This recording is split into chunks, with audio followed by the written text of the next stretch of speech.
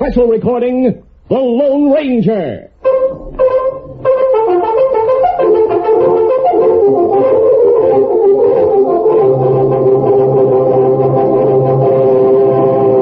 Hail Silver! A fiery horse with the speed of light, a cloud of dust, and a hearty Hi-Yo Silver. The Lone Ranger.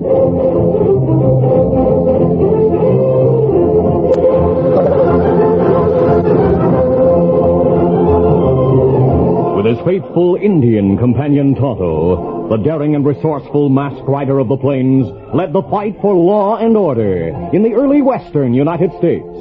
Nowhere in the pages of history can one find a greater champion of justice.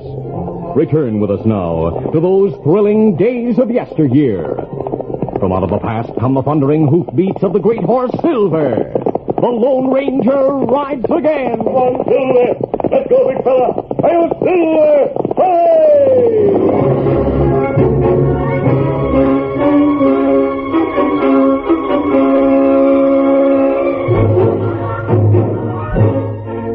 The town of Gunsmoke, located near the eastern edge of the Arizona desert, was shrouded in darkness as Jack Barton, the 20-year-old son of the banker, moved softly out the back door of his father's home.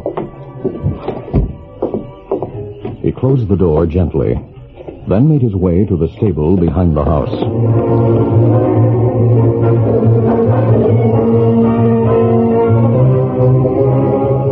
In the stable, he loaded supplies into a saddlebag, then proceeded to saddle his own black horse. And while he worked, he spoke in a low voice. I'm running away, Blackie.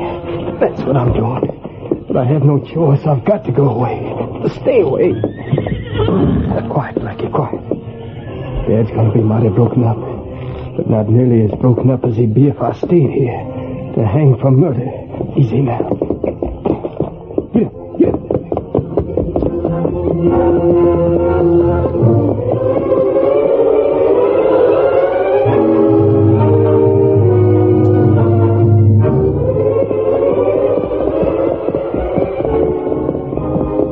The son of the banker rode all night, heading west across the arid desert.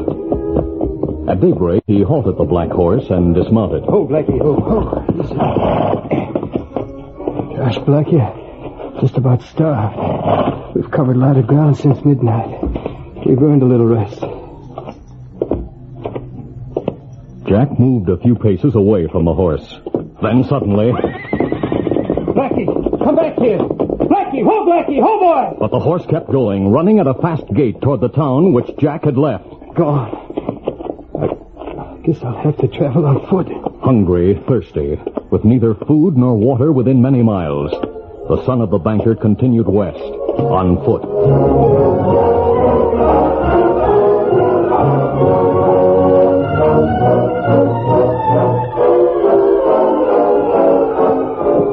The mid-afternoon sun was blistering hot as the Lone Ranger and Tonto rode east across a vast expanse of Arizona desert toward the town of Gunsmoke. For the past few minutes, they had been watching vultures flying low. Presently, they saw a motionless form lying on the sun-baked ground. Come on, Silver! Let's count!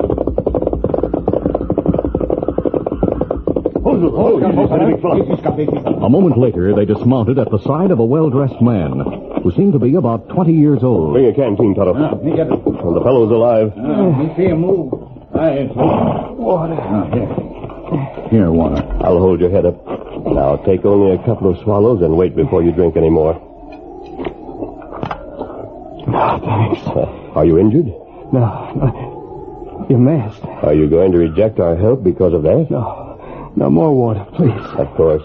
Now, drink slowly. It's good. If you hadn't come, I'd have died here. What's your name? Barton. Jack Barton. I suppose there's no use asking your name. If you wanted to be known, you wouldn't be masked. I have personal reasons for wearing a mask, but I'm not an outlaw. Oh, where's your horse? I don't know. Probably back in Gunsmoke by this time. Is your home in Gunsmoke? Yes, I left there last night. Oh? This morning I stopped to prepare some food. As soon as I dismounted, my horse bolted. Ran off with my canteen, saddlebags, everything I had. Have you been traveling on foot since then? Yes, until I collapsed. You need food as well as water. Me get food from saddlebag. Good. Jack, we're going east. After you've eaten, we'll take you to Gunsmoke. My horse can carry double. No, I can't go back. Are you dodging the law? No, it's nothing like that. I just can't go back, that's all. I must keep going west. You can't travel on foot. I'll have to. Even though you could keep walking, it would take 3 days to reach water. It's certain death to travel on foot in this country. It doesn't matter. It matters to Tonto and me. We can't leave a man to die on the desert. You'll have to. Because I'm not returning to Gunsmoke. Oh. Are you afraid to go back? No. It's just that I don't want to hurt my dad. How would he be hurt by your return? It's a long story. Oh, wait. I just remembered. I've heard of a man named Barton who owns a bank in Gunsmoke. Is he your father? I call him Dad. My real father died when I was a baby. Mr. Barton adopted me. He's the finest man I know. I'd rather die than hurt him. Tell me why you'd hurt him by going home. I don't see why you're interested. Jack, I don't want to hurt anyone, least of all a fine man like Banker Barton. But we can't leave you to die in the desert. We're going to take you to Gunsmoke, by force if necessary. No. If you knew what that would mean to Dad, I'm trying to find out. All right, I'll tell you. Good. Here, food. Put it beside the canteen, Tonto. Help yourself, Jack, while you tell us your story. Yeah, thanks. There's a man in Gunsmoke named Regan. Harv Regan. Owner of the gambling casino? Oh, yes. Is he a friend of yours? No. I'm sure Regan's a crook, but the law has never been able to prove it. I know he's a crook, and I can't prove it. What were you going to say about him? Well, a short time ago, one of his employees came into the bank. I worked there for Dad. Yes? The man came to me and said Regan wanted to talk about investments. Huh? He couldn't come to the bank during office hours because he worked all night and slept most of the day. He wanted me to call on him at the casino in the evening. Did you? Yes. I knew Regan had a lot of money to invest. Knew his account was worth going after. When I reached the casino, a man told me Regan was busy in his office. He asked me to wait in a private room. It was a large room, and 8 or 9 men were playing roulette. I didn't know then that all those men worked for Harv Regan. I found that out later. I stood watching the game when a man called Lefty Martin pushed in close beside and started to play. He lost several times in a row. 16 red, the winner. I lost again. Too bad, Lefty. This hombre bumped my arm and made me put my chips on the wrong number. Oh, you mean me? Yes, you. Take it easy, Lefty. That's Banker Barton's son. He's waiting to see Harv Regan. He's got no right to bump my arm. I didn't touch your arm. You're calling me a liar? Now, Lefty, take it easy. No one can call me a liar. I'll teach this young chuckster. Oh, slap me, will you? Oh, you hit me. You want to fight, huh? Now, hold on, Lefty. Let me go. I'll teach young Barton a lesson. Let go of Lefty so he can defend himself. I'll help you, Barton. You keep out of it. Let go of my arm. Wait a minute. No. Wait a minute now. Within a few seconds after Lefty slapped me and I struck back, it was a regular free-for-all. Regan's employees fought among themselves on all sides of me. And then I heard a gunshot. The fighting stopped. I saw Lefty Martin lying on the floor. All right, on my way. And then I heard Harv Regan. He approached, saying, What's going on here? What was that shot? Mr. Regan, Barton and Lefty had a fight and Lefty was shot. Barton must have shot him. I did not. I have no gun. Must have used the sleeve gun, then tossed it. Oh, no. Why? Yeah, you. Any of the customers in the main hall hear the row? Well, I doubt it, boss. The walls and door are thick. I'll keep this quiet. See how bad Lefty's hurt and do whatever's necessary. All right. Come on, give me a hand. Yeah, Barton, you come into my office. Oh, Mr. Regan, Lefty started the fight. He slapped my face. Here we are, Jack. Step inside. Sit down and relax. I didn't shoot Lefty Martin. I've never used a gun in my life. Too bad it happened, Jack. A man in your position can't afford to be mixed up in a gambling house brawl. But I tell you, Mr. Regan, Lefty Martin is dead. What? Dead, huh? Yes, sir. We found this sleeve gun on the floor. It's been fired once. Leave the gun with me. Yep. What do we do about Lefty? Nothing until you hear from me. Wait in the other room. Yes, sir.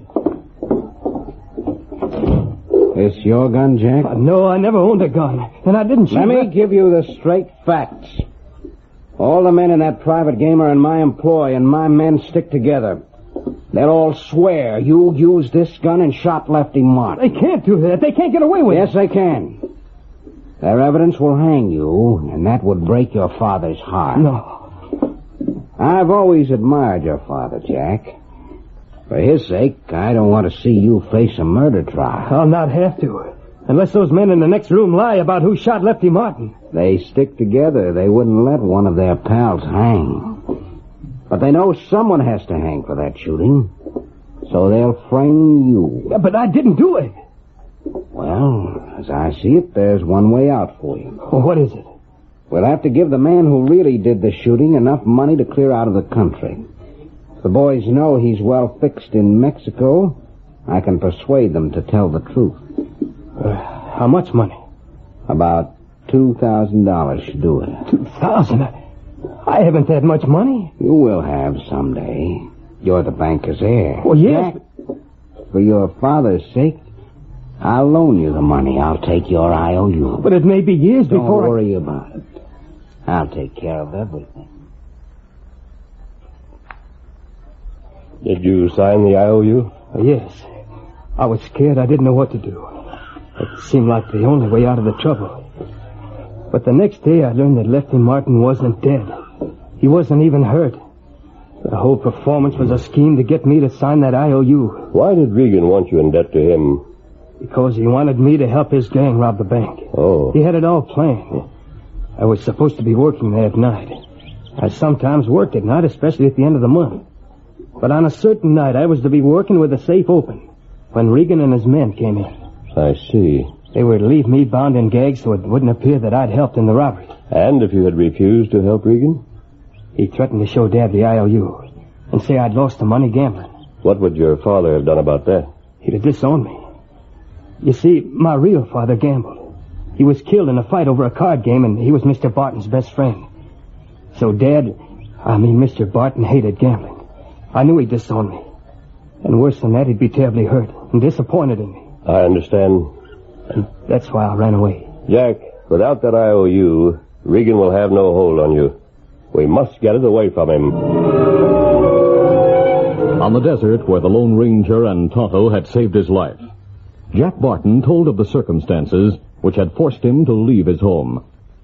After hearing his story, the masked man decided that they should return to Gunsmoke and get the IOU Regan held. Oh, that can't be done. Do you know where he keeps it? No. Probably locked up in his office, maybe in the safe. How late is the gambling casino open? Till 3 a.m. But Regan stays there. He lives in the same building. Yeah, we'll call on him. He's never unguarded. 3 men live there with him. Lefty Martin and 2 others. And they're gunmen. 3 gunmen, huh? Well, forewarned is forearmed. Well, what are you going to do? We'll start now and head toward Gunsmoke. Ready, Tonto? Be ready. I'm sure we can reach the woods near town by 3 o'clock in the morning. You're going with us, Jack. Oh, but I can't. If Regan can't get your aid in robbing the bank, he'll probably take the IOU to Barton and try to collect the money. So you'll not save your dad from grief by running away. Easy. Steady, big fella. Give me your hand. I'll help you mount behind my saddle. All right.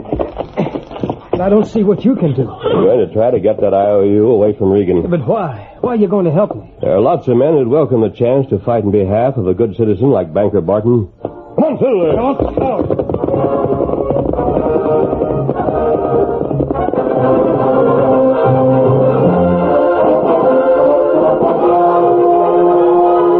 During the long ride, Jack Barton, responding to questions, told the Lone Ranger all he knew about the gambling casino and Regan's living quarters in the same building.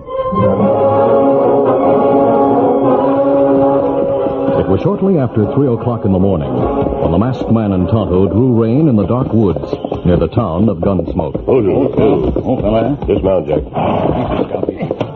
I don't see how you expect to get that IOU from Regan. I've told you how well he's guarded. Easy, steady, big fella. We're going to try to draw the guards away from Regan, and I'll speak to him alone. You got plans, Kimasabi? Yes, Tonto. Jack, you said Regan spends about an hour in his office after the casino is closed for the night. Well, that's right. He balances the cash and takes care of the books. It's a little after 3, so he's probably there right now. That office is in the rear of the building? Yes. What we do, Kimasabi? We're right to the edge of the woods behind the casino. You want me to go with you? No, Jack.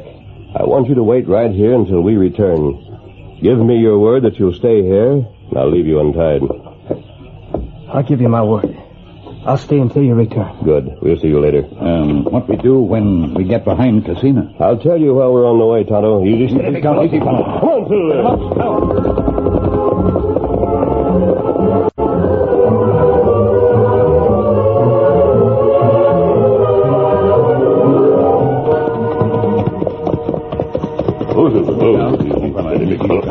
A short time later, the Lone Ranger and Tonto drew rein and dismounted in a clump of trees. They saw the back windows of the gambling casino, less than 50 yards away. The lighted window on the left is Regan's office. Kimasabi, you take plenty big risk. It's justified.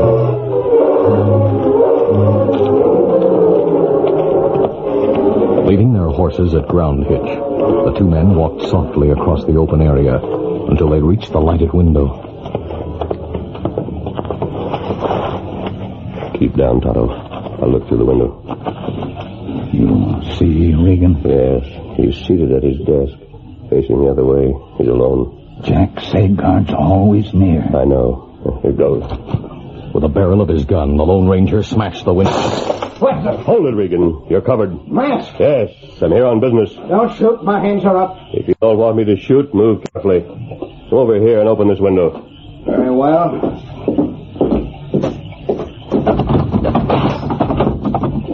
We've met before, Regan. What? I turned you over to the law in Texas when you were a stage robber. You, the Lone Ranger. Right. Now step back to your desk while I climb through the window. Why are you here? What do you want? I did my stretch in jail. I'm clear with the law. I came for an IOU signed by Jack Martin. Oh. You did, huh? Yes. Where is it? I'm glad you came here. Very glad. I've often hoped the day would come when I could pay you for sending me to prison. Where is the IOU? You're not going to get it. In fact, you're not going to leave this room alive. No? Several men have come here with the intention of robbing me. And they've all fallen into the same trap. I see no trap. No? Well, right now you're covered by 3 guns held by men behind the walls. Look closely and you'll see the loopholes. There's one beneath that picture. There's another over there. Lefty, is he covered? Yeah, boss. We're watching him. You see? At a word from me, you'll be a dead man. Regan, not knowing that the Lone Ranger had anticipated the trap, smiled confidently. Tonto, outside the window, took careful aim at the single lamp that lighted the room. Have you anything to say before I tell my men to... Hey, Lefty! At the instant Tonto fired, the Lone Ranger dashed across the office and opened a door. Get him! The shots from the concealed gunman were too late. The masked man ran through the private gambling room, then through a door to the area behind the building. Come on, Tonto. The two men were over halfway to the grove of trees by the time Regan's gunman reached the door and opened fire. We've more of a start than I thought we'd have. Them not hit us. Night, too dark. In another moment, the Lone Ranger and Tonto reached their horses in the shelter of the trees. You know the plan. Me know. Tonto leaped to his saddle, but the Lone Ranger remained unmounted. He handed Silver's reins to the Indian. Here you are. Me lead him. Come on, Silver. Both horses raced away, but the masked man stayed behind. He crouched low, concealing himself in underbrush, and waited.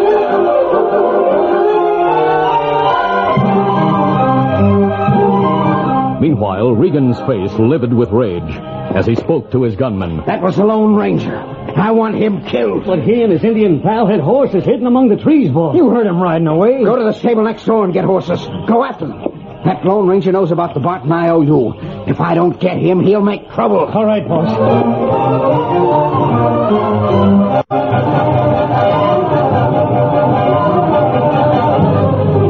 Regan went with the gunman to the stable.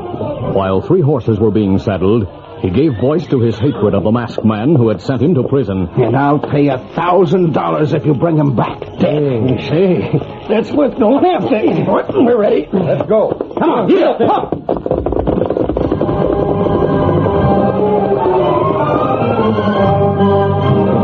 Regan watched his men ride out the back door of the stable and race toward the woods. Then he returned to the casino. In the main room, now empty, he helped himself to a drink.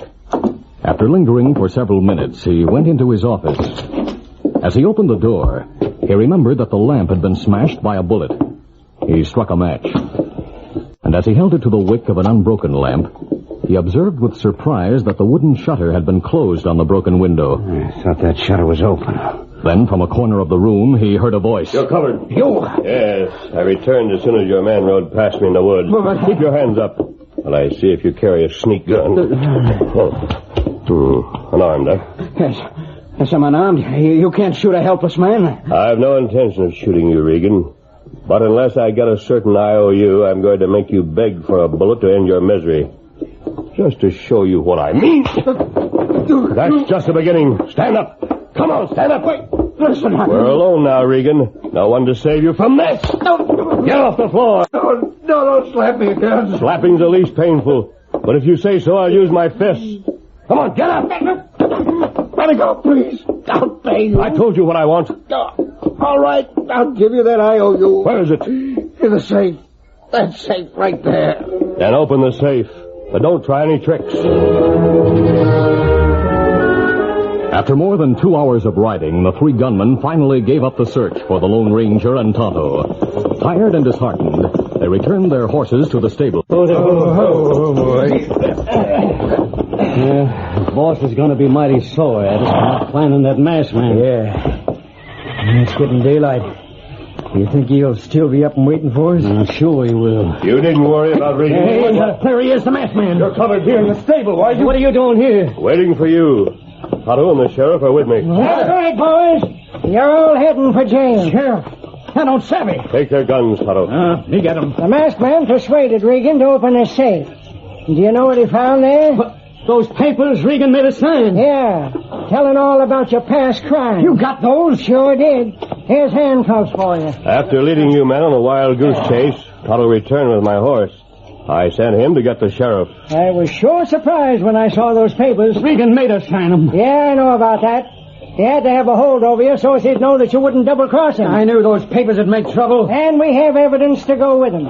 You crooks are due for a long stay in prison. Well, Regan's going with us. I can tell plenty about him. So can I. Me too. He's in jail right now on the strength of some stolen jewelry we found in his safe.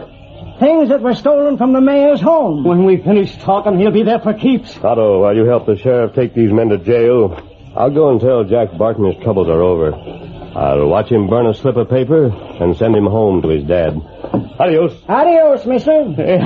How did Jack Barton get that masked man to help him? I don't know, Lefty. But I reckon that any deserving man has a friend in the Lone Ranger.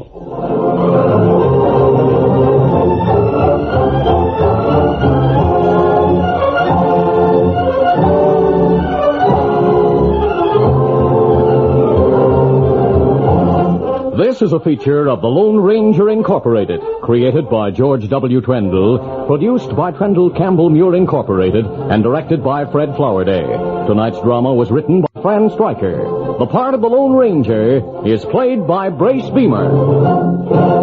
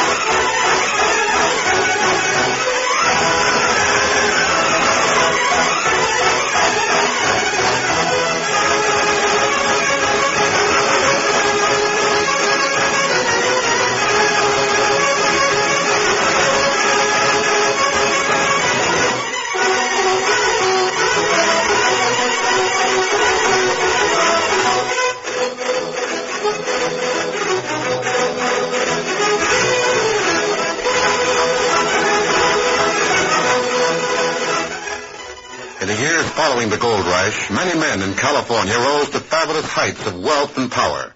One of these was Arnold Gearson, whose wealth reached out to develop the vast resources of the far west. Unlike the thousands of gold seekers, adventurers, and parasites who sought to grab only what they could hold in their hands, Arnold Gearson was in the far west to stay. Gearson saw the growing influx of the disreputable element and knew that they could and would destroy what he and others like him had wrested from this land of promise. He decided to strike at the heart, the infamous Barbary Coast. In an effort to stamp out the viciousness, Gearson sought for and found the Lone Ranger. This masked rider of mystery, though reluctant to leave the plains and mountains of the cattle country, answered the call and soon found himself fighting a new type of criminal in the Barbary Coast. Return with us now to those thrilling days of yesteryear. From out of the past come the thundering hoofbeats of the great horse Silver. The Lone Ranger rides again. Oh, Silver! Hurry, big fellow! Oh, Silver! Hurry!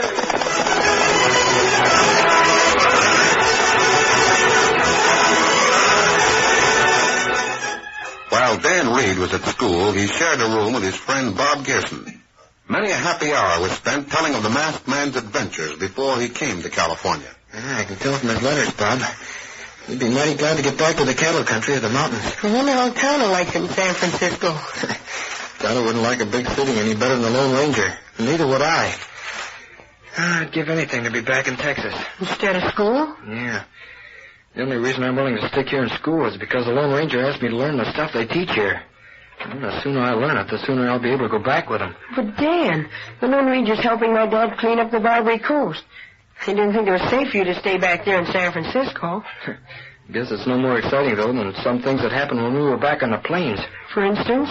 Well, the time the Lone Ranger owned a haunted ranch. The Lone Ranger owned a haunted ranch? Yeah. Now, let's see. Where's the best place to start the story, Bob? You better start it mighty soon, Dan. It's after 7:30 and our study hour begins at 8. Start it anywhere, but tell about the haunted ranch. Well, the first the Lone Ranger and I knew about it was when we were in camp. Tonto should have joined us there at sundown, but it was about 2 hours after dark. That's Scout, Tonto's horse. Give me Sally. Beechum. Oh, Scout, Oh, golly.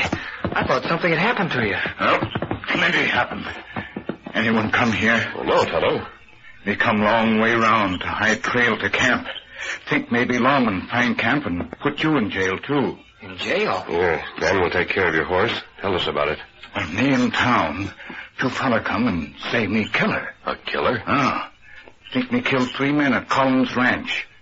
Say me stranger in town. Ask plenty question, but me not answer. So they jailed you on no more evidence than that? That right. How did you get out? That plenty strange. Fella come to Winder jail. Him young fella. Him say him work at Collins Ranch. Did they give you his name? Ah. Name Jeff Mason. Jeff Mason. Cowboy at the Collins Ranch. That right. Him talking soft voice. Say him there to help me. I know you ain't the killer, Injun. But I also know that Sheriff Ryder's got to find someone to blame for the murders of my boss's bred. And you're the unlucky critter that's elected to hang. Well, why hang me? Because you don't have any friends. It's likely no one would complain about flimsy evidence. Why not hang real murder? Sheriff not want to find real murder? I'll tell you why they can't hang the real killer of the 3 men. Why? Because they can't hang a ghost. Do you really think that a ghost had killed those 3 men? Ah, him plenty serious. Him let me out of jail and say ride long way and keep going. If law see Tonto again, law shoot on sight. We'll pack up and head for the Collins Ranch. Me know where ranch is. Yes, so do I. We'll make it by sunup. I want to see the place where ghosts commit a murder.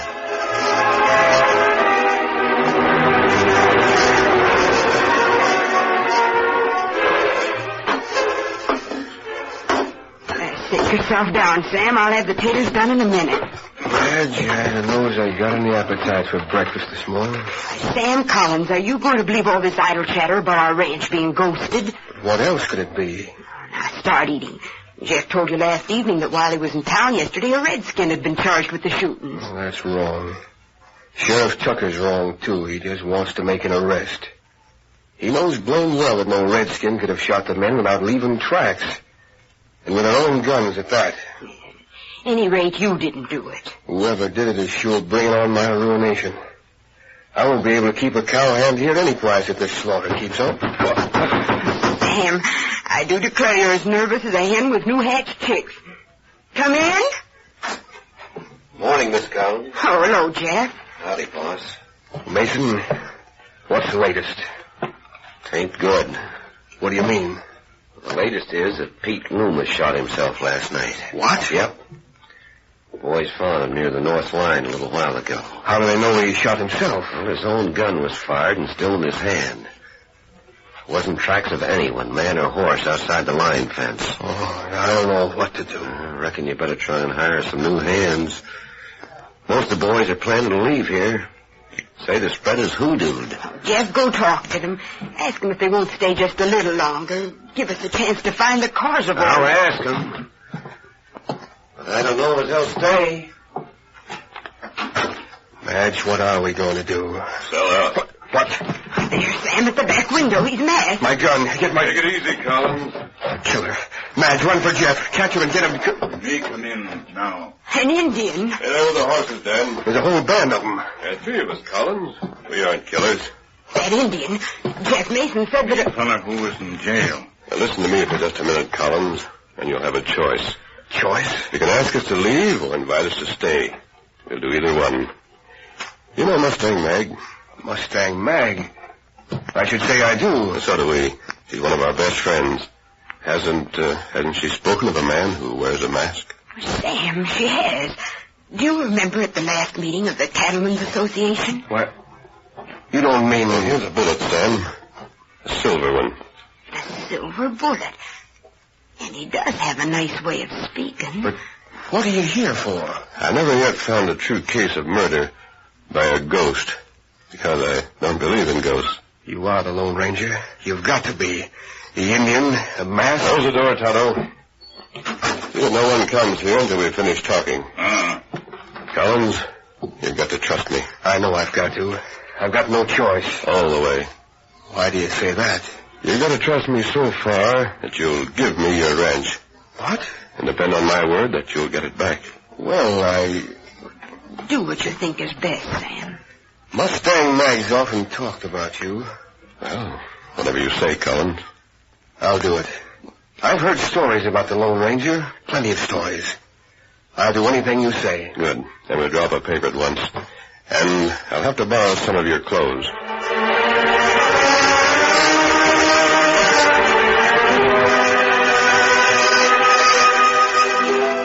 I put the horses in one of the sheds and gave all 3 of them a rub down to put in the time while the Lone Ranger went over his plans with Sam Collins. I was just about finished when I looked up and saw a man in the doorway. Hey, who are you? I didn't know Collins had hired new hands or kids to work his cowhands. I'm not working here yet. Hey, whose horses are those? One is mine. The others belong to my friends. Doggone good horse flesh. Doggone good horse flesh. Come with me. Where? To the house. My name's Mason, Jeff Mason. I'm top hand around here, and I want to make sure the boss knows about you being here. My friends are there with your boss right now. All right, then you can join them. Odd things have been happening around here. Come on. We got to investigate all strangers. You're Jeff Mason, huh? What's so odd about that? Nothing. Oh. Why do you look at me that way? Who are you? My name's Dan Reed. Here we are. Hey, boss. I found a kid working in the shed. Well, Bob, when this man Mason and I entered the room, there sat Mr. Collins and his wife. Another man was there, too. I knew who he was. It was the Lone Ranger. But he wasn't wearing a mask. No, he had disguised his face like I'd seen him do many times before, when he had a good reason for doing it. When we opened the door, Mr. Collins said, Come in, Mason. This kid was in the shed with 3 new horses. Fine ones. Shut the door. I want you to hear the news. Well, what news? Shake hands with this man, Mr. Justice. Well, Justice? You're Jeff Mason, huh? That's the name. I didn't see you come here. I guess you saw my horse. Yes. And, this is your friend, huh? That's right. The kid said there was another man here. Well, he's not in the room at the moment. Here, read this. Then you can go and tell the rest of the men about it. Well, what's this? It tells a story, Mason. Sam's turned the ranch over to... What?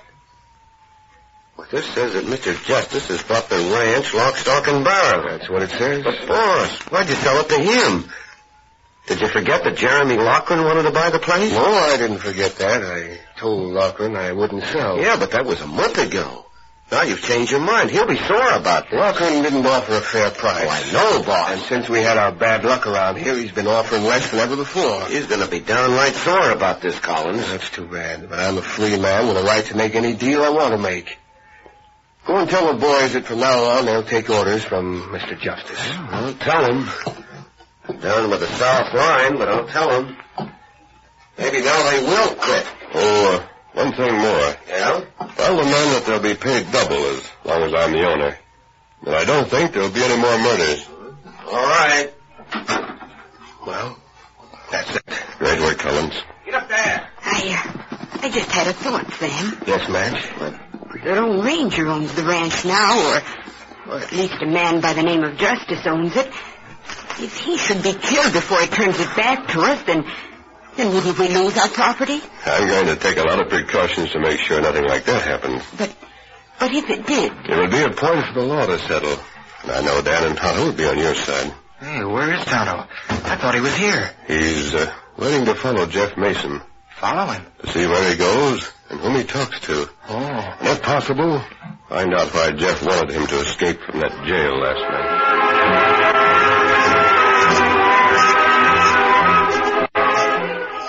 Well, Tonto managed to find brush or an arroyo or something so he could stay close to Jeff Mason all the way to town.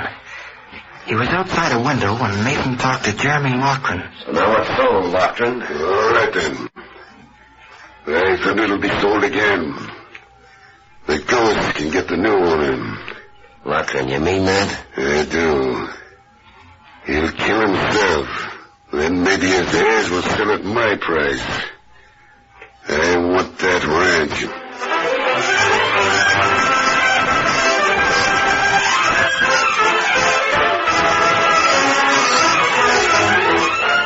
The curtain falls on the first act of our Lone Ranger story. Before the next exciting scenes, please permit us to pause for just a few moments.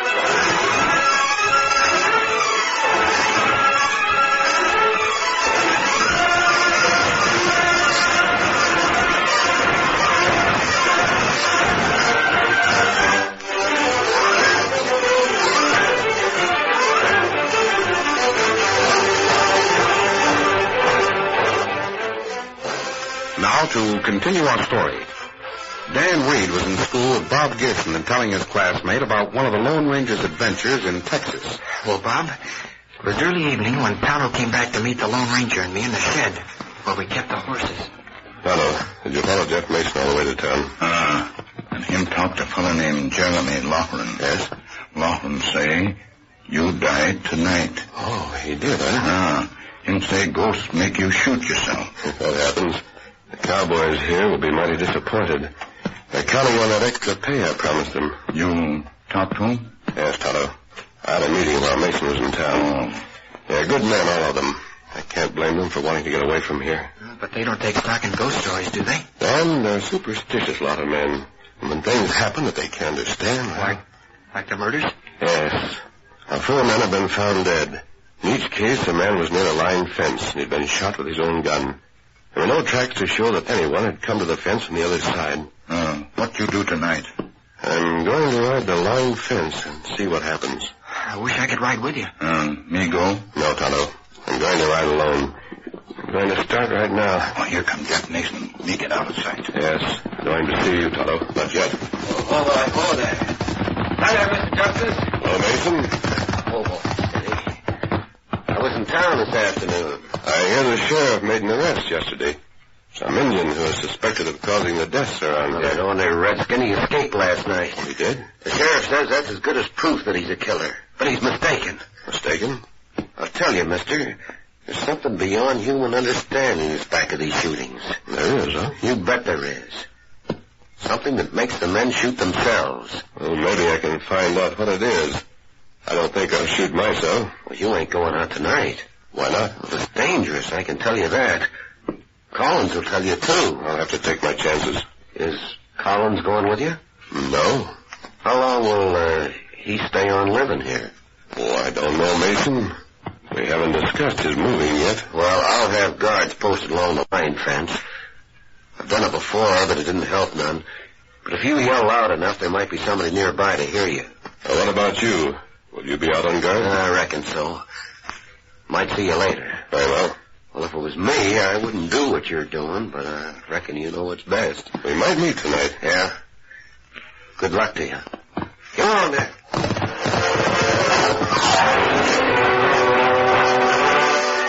Bob, there's one thing more you've got to remember. The Lone Ranger had a paper in his pocket that gave him title to the ranch. It was in his pocket, eh? Yeah. Didn't Tonto ride with him that night? No. If Tonto had, the whole thing might have been different. The Lone Ranger rode alone. I didn't know until sometime later what happened. He was riding along the north line fence on Silver, just walking slowly and hitting the line with a stick ever so often to be sure it wasn't broken. It was dark, pitch dark, just as it had been on the nights when 4 men had been killed. Silver, old boy, it is a chance. But every one of those other men was shot with his own gun. That's what we're counting on. I don't think they can make me do that. Just hope I can depend on certain men. Hey! Oh, boy, whoa, steady. Mr. Justice? That you, Mason? Yeah. I found nothing along the fence in the northeast corner. Did you come from the other direction? Yeah? You know, mister, I was thinking. What's that? Do you have a will made out in case something should happen to you? Well, I haven't thought much about a will. Well, everyone ought to have a will. Who'd get this piece of land if you were to be shot? I suppose my heirs would be those who are closest to me.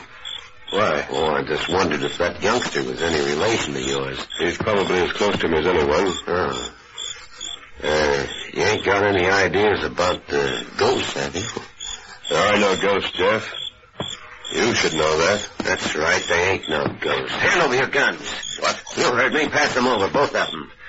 I happen to know you were, too. And what if I don't? I'll help myself. Mason, what's the idea? You still don't savvy? Yes, I guess I do. You're the killer. You were able to ride close to every one of the 4 men and take his guns.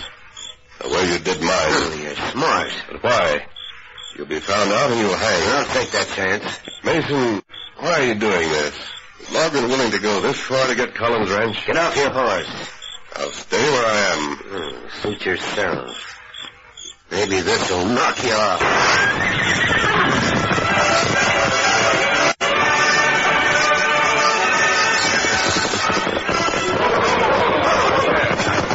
You boys hear the shooting, too? Get some light around here and find something to burn. Where's Jeff Mason? Here I am. I got here just a minute ago. I was close by when I heard the shot. Stand back, Jeff, and let me see him. Why?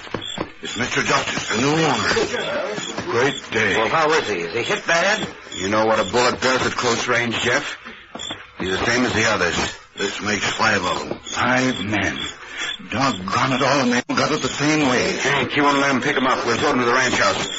Maybe someone better start down and get to town so the sheriff can be here first thing at daybreak. The sheriff won't find no more than you did before. No tracks, No, nothing. Tell me, boys, I ain't staying here at double the pay or 10 times the pay. Whatever it is that makes these men shoot themselves will get us all if we stay around. Take the lead right off the white horse, boys. Boys, you take care of the body. I'll start for town right away. Good idea, Jeff. Fetch the sheriff back with you. Yeah, I will. Get up there.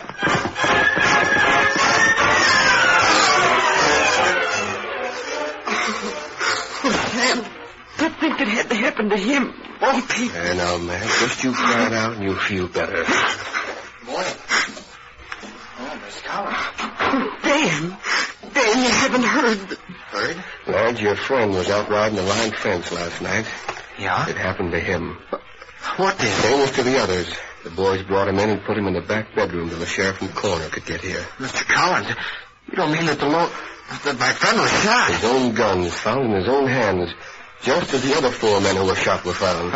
I don't believe it. Oh, lad, it's true enough. They brought him in a little while ago.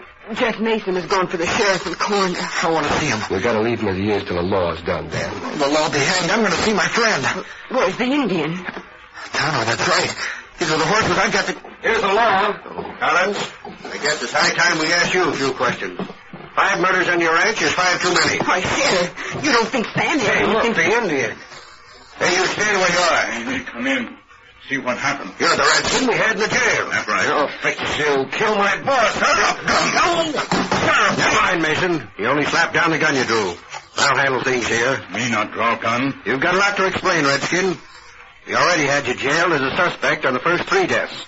The night you broke out, another man was killed. And now the new owner of this ranch. And here you are. Roland, what are you doing here? Jeff, I want to find out who inherits this ranch now that the new owner is dead.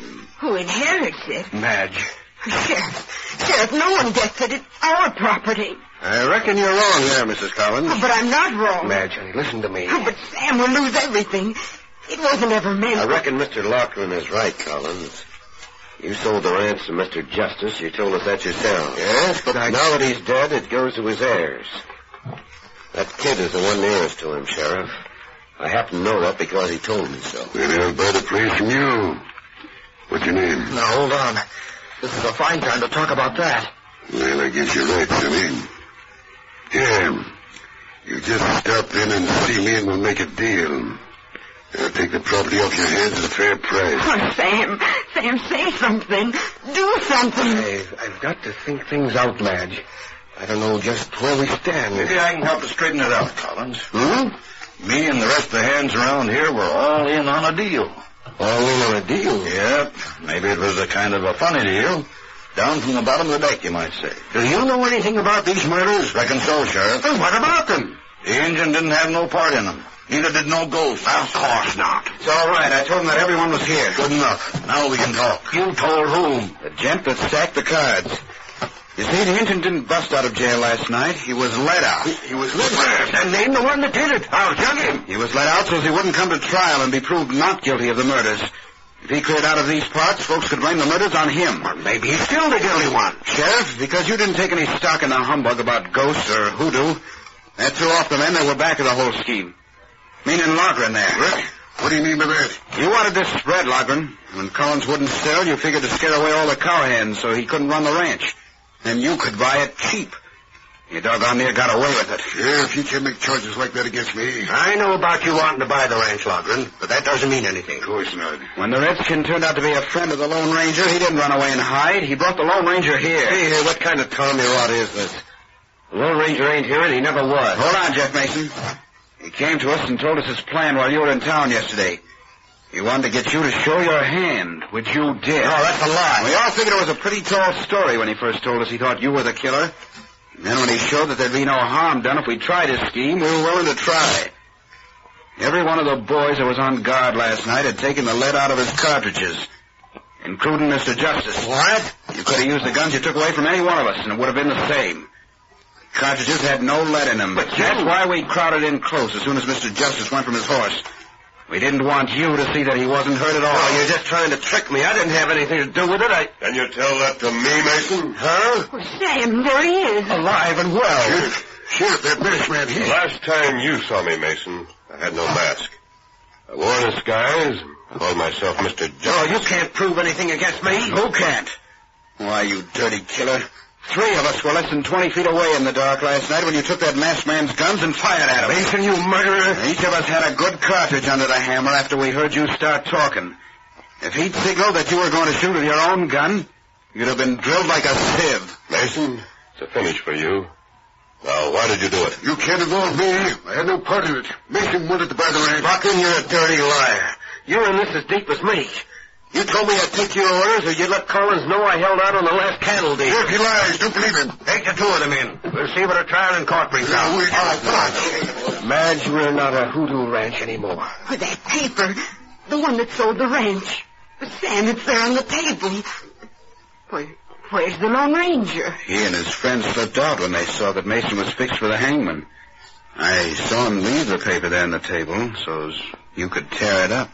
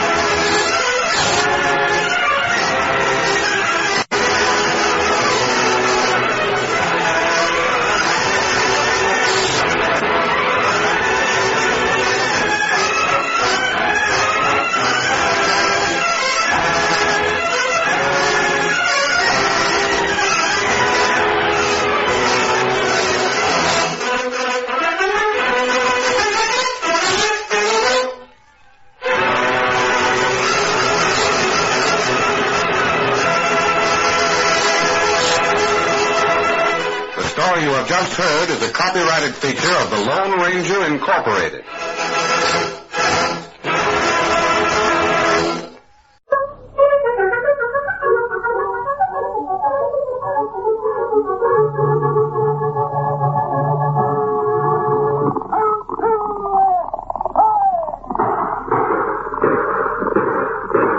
Fiery horse with the speed of light, a cloud of dust, and a hearty hi-yo silver. The Lone Ranger.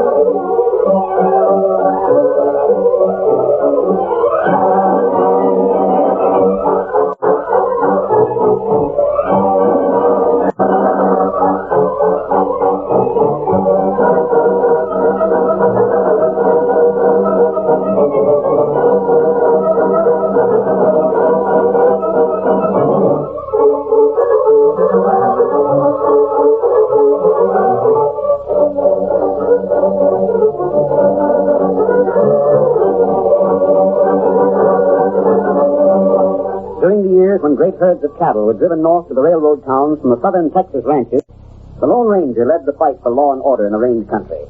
Rustlers and hostile Indians attacked the honest ranchers constantly, and it was only through the strength and courage of the masked rider of the plains that peace and security were brought to the frontier. Return with us now to those thrilling days when the West was young. From out of the past come the thundering hoofbeats of the great horse Silver. The Lone Ranger rides again. Whoa, Silver! The huntsman of the horse races! Hail, Silver! Ho!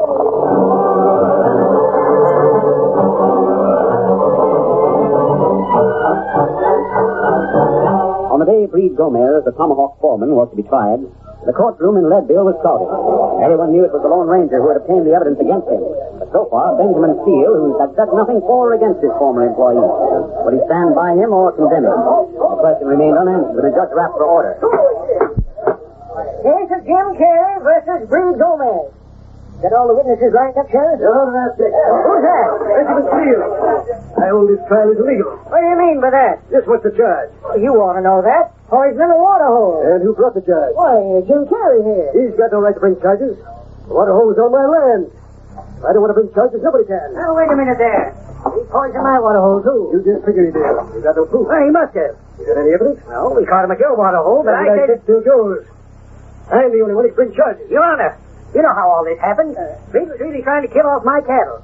He sent word to me that I could use Steele's water hole. I got that message after he poisoned. Hold on there. Did Breed give you that message himself? It was Ted Beatty brought it, but Breed told him to. You have any proof of that? I got Ted's word. Is that enough, Your Honor? Not unless there was witnesses. Steele's right about the legal part of this case, Carey. He's the only one who's got the right to bring charges. But I want to tell him here and now it's his duty to do it. I got an answer to that. Well, out with it. Breed's worked for me for a long time. He's a good foreman. I need him to run the Tomahawk. I'll admit he made a mistake, but most of us do every now and then. Not even the Lone Ranger would stop an honest man from getting a second chance. An honest man? That's what I said. Breed figured you ought to sell your land to me for your own good. You got sort of options about it. He just figured out this little trick to make you change your mind. It was crooked. It was wrong, I'll admit. But I'll answer for him to everybody in this courtroom and everybody in the Tomahawk Basin. They won't try anything like it again. That's why I'm not bringing charges against him.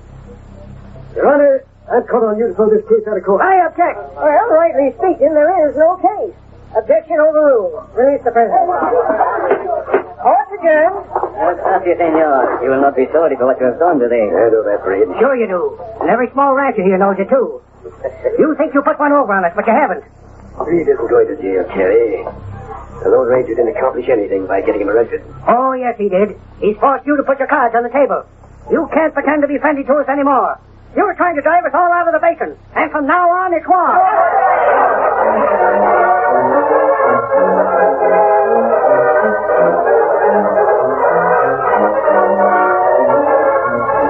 From now on, it's war. Yes, Tonto. Carey told the truth. Tomahawk outfit plenty strong. Strong as all the other outfits put together. Steele is smart. Instead of breaking the law, he'll use it. He'll use his money to force the small ranchers into bankruptcy. He's got to frame them for rustling and send them to jail. Plenty bad. But he won't attack them openly until everything else has been tried. He must make sure his plan fails, Kimasabi. Afterwards, when he's turned his back on the law, then we'll have a chance to put him where he belongs. And make him pay. For everything. For every head of cattle. For every ranch he's stolen. And most of all, for something we can't prove. You mean black hour? Yes. He'll pay for his treason.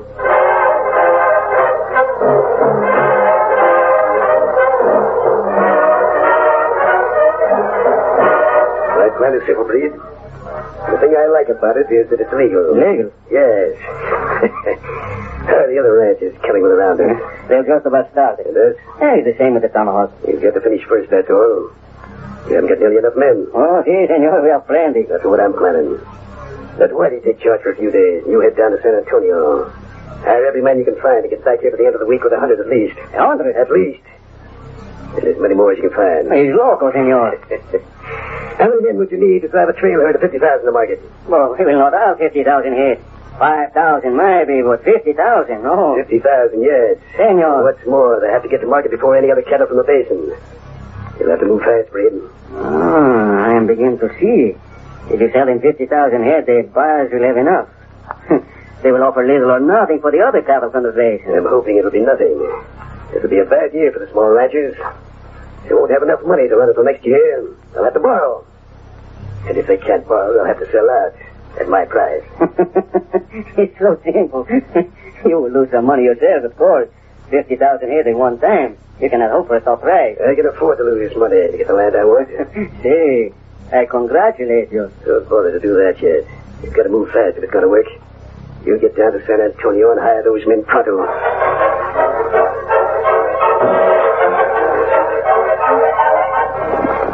Get up, get up! That's Breed, Tonto. Steele wouldn't have bothered to get him out of jail if he didn't have some work for him. That's right. It's strange that he should be leaving the basin just when the roundup is getting underway. What do you think, Kimasabi? I don't know. I don't like the looks of it, though. You better follow him, Tonto. Maybe him go a long way. Well, it doesn't matter. Follow him wherever he goes. Follow him until you find out what he's up to. Tonto do that. And then when you learn anything... Tonto come back plenty fast. Good luck, Wasabi. Get him up. Come.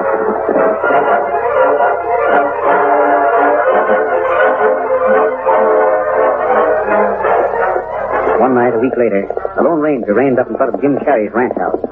A great yellow moon was rising above the western hills that rimmed the basin. The distant lowing of the cattle and an occasional whinny from the mustangs in the corral were all that disturbed the silence of the night. The range country seemed at peace. But as he climbed the steps of the ranch house, the Lone Ranger's face was grim beneath his mask. Steady, big fella. Good evening, Carey. Well, I'll be dogged. The Lone Ranger.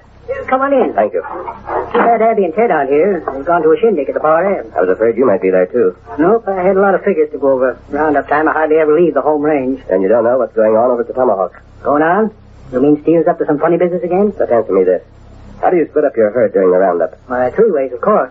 The cows and the calves are going to be branded. Ones are going to drive to market, and the others. The Tomahawk crew are only splitting their herd in two. That's cutting out the cows and calves. And they aren't doing any branding at all. Only earmarking them, huh? Not even that. They'll have to. Well, they aren't doing it now. It looks to me as if they're getting a trail herd together as fast as they can. Well, what's the sense of it? Gary, it'll be a trail herd such as the West has never seen. You know how many head Steele has. Half of them would run the total to nearly 50,000. But they can't drive that many to market. No, not altogether. There's no trail crew can handle more than 5,000. They can split it up 10 ways. But that would need 10 crews, and Steele doesn't have that many men. He doesn't now, but he may be able to hire them. Well, not around here. Speed rode south last week. He did? And he rode a long way. So Tonto followed him, and he hasn't come back. Plenty of men in San Antonio. Yeah, but I can't figure it out, though. Why would Steele want to sell 50,000 head? He's got plenty of grass and water, and I doubt if the buyers in Clarksville would... With what? 50,000. $15 a head we're getting now. You're beginning to realize. That's $750,000. Why, a drive like that would break the market wide open. How many were you planning to sell this year? 1,000 head. And all the others in the basin? Outside of Steele, you mean? Yes. Well, altogether, we'll have about 6,000 head. And you've got to beat Steele to Clarksville, or you won't get anything for them. Well, we hadn't planned on starting yet. Well, you've got to. Now, most of the small ranches are over at the barn tonight, aren't they? Yeah, I guess so. Then go there. It'd be hard to convince them Steele's up to a trick like that. You aren't sure. That doesn't matter. They'll have to admit there's a chance of my being right. Yeah. And if there is, it means you have to act. I'll talk to him. I'll give it to him straight. We'll get a part of the herd started tomorrow morning. As soon as the better. Someone just rode up. Hello. You'll have news of Breed. Come on, Tommy. Me follow your trail from camp. Had a long ride, Tonto. Scout plenty tired. What did you find out? Breed go to San Antonio. Him hire many men. Maybe 100. You hear that, Terry? Then get here by morning. All men wear 2 guns. Many killer. That's the sort of men Breed would hire. Did you hear what he told them? Tonto here. Breed promised then get much money. But are they going to stay at the Tomahawk Ranch? No. Them drive big herd to Clarksville. 100 men, Terry. Steele has nearly that many working for him already. Do you need any more, I sure don't. Can you get all your cattle on the trail tomorrow? We can try. I'll make it to the bar in half an hour. And when I get there, the party will be over.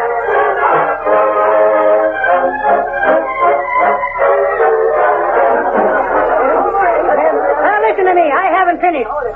You can't be too careful about this. You can't weed out your cattle the way you usually do. We gotta move fast. All right. Now, just make up your mind how many heads you want to send. Cut them out tonight and drive them to the flats along Banjo Creek. That's where we start from tomorrow morning. Now, don't waste any time and talk. Get into your saddles and head for your home range throttle.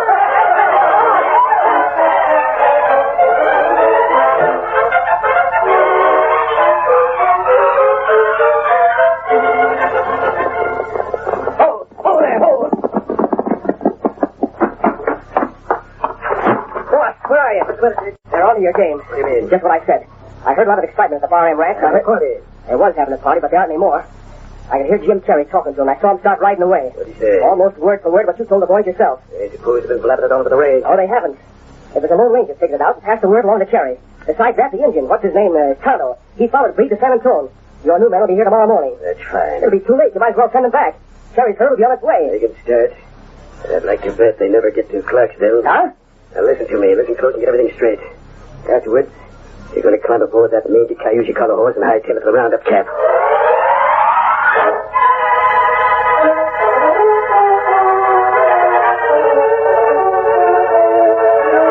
By sunrise the next morning, the small rancher's herd was taking shape in the flats near Banjo Creek. Hard-riding cowboys hazed the wild longhorns into one great milling mass. Hours passed as they rounded up the strain, but at last the herd was quieted down. Terry was about to give the word to drive it again when the Lone Ranger and Tonto raced up. Well, all set to go. You'll have to wait. What's that? Steele has 3,000 head moving already. They'll reach the pass before you can. Doggone, we'll have to wait until they get through. You can't start your drive until this afternoon. This is going to be bad. One herd in front of us, and he'll sure to start another moving as soon as he can. It's like being between two fires. Yes, Terry. 400 miles to Clarksville. There'll be trouble every foot of the way.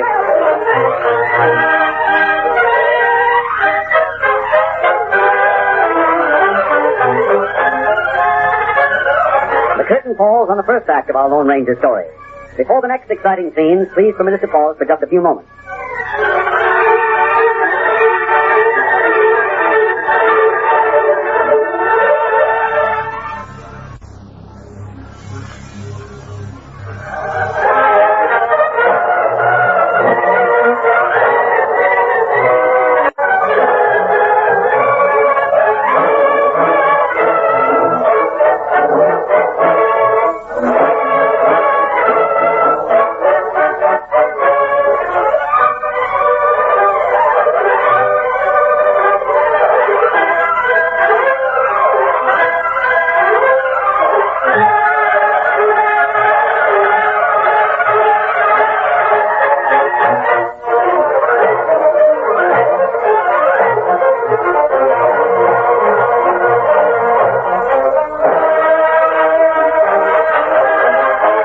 Now to continue our story.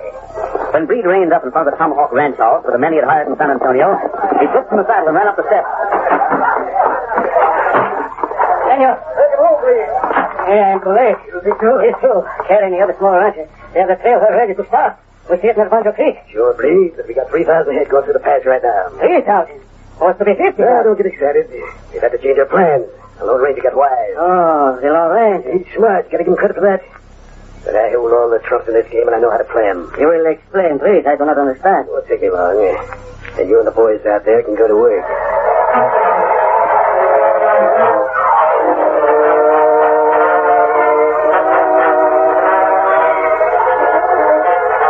Carey's herd was driven through the pass late that afternoon. The Lone Ranger had been scouting the trail ahead. Carey found him waiting on the far side. Oh, boy. Oh, there. Well, or two. Yes, Carey. Yes, you're right. Cover a couple of more miles before we have to bed the herd down. You can't go any further tonight. Why not? Because Steele's herd is less than 2 miles ahead of you. The crews make camp. Huh? You mean to say they started before daybreak and didn't get any farther than that? Didn't want to get any farther. Didn't want to? Now they're trying to hold you up. You can't go on because if your herd ever got mixed up with theirs, well, it would take a day to separate them. Oh, I know, but what good will it do to hold us up? They'll be just holding themselves up, too. There's more to it than that. I've sent Tonto back to the pass. I'm afraid he'll be bringing us some bad news before long. Here he comes now. What kind of news? It's simple, Terry. Steele's going to start another herd as soon as he can. Well, what of it? He can't move any faster than we do. He'll have to keep back a couple miles. No, he doesn't. What? He might even stampede this next herd right into yours. Leaping catches. Oh, What did you find out, fellow? It's like you think. More cattle on the way to pass now. And move plenty fast. They're coming through the pass tonight? You've got to go on, then. We've got to keep ahead of them. You can't go on. We've got to do something. And there's one way out. Name it. Drive your cattle to the east for 20 miles and follow the Merrick to Clarksville. That's twice as long. If we do that, we lose. You want your herd to be stampeded? You want to lose most of them? No, but the Merrick's your only trail and only chance. If you drive 20 miles a day, you can get to Clarksville first. 20 miles a day? If you stay here, try to drive through or around that herd up ahead, you'll never get there. Doggone, I guess you're right. Right! Swing that point to the right. We're heading east for the Merrick trail.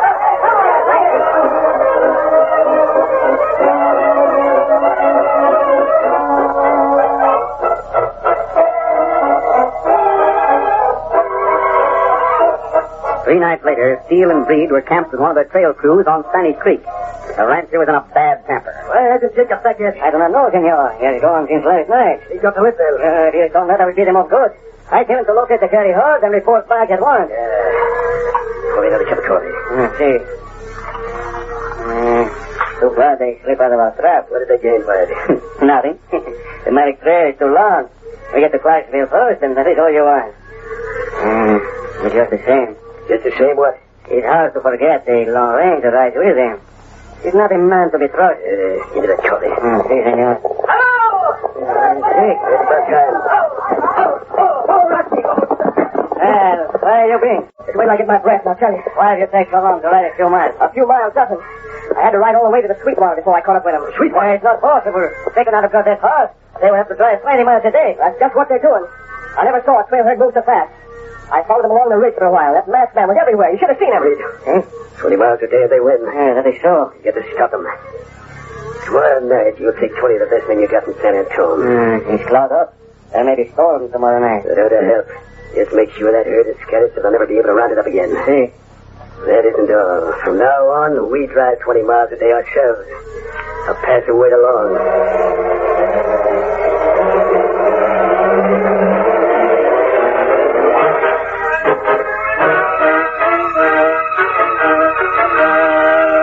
Following night, the carrier herd was bedded down north of the Sweetwater. Just before dawn, the Lone Ranger rode up to the dying campfire. Carrie was rolled up in his blanket beside it, sound asleep. Hey, big fella. Carrie.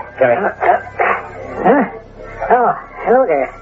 It's 5 o'clock yet, is it? No, I've just been taking a look at the herd. Don't you ever sleep? There can't be much more sleep for any of us tonight. Oh, something wrong? Oh, a storm. Yes, it'll break any minute. Cattle are getting restless. Well, I can hear them. You're a night rider. What are they shouting for? There's no way to quiet cattle. Gunfire. You may have sent some men after us. Here, Silver. Roll out of your blanket, boys. They've got a storm and a parcel of coyotes to deal with.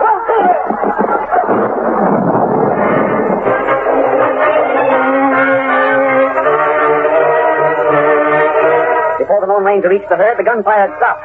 In the flash of lightning, he saw a band of horsemen disappearing over the ridge. There was no time to follow them. The cattle were already milling, and at that moment the storm broke in all its fury. Almost at once, the longhorn started to run before the driving rain. Jagged streaks of lightning flashed toward the earth. Great balls of fire played above the heads of the terror-stricken cattle. On they raced. A stampede. You give the orders, masked man. All we can do is run with them. The storm left up. We're trying to turn the leaders. Tino! Silver!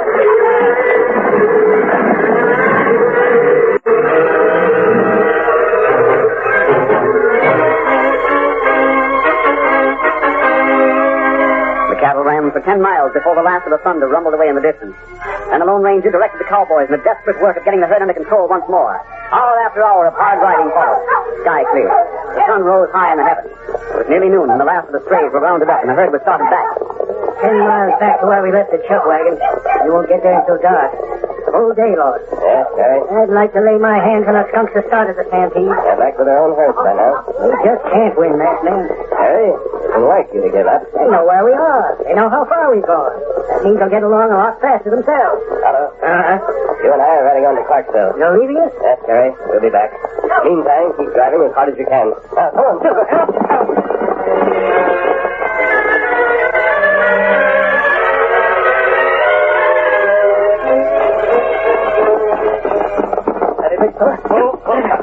Clarksville last little copy.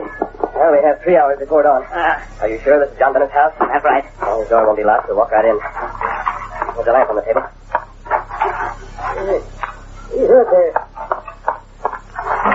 What's that? Where is it? You're covered, Bennett. I've had a call for help. Hey, what's the idea? Get into your clothes. You're leaving town with us.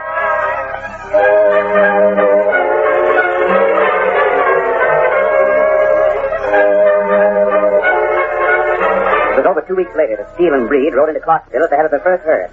There was no sign of Carrie, and the rancher congratulated himself as he walked along the main street towards John Bennett's office. Yeah, we put it off, Brady. I can't be going to town all this week. When Cherry shows up, he won't get a dime for his stairs. Here, this is the place. I know Penny will be surprised when you tell him how many hits on the way here. Steele. Hello. Which was? You mean Mr. Bennett? Yeah, where is he? I don't know. Nobody knows. He just disappeared about 2 weeks ago. Disappeared? Yeah. He left the office one night and went home, and the next day he wasn't anywhere to be found. Sheriff had a posse looking for him. You must have found some trace. No, we didn't.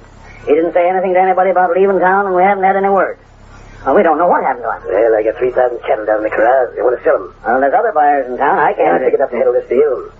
The 3,000 only a start. Yeah, it's better we go to the sheriff, maybe. This deal goes wrong at the last minute just because Bennett takes it into his head. Wait a minute. Yeah, somebody stop that tag. It's Mr. Bennett. What can't be yelling? You're trying to make me swallow. I told the truth, but look who's with him. A masked man and an Indian. You better get the sheriff. Oh, thanks. Hello, everybody. Nice to meet you, Miss Bennett. Where have you been? You don't mind, masked man. I'd like you and Chandler to stick around a little while in case there's any trouble. We'll be glad to. There won't be any trouble. Steve, what can I do for you? Where have you been? Oh, we're just taking a little business trip. Been to see an old friend of mine. That's a likely story. But here says you've been gone 2 weeks. Yeah, that's right. Any objections? I want to talk to you alone. No, thanks. You've got anything to say, you better get it off your chest right now. All right. I want to sell some cattle. Uh-huh. About 50,000 head, isn't it? The masked man told you. He's told me a lot of things. Well, what do you give me for them? Market price, $15 a head. Have you gone local? Well, $15 a head. Only buy 10,000. Now, wait. You take the whole 50 if I offer them to you at, let's say 5. 10,000's all I can handle. Already bought 6. You what? Yeah, from Jim Carey. Rode out with a masked man and met him on the trail. That's it. I'll break you for this minute. Yeah, and how do you plan to do that? I'll tell you how. I'll sell all my cattle to the other buyers around here at $5. 2-1, I don't care. You'll never been able to get rid of that 6,000? No sale, Steele. I'm talking for all the buyers in town. We'll take 10,000 from you and not one more. It's a double cross. Yeah, it's a double cross, Brady. Yeah. You'll go, Bennett. I'm offering you a chance to make a fortune. You're turning it down. John Bennett doesn't figure the same way you do, Steele. I told him that you're trying to ruin every small rancher in Tomahawk Basin. If that happens, he knows he'll have to deal with you alone. And I'll be the one to get ruined. No thanks, Steele. Hold us ranchers, and we're going to stick together and play along with the small guys. The marketplace for beef stays where it is. What if we only sell 10,000 heads? What we do with other 40,000? You can rent some range land and winter them around here. When I sold them in the spring, I wouldn't make a cent. Right, Steele. This time has cost you a lot of money. Let's go, Tonto. So long, Master Man. I enjoyed the trip. You'll never regret your decision, Bennett. As for you, Steele, you'll see that Jim carries her gets here safely. And Todd and I are riding back to the basin. We'll meet again. Yes, we'll meet again. And the next time, Breed, I promise you, the tables will be turned.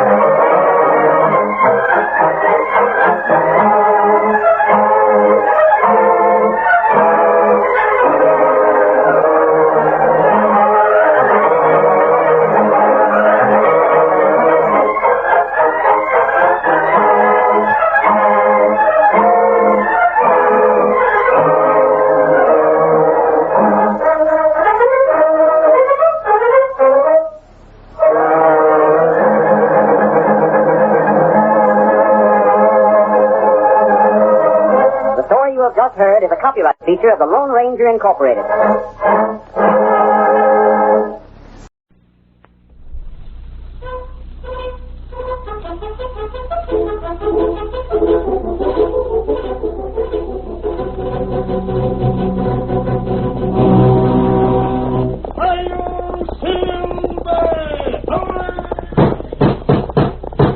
A fiery horse with the speed of light, a cloud of dust, and a hearty hi-yo silver, the Lone Ranger.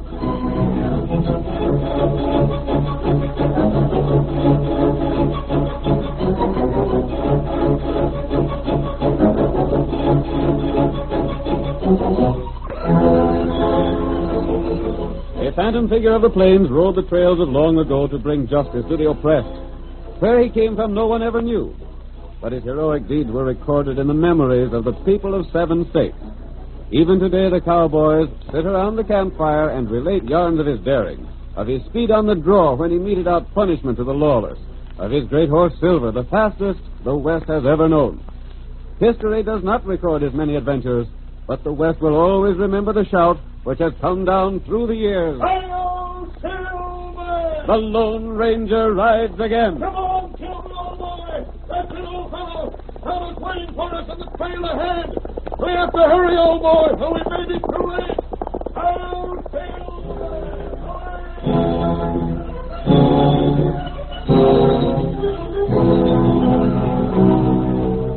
The Lone Ranger urged the great horse Silver down the trail toward Wells City, a typical rancher's community of the pioneer days. Ben Bush was the wealthiest man in town. He owned the bank, controlled vast sections of rangeland in the territory, received dividends from most of the other commercial enterprises. But for all his wealth and power, he was thoroughly disliked. He ruled Wells City and the surrounding district with an iron hand. And it was suspected, though never proved, that he had built his position upon a disregard of honesty and justice. It was certain that the sheriff of the county, Pete Crowley, obeyed his commands without question. And the lawman's reputation had suffered in consequence. In the first scene of tonight's Lone Ranger drama, we see Ben Bush speaking with Crowley in the cafe. They are seated in one corner of the large room and are careful that they're not overheard by the rest of the crowd. I tell you, I done all I could. It ain't my fault them two was rescued. I don't like alibis. But there ain't a man alive can do more than I done. You ain't done good enough, Crowley. That's the point. But I can't. Just remember, I'm the man put you in office. I ain't forgot that. I'm the man can get you out of office. I know, Mr. Bush, but what more can I do than what I'm job doing? of sheriff means arresting crooks and guarding them, don't it? Sure, that's what I done. That's what I've been doing all along. I ain't asked you to give evidence against them. I've done that myself. I know you gone have. to trial and been found guilty. Yeah? But twice. When they was all set to get hung, they was rescued by some masked man on a white horse. But he rides like lightning. The way he handles them 2 guns of his, a man hasn't a chance to... I don't like alibis. I told you that before, Crowley. I ain't alibying, Mr. Bush. You know as well as I do that white horse is a devil on 4 legs. The rider ain't? He had us all covered with them 6 guns of his before we could say Jack Robinson. Then you should get some deputies that's quicker on the draw. I tell you, Crowley, I don't like the way things is going here. Who is that masked man, anyhow? I don't know. Like as not, he's an outlaw. Sure, wearing a mask like he does, he must be. Then why don't you arrest him? Get him tried and hung. But you can't find him. I've had men out hunting. It's the truth. I've had parties out ever since Lem Frisbee was saved from the hangman's rope. Ain't even found tracks, have you? No, but we still got men out. Rot. First thing you know, my enemies will get teamed up against me. Then now they all through in this town. I know. Maybe that's what you're figuring on. No, Mr. Bush. You know that ain't the case. I don't trust anyone, Crowley. Maybe that's why I got where I am. Well, you can trust me.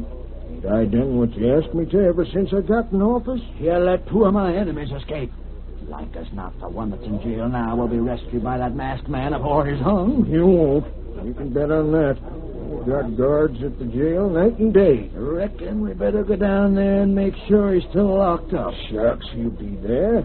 Neither of the others was took till he was ready to hang. Larson ain't even come up for trial yet. We're gonna take a look anyhow. Come on. Well, if you want to. It ain't no use. You take my word for it, you're still there. I'm beginning to think your word don't amount to much.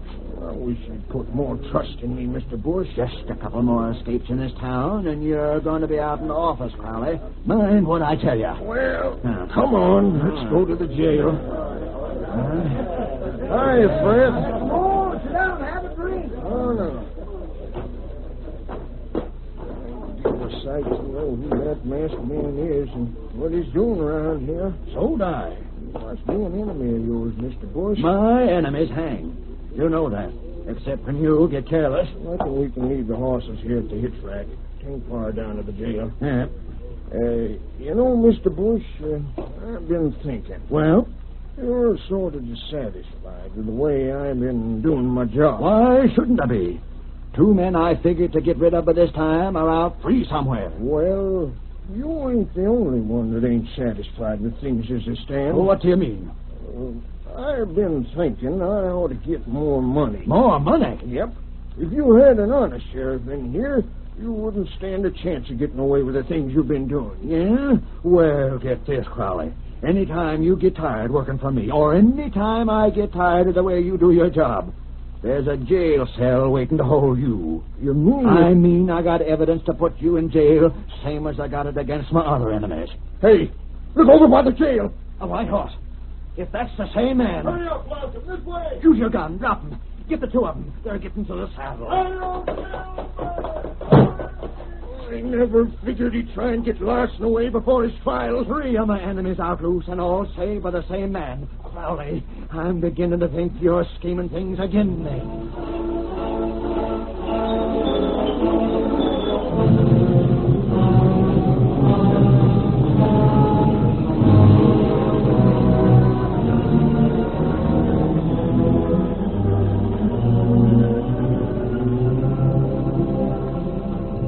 In spite of the efforts of Bush and Crowley, the Lone Ranger had effected the rescue of each of the 3 men framed by the pair. After his last exploit, the masked man returned to his camp with Steve Larson, the 3rd of the rescued prisoners. Tonto, this is Steve Larson. I just helped him to escape from jail. Oh, that's good. I don't savvy this at all. Who are you? I hope to be your friend, Larson. What'd you bust me out of the jail for? So you wouldn't be tried and hung for murder. But they didn't have no evidence against me. They didn't have evidence against the other 2 men, but both of them were ready to hang. You're the man that rescued them? Yes, Tonto and I. Where are they now? They're safe for the time being. Just what are you up to, mister? What's the mask for? I brought you here to ask questions of you, not to answer yours. I suppose I should be doggone grateful to you, but I ain't. I'm not asking for your gratitude. If I got tried and freed, I'd been all right. But as it stands now, I'm an outlaw. Yes. My wife is here in town. So's my kid. I can't never go back to see them. My busting out of the jail is the same as confessing my guilt. You were accused of murder. Yeah, but I could have proved my innocence. How? The night Sam Turner was killed, I was at home with Mary and little Jerry. That wouldn't clear you, Larson. Remember, Ben Bush is against you. That screaming polecat. Someday he's going to get all that's coming to him. That's what I'm working for. You know about him? Not all that I want to know. You tell me about him. He's got so much money he does whatever he darn pleases. I've been told that. You had money in his bank, didn't you? All my savings. About $3,000. That's just the point. Huh? Frisbee and Slade had their money in his bank. That's why they were framed for murder. See, do you mean to say they weren't guilty of murders? No. But the evidence, what? 4 men seen them do the shooting. Those 4 men were paid to tell the jury that story. By Bush? Yes. What's his game? Larson, Bush takes the money people put in his bank. Steals it? Yes. And before the money can be claimed, he arranges for the owner to get into trouble. And Sheriff Crowley works hand in glove with him. See, do you mean to tell me I'd have faced what Frisbee and Slade did? Yes. That there'd have been men on the stand that swear they seen me shoot a man? That's just what would have happened. Why, that You ornery... call Bush a schemer and a polecat. What do you know about him? I know he never gives a man a chance to pay up a mortgage if he has a little late on it. Yes. He swindles and cheats wherever he can. I always thought he stuck to the letter of the law. No, he doesn't even do that. What am I to do now? I want you to help me. How? I'm going to ask you the same question I asked Slade and Frisbee. Yeah? Will you stake your freedom on a chance that you might hang rather than spend the rest of your life as an outlaw? I don't savvy. As you stand right now, you're safely away from the jail. You can leave my camp and go where you want to. But you'll always be hunted by the law for a crime you didn't do. I savvy that. If you'll help me and risk being captured, there's a chance to put Ben Bush and Sheriff Crowley where they belong. And then you can return to town a free man. Life wouldn't mean much to me, away from my wife and kid. Then I can count on you? Yes. I suppose Frisbee and Slade decided different, being as they ain't around here. But I'll go in with you. They've made the same choice. Yeah? Gosh, and the 4 of us are working together? There are 5 of us, counting my friend Tonto. Oh, yeah. Larson, from now on, don't ask questions. Just do what you're told and count on us. I never thought I'd trust a man that wore a mask, stranger. But there's something about your style that makes me like you and trust you. I'm taking your orders from now on.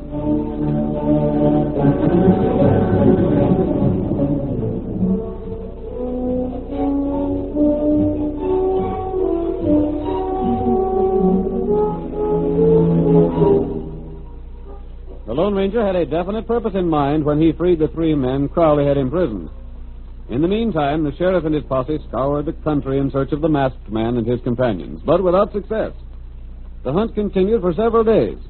Bush became incensed over the delay. At length, the banker approached Crowley in the cafe and spoke heatedly. I could really make a clean-up if I could count on you at all, but I can't. Mr. Bush, I'm doing all a man can do. Ain't found a one of the 4 men. 3. 4, including the masked man, to save the others, or ain't you bothering to hunt him? Yeah, sure we are. A stranger drifted into town today and opened a big account at the bank. Yeah?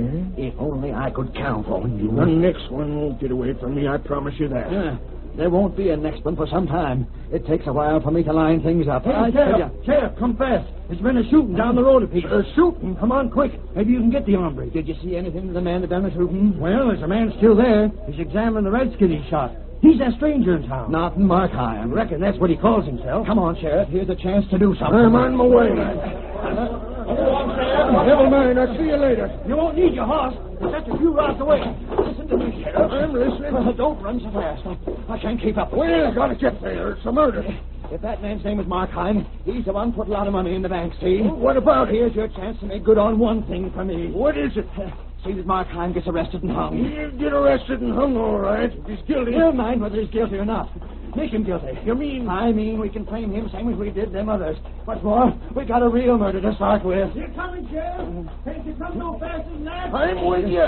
He's still there. standing looking over the redskin he shot. Likely seeing if the Indian's got any cash on him, huh? Hey, you! Don't make a move.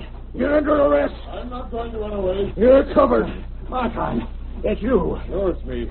Oh, you're Mr. Bush, ain't you? I am, and this here is Sheriff Crowley. Sheriff, I don't know who done this shooting, but... What do you mean you don't know who done it? You done it. You're wrong there, Mr. Bush. I didn't have no part in it. Don't give us none of that.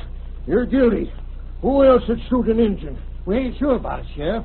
We just heard the shot and run up. I did the same thing. I heard the shooting, ran over, and the engine was there on the ground. I told this hombre to sort of stand around and watch, and I'd go fetch you, Sheriff. He's the one killed the Injun, all right. Take his gun. Hold on, Sheriff. Ain't you being a little hasty? No, I ain't. And it's my duty to warn you. Anything you say can be used against you. I'll search him, Sheriff. That ain't exactly right, Mr. Bush. I'm the one... I said I'd search him. Oh, all right, then. All right. Just what's the meaning of all this, Sheriff? What right's Bush to search me? He ain't a lawman, is he? None of your talk now. You don't seem to have much money on you. You know blamed well where all my money is, Bush. I put it in your bank today. You did? Well, you know blame well I did. I don't know nothing of the sort. Hold on there. That's my receipt for the money you got. This ain't nothing but a scrap of paper. You must be loco, Mr. Martin. Loco? That's what I said. I don't recollect you putting any money in my bank. Of all the dirty, lying coyotes. What sort of game is this? Take him to jail, Sheriff. He's a murderer, all right. You can't do this. Come on, Martin. That banker's saying I ain't no money in this bank. I'm innocent. You can't call me guilty. I'm as innocent as you are, Sheriff. You can't take me to jail. You ain't only going to jail. You're going to the hangman's noose. We got evidence enough to send you there.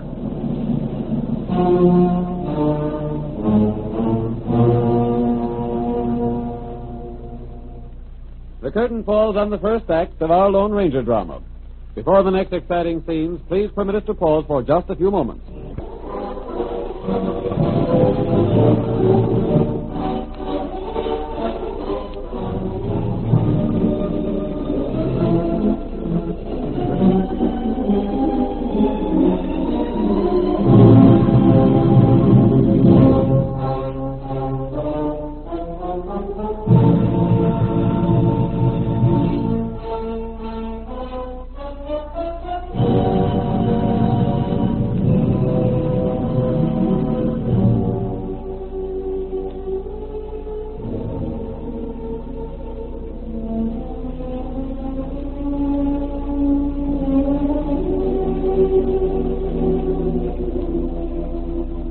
And now, on with our story. You will recall that in the first act of tonight's Lone Ranger drama, the banker and the sheriff of Wells City framed 3 men for murder, only to have them taken from jail by the masked man. The accused men were large depositors in the bank owned by Bush, who intended to steal their funds. The Lone Ranger, however, had freed the convicted men as part of a plan to bring Bush and Crowley to justice. Then a 4th man entered the story. His name was Markheim, and he was discovered standing over an Indian he was accused of killing. That same afternoon, Markheim had placed a large sum of money in the bank. Bush saw another opportunity to frame an important depositor. Hold on now, Sheriff. Can't you listen to me for just a minute or so? Oh, talk fast, son. What is it? You ain't even looked to make sure the redskin's dead before you jail me for murder. We'll do the looking later. We don't take chances with murderers like you. Then make that banker give me back the paper he took from me. It wasn't nothing but a scrap of paper. I throwed it away. It's a receipt for the cash I banked in your place today, Bush. I suppose now you'll claim I ain't no money there and keep it for yourself. Take him in, Sheriff. Yep. Come on, Markheim. But the redskin. I'll go back and see if he's dead for sure. No, you won't. What the masked man again? You'll all stand right where you are. Crowley, if he gets this prisoner away from you, I'll have you rid out in town on the rail. I'm not after your prisoner. I'm here to take the Indian away with me. See here, you. You're under arrest. Big talk from a man who doesn't dare reach for his gun. Shoot him, Crowley. Don't stand there like a sniveling coward. Go on, shoot. Don't try it. I'm still holding one gun on you. Now's your chance, while he's trying to heist the redskin on his horse. Go ahead if you think you can complete the draw. He's grease lightning with a gun, Mr. Bush. Hail Silver! Now's your chance. Shoot him. I'll try. Give him, Crowley. No, try again. He's still riding. It ain't no use, Bush. No. He's out of sight in the dark. That horse he's riding's grease lightning. What did he want the dead Injun for? Don't ask me. Well, see that you don't let the prisoner get away. Blast it all, Crowley. Don't let him get away.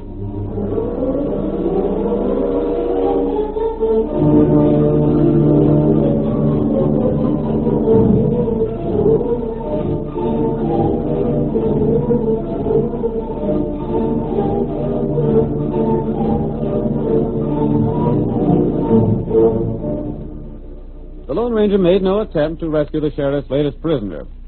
Instead, he and Tonto rode swiftly to their camp. There they were met by the 3 fugitives who had agreed to assist in carrying out his plan. Hold on. Here we are, Tonto. How did it come out? What happened, mister? What did you do? Everything worked out just as we hoped.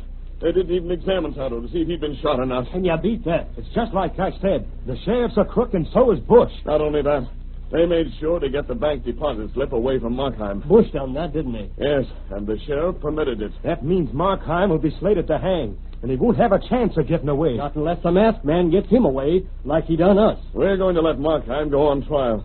And when that trial comes up, the sheriff and Ben Bush will have a surprise.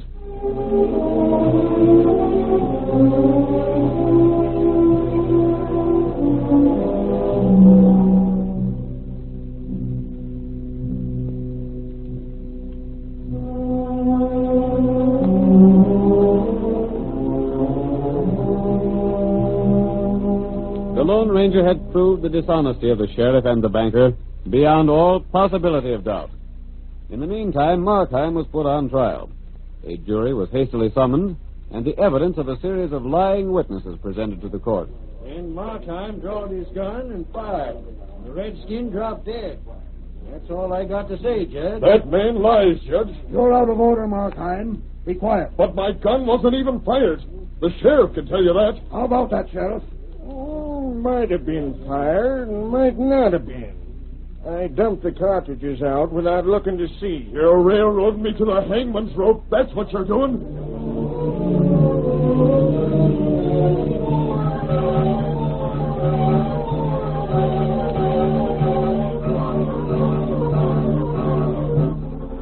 One after another, the witnesses swore to the same story.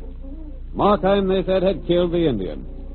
But outside the courthouse, a group of men led by the Lone Ranger watched the progress of the trial with keen interest. We hear the masked man as he addresses one of his companions. Frisbee.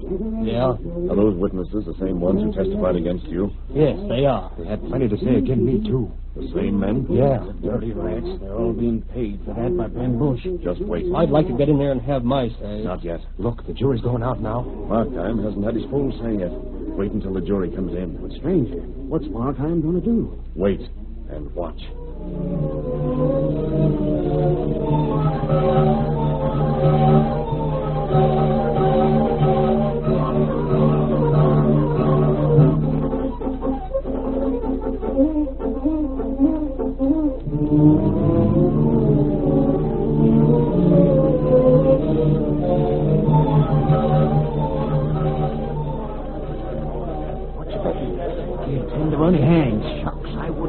To 1,000 he don't. He didn't get a square trial. Not even a man to speak for him. Ain't no one gets a square trial in this town. The sheriff himself is the biggest crook of all. Don't let yourself get here saying that. There's a jury coming back. That jury is a hanging one.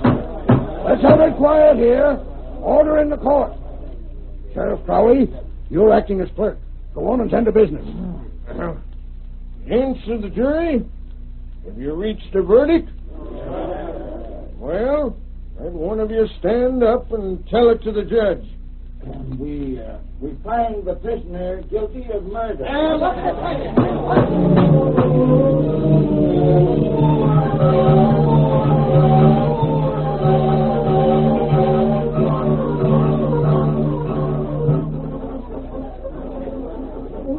Markham, you better stand up and face me so as I can sentence you.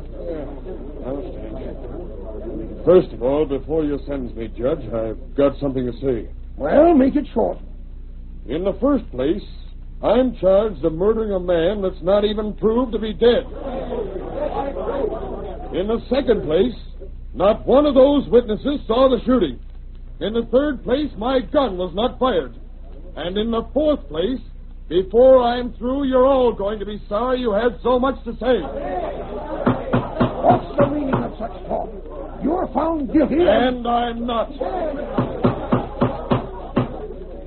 Judge, there's plenty of crooks in this town. Maybe you're one of them, maybe you ain't. We'll find that out before another 10 minutes goes by. What? Right now, friends of mine are coming into this courtroom. Keep everyone covered, boys. No one make a move. The masked man. There's T. Larson, one of the escaped prisoners. Order! Order in this port. You're under arrest. No one is under arrest just yet. Slade, Frisbee, bring in the Indian. We're coming. All of you, be quiet. There's the other two fugitives. Order in this port. You can't run things in this high-handed way, even if you are holding two guns on us. Careful there, Judge. We're covering everyone. All right, Martin. Take charge. Get this place quiet so I can go. Quiet!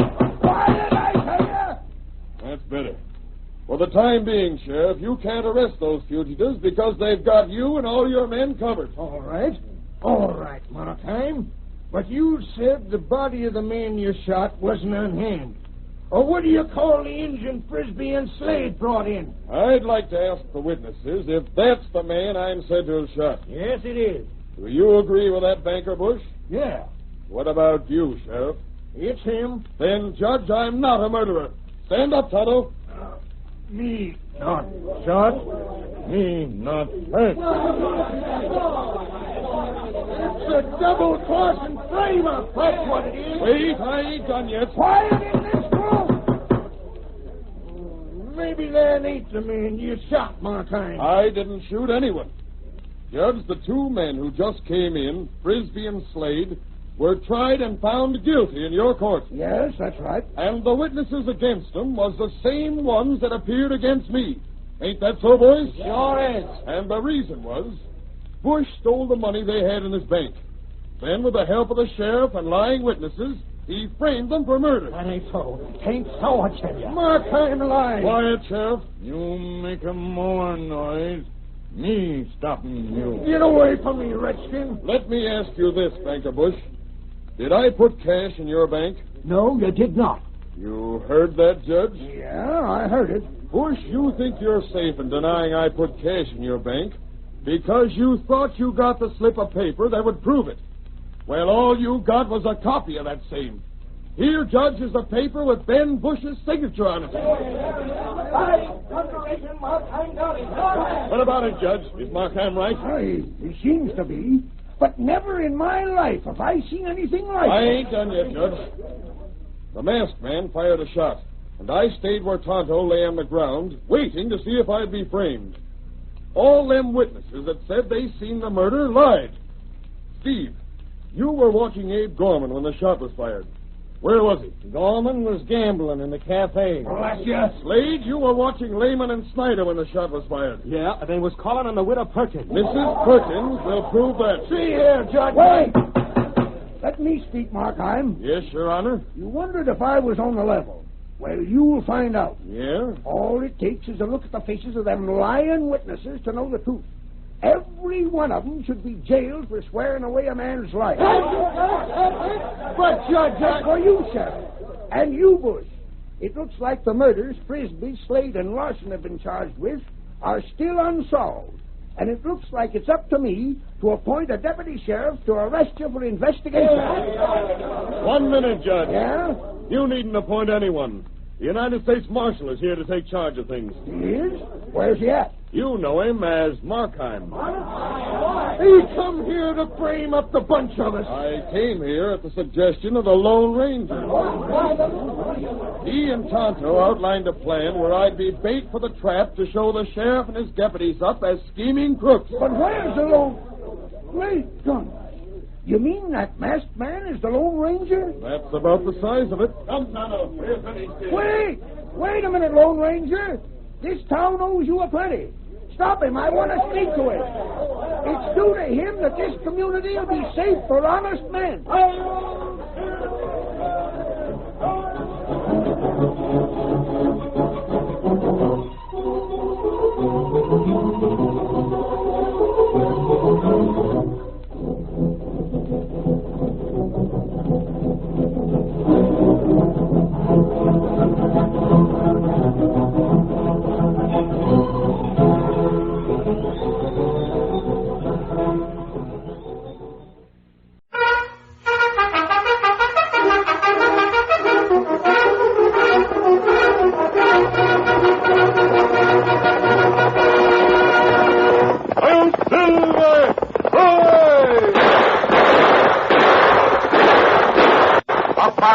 With the speed of light, a cloud of dust, and a hearty "Hi-Yo Silver!" The Lone Ranger.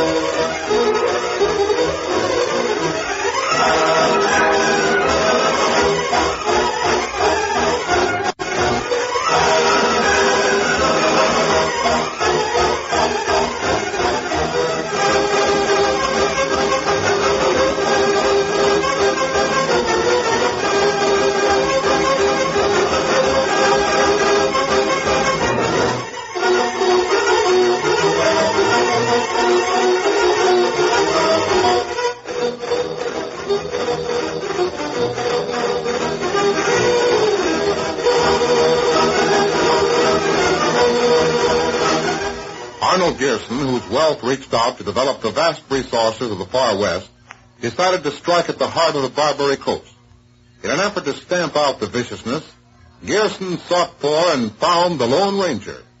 This masked rider of mystery, though reluctant to leave the plains and mountains of the cattle country, answered the call and smashed the forces of evil in the Barbary Coast. His work in San Francisco finished, Tonto and the masked man headed north for the gold fields and the land of big timber. Return with us now to those thrilling days of yesteryear. From out of the past come the thundering hoofbeats of the great horse Silver. The Lone Ranger rides again. Home, Silver! Buster, boys, Buster! Home, Silver! Home!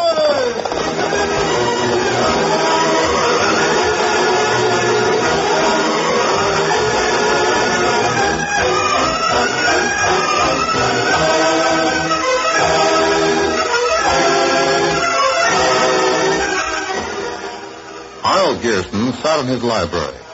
He'd read the Lone Ranger's letter twice and sat thinking about it as his mother entered. Arnold, how long does it take you to read a letter? You said you'd be right out and play casino with me. Oh, I'm sorry, Mother. I've been thinking about the things the Lone Ranger said. This letter came from him. From the Lone Ranger? My sakes alive. What's he say? Where is he? Well, he's a long way north of here. He sent this by a man he met who was traveling south. Is he still in the gold field? No, he's in the lumber region by this time. He is? What in terms is he doing there? Well, he thinks there's some trouble. Oh, dear. I do hope he won't mix into trouble in a lumber camp. Yes, so do I. In my younger days, I knew lumber camps.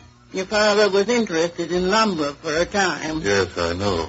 I've known all kinds of lumbermen, from the general kingpin down to the thumpers. They're a hard lot. The Lone Ranger met a cook. A hasher, eh? What about him? Well, he had to get out of the camp. The men got up and walked the table. I've seen that happen, too. When the crew don't like the food they get up, the men walk up and down the length of the table, kicking off the dishes and the food. That means Cookie has to clear out in a hurry. Crummy doesn't like to have the dishes all smashed. Crummy? Also the bunkhouse where the grub's dished out. Well, what's the Lone Ranger say? Well, I'll read part of his letter to you, Mother. Go ahead. Tonto and I were riding from the gold fields and heading south. We were going through a woods, and the dense underbrush and big trees made it slow travel. Scout and Silver had to pick their way. We heard a stream of water and thought we'd find it and rest a while. We didn't know there was a camp anywhere near until we came to a clearing. There was one man there. He leaped to his feet and waved his hands. He acted as though he expected to be shot on sight. No, mister. Please don't shoot me. Don't do it. I won't make no trouble. All I ask is to be allowed to get away, that's all. I'm not going to shoot you. Put your hands down. That mask. You're an outlaw, a killer. Zeke sent you, I know that. But if you'll just let me go, you can tell him you killed me and he won't never know different. Steady, big fella. Just a minute. Please. Now, don't be afraid of me. This mask doesn't mean I'm an outlaw. Didn't you come from Cinnamon River? No. But you came from north of here. Not as far north as Cinnamon River. That's up in the timber country. I know it is. Tonto, I came from Placer City. Tonto? Oh, your Indian friend. Yes? Me lead Silver. Take horses to stream. Let him drink. Thanks, all right, Tonto. Come, Silver. You can get water. Then Zeke Vincent didn't send you to get me? Well, I never heard of him. I've been traveling night and day, getting away as fast as I could. I don't want no trouble. I ain't nothing but a hasher. Hasher? That's what the cook in a lumber camp is called. I'm a cookie and a darn good one. I never in my 15 years of cooking had the men walk the table till Zeke Vincent got him to do it. He wanted me fired. Why? He wanted me to get fired so I'd have to go away. He knew I'd be all alone in the big timber. Then he'd get a chance to kill me, none the wiser. Night and day I've been traveling. I got no bush tail, and it ain't easy for a man my age to travel on foot. What did you do to Zeke Vincent? Not a blame thing. Oh, what's his job? Zeke? He's been everything. He was a swamper and a four-up driver and a skidway man. Then for a long time he was a cruiser. But he got hurt, and since then he's been a pencil pusher. You mean he works in the office? That's right. He got his leg hurt in the fall. Maybe you're mistaken about him. He might have no intention of killing you. I ain't mistaken. I know Zeke Vincent. He's a downright dangerous man. I'll never forget how mad he was. His nose was tight the day he found me asleep outside the office window. Thought he was going to run a knife into me. That's because you were sleeping? It wasn't because I was sleeping. It was because I was there, just outside the open window. He'd been talking to someone inside and thought I overheard what was said. What was said? I don't know. I swear to goodness, I don't know. He came out and saw me. Then he kicked me and started yelping that I'd been snooping on him. He raised a gosh awful hullabaloo. Who was he talking to? I don't know. Didn't hear much of anything at all. What did you hear? I guess it wasn't anything at all. I told Zeke I didn't hear anything, but he wouldn't believe me. He tried to get me fired. Then when that didn't work, he got up and walked the table. The rest of the men followed him, and that done it. I was through. If it hadn't been that I traveled faster than Zeke could with that bum leg of his, I'd have been caught for sure. Clem, you did hear something, didn't you? No. What did you hear? That wasn't anything at all. Zeke told someone to give Hickory Jones one more chance. He said if Hickory didn't sell, he'd wish he had. Who is Hickory Jones? He owns a valuable stand of redwood on this side of Cinnamon River. Cinnamon River? That's quite a distance north. Yep. It divides Hickory Jones' land and the land of the lumber syndicate. Hickory is a hard man to deal with. Is he cutting his timber? No, and he won't let anyone else cut it. Oh? Clem, Tonto and I are going to camp here with you for a little while, if you don't mind.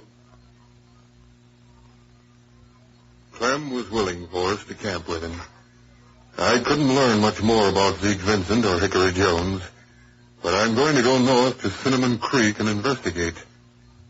Clem will take this letter to the nearest post office, Mr. Gearson, and by the time you read it, Tonto and I will be near Hickory Jones.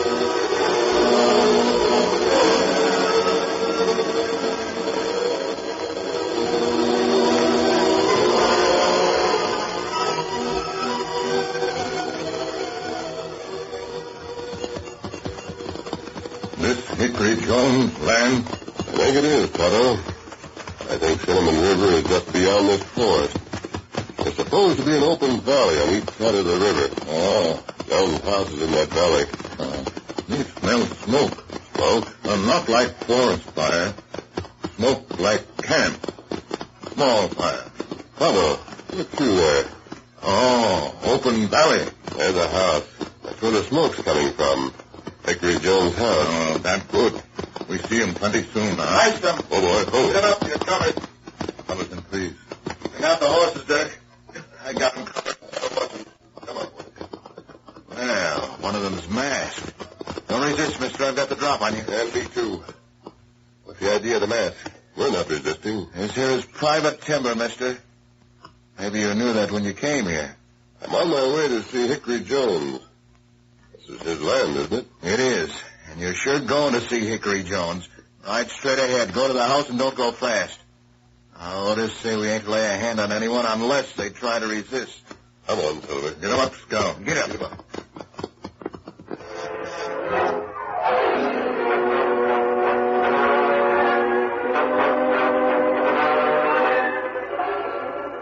This is Hickory Jones. That's my name. Where'd you get him, Jack? He and the redskin was coming out of the timber. On this side. Where'd you come from? The south. All the way through my timber? Yes. I got guards on patrol on all sides of the timber. What'd you do to my guards? We saw none until these two men stopped us. You sure? We saw no guards on the south edge of the timber. I'll make them tell the truth, boss. Chances Jack? Huh? Shut up. The man is telling the truth. I know a lie and I know the truth. Maybe the guards missed you, but they shouldn't have. It's dangerous. He told us he was coming here to speak to you, boss. Not even to buy my timber. No. Tain't for sale and tain't for cutting. Is that clear? Yes, quite clear. I don't need the cash, and I won't have those trees cut. I'm trying to get the government to take over this land and protect the redwood giants. Lumbering interests don't see eye to eye with me. You hire guards to protect the trees you want to give to the government? That's why I want the government to take them. I'd like to have someone else paying those guards. Costs money. Yes, but I can't think of anything more worthwhile. Why do you wear that mask? Because that's used to conceal my face. Well, straight enough answer to a straight question. You were coming here to see me? Yes. Why?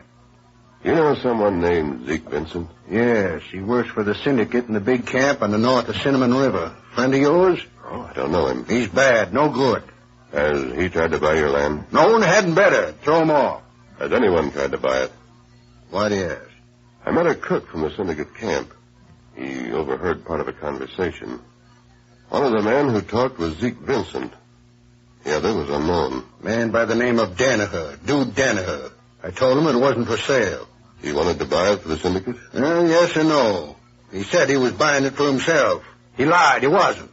Did he make any threats? He said there'd been a long dry spell. It was dangerous.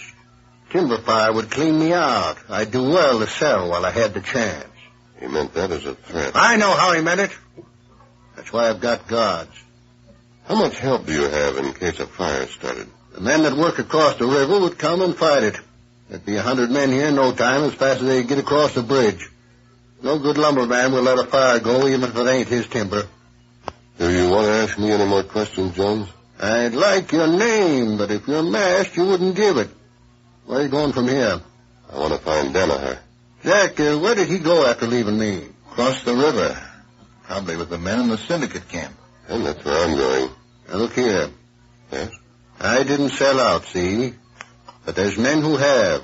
Men who've had to sell out to that syndicate. What happened if they refused? Trouble. Sometimes one thing, sometimes another. Mules got poisoned and died. Brooms got smashed. Cables snapped. Machinery broke down. Trees fell wrong and hurt people.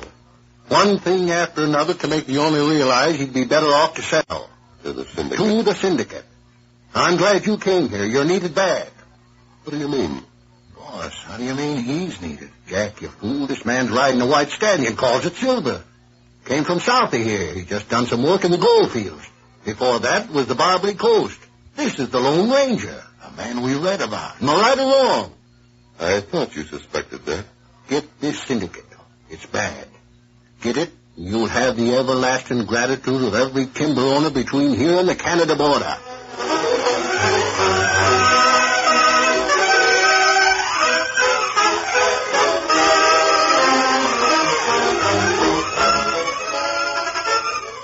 The curtain falls on the first act of our Lone Ranger story.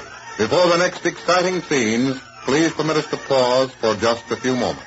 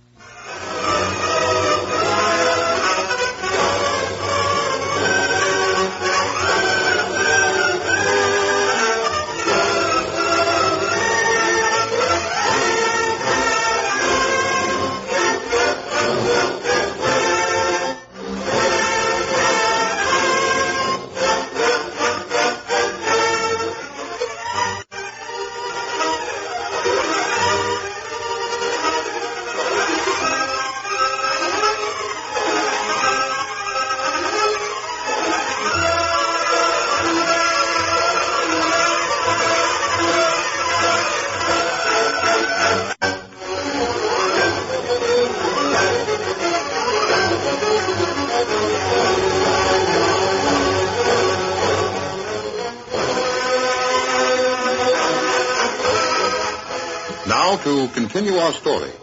The Lone Ranger and Tonto rode beside Cinnamon River, a turbulent stream both wide and deep, spanned by a bridge. It isn't long since this river filled the whole valley, Tonto. That's right. That's why not many trees near water's edge. Valley means something else, too. What's that? Well, if Hickory's timber burned, it'd take a very high wind to jump the fire to the timber owned by the syndicate. Heavy high wind. The syndicate timber would be comparatively safe. What we do when we get to Syndicate's camp? I want to find Danaher, Zeke Vincent. Oh. Bridge back of us now. We on Syndicate land. Yes. I can see part of the camp halfway up the side of that hill. Hello. Let's go up. Look at it. Other side blow up, too. It's falling like rain. Come on, Silver. Get him up.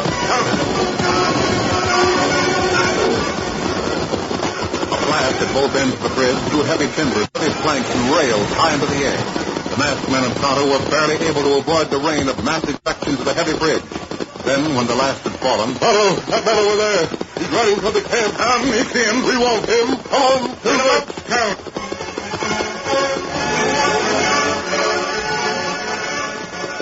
Rein up or I'll rope you. Get back or I shoot. Rein up. I'll kill you if you come near. Cover that kind of shooting. You're open. I'll make this taut. There. Hold Silver. Hold up. Let me go. Take this rope off me. Oh, back. Let me go, you ugly murderers. The law will get you for this. You can't blow up bridges and get away with it. The bridge I want to talk to you about. Come on. We're going to that lumber camp. That suits me just fine. There's no place I'd sooner go. It'll be your word, the word of a masked man against Zeke Vincent. The Lone Ranger took Zeke to camp and met the superintendent, Bill Barton. Get to my office, all three of you. Me stay outside, watch horses. That's right, Tonto. I said we go inside. My friend will guard the horses, Mr. Barton. Zeke Vincent and I will go inside with you. Go ahead, Vincent. All right. Come on. We'll settle this in a hurry.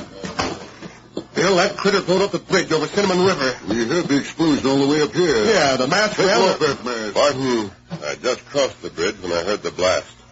It would have been caught if we'd been a few seconds earlier, but the fuse had been an inch shorter. You deny fixing the blast, huh? Yes, of course I do. I saw that man riding away from the water's edge some distance upstream.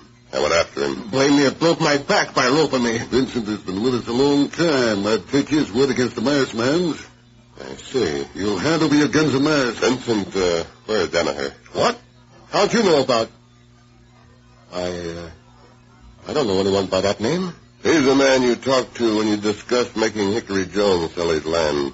What's this, Zeke? I don't know what he's talking about. Barton, maybe you're in this, too. I don't know. You don't what? Have you ever heard of a man called Danaher? No. He told Jones to beware of a fire if he refused to sell. Jones wasn't concerned about a fire because he knew all the men in this camp would be on hand to fight it. The bridge has been blown up. Now those men can't cross the river to fight a fire. You see, Zeke, I met old Clem. What do you have to say about this, Zeke? Chances are he told it straight. All but one thing. He's the one in cahoots with Danaher, not me. Then why did I have to chase you after the blast? I told you a minute ago to surrender your mask and gun. I'll keep my gun. Oh, you won't. Oh, my hand! Where are you going to shoot? I'm going to do more than that. I'm going to get the men together and tell them what's happened. You're too one-sided. All the laborers can't be that way. Put down that gun. Stand where you are. Fire! Timber fire! Timber fire! Fire and timber. It's started already. Where? What timber? Far side of the river. Otto, come with me. We're going to take a chance. You go. Come back here. Come back here, I say. He's back of it, Bill. He's in cahoots with Schemer. Give me that gun. Come on.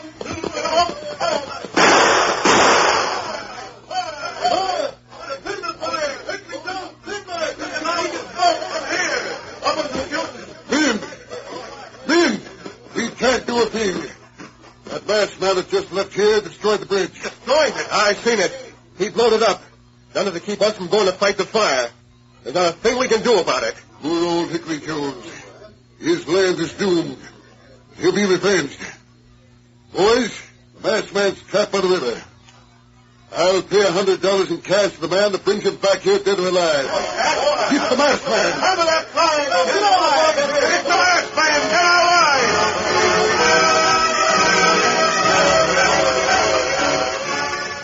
Hickory Jones had been telling Jack and Dirk about the Lone Ranger and his exploits. Someone like that man's been needed around here for a long time. A mighty long time. He'll get to the bottom of things and do something about it. Hickory, who do you think's behind the lumber syndicate? It don't matter who's back of it. Chances are some big money man in San Francisco is a power behind the syndicate. What can the Lone Ranger do about it? Well, I don't know. What would you said he could do about the Barbary Coast? I wouldn't have known where to start cleaning that place up. The Lone Ranger did it? Hey, Dirk, open that door. Better, Jack. Open the door. Sounds like I smelled smoke. Yeah, I got a wood fire in the kitchen. That's more than that. I do smell it. It's strong. Yeah, I get it. Boys, if that janitor's done it, I'll saw him across the river yesterday. There's a timber fire somewhere. Here comes one of the guards riding like a fool. It's our timber. It's the redwoods. That's what it is. Dirk, get to the bitch. Take the best horse. Tell the men of the syndicate camp we got a fire here. Timber fire! It's deep in! Getting bad! Ho, ho! Some of the boys are fighting, but we need more. We've got to cut and start a backfire. We need men. Hurry, Jack. Get up! Come on. You come with me, Jack. We've got to fight as best we can till hell comes. Hickory and his men raced into the woods toward the ever-increasing smoke and presently saw the flames. Great giants were blazing, shooting flames as high as a man could see. The handful of men who worked for Hickory was a pitifully small and helpless group against so powerful an enemy as timber fire. Cut over there! Get that tree down! We've got to clear a path! Why don't some of the others get here? They've had time enough. Swing those blades! Get those trees down! Hold it, boss. Stand clear! That big one's falling over! Timber! No use here.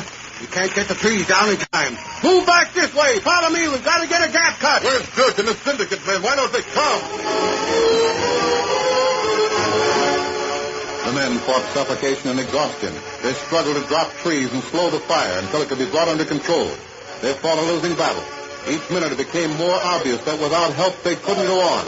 Danger increased. There was a chance that they might be trapped by the flames. But their love for fine trees gave them superhuman endurance. Hickory was everywhere, swinging a heavy axe with titanic blows. Fight it!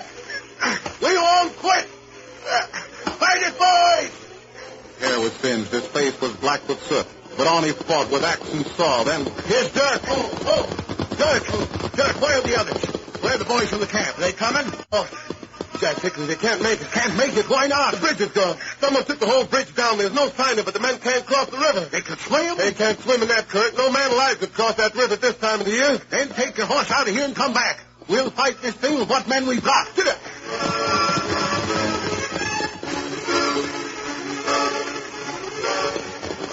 In the meantime, the Lone Ranger and Tonto reached the bank of Cinnamon River. There's one chance for men to get across the river to fight that fire. How that? I'm going to cross with Silver and carry one end of a rope. Hurry, give me your rope. Here. Our two ropes tied together will reach. There. You hold one end. He's happy. After your saddle. If any horse can cross this river, Silver's the one to do it. Men come this way. Come on, run. They're after us. Tell them to grab the rope and pull themselves across the river. Come on, Silver. You can make it. Come on, big fellow. In we go.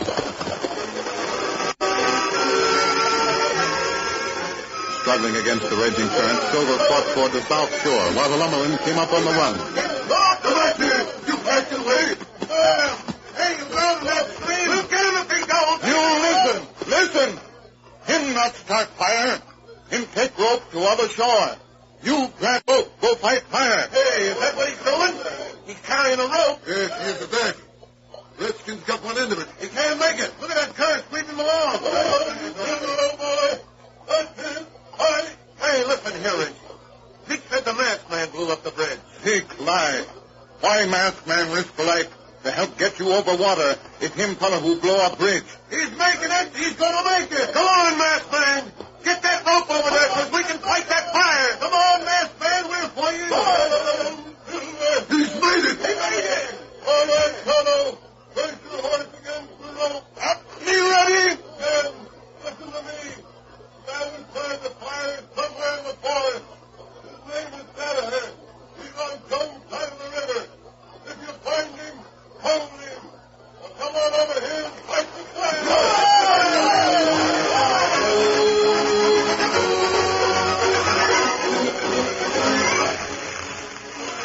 Boss, I can't go no longer.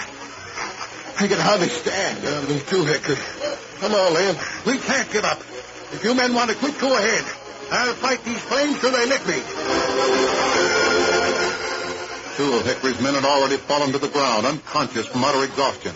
Those who remained fought valiantly, but the flames kept spreading with each passing moment. Hickory knew he was beaten, but he kept on with everything at his command. He felt himself grow weaker. The forest seemed to go in circles about him. Gotta keep fighting. His iron will kept him going a little longer.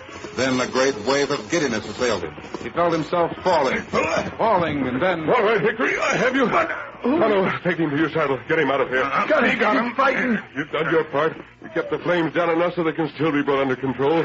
The Lone Ranger. Our horse has brought us ahead of the others. The others? Listen, 100 men from the syndicate camp are coming. They can't cross the river. The bridge is... They're across the river. They're here.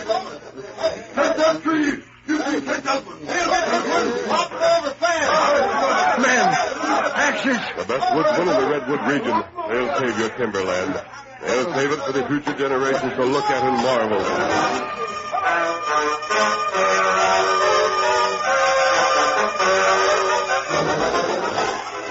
Tonto, did the men come out of the forest? Oh, me see now. Fire all over. It was the Lone Ranger. He did it. I don't know how, but he got those men to me. Him come now. Other fella come with him. What about my men? Jack, Dirk, and all other fellas sleep in bed. Them all right, only tired. You. Are you all right, Hickory? You bet I'm all right. You saved the biggest trees in the world. I want you to identify someone. Bring him in. Get in there. All right, don't shove. Danaher.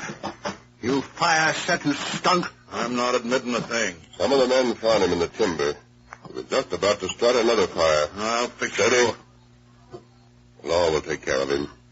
Maybe when he gets through talking, we'll have Zeke Vincent to jail with him. I guess we're stuck on this side till we can build another bridge, Hickory. Men, I don't know how I can repay you for saving those trees. We didn't save them for you. We saved them because we can't stand seeing fine trees burned. We'll deal with Danaher, and with Zeke Vincent, too. That masked man. Hey, where'd he go? Went outside to the engine. Well, he's the Lone Ranger.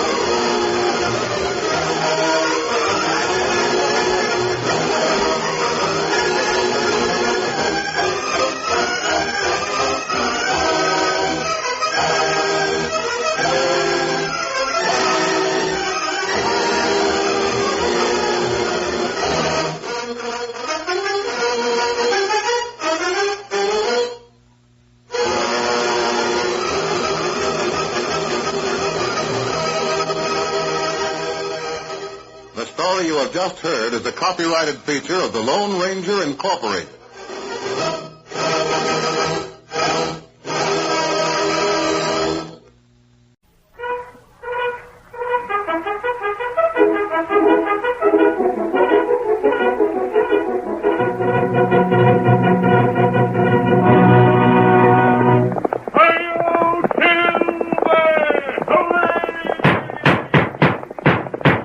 Horse with the speed of light, a cloud of dust, and a hearty hi-yo silver, the Lone Ranger.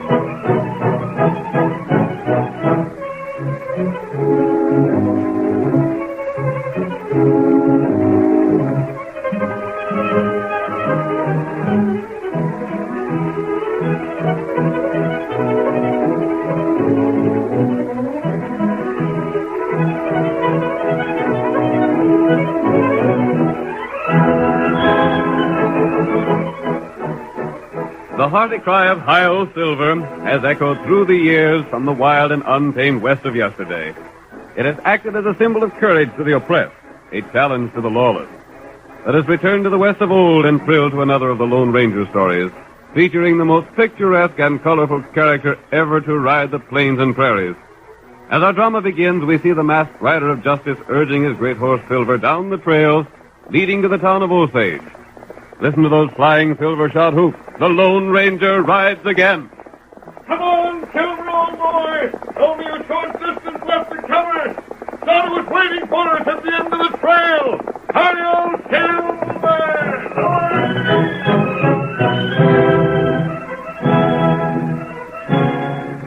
Many stories had reached the people of Osage about the Bruggen brothers, two of the worst outlaws in the West.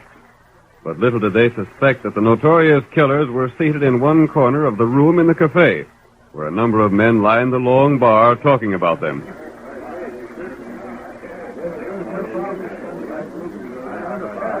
Let us move to that corner table and meet Dan and Paul Bruggen as they discuss their plans for the evening.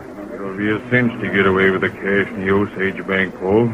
There ain't but one man there, and he's too slow to beat anyone with the draw. I'm with you, Dan. Only I still say there ain't no use taking chances. You'll hanker to shoot the banker, eh? Why not? Well, he ain't never hurt us none. He ain't never had the chance to hurt us.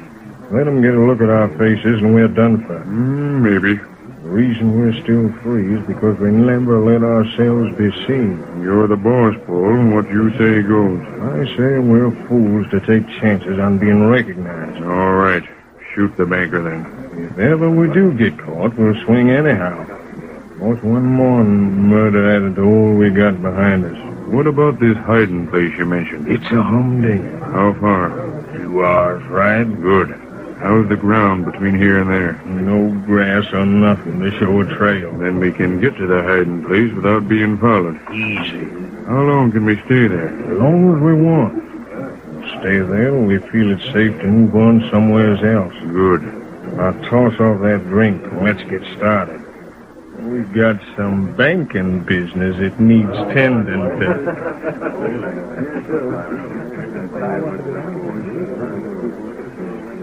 Missouri, it rankles me to be so flat broke. Don't rankle you no more than does me, Sleepy.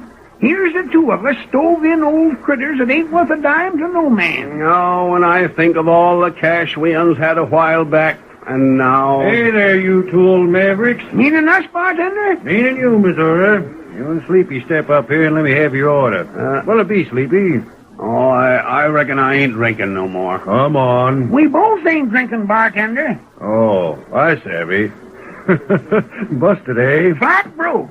Well, you were warned when you had that silver mine that your luck mightn't hold out forever. I ain't complaining. We had plenty of fun while our claim was good.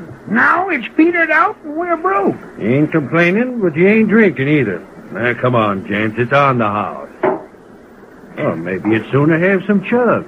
Doggone, some grub would taste right good. Then step right back into the kitchen and tell the chink to fix you up. Now, look here. We ain't accepting no charity. Who says it's charity, Missouri? Why, you blamed old fool, you could be giving the whole town of Osage. And it wouldn't be charity.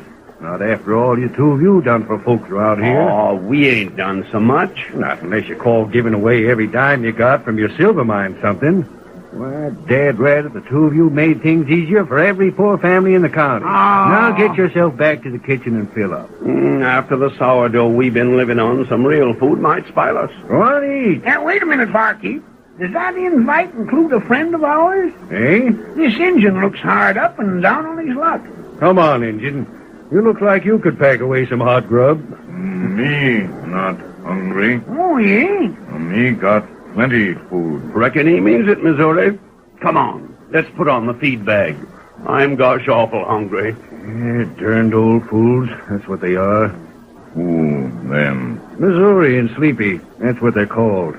They just can't bear to see anyone in hard luck. Oh. They thought you was up agin it and was willing to share a meal with you. They've been the same with every pilgrim and stray hound dog they ever seen. Them good feller. It's a darn shame the silver mine run out. They deserve to have things easy, more than any men I ever knowed about. Where? They're mine. Off north at somewheres. By thunder, them two will eat free of charge as long as I got grub and a place to cook it. It's their pride that makes it so hard to do things for them. Come on, boys. It's the bank. It's being robbed. Hey, who robbed it? When did it happen? What was the shooting? Anybody hurt? Let's go. I'll bet it's the Brugans. How many of them was there? 2 men done it. They shot the banker. Where'd they go? Anybody see him? Anybody else hurt besides the banker? Wait there, boys. Let me through. Sheriff, old man Lipton's been shot down. Anybody see it? Who done it? Did they get away with money? They cleaned out the bank. I seen the 2 of them riding away like all kid out. Which way'd they head? Over yonder, that way. Missouri, the bank's been robbed. Our old pal's been shot down. Doggone it. Why in blazes has there got to be outlaws like them Brugans? What was that you said, Missouri? I said it's the Brugans, Sheriff. How'd you know? It's their style of job. Missouri's right. The Brugans done it. Nobody else be honor enough to drill a man just out of pure cussedness. There wasn't no reason to shoot the banker. He couldn't have hurt him. Get men and horses. Call in the deputies. We gotta start a posse. We're gonna run them Brugans down. It was the last thing we ever do. You're sure it's the Brugan Sheriff? I'm willing to bet on it. If it ain't, we'll find out who it is. I've been expecting them Brugans to show up here most any time now. Remember, boys, there's plenty of reward money for those who get 'em. Come on now, get going. Sheriff, we ain't right along with you. Not you, Sleepy. Who says we can't? Missouri, you and Sleepy are old men. No, Dad, it, that ain't no way to talk to able-bodied men like us. Men that go out after the Brugans gotta be hard-riding, fast-shooting mavericks.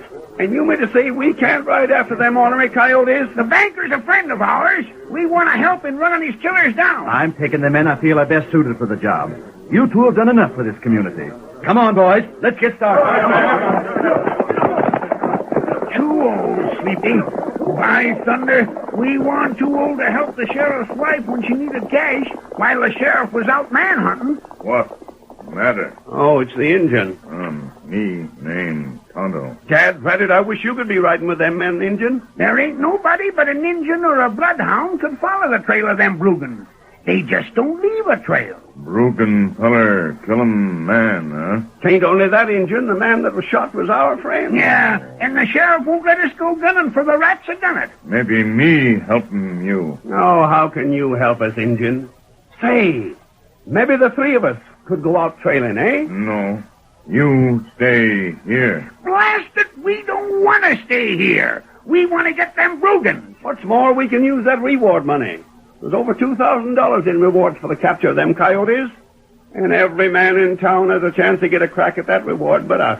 Sleepy, no matter what the sheriff says, me and you are going manhunting. Maybe Tonto help 'em. Here, white feller. Hey, Injun, is that your horse? Gosh, old fish hooks. What a critter that is. Tonto ride 'em plenty fast. You wait. Maybe me come back soon. Hold on, Tonto. Ain't you taking us along with you? Get him up, white feller.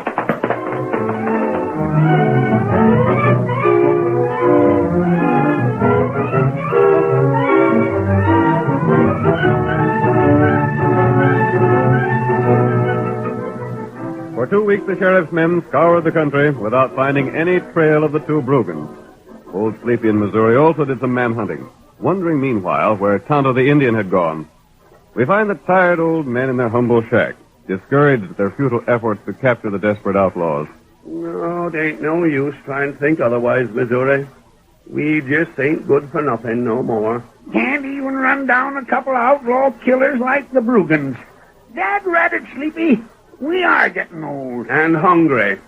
Doggone it, Missouri.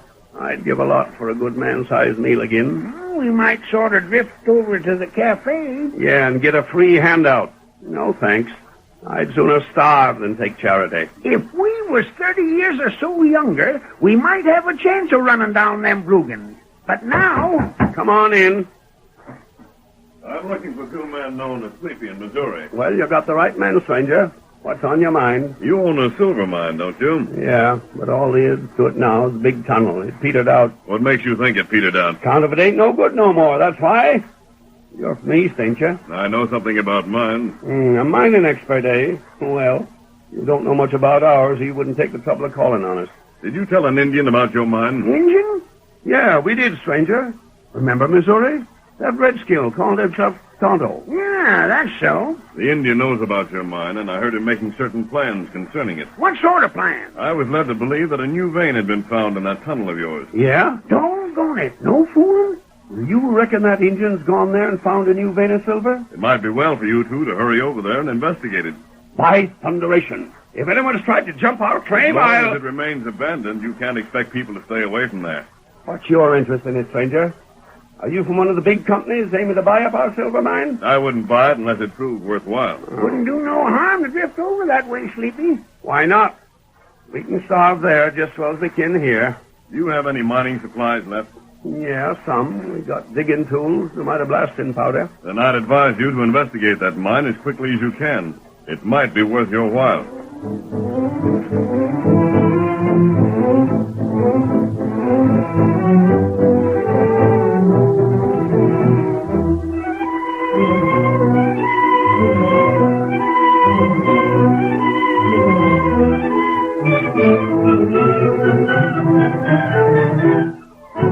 The next day, Sleepy and Missouri headed toward their old abandoned mine. As they trudged along the rocky trail, it was easy to see that Sleepy was still very skeptical over the prospect of finding silver ore.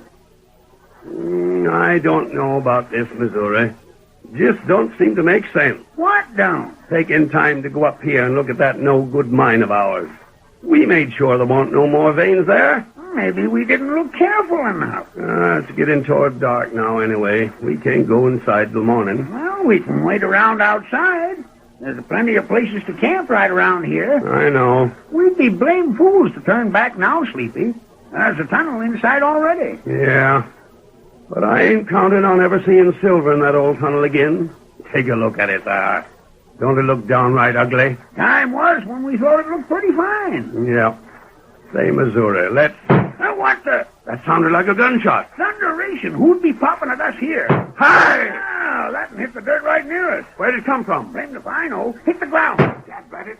Get that in your stomach. Right. Lay dead for a second. Yeah.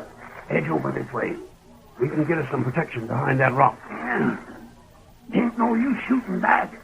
We can't see nothing to shoot at. Now get back here.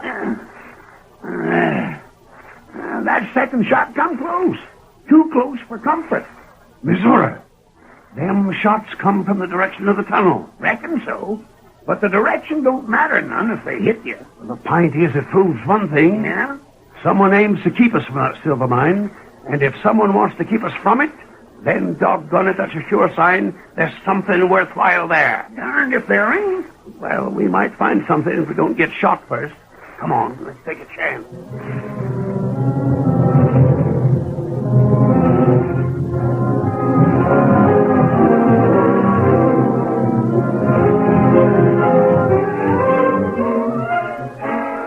The curtain falls on the first act of our Lone Ranger drama. Before the next exciting scenes, please permit us to pause for just a few moments.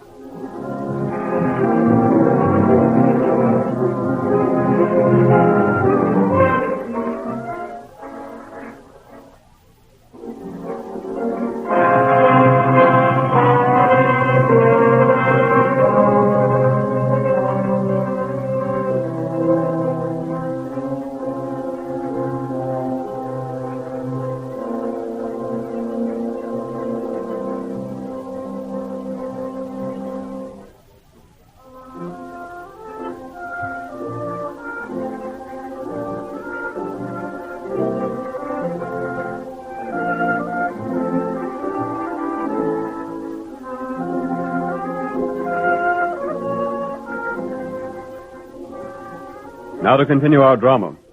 You will recall the two old prospectors, Sleepy and Missouri, were on their way to an abandoned silver mine. When they were a short distance away from it, several shots were fired at them. Immediately they became certain the mine was worth investigating. The next morning, the Lone Ranger and his faithful Indian companion, Tonto, were looking over the grounds not far from the entrance of the mine. The masked man is the first to speak. So, Sleepy and Missouri spent the night in hiding? That's right. You heard them say that they were determined to investigate the mine? Them think you feller from east. I know they do, Tonto. When I called on them, I went disguised as an Easterner. That's plenty good. They thought I was a mining expert, willing perhaps to buy their claim if they would prove that it was worthwhile. You show old feller that? I think they'll find it worth the trouble of investigating, Tonto.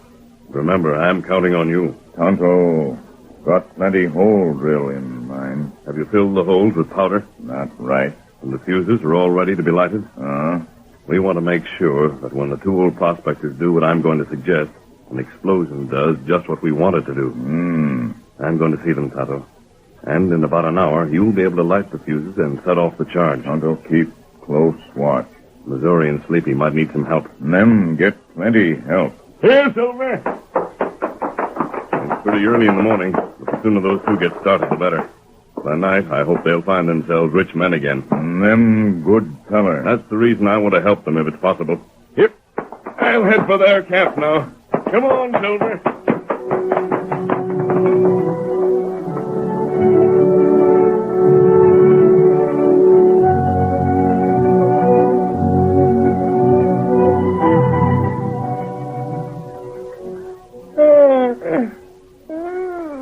By ginger. Sleeping outdoors makes me stiff as a pine board, Sleepy. Me too. Get yourself up and move around a little, Missouri. Then you'll be all right. You been up for long? Yeah, just a couple of minutes. We got a lot of work to do today. We sure enough have. We're going to get our mine back and see if there ain't some silver to be found in there. Hey, ain't that a horse coming this way? Sounds like. Maybe that's the critter that's holding possession of our mine. Oh, there, Silver. Oh, Hey, he's mad. Well, what the Sam Hill? Stick up your hands, mister. We aim to talk to you. Put your guns down, men. I'm here as a friend of yours. Put your mask, Dad Rabbit. What's the big idea of that? You men are heading for certain death if you think you can walk into that mine and take possession of it. Oh, so you come from there to give us a warning, eh? Well, we're a couple of old galoots. But by ginger, what's ours is ours. And we're going to fight for it. You won't have a chance fighting. Who says we won't? Just you and your pards over yonder try and stop us, mister. I'm not with the men over yonder. I came to tell you one way you could outwit them. Yeah? What's your interest in a couple of old critters like us, mister? The men inside that tunnel will be hidden from you, but you'll make easy targets for them. We'll take our chances. You have some blasting powder here, haven't you? Yeah, what of it? Fix some of it in a bundle and attach a piece of fuse. Yeah? Then get as close to the mouth of the tunnel as you can. Light the fuse and throw the bundle into the tunnel. What's that for? The blast might fill the mouth and seal the men inside it. The only way they could escape would be by the air shaft at the rear. If you were at the outside of that shaft, you could make them surrender to you. No, that wouldn't work, mister. Why? That air shaft just straight holes, like a chimney, goes straight up. Man couldn't climb out of that. My pard's right, mister. You can let a rope down and haul them out.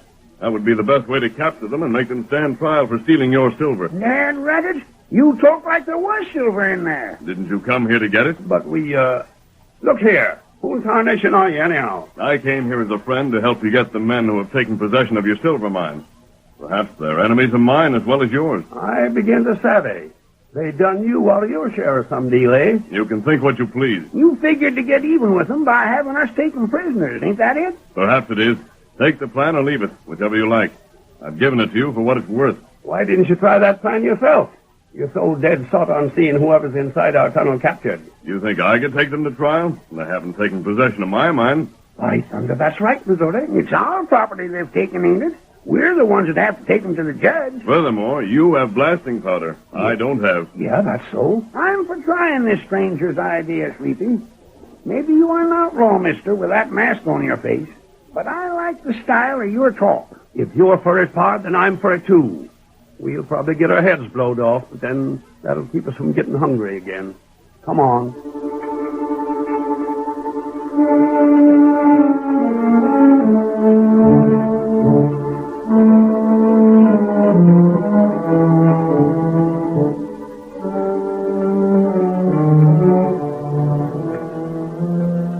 Missouri and his partner went about the task of attaching the fuse. The Lone Ranger stepped quietly away, permitting the two old prospectors to believe that he was an outlaw. When they had the powder and fuse ready, the men crept to a spot a few yards away from the tunnel entrance. Got that fuse fixed right, Missouri? Yeah, it's powerful short, but I reckon it'll do. Which one of us better do the throwing, Missouri? No. We've got to do it from here, though, or we'll be seen. Got a light? Yeah? Careful with it. I know how to do this. You better throw it, Missouri. We got to make her land in the side of the hill, just above the tunnel entrance. Leave it to me. Here goes the match. Now for it. Hold her steady while I light that blasted fuse. Yeah? There. She's catching. Throw it, quick. There she goes. Fall flat down on the ground. I'm down. Now hold your ears.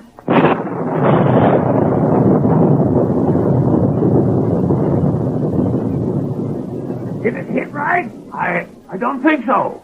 Yeah, it did. Look, the entrance is closed. We got him trapped. Hit it right square. You done just swell, Missouri. We sure blocked the tunnel that time. All right, Sleepy. We're heading for the air shaft atop the hill. And when we get there, we'll sit and wait till them coyotes get good and tired of worrying about getting out.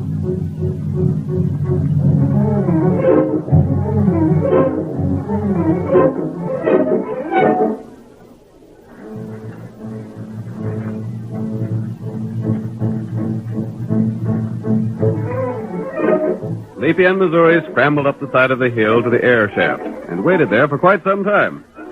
They didn't know that while they were watching the opening, Tonto was racing toward the town to bring the sheriff and his men. Finally, Sleepy said, I reckon we can try and help them coyotes now, Missouri. Yep. I'll try and talk to them.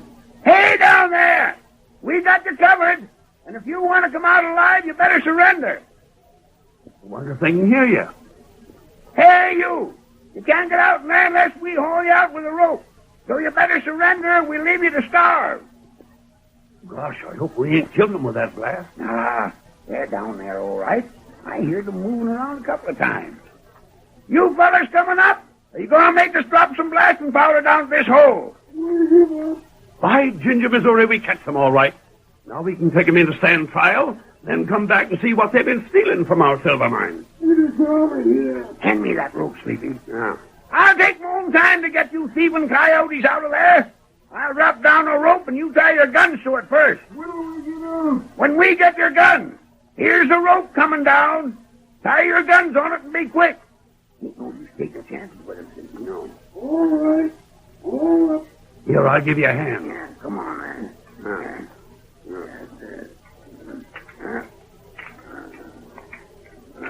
There we are. Untie the gun, Sleepy. She's a-coming. But remember, we'll drill you critters if you try any tricks on us. Grab a hold now and we'll haul you up. Wait till I get a hold, Missouri.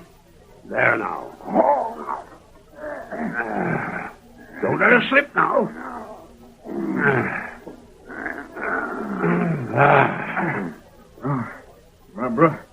My pod's still down there. Well, we'll get him out pronto. Now you stand by and don't try nothing. Yeah.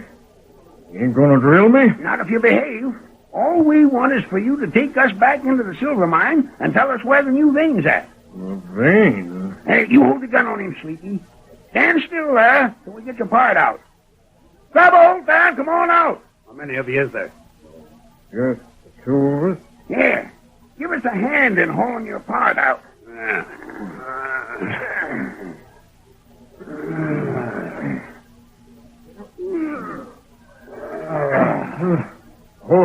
These holes, take it easy.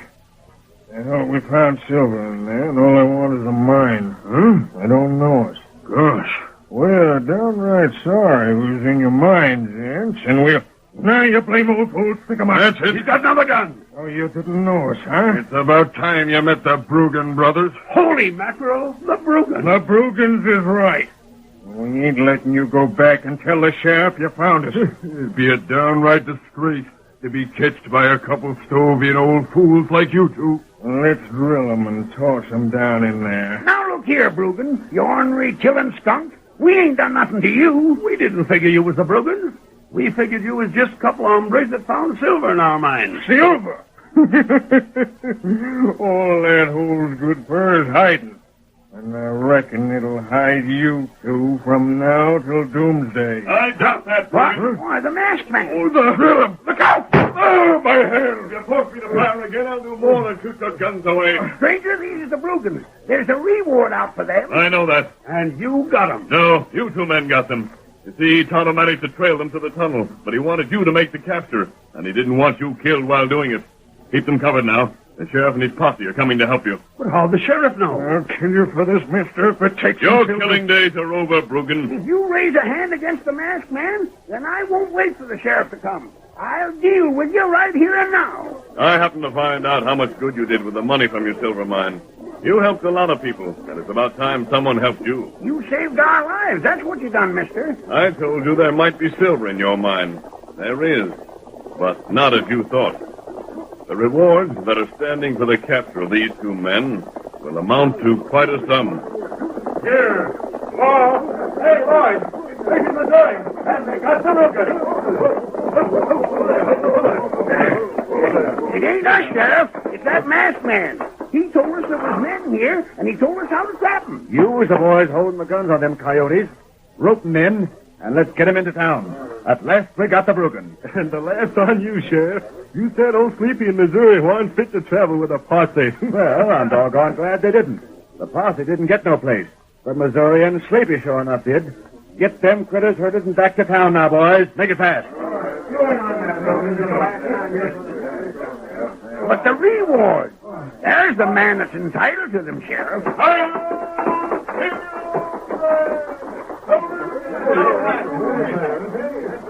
Well, looks like he wasn't interested in no reward, Missouri. Rabbit, there's things I don't savvy about this, Sheriff. Me too. I wonder if it ain't that masked man fired the shots that made us figure someone was inside that tunnel. And the same with that there blasting powder. It landed a long ways from where it was supposed to land, and yet when it went off, the explosion was right above the tunnel where it do the most good. There's lots that needs explaining. Yeah. Sleepy, that mine warn't no good, and the masked man knowed it. All he wanted was for us to capture the two Bruggens so we'd get that reward money. And thanks to him, we don't never have to worry about food and sich again.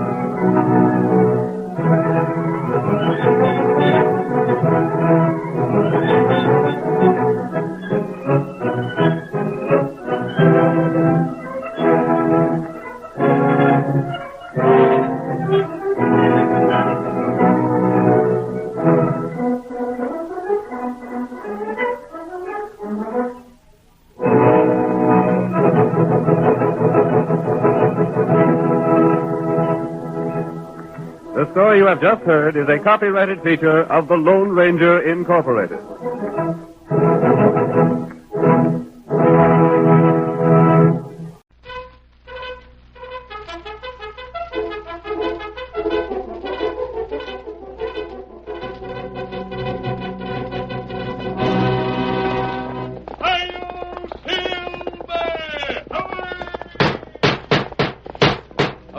With the speed of light, a cloud of dust, and a hearty hi-yo silver, the Lone Ranger.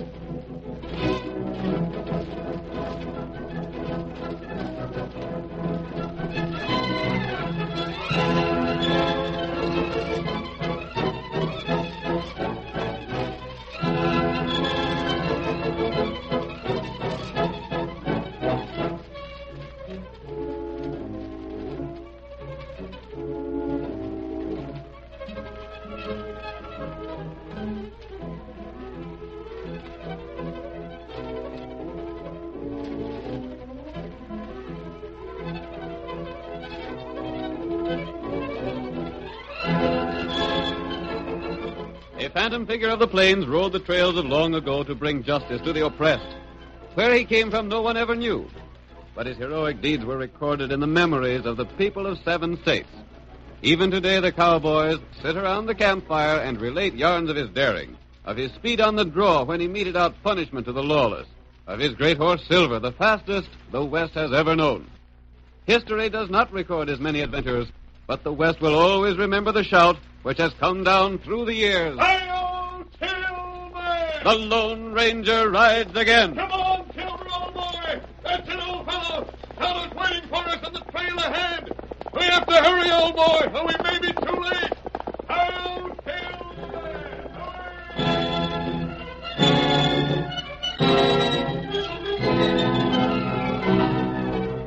The Lone Ranger urged the great horse Silver down the trail toward Wells City, a typical rancher's community of the pioneer days. Ben Bush was the wealthiest man in town. He owned the bank, controlled vast sections of rangeland in the territory, received dividends from most of the other commercial enterprises.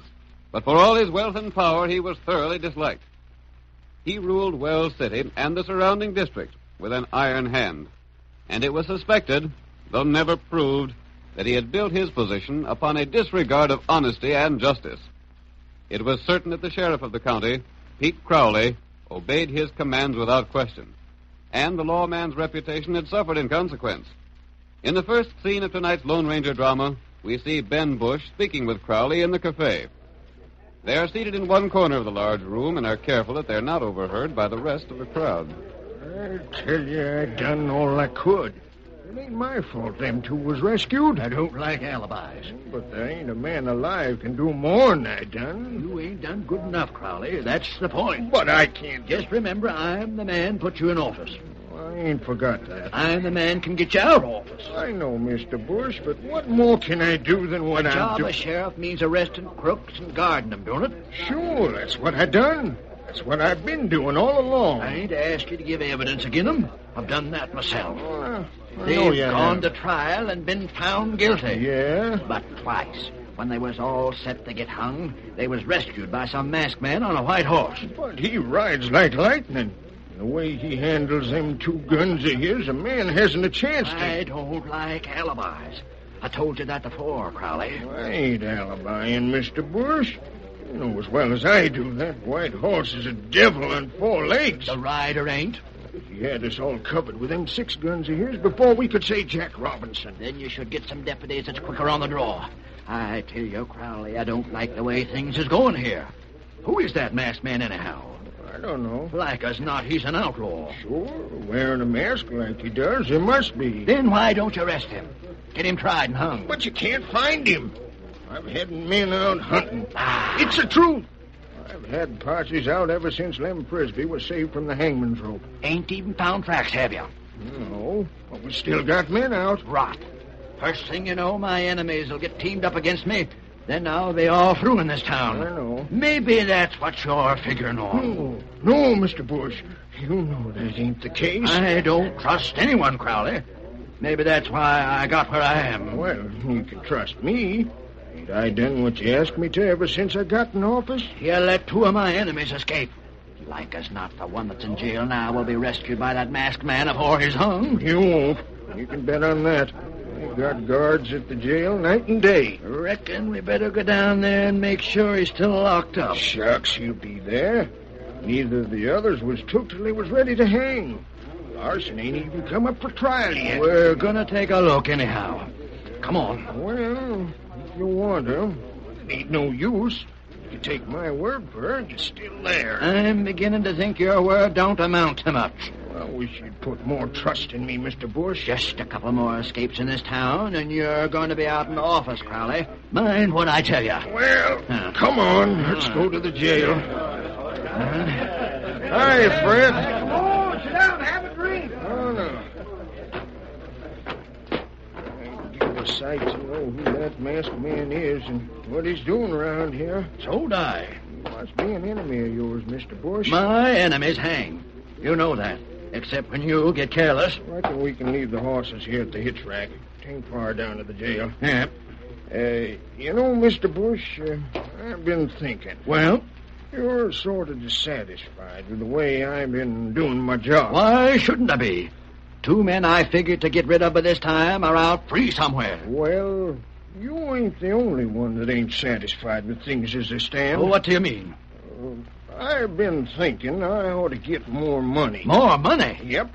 If you had an honest sheriff in here, you wouldn't stand a chance of getting away with the things you've been doing. Yeah? Well, get this, Crowley. Any time you get tired working for me, or any time I get tired of the way you do your job, there's a jail cell waiting to hold you. You mean... I mean I got evidence to put you in jail, same as I got it against my other enemies. Hey, look over by the jail. A white horse. If that's the same man... Hurry up, Larson, this way! Use your gun, drop him. Get the two of them. They're getting to the saddle. I never figured he'd try and get Larson away before his trial. 3 of my enemies out loose, and all saved by the same man. Crowley, I'm beginning to think you're scheming things against me.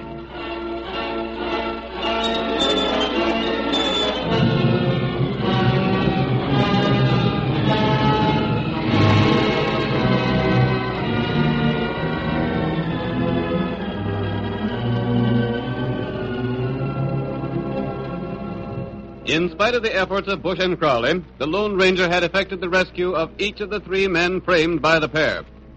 After his last exploit, the masked man returned to his camp with Steve Larson, the third of the rescued prisoners. Tonto, this is Steve Larson. I just helped him to escape from jail. Oh, that's good. I don't savvy this at all. Who are you? I hope to be your friend, Larson. What'd you bust me out of the jail for? So you wouldn't be tried and hung for murder. But they didn't have no evidence against me. They didn't have evidence against the other 2 men, but both of them were ready to hang. You're the man that rescued them? Yes, Tonto and I. Where are they now? They're safe for the time being. Just what are you up to, mister? What's the mask for? I brought you here to ask questions of you, not to answer yours. I suppose I should be doggone grateful to you, but I ain't. I'm not asking for your gratitude. If I got tried and freed, I'd been all right. But as it stands now, I'm an outlaw. Yes. My wife is there in town. So's my kid. I can't never go back to see them. My busting out of the jail is the same as confessing my guilt. You were accused of murder. Yeah, but I could have proved my innocence. How? The night Sam Turner was killed, I was at home with Mary and little Jerry. That wouldn't clear you, Larson.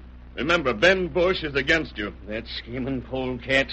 Someday he's going to get all that's coming to him. That's what I'm working for. You know about him? Not all that I want to know. You tell me about him. He's got so much money he does whatever he darn pleases. I've been told that. You had money in his bank, didn't you? All my savings. About $3,000. That's just the point. Huh? Frisbee and Slade had their money in his bank. That's why they were framed for murder. See here, do you mean to say they weren't guilty of murders? No. But the evidence, what? 4 men seen them do the shooting. Those 4 men were paid to tell the jury that story. By Bush? Yes. What's his game? Larson, Bush takes the money people put in his bank. Steals it? Yes. Then before the money can be claimed, he arranges for the owner to get into trouble. And Sheriff Crowley works hand in glove with him. See, do you mean to tell me I'd have faced what Frisbee and Slade did? Yes. That there'd have been men on the stand that swear they seen me shoot a man? That's just what would have happened. Why, they don't... You call Bush a schemer and a polecat. What do you know about him? I know he never gives a man a chance to pay up a mortgage if he has a little late on it. Yes. He swindles and cheats wherever he can. I always thought he stuck to the letter of the law. No, he doesn't even do that. What am I to do now? I want you to help me. How? I'm going to ask you the same question I asked Slade and Frisbee. Yeah? Will you stake your freedom on a chance that you might hang rather than spend the rest of your life as an outlaw? I don't savvy. As you stand right now, you're safely away from the jail. You can leave my camp and go where you want to. But you'll always be hunted by the law for a crime you didn't do. I savvy that. If you'll help me and risk being captured, there's a chance to put Ben Bush and Sheriff Crowley where they belong. And then you can return to town a free man. Life wouldn't mean much to me, away from my wife and kid. Then I can count on you? Yes. I suppose Frisbee and Slade decided different, being as they ain't around here. But I'll go in with you. They've made the same choice. Yeah? Gosh, then the 4 of us are working together? There are 5 of us, counting my friend Tonto. Oh, yeah. Larson, from now on, don't ask questions. Just do what you're told and count on us. I never thought I'd trust a man that wore a mask, stranger. But there's something about your style that makes me like you and trust you. I'm taking your orders from now on.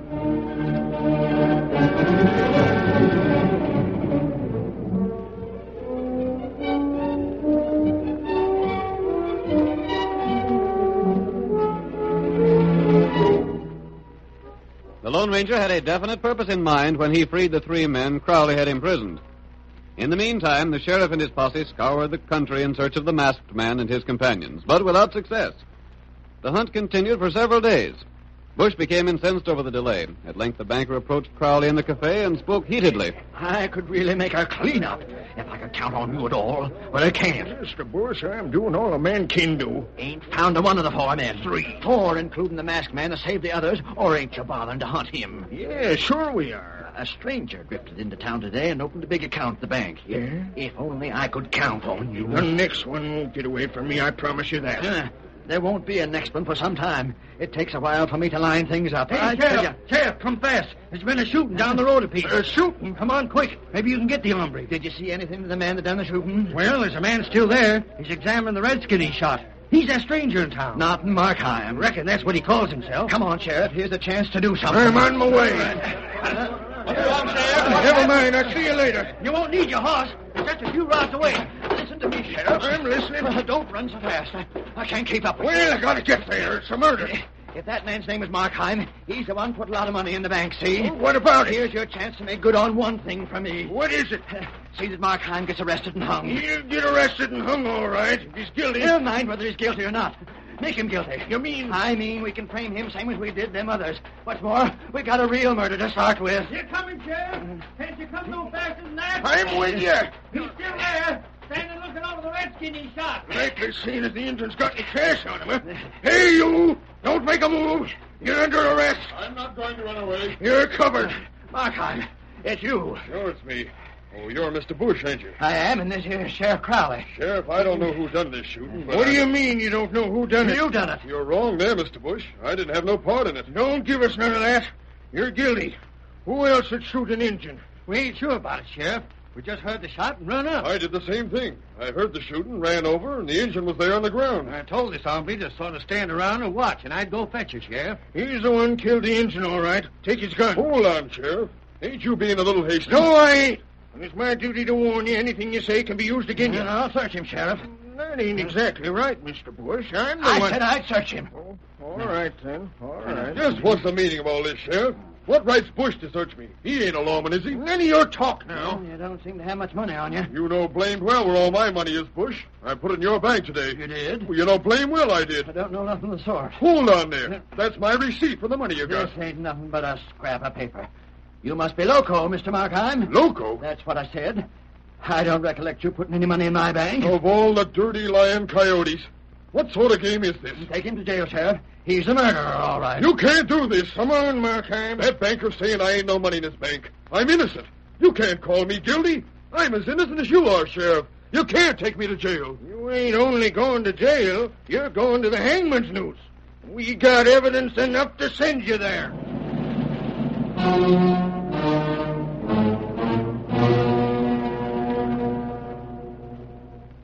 The curtain falls on the first act of our Lone Ranger drama. Before the next exciting scenes, please permit us to pause for just a few moments.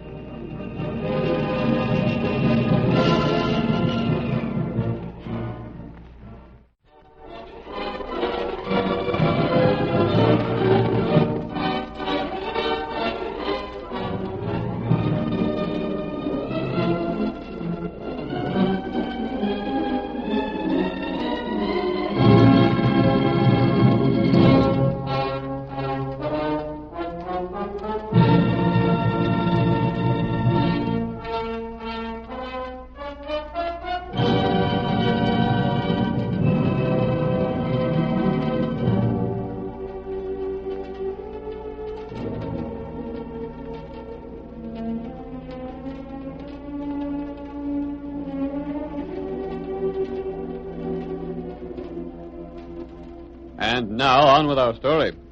You will recall that in the first act of tonight's Lone Ranger drama, the banker and the sheriff of Wells City framed 3 men for murder, only to have them taken from jail by the masked man.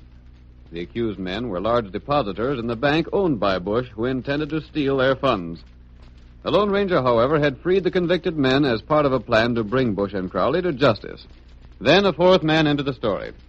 His name was Markheim, and he was discovered standing over an Indian he was accused of killing. That same afternoon, Markheim had placed a large sum of money in the bank. Bush saw another opportunity to frame an important depositor. Hold on now, Sheriff. Can't you listen to me for just a minute or so? Oh, talk fast, then. What is it? You ain't even looked to make sure the Redskin's dead before you jail me for murder. We'll do the looking later. We don't take chances with murderers like you. Then make that banker give me back the paper he took from me. It wasn't nothing but a scrap of paper. I throwed it away. It's a receipt for the cash I banked in your place today, Bush. I suppose now you'll claim I ain't no money there and keep it for yourself. Take him in, Sheriff. Yep.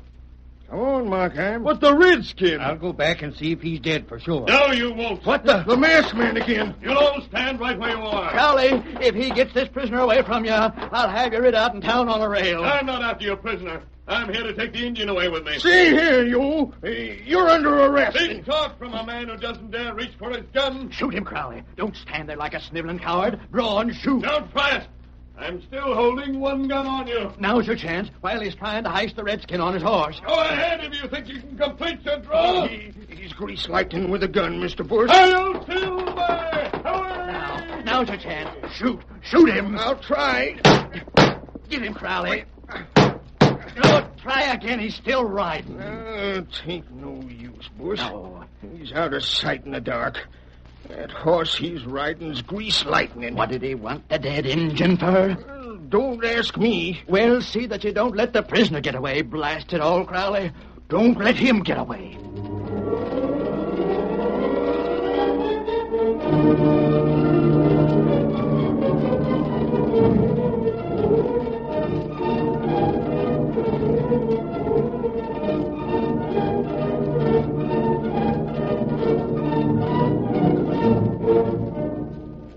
The Lone Ranger made no attempt to rescue the sheriff's latest prisoner. Instead, he and Tonto rode swiftly to their camp.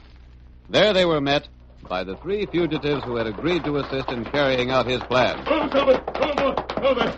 Here we are, Tonto. How'd it come out? What happened, mister? What did you do? Everything worked out just as we hoped. They didn't even examine Tonto to see if he'd been shot or not. Can you beat that? It's just like I said. The sheriff's a crook, and so is Bush. Not only that, they made sure to get the bank deposit slip away from Markheim. Bush done that, didn't he? Yes, and the sheriff permitted it. That means Markheim will be slated to hang, and he won't have a chance of getting away. Not unless the masked man gets him away, like he done us. We're going to let Markheim go on trial. And when that trial comes up, the sheriff and Ben Bush will have a surprise.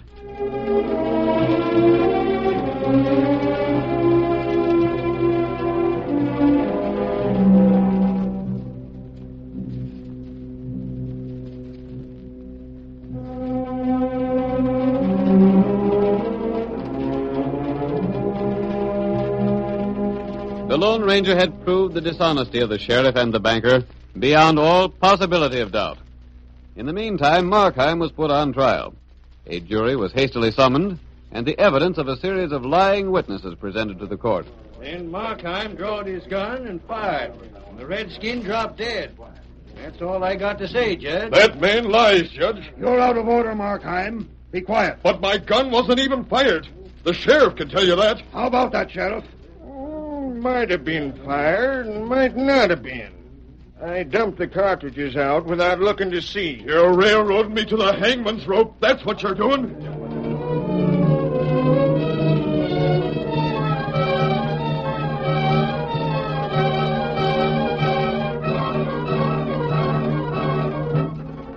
One after another, the witnesses swore to the same story.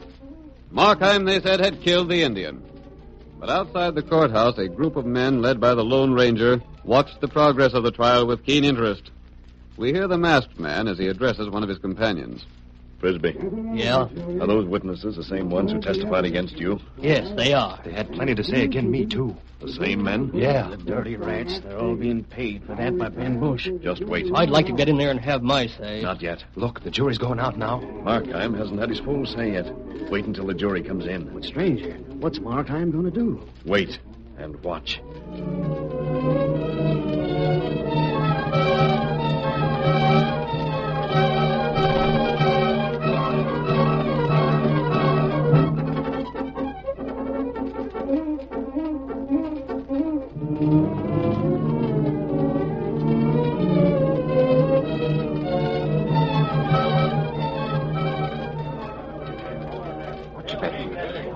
Money hangs. Shucks, I wouldn't bet 1 to 1,000 he don't.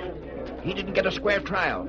Not even a man to speak for him. Ain't no one gets a square trial in this town. Sheriff himself is the biggest crook of all. Don't let yourself get heard saying that. There's a jury coming back. That jury is a hanging one.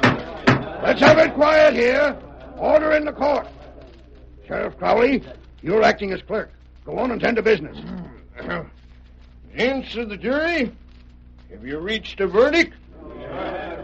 Well, let one of you stand up and tell it to the judge. We find the prisoner guilty of murder.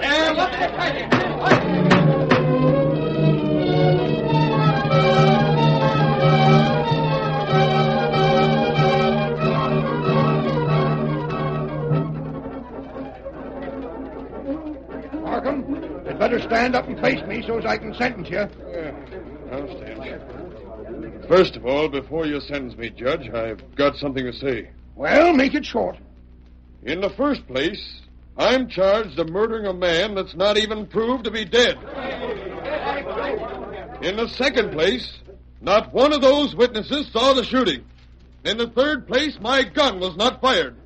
And in the fourth place, before I'm through, you're all going to be sorry you had so much to say.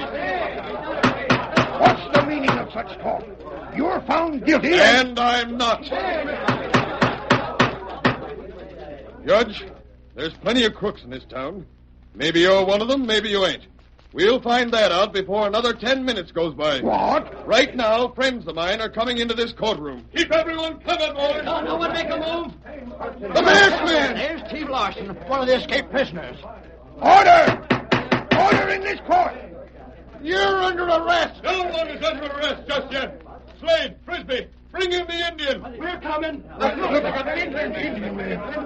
All of you, be quiet. There's the other two fugitives. Order in this court! You can't run things in this high-handed way, even if you are holding two guns on us. Careful there, Judge. We're covering everyone. All right, Markheim, take charge. Get this place quiet so I can talk. Quiet! Quiet, I tell you! That's better.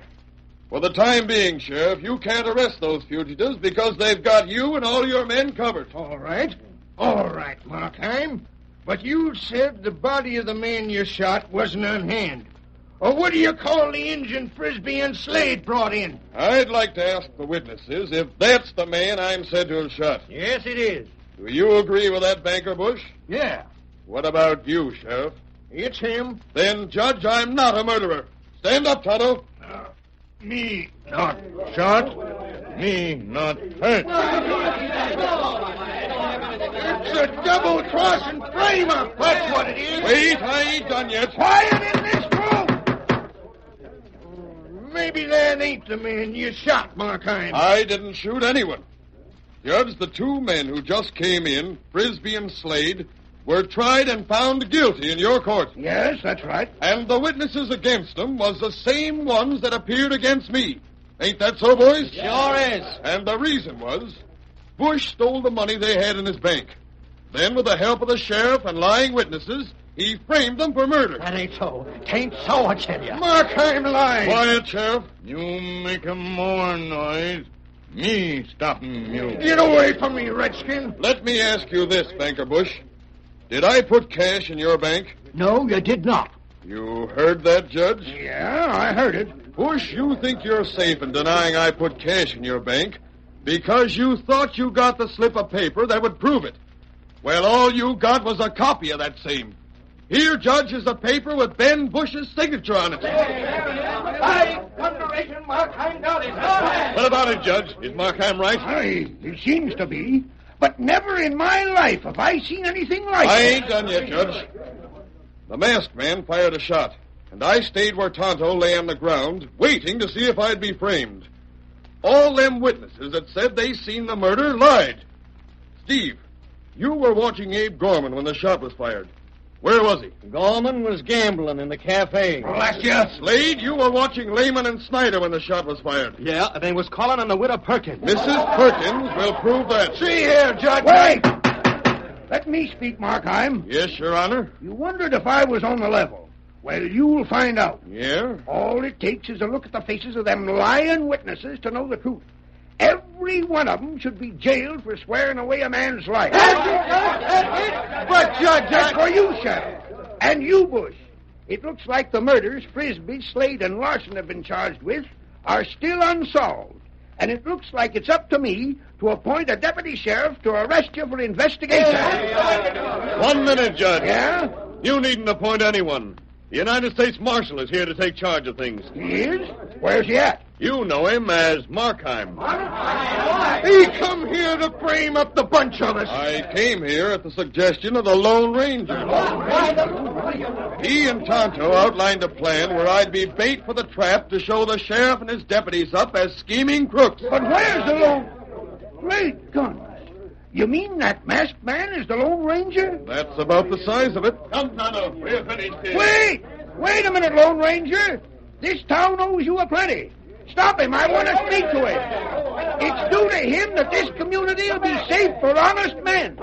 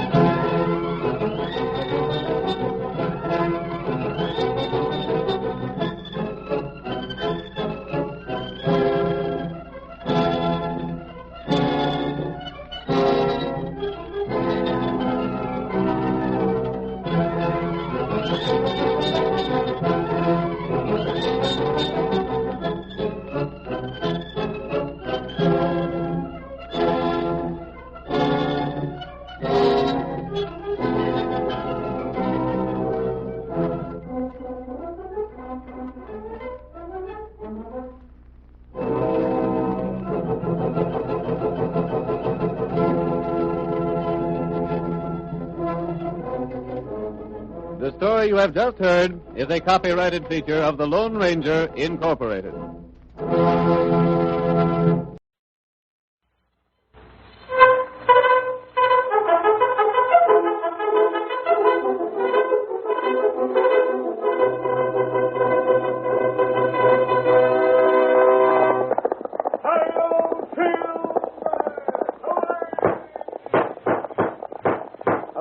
With a speed of light, a cloud of dust, and a hearty high-o silver, the Lone Ranger.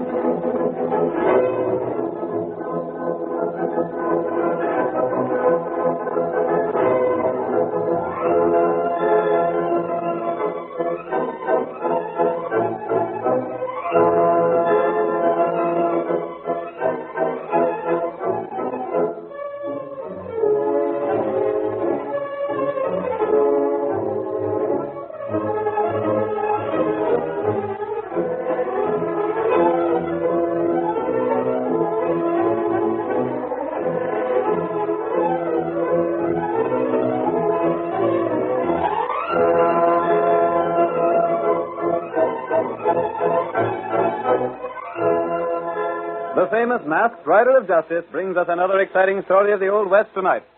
From out of the past come the thundering hoofbeats of the great horse Silver. And once again we hear the inspiring cry. Hi-yo, Silver! The Lone Ranger rides again. Come on, old boy. Tonto's waiting for us in the cafe near Abilene. We must hurry, old fellow. Hi-yo, Silver! Hooray!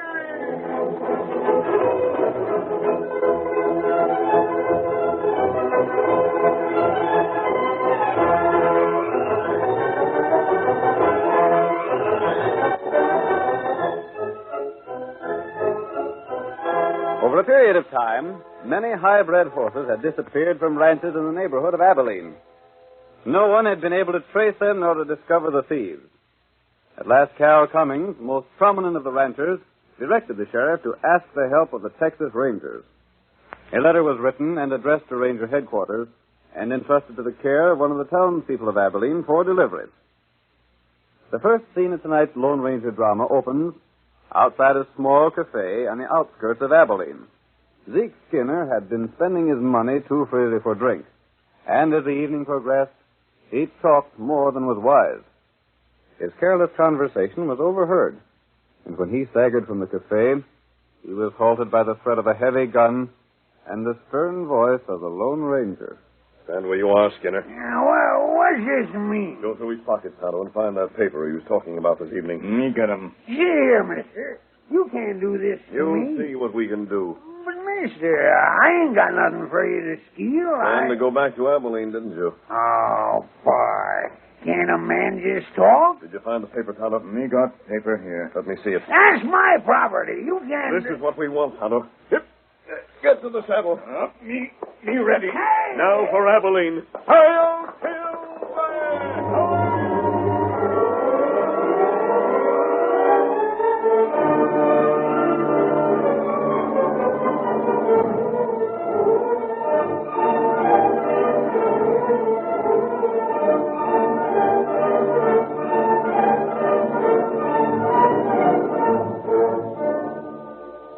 One evening, several days after the masked man took the paper from Zeke Skinner, Cal Cummings stood at the Abilene bar with the sheriff. Their conversation is about the theft of horses in the neighborhood. Cummings is speaking. Tell you, Sheriff, there just ain't no way to account for this horse thief that's been working around here. It's got me beat, Cal. That's why I was willing to send for rangers. I know when I'm against something I can't stand it. Oh, you're a smart hombre, Sheriff. I reckon you savvy that men in my position won't tolerate the loss of high-bred horses for very long. Don't get wrong notions, Cummings. I ain't sent for the rangers just because you ordered me to. No? I done it simply because I can't locate the horse thieves myself. And I hate horse thieves worse than killers. I'll see the rats hung if I have to send for the whole blamed army. You reckon, Sheriff, I'll change my mind about buying a drink? I figured me and you understood each other. I buy my own drinks. Then I don't owe nothing to no one. Well, I'll join my tap hand over yonder.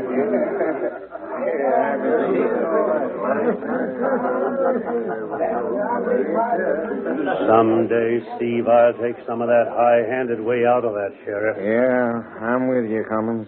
How are things fixed for tonight? All set. The boys have got that big white horse spotted at the hitch rack again. Good. Found the man that owns him yet? No, but it's true that he goes masked. He's a hard man to locate, though. Well, he must be close by if the horse is here.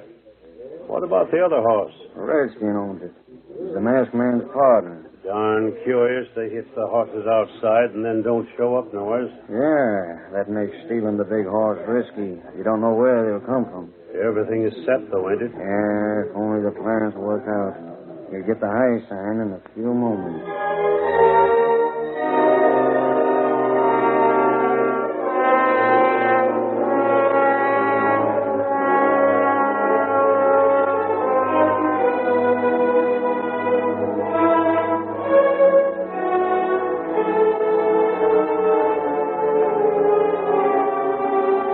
In spite of the way Cummings had spoken to the sheriff, he himself was the leader of the thieves. Silver, the Lone Ranger's horse, seemed to him a splendid prize, and Cummings' men were given orders to steal it. Silver put up a terrific battle as the crooks dragged him from the hitch rack.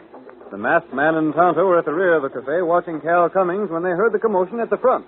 Tonto, that's Silver. What's the matter? Come on, we'll see what's going on out front. They're taking Silver away. You take white feller. Go get him, thief. If only I could shoot to kill. And there, other horse near, white feller. I'll take your horse. You take the other. We'll get after those thieves. Silver will fight those crooks every step of the way. Steady, feller. I'll All take right, stranger. Hoist them. We got you covered. Put down those guns. My horse is stolen. Keep your hands high or we shoot. Don't take no risk, mister. We're Texas Rangers. You? That's right. We're here to get the horse thieves. And it looks like we got 'em. What's going on here? What's all the noise? Them's the Texas Rangers. We seen this masked hombre and Injun taking horses. And the Injun sent to mount one with a CC brand. Well, that's my horse. My own horse has been stolen. We were borrowing a horse to get after the thieves. Tell that to the jury. We got 'em covered. Gosh, it don't take you gents long to make an arrest. Oh, you're the sheriff, huh? Yes, my jail's at your disposal. We figured something funny when we seen a masked man coming this way on the run. If you were here, you saw thieves make off with my horse. That's a likely story. I'll help you lock 'em up. Maybe they'll tell where the other mounts is hid. Gahula. Yes, Tonto. What's that? Olal Tulab. Tu Talu. That's all we can do, Kimosabe. Hey, cut that chatter and engine. You're under arrest. The only reason I don't draw and shoot is because one of you would have to die. But there's another way. You're under arrest. Now, Tonto. Oh, you got him. Go. Last thing. Come on. He got loose. Shoot him. Get off me. Got us off guard. Get your gun. Two doctors see him. Get this engine off me. There. I got the engine. Well, we got him anyhow. You got me. That all right? You'll pay for this. Thought you was slick to jump us and spill the lot of us. You let the masked man get away. Well, take it easy. We'll corral him later on. The main thing is we got one of the horse thieves. We ought to drill him on the spot. No, don't do that. Take him to jail. Make him tell all he knows. Keep him there till he gets hung.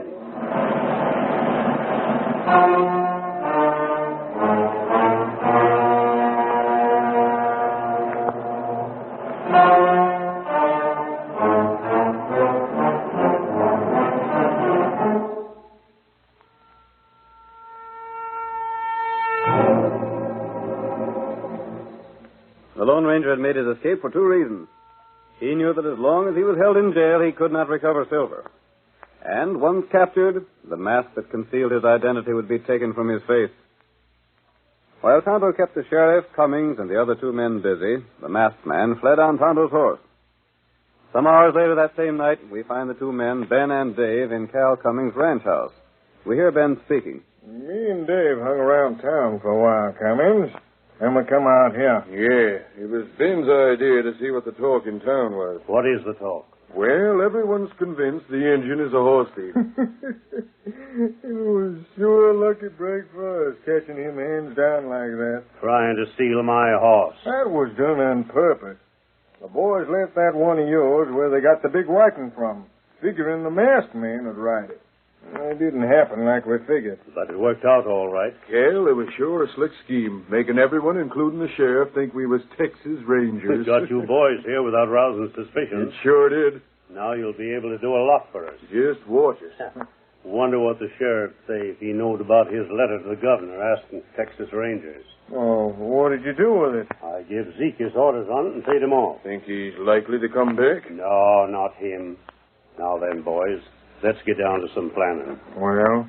I got a half a dozen other horses lined up to take. All good uns? The finest. Just give us the orders, that's all. I got an idea to make folks more than ever sure the Injun and his pard are horse thieves. Yeah? And get us horse flesh into the bargain. Oh, let's hear it, Cal. The Injun has got to make his escape. I don't hanker to see that happen. When he busts loose, he takes a lot of horses with him. Oh, it might be fixed to look like that party is where the mask busted him out. That's it. Wonder where he went to, anyway. Oh, he'll be a long ways from here by this time. Reckon he's still riding. Now, we got to make dead sure of one thing. What's that? That the engine travels when he gets loose. Any reason why he wouldn't travel? I don't take chances, boys. Well? We got to start lynch talk. Lynch him? Is that what you mean? That wouldn't work out for your plan. You can't lynch him. Oh, he won't get lynched. We'll get a mob riled, though. Then when he gets out, he'll travel fast. Well, I don't expect the sheriff will take to lynching. Well, I'll have one of the boys keep him in tow, away from the jail. Steve can rile the lynch mob. That sounds like a good scheme, Hey, Cummins. Now, Steve. That white horse is a devil on 4 legs. I can't handle the critter at all. Where's he at? The stable. It was all quiet and calm. Then all of a sudden... Well? Gosh, I wish you'd seen it. Them ears poked forward and the head come up, and then it started in raising particular Ned. Biting, pawing, kicking, I don't know what now. Gosh, it's a powerful critter. That ain't all.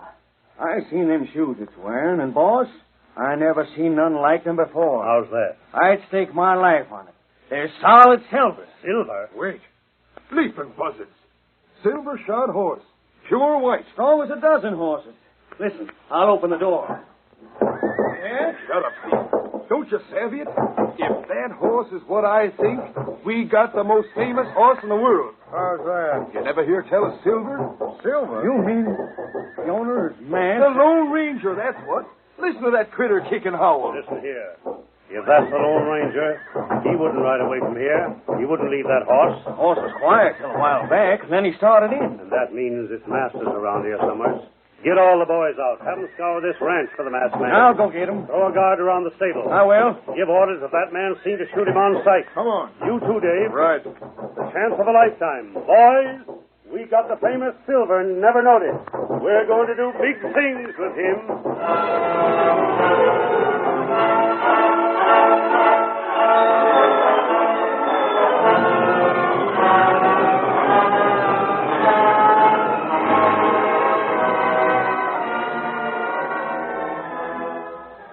The curtain falls on the first act of tonight's Lone Ranger drama.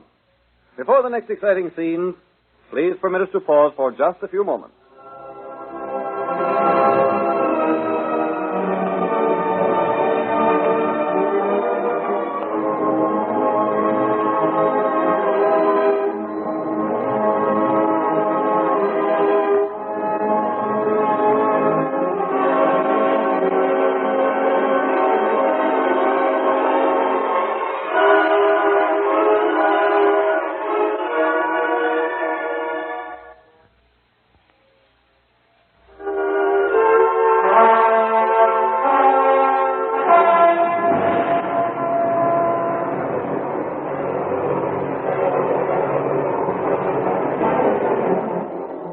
Now to continue our story. You will recall that in the first act of tonight's Lone Ranger drama, Cal Cummings, leader of the thieves who had been stealing horses in the Abilene district, ordered the theft of Silver, the great white horse belonging to the masked man. When the Lone Ranger borrowed another horse to pursue the crooks, he and Tonto were arrested by the sheriff and two men posing as Texas Rangers. The mystery rider escaped, however, and made his way to the Cummings ranch, where Silver, sensing his presence, whinnied loudly. Our next scene reveals Cummings and the two false Texas Rangers seated in their saddles, watching the stable that holds Silver. Horse is quiet now. Reckon the masked man ain't been here after all. Drat the luck. I hope to get a shot at him. So do I. Just as well. If he had been here, he might have heard our plans. And that had spoiled everything. Yeah. But he wouldn't have had the chance to, Cal, if we'd have got him. You might have, and you might not. I'm as well satisfied if he's kept aboard the Redskins' horse and hightailed it away from these parts. What are we going to do? Stay on guard in the saddle all night? I'll get the boys together and we'll take turns. Oh, me and Dave have had a hard day, Cal. It's a long trip from where we sold them other horses to here. You boys can sleep. You got a busy day tomorrow. I'll see the stable's guarded. Tomorrow we got to pose as Rangers, and then at night we got to bust the engine out of jail. Then take another lot of horses with us when we leave here to hunt the horse thieves.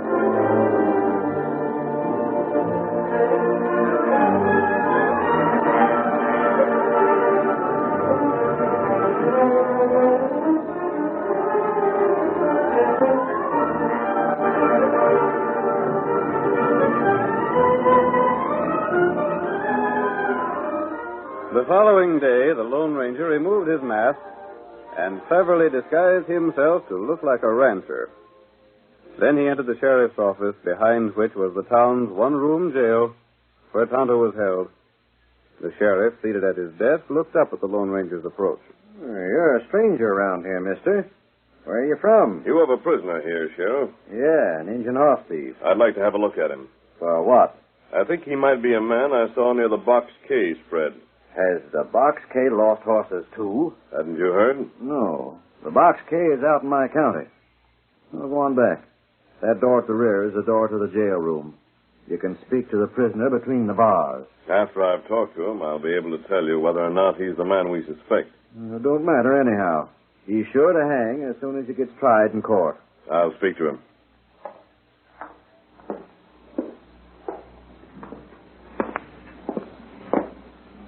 Kimosabe. Me know you come. Tonto, I've learned the entire plan.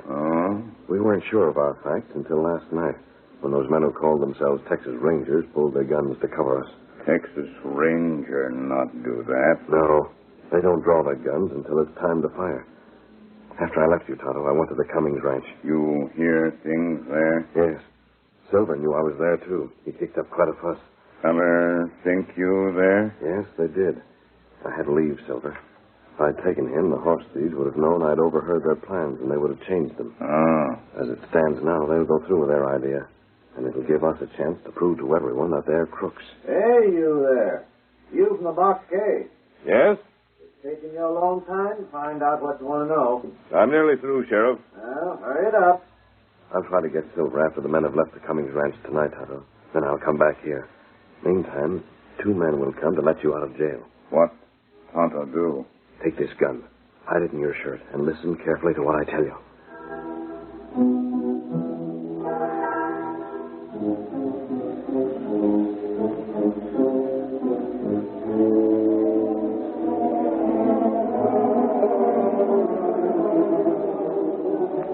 Cummings and his scheming companions left the ranch that night, planning to rouse the townspeople against Tonto.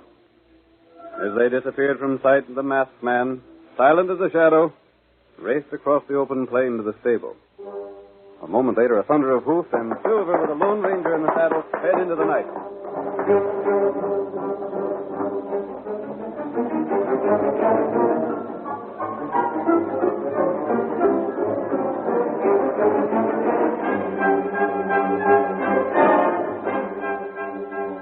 Meanwhile, Cummings, Dave, and Ben took cover behind a dark row of buildings near the jail.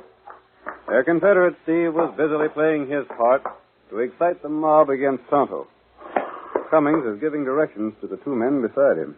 Now remember, boys, as soon as we let the redskin out, we get back to my place. And you two will have to take them horses we picked up tonight and start 'em moving out of these parts. We're taking them to the same place as the others. Yeah, and sell 'em fast. Get back here with the cash. Leave it to us, Carol. I am. I just wish we could take that white horse along. Well, you can't. He's too hard to handle. He'd fetch a good price. Now, leave the critter with me till the next time. Maybe I'll have him broke by then. Ain't it time something happened? Yeah. I figured Steve would have started the lynch talk by this time. What do you say, man? Starting now. Good. What kind of hombres are we to let that critter stand trial? Likely not get found guilty. You know me, boys. I ain't for lynching a man no more than you are. Maybe we better let the law take its course. That's all right in most cases, but now I think we don't like lynching a man. A horse thief ain't a man. Look at what that critter's done. Sam, you lost 2 fine horses. Yeah. Pete lost 1. What are you going to do about it? Sit back and do nothing? I say we should take the law in our own hands and string the redskin up. Yeah, seems right. You know what'll happen if we don't? You go on trial and say you don't know nothing about the horse stealing. He'd be found guilty, though. We got evidence. What sort of evidence you got? He was catched by Texas Rangers stealing Cal Cummings' horse. Cal's got his horse back now, ain't he? Yeah, that's right. Sure he has. Cal's got his horse back, and the Indian can say he never seen it. Who's there to prove he did? You can't get them Texas Rangers to testify in court. They don't do business that way. You may be right after all. It'd be a disgrace to the town if the redskin horse thief was to be let go free. That's just it. Maybe if he sees it's going to be strung up, he'll tell us where the rest of the stolen horses are hid. Well, it's a chance to get our horses back. Maybe he will talk at that. Most likely he'll tell where his part's at. I tell you, boys, it's worth trying. Yeah. What do you say? We get on this. That's the way I feel about the He's working them along in great shape, ain't he, boys? Head bunch is all set to start out any minute now. We'd better be set ourselves. Let's get on our horses. As soon as they start moving to the jail, you boys get on the jump. What about the sheriff? I locate him and stay with him. Come on, boys. Let's take the jail by storm. Who's got him? That's it. Bring up.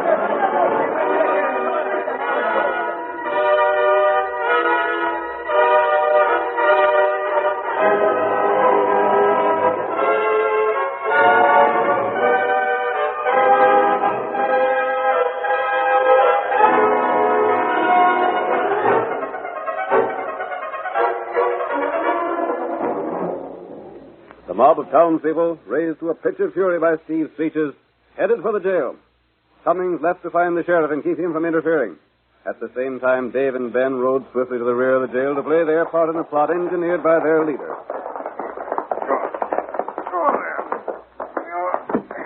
Here we are, Dave. Think we can get this back door open as easy as the front? Sure thing. It was a good stunt planning that lynching. Of course. It's the only way we can make sure the Injun be able to run for his life. He's innocent and he knows it. Might be willing to stand trial. Wait a minute. Hey, you redskin. You in there. What you want? Listen, we're getting this door open, savvy? We don't want you to get strung up. Hey, let me get this bar. Get in the lock. I'll pry it open.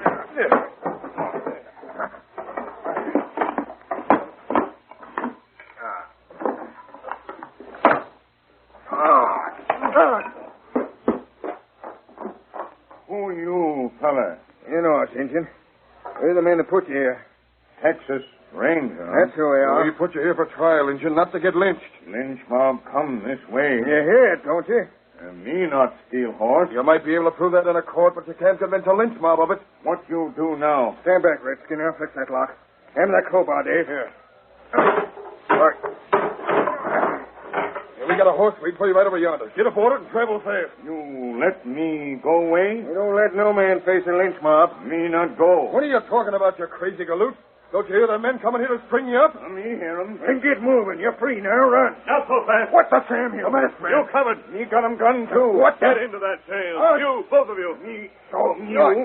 The mob's at the other door right now. You can't do this. We're Texas Rangers. You can't do this. And the fight there. We aim to get that red stone.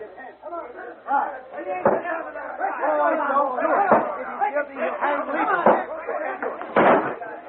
Now you got it. Grab the red stone. All right, wait for it. It's us, listen. The two Rangers. What are you doing in there? Get them two behind us. A masked man. That's the engine with him. They busted the other door. Stand back. Get back here, all of you. If there's a man among you dares draw a gun now, let him try it. I'll shoot. I'll shoot the gun from anybody else who tries that. My hand. Where's your horse thief, boys? Get him. Wait. I'll show you the real horse thief. I don't savvy this. I'd Be like quiet. to know. There are horse thieves here, and you'll have them in just a moment. Sheriff, these two men are no more Texas Rangers than you are. They're two of the thieves who've been working around here. He lies. Sure he does. Those are the men who have been taking the horses from the Cummings ranch and selling them. Where's Cal Cummings? There he is, trying to get away. Come back here, Cummings. Through here. Come on, Cal. We'll see if the man with them guns is telling the true facts. Maybe these are the critters that's been taking horses from your spread after all. Not Cal Cummings' horses. They take the horses which Cummings and Steve and other C.C. Waddies have been stealing from all of you. Those animals go first to Cummings' place. That ain't true.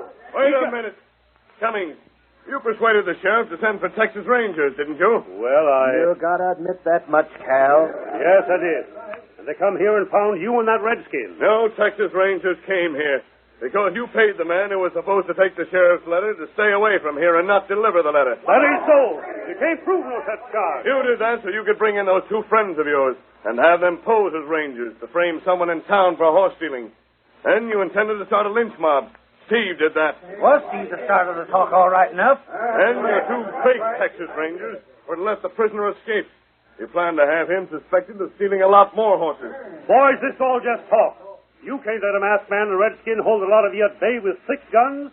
Rush them. Rush them yourself if you're behind, sir. Keep talking, stranger. You got any proof of what you say? I have the letter you wrote, Sheriff. For the Texas Rangers? Here it is. It was never delivered. You can find Zeke Skinner if you want to. He'll tell you how much Cal Cummings paid him and how he lost it in a gambling place on the outskirts of Abilene. There ain't a word of truth in what he says. By thunder, he talks a straight story. Is the letter genuine, Sheriff? This is a letter I wrote, all right enough. Where'd you men rush these two? That's it. Don't let them talk you out of doing justice, boys. Maybe they're talking us into doing justice. You want more proof? You got more proof, stranger? Go to Cummings' place right now. You'll find the horses that were taken away from here tonight. Horses stolen from you. You'll also find letters from the men who bought the stolen horses, telling Cummings to get more of the same kind. By thunder, all you gotta do is look at Cummings' face to know the masked man tells the truth. Boys, wait. Listen. Don't rope me. I got a right to a trial. You'll get a trial, all right. And so these crook pards of yours. That's more'n you wanted to give the redskin. Boys, tie him up. You two deputies stand guard till we get the jail doors fixed. Come on, Tonto. Let's get out of here. Now we'll get back a lot of stolen property and jail an ornery scheme and pack of Together again, Silver, old boy. Come, Tonto. We're riding. Hi-yo, Silver!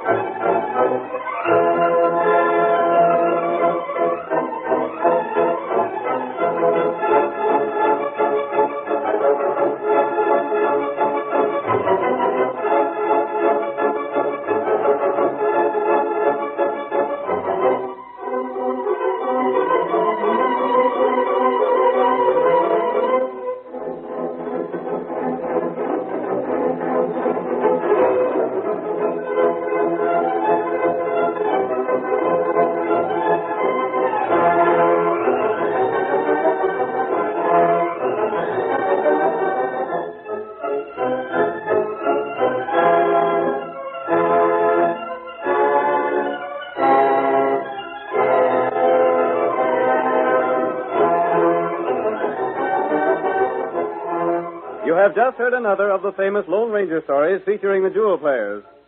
These exciting Western dramas originate in the studios of WXYZ Detroit and are sent to you each Monday, Wednesday, and Friday at 7:30 p.m.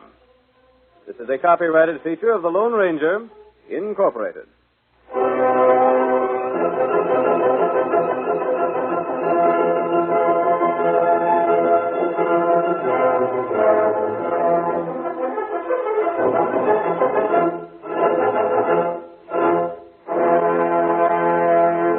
Al Chance speaking. This is the Mutual Broadcasting System.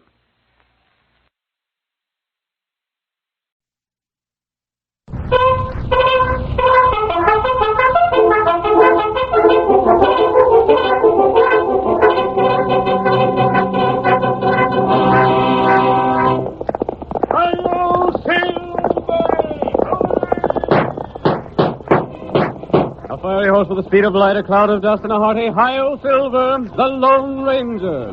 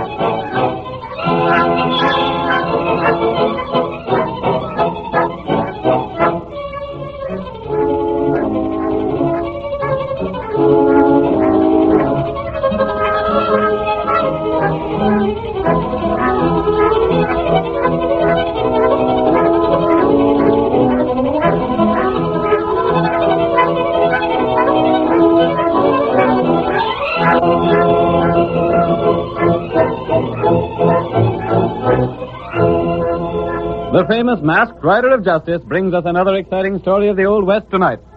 From out of the past come the thundering hoofbeats of the great horse Silver. And once again we hear the inspiring cry, Hi-Yo Silver! The Lone Ranger rides again. Come on, old boy! Toddle's waiting for us in the cafe near Abilene. We must hurry, old fellow! Hi-Yo Silver! Hooray!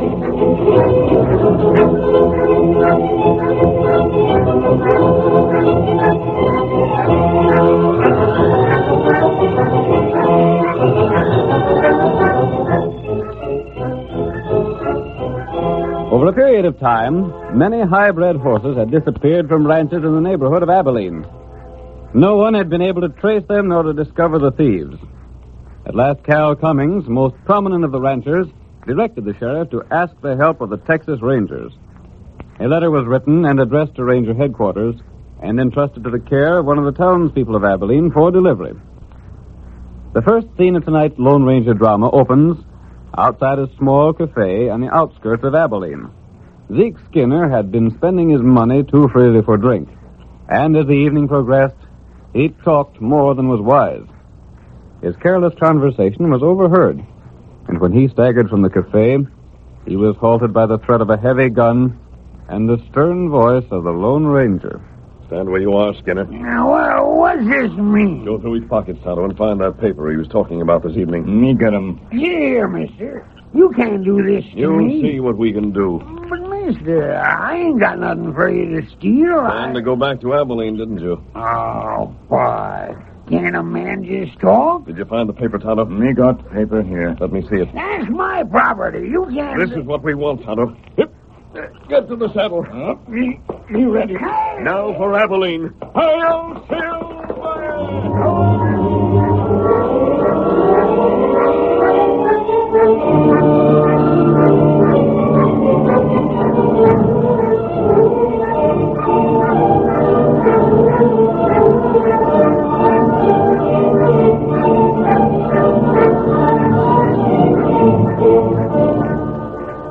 One evening, several days after the masked man took the paper from Zeke Skinner, Cal Cummings stood at the Abilene bar with the sheriff. Their conversation is about the theft of horses in the neighborhood. Cummings is speaking. Tell you, Sheriff, There just ain't no way to account for this horse thief that's been working around here. It's got me beat, Cal. That's why I was willing to send for Rangers. I know when I'm against something I can't savvy. Oh, you're a smart hombre, Sheriff. I reckon you savvy that men in my position won't tolerate the loss of high-bred horses for very long. Don't get wrong notions, Cummings. I ain't sent for the Rangers just because you ordered me to. No? I done it simply because I can't locate the horse thieves myself. And I hate horse thieves worse than killers. I'll see the rats hung if I have to send for the whole blamed army. You reckon, Sheriff, I'll change my mind about buying a drink. I figured me and you understood each other. I buy my own drinks. Then I don't owe nothing to no one. Well, I'll join my tap hand over yonder.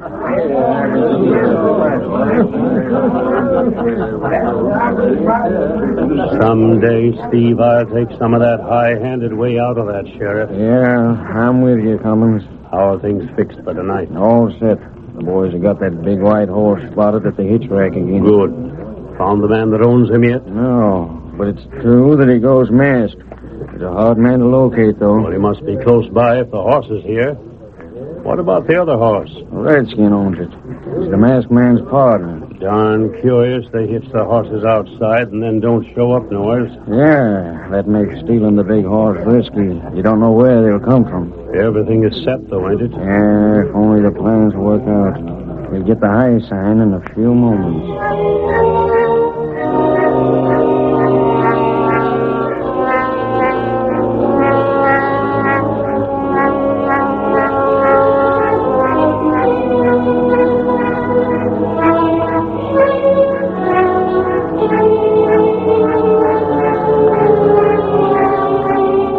In spite of the way Cummings had spoken to the sheriff, he himself was the leader of the thieves. Silver, the Lone Ranger's horse, seemed to him a splendid prize, and Cummings' men were given orders to steal it. Silver put up a terrific battle as the crooks dragged him from the hitch rack. The masked man and Tonto were at the rear of the cafe watching Cal Cummings when they heard the commotion at the front. Tonto, that's Silver. What's the matter? Come on, we'll see what's going on out front. They're taking Silver away. You take white feller. Go get him, thief. If only I could shoot to kill. And there, other horse near white feller. I'll take your horse. You take the other. We'll get after those thieves. Silver will fight those crooks every step of the way. Eddie, feller. I'll take it, stranger. Hoist them. We got you covered. Put down those guns. My horse is stolen. Keep your hands high or we shoot. Don't take no risks, mister. We're Texas Rangers. You? That's right. We're here to get the horse thieves. And it looks like we got them. What's going on here? What's all the noise? Them's the Texas Rangers. We seen this masked hombre and Injun taking horses. And the Injun said to mount one with a CC brand. Well, that's my horse. My own horse has been stolen. We were borrowing a horse to get after the thieves. Tell that to the jury. We got them covered. Gosh, it don't take you gents long to make an arrest. Oh, you're the sheriff, huh? Yep, my jail's at your disposal. We figured something funny when we seen a masked man coming this way on the run. If you were here, you saw thieves make off with my horse. That's a likely story. I'll help you lock 'em up. Maybe they'll tell where the other mount is hid. Gahula. Yes, Tonto. What's that? Olal Tulab. Tu Talu. That's all we can do, Kimosabe. Hey, cut that chatter and engine. You're under arrest. The only reason I don't draw and shoot is because one of you would have to die. But there's another way. You're under arrest. Now, Tonto. Now you gotta go. Lost him. Come on. He got loose. Shoot him. Jim off me. He got us off guard. Hit your gun. Come on. Two doctors here. Get this engine off me. There, I got the engine. Well, we got him anyhow. You got me. That all right? You'll pay for this. Thought you was slick to jump us and spill a lot of us. You let the masked man get away. Well, take it easy. We'll corral him later on. The main thing is we got one of the horse thieves. We ought to drill him on the spot. No, don't do that. Take him to jail and make him tell all he knows. Keep him there till he gets hung.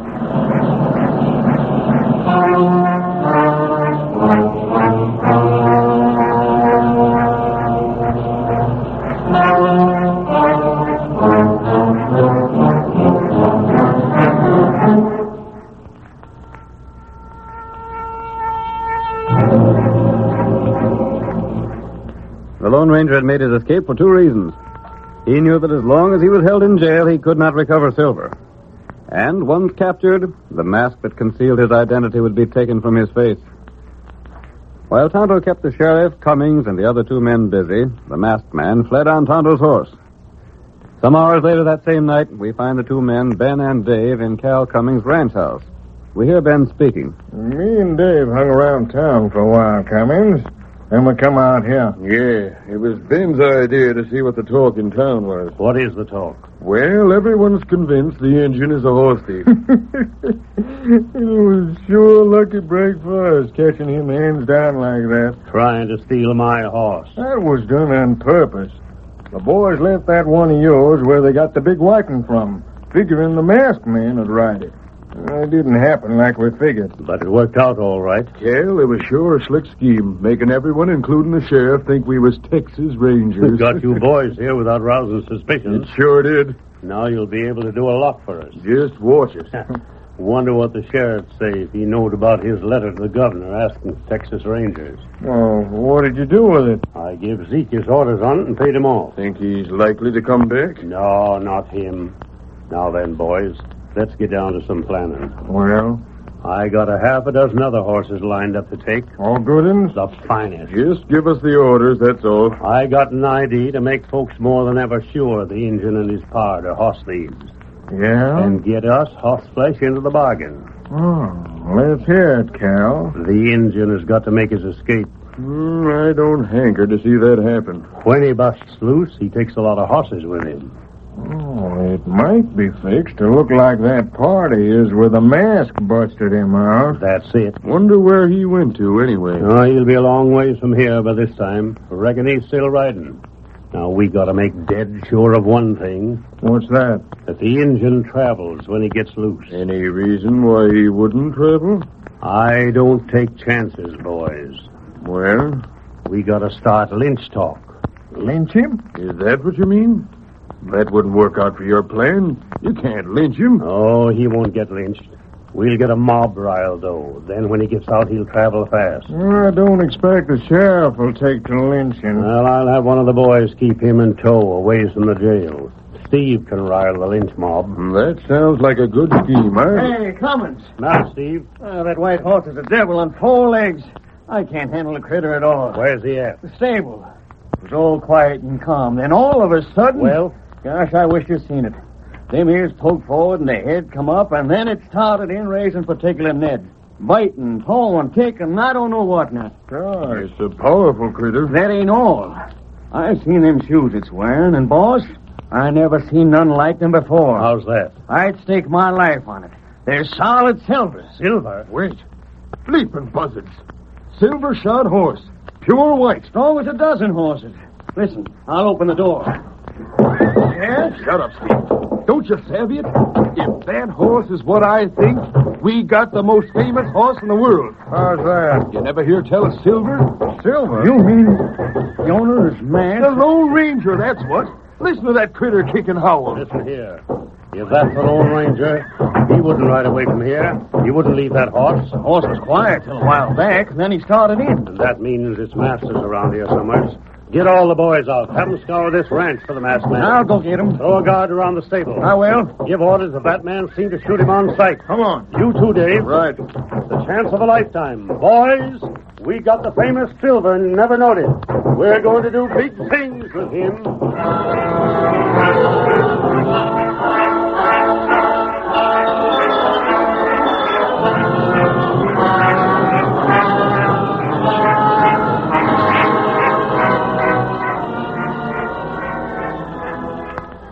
The curtain falls on the first act of tonight's Lone Ranger drama. Before the next exciting scenes, please permit us to pause for just a few moments.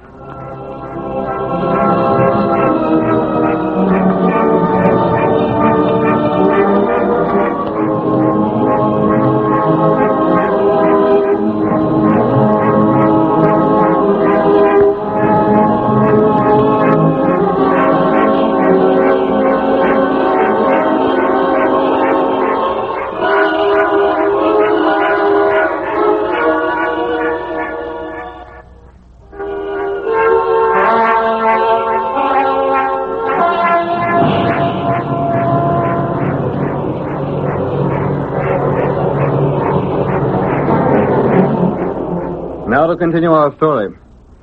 You will recall that in the first act of tonight's Lone Ranger drama, Cal Cummings, leader of the thieves who had been stealing horses in the Abilene district, ordered the theft of Silver, the great white horse belonging to the masked man. When the Lone Ranger borrowed another horse to pursue the crooks, he and Tonto were arrested by the sheriff and two men posing as Texas Rangers. The mystery rider escaped, however, and made his way to the Cummings ranch, where Silver, sensing his presence, whinnied loudly. Our next scene reveals Cummings and the two false Texas Rangers seated in their saddles, watching the stable that holds Silver. Horse is quiet now. Reckon the masked man ain't been here after all. Drat the luck. I hope to get a shot at him. So do I. Just as well. If he had been here, he might have heard our plans. And that had spoiled everything. Yeah. But he wouldn't have had the chance to, Cal, if we'd have got him. You might have, and you might not.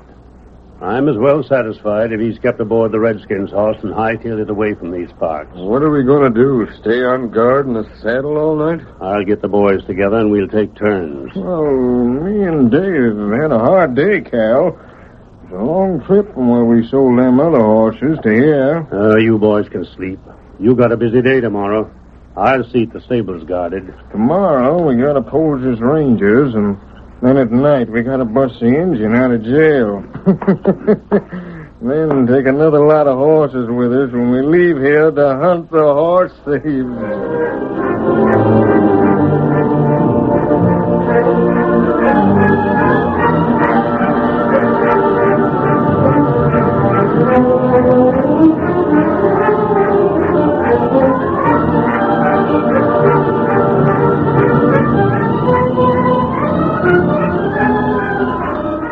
The following day, the Lone Ranger removed his mask and cleverly disguised himself to look like a rancher. Then he entered the sheriff's office, behind which was the town's one-room jail, where Tonto was held. The sheriff, seated at his desk, looked up at the Lone Ranger's approach. You're a stranger around here, mister. Where are you from? You have a prisoner here, Sheriff. Yeah, an Injun horse thief. I'd like to have a look at him. For what? I think he might be a man I saw near the Box K spread. Has the Box K lost horses, too? Hadn't you heard? No. The Box K is out in my county. I'll go on back. That door at the rear is the door to the jail room. You can speak to the prisoner between the bars. After I've talked to him, I'll be able to tell you whether or not he's the man we suspect. It don't matter anyhow. He's sure to hang as soon as he gets tried in court. I'll speak to him.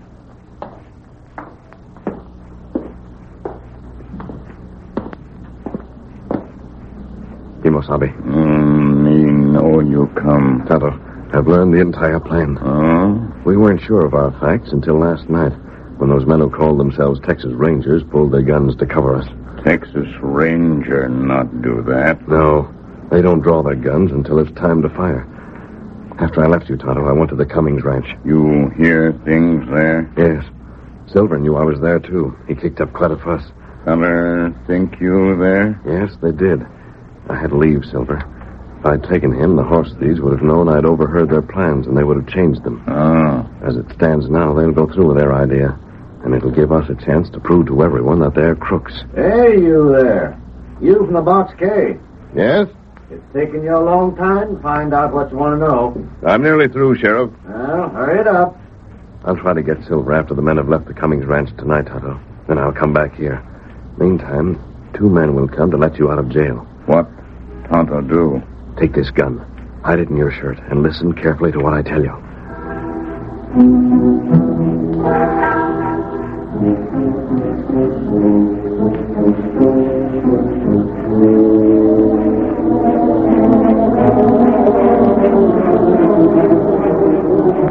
Cummings and his scheming companions left the ranch that night, planning to rouse the townspeople against Tonto.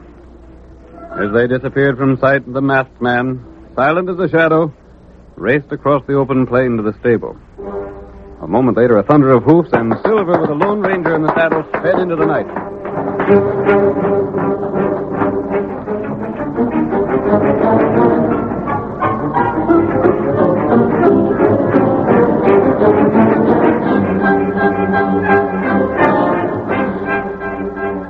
Meanwhile, Cummings, Dave, and Ben took cover behind a dark row of buildings near the jail. Their Confederate Steve was busily playing his part to excite the mob against Tonto. Cummings is giving directions to the two men beside him. Now remember, boys, as soon as we let the redskin out, we get back to my place.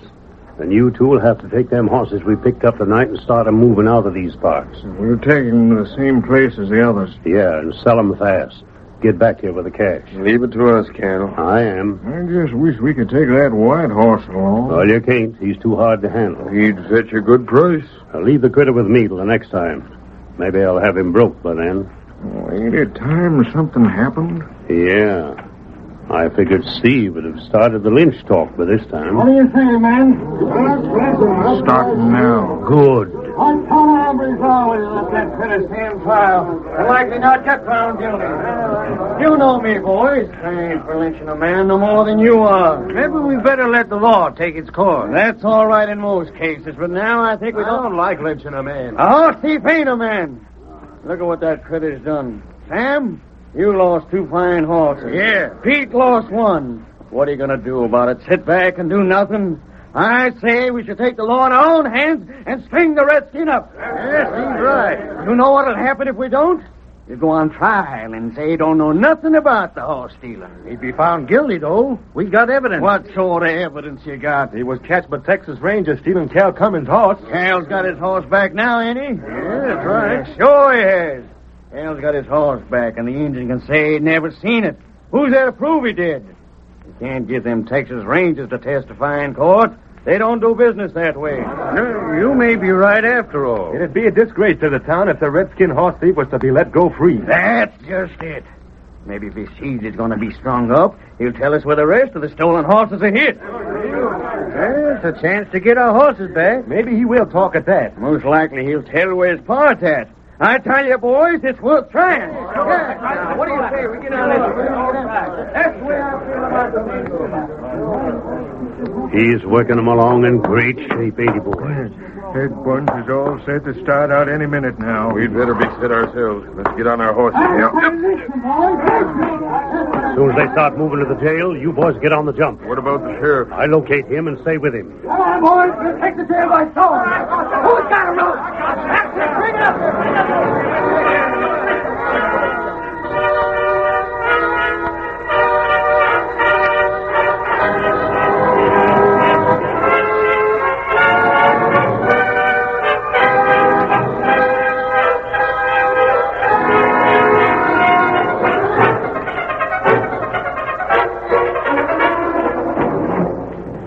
The mob of townspeople, raised to a pitch of fury by Steve's speeches, headed for the jail. Cummings left to find the sheriff and keep him from interfering. At the same time, Dave and Ben rode swiftly to the rear of the jail to play their part in the plot engineered by their leader.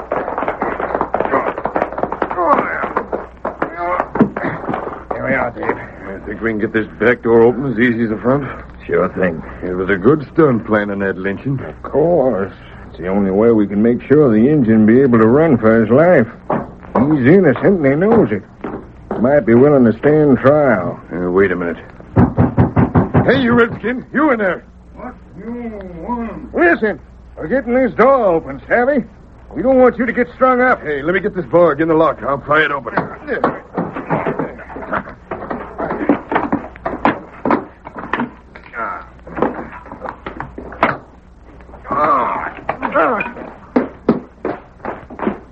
Who are you, fella? You know us, Injun. We're the men that put you here. Texas Ranger. That's who we are. We put you here for trial, Injun, not to get lynched. Lynch mob come this way. You hear it, don't you? And me not steal horse. You might be able to prove that in a court, but you can't convince a lynch mob of it. What you do now? Stand back, Redskin. I'll fix that lock. Hand me that crowbar, Dave. Here. All right. Here, we got a horse waiting for you right over yonder. Get aboard it and travel fast. You let me go away? We don't let no man face a lynch mob. Me not go. What are you talking about, you crazy galoot? Don't you hear the men coming here to string you up? Me hear 'em. Then get moving. You're free now. Run. Not so fast. What the Sam here? The masked man. You covered. Me got 'em gun, too. What? Get into that jail. You, both of you. Me show 'em you. The mob's at the other door right now. You can't do this. We're Texas Rangers. Boys, you can't beat the Redskin. Stand apart there. We aim to get that Redskin. No, you can't. Come on, stand apart. We ain't stand over there. Boys, don't do it. If he's guilty, he'll have to leave. Now you got it. Grab the Redskin. All right, grab for it. It's our splinters. The two Rangers. What are you doing in there? It's them two behind us. A masked man. That's the engine with them. They busted the other door. Stand back! Get back here, all of you! If there's a man among you dares draw a gun now, let him try it. I'll shoot. Ow! I'll shoot the gun from anybody else who tries that. My hand! There's your horse thief, boys. Get him. Wait! I'll show you the real horse thief. I don't savvy this. I'd Be like quiet! to know. There are horse thieves here, and you'll have them in just a moment. Sheriff, these two men are no more Texas Rangers than you are. What's that? They're two of the thieves who've been working around here. He lies. Sure he does. Those are the men who have been taking the horses from the Cummings ranch and selling them. Where's Cal Cummings? There he is, trying to get away. Come back here, Let Cummings. me through here. Come on, Cal. We'll see if the man with them guns is telling the true facts. Maybe these are the critters that's been taking horses from your spread after all. Not Cal Cummings' horses. They take the horses which Cummings and Steve and other C.C. Waddies have been stealing from all of you. Those animals go first to Cummings' place. That ain't true. Wait a minute. Cummings, you persuaded the sheriff to send for Texas Rangers, didn't you? Well, You gotta admit that much, Cal. Yes, I did. And they come here and found you and that Redskin. No Texas Rangers came here because you paid the man who was supposed to take the sheriff's letter to stay away from here and not deliver the letter. That ain't so. You can't prove no such charge. You did that so you could bring in those two friends of yours and have them pose as Rangers to frame someone in town for horse stealing. Then you intended to start a lynch mob. Steve did that. Well, Steve's the start of the talk all right enough. And the two fake Texas Rangers were to let the prisoner escape. You planned to have him suspected of stealing a lot more horses. Boys, this all just talk. You can't let a masked man and a Redskin hold a lot of you at bay with 6 guns. Rush 'em. Rush him yourself if you've a mind to. Keep talking, stranger.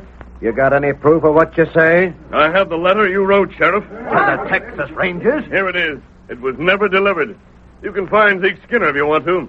He'll tell you how much Cal Cummings paid him and how he lost it in a gambling place on the outskirts of Abilene. There ain't a word of truth in what he says. By thunder, he talks a straight story. Is the letter genuine, Sheriff? This is the letter I wrote, all right enough. Where'd you men rush these two? That's it. Don't let them talk you out of doing justice, boys. Maybe they're talking us into doing justice. You want more proof? You got more proof, stranger? Go to Cummings' place right now. You'll find the horses that were taken away from here tonight.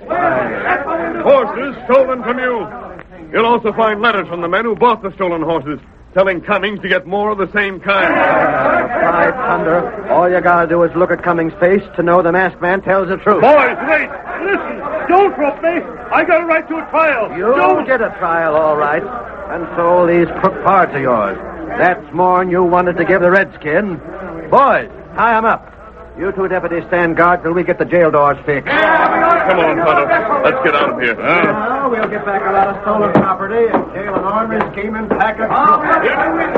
Together again, Silver, old boy. Come, Tonto. We're riding. Hi-yo, Silver!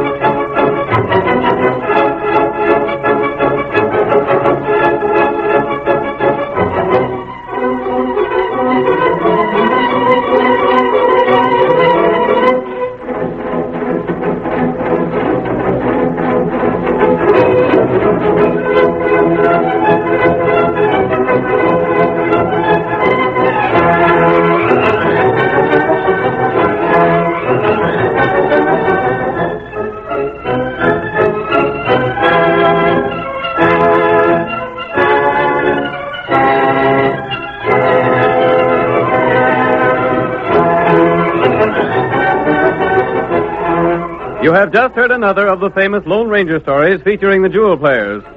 These exciting Western dramas originate in the studios of WXYZ Detroit and are sent to you each Monday, Wednesday, and Friday at 7:30 p.m. This is a copyrighted feature of the Lone Ranger, Incorporated.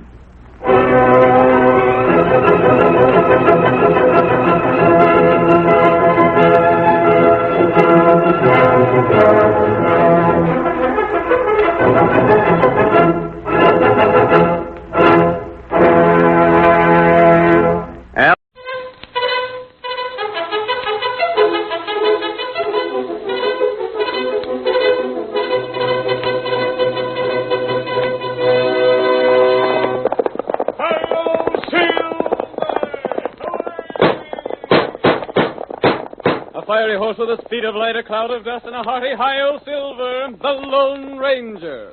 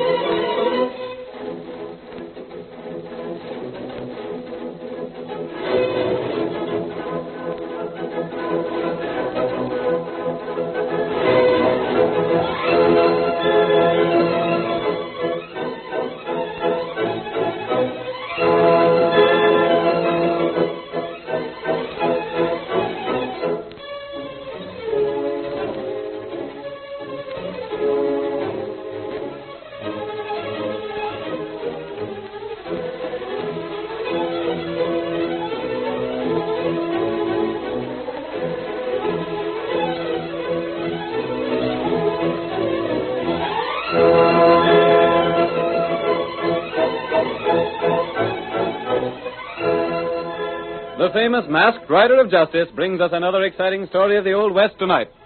From out of the past come the thundering hoofbeats of the great horse Silver. And once again we hear the inspiring cry. Hi-yo, Silver! The Lone Ranger rides again. Come on, old boy. Tonto's waiting for us in the cafe near Abilene. We must hurry, old fellow. Hi-yo, Silver! Hooray!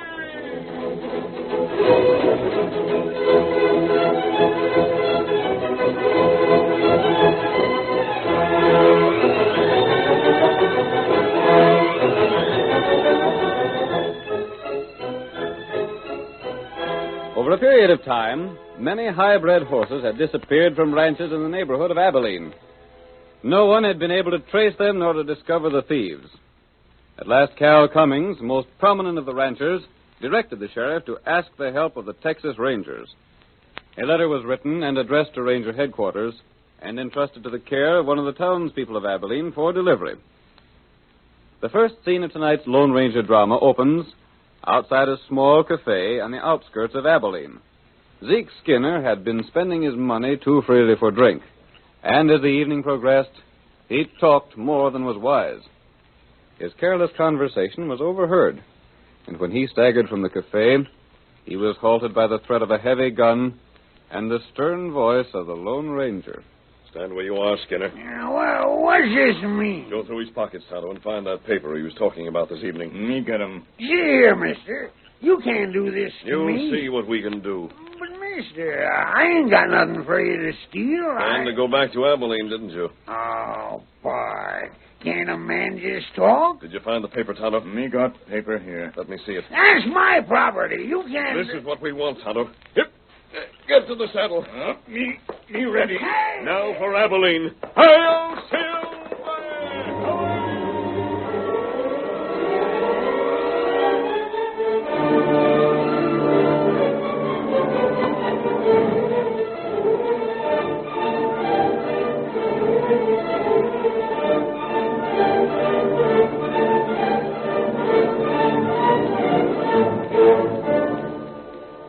One evening, several days after the masked man took the paper from Zeke Skinner, Cal Cummings stood at the Abilene bar with the sheriff.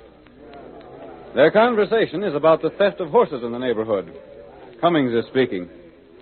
Tell you, Sheriff, there just ain't no way to account for this horse thief that's been working around here. It's got me beat, Cal. That's why I was willing to send for Rangers. I know when I'm against something I can't savvy. Oh, you're a smart hombre, Sheriff. I reckon you savvy that men in my position won't tolerate the loss of high-bred horses for very long. Don't get wrong notions, Cummings.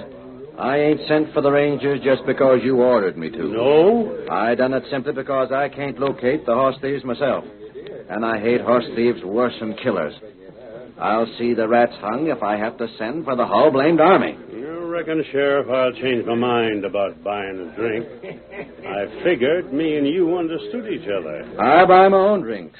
Then I don't owe nothing to no one. Well, I'll join my tap hand over yonder.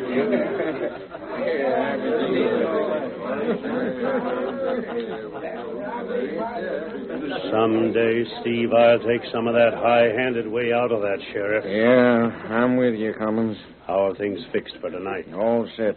The boys have got that big white horse spotted at the hitch rack again. Good. Found the man that owns him yet? No, but it's true that he goes masked. He's a hard man to locate, though. Well, he must be close by if the horse is here.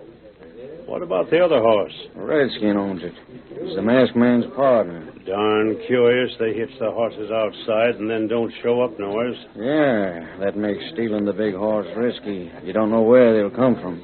Everything is set, though, ain't it? Yeah, if only the plans work out. We'll get the high sign in a few moments.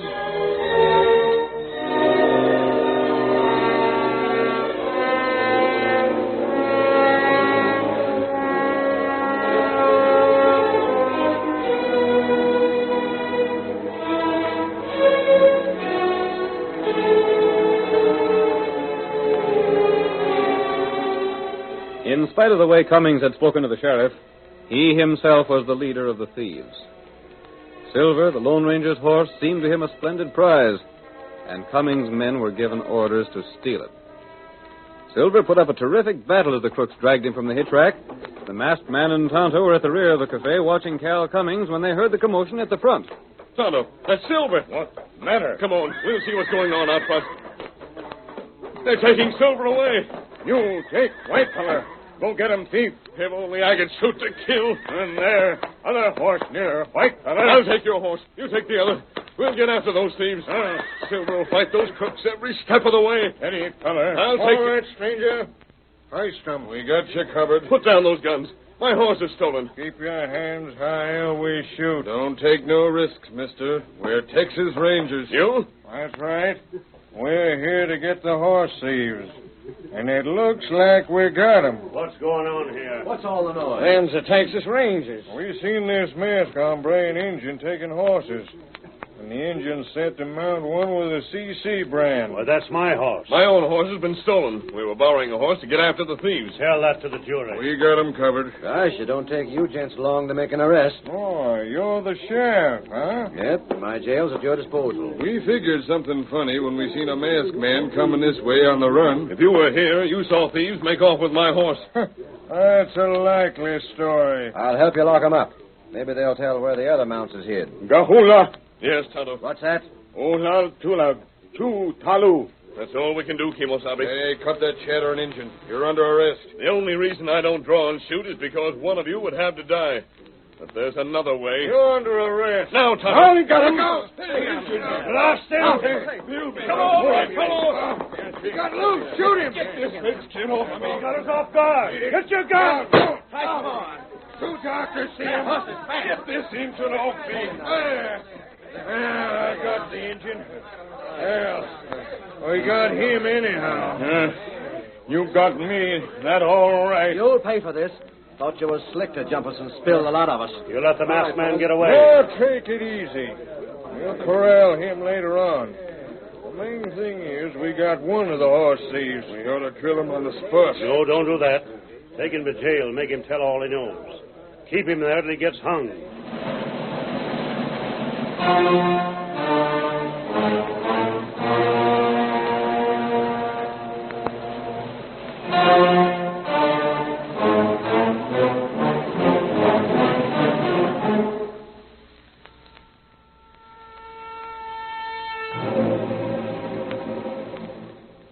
The Lone Ranger had made his escape for two reasons.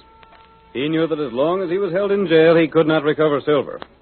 And once captured, the mask that concealed his identity would be taken from his face. While Tonto kept the sheriff, Cummings, and the other two men busy, the masked man fled on Tonto's horse. Some hours later that same night, we find the two men, Ben and Dave, in Cal Cummings' ranch house. We hear Ben speaking. Me and Dave hung around town for a while, Cummings.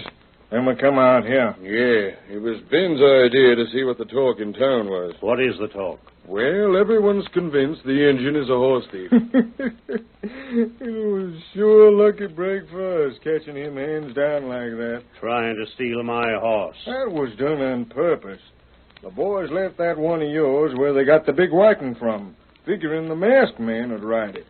It didn't happen like we figured. But it worked out all right. Cal, it was sure a slick scheme, making everyone, including the sheriff, think we was Texas Rangers. Got you boys here without rousing suspicion. It sure did. Now you'll be able to do a lot for us. Just watch us. Wonder what the sheriff say if he knowed about his letter to the governor asking Texas Rangers. Oh, what did you do with it? I gave Zeke his orders on it and paid him off. Think he's likely to come back? No, not him. Now then, boys, let's get down to some planning. Well? I got a half a dozen other horses lined up to take. All good uns? The finest. Just give us the orders, that's all. I got an idea to make folks more than ever sure the Injun and his pard are horse thieves. Yeah? And get us horse flesh into the bargain. Oh, let's hear it, Cal. The Injun has got to make his escape. I don't hanker to see that happen. When he busts loose, he takes a lot of horses with him. Oh, it might be fixed to look like that part of his where the mask busted him out. That's it. Wonder where he went to, anyway. Oh, he'll be a long ways from here by this time. Reckon he's still riding. Now, we got to make dead sure of one thing. What's that? That the Injun travels when he gets loose. Any reason why he wouldn't travel? I don't take chances, boys. Well? We got to start lynch talk. Lynch him? Is that what you mean? That wouldn't work out for your plan. You can't lynch him. Oh, he won't get lynched. We'll get a mob riled, though. Then when he gets out, he'll travel fast. I don't expect the sheriff will take to lynching. Well, I'll have one of the boys keep him in tow, a ways from the jail. Steve can rile the lynch mob. That sounds like a good scheme, Hey, Cummins. Now, Steve. That white horse is a devil on 4 legs. I can't handle the critter at all. Where's he at? The stable. It was all quiet and calm. Then all of a sudden... Well? Gosh, I wish you'd seen it. Them ears poked forward and the head come up, and then it started in raising particular Ned. Biting, pawing, kicking, I don't know what now. Gosh, it's a powerful critter. That ain't all. I seen them shoes it's wearing, and, boss, I never seen none like them before. How's that? I'd stake my life on it. They're solid silver. Silver? Wait. Leaping buzzards. Silver shod horse. Pure white. Strong as a dozen horses. Listen, I'll open the door. Yeah? Shut up, Steve. Don't you savvy it? If that horse is what I think, we got the most famous horse in the world. How's that? You never hear tell of Silver? Silver? You mean the owner is mad? The Lone Ranger, that's what. Listen to that critter kick and howl. Listen here. If that's the Lone Ranger, he wouldn't ride away from here. He wouldn't leave that horse. The horse was quiet till a while back, and then he started in. And that means its master's around here somewhere. Get all the boys out. Have them scour this ranch for the masked man. I'll go get him. Throw a guard around the stable. I will. Give orders if that man's seen to shoot him on sight. Come on. You too, Dave. Right. The chance of a lifetime. Boys, we got the famous Silver and never knowed it. We're going to do big things with him.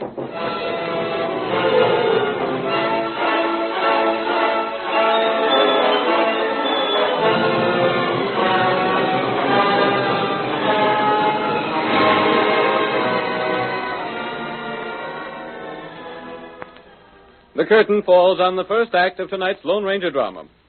Before the next exciting scenes, please permit us to pause for just a few moments.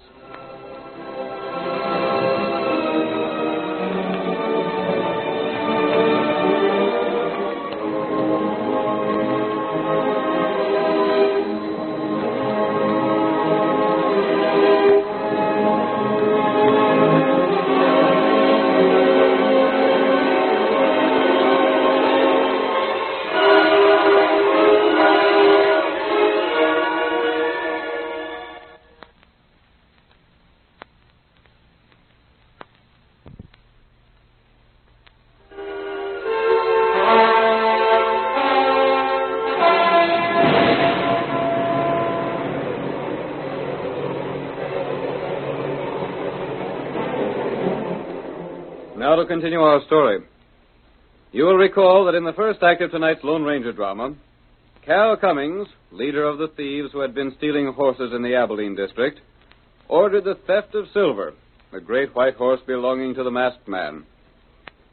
When the Lone Ranger borrowed another horse to pursue the crooks, he and Tonto were arrested by the sheriff and 2 men posing as Texas Rangers. The mystery rider escaped, however, and made his way to the Cummings ranch, where Silver, sensing his presence, whinnied loudly. Our next scene reveals Cummings and the 2 false Texas Rangers seated in their saddles, watching the stable that holds Silver. Horse is quiet now. Reckon the masked man ain't been here after all. Drat the luck.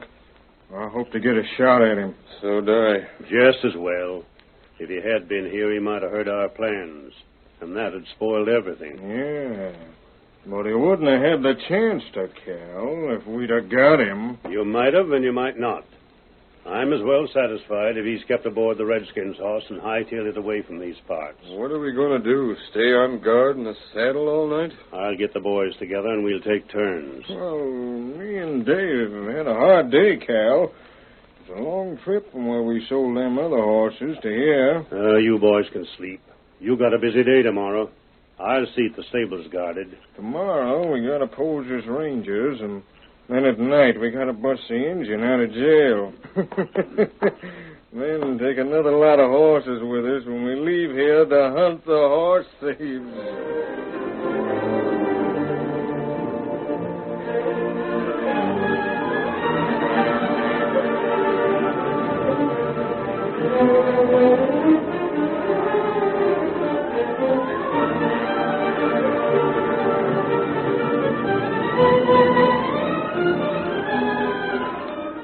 The following day, the Lone Ranger removed his mask and cleverly disguised himself to look like a rancher.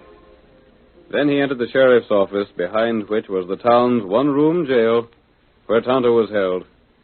The sheriff, seated at his desk, looked up at the Lone Ranger's approach. You're a stranger around here, mister. Where are you from? You have a prisoner here, Sheriff. Yeah, an Injun horse thief. I'd like to have a look at him. For what? I think he might be a man I saw near the Box K spread. Has the Box K lost horses, too? Hadn't you heard? No. The Box K is out in my county. I'll go on back. That door at the rear is a door to the jail room. You can speak to the prisoner between the bars. After I've talked to him, I'll be able to tell you whether or not he's the man we suspect. It don't matter anyhow. He's sure to hang as soon as he gets tried in court. I'll speak to him.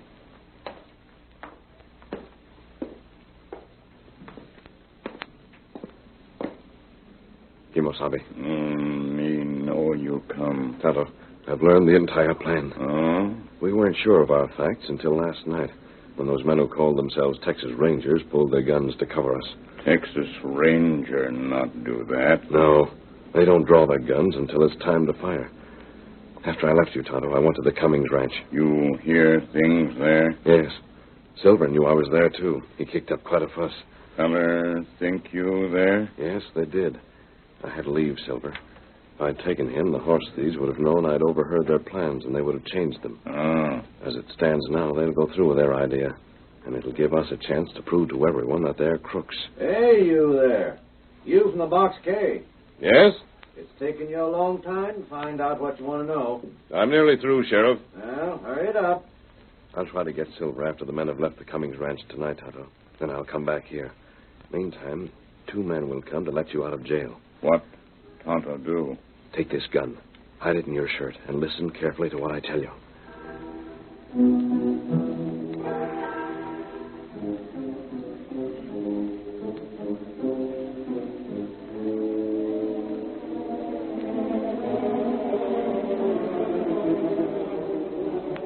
Cummings and his scheming companions left the ranch that night, planning to rouse the townspeople against Tonto. As they disappeared from sight, the masked man, silent as a shadow, raced across the open plain to the stable. A moment later, a thunder of hoofs, and Silver, with the Lone Ranger in the saddle, sped into the night.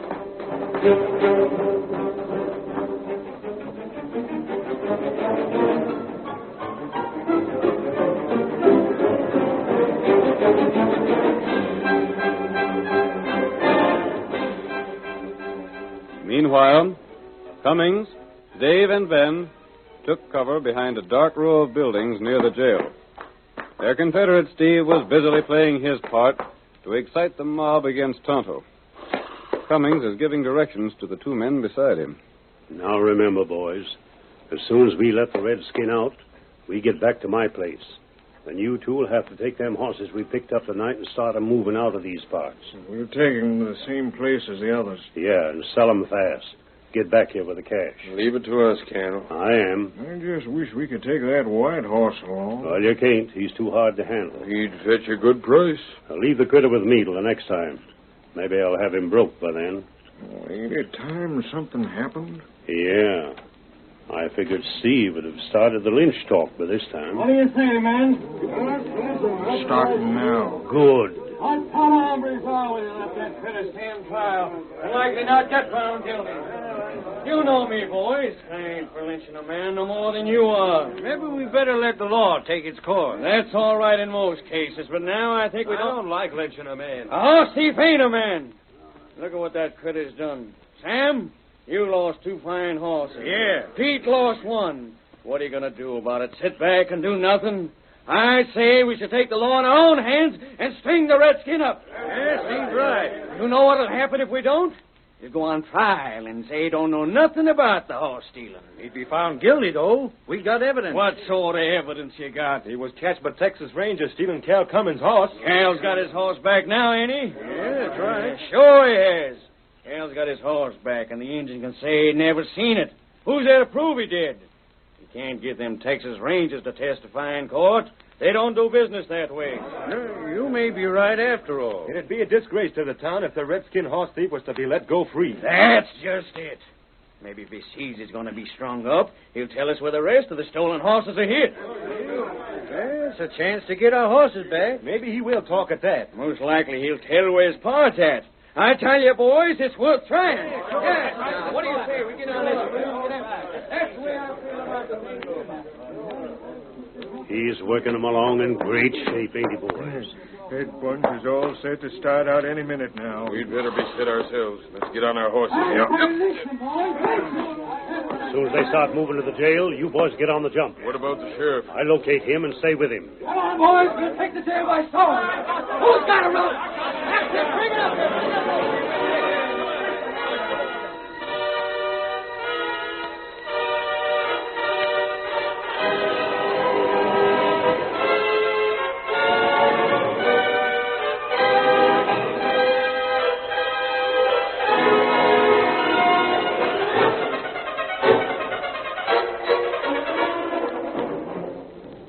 The mob of townspeople, raised to a pitch of fury by Steve's speeches, headed for the jail.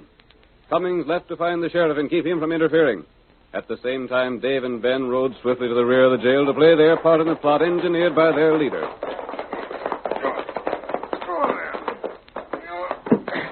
Here we are, Dave. I think we can get this back door open as easy as the front. Sure thing. It was a good stunt planning that lynching. Of course. It's the only way we can make sure the Injun be able to run for his life. He's innocent and he knows it. Might be willing to stand trial. Wait a minute. Hey, you redskin, you in there. What you want? Listen, we're getting this door open, savvy? We don't want you to get strung up. Hey, let me get this bar. Get in the lock. I'll pry it open.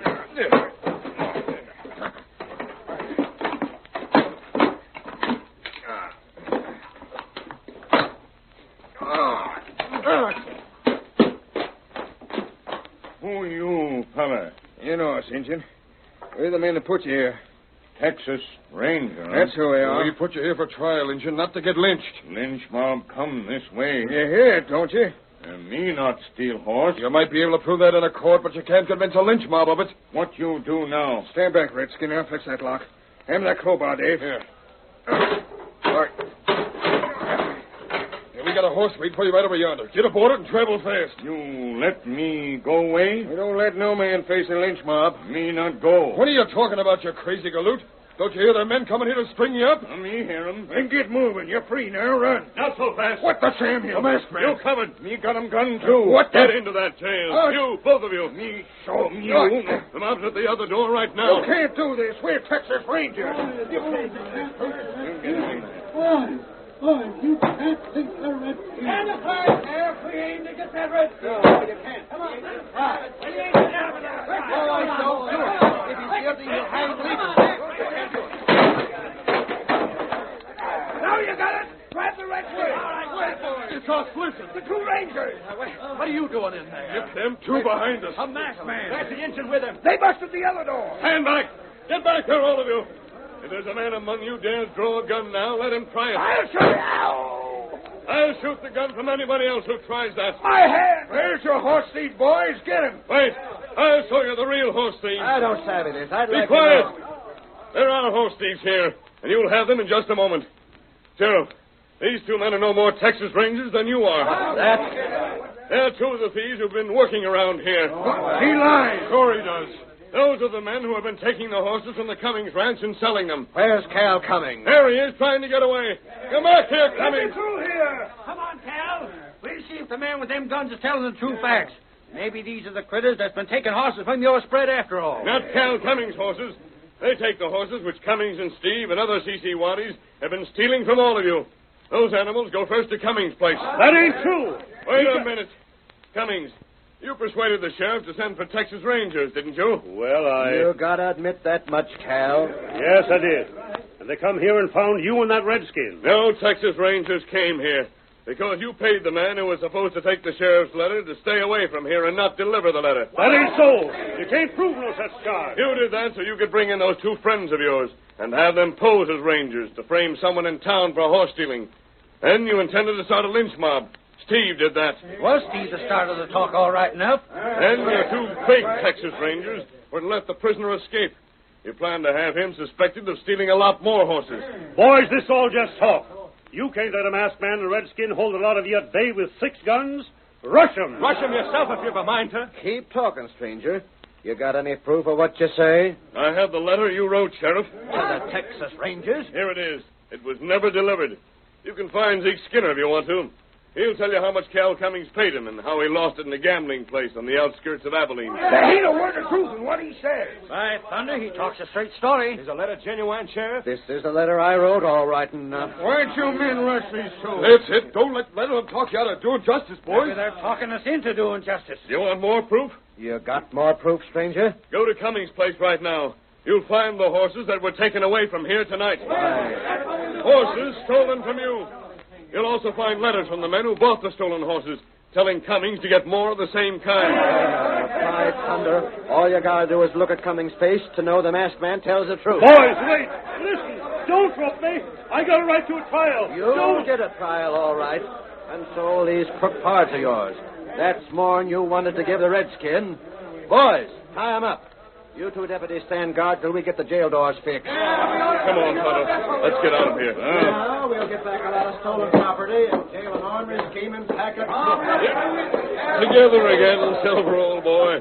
Come, Tonto. We're riding. Hi-yo, Silver!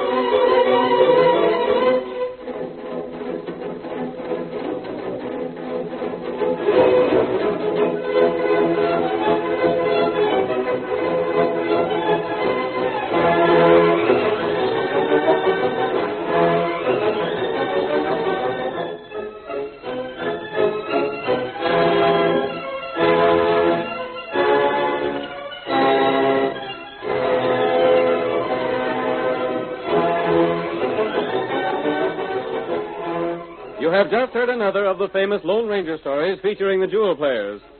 These exciting Western dramas originate in the studios of WXYZ Detroit and are sent to you each Monday, Wednesday, and Friday at 7:30 p.m.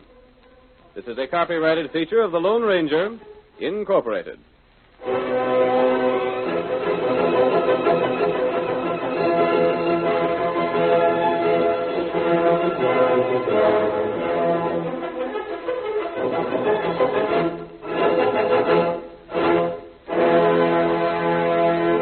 Al Chance speaking. This is the Mutual Broadcasting System.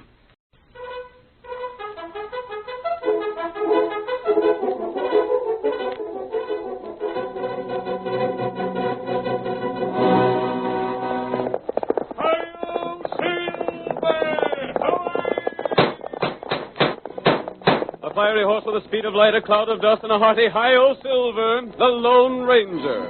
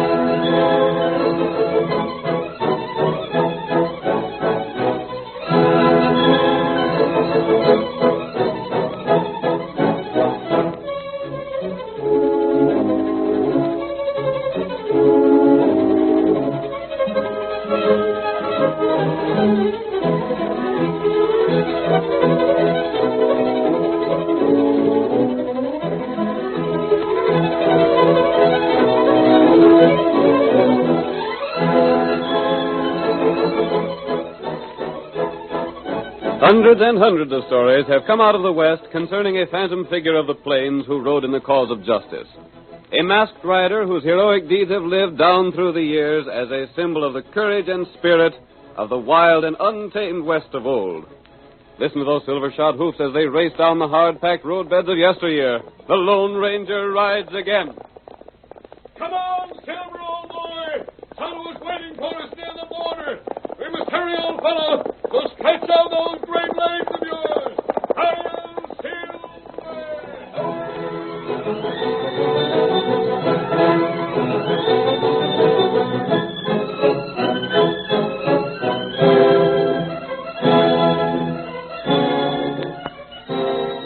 Liquor smuggling had become a serious problem to the Border Patrol. The smugglers were too cunning to be captured, and though illegal liquor was known to be sold in the States, the source of supply could not be discovered. The first act of tonight's Lone Ranger drama opens in a cafe whose owner was suspected of doing business with the smugglers. Steve Brady, a member of the Border Patrol sent to investigate, is standing against the bar. I'm told you was asking for me personally, stranger. That's right. Your name's Birkin, isn't it? Yep. You own this place? That's right. This ain't a bad grade of liquor you're selling here. Best I can get. I got something to tell you about that, Berkman. Suppose you step down to the end of the bar here where folks won't hear us talk. You're downright mysterious, Acton. What's it about? This way, so they can talk to you without 3 foot of bar between us. All right. Start talking. Where are you from and what's on your mind? Where I'm from ain't of special interest. But if you feel something poking into your stomach hard, it's the muzzle of a 6-gun. What's the big idea? Stick up? No, it ain't a stick-up, Flint. You're coming with me for questioning. What do you mean? Reckon you know what I mean. The liquor you're selling here has been brought over from south of the border. I don't know where it comes from. I ain't the man to tell that to, Flint. You gotta tell it to my bosses. I was ordered to come here, find out what brands of liquor you sold, and bring you in. What the? Dirty rats. Who fired that shot? Close the doors of this place and don't let no one out. The shot came from the door. We didn't see who fired it, but it's a cinch he's not here now. Yeah, it comes from outside someplace, mister. Keep away from those doors. Out of you. You can't order us around that way. I'm sheriff here, and if there's any orders to be given, I'll give them, stranger. I'm giving the orders, Sheriff.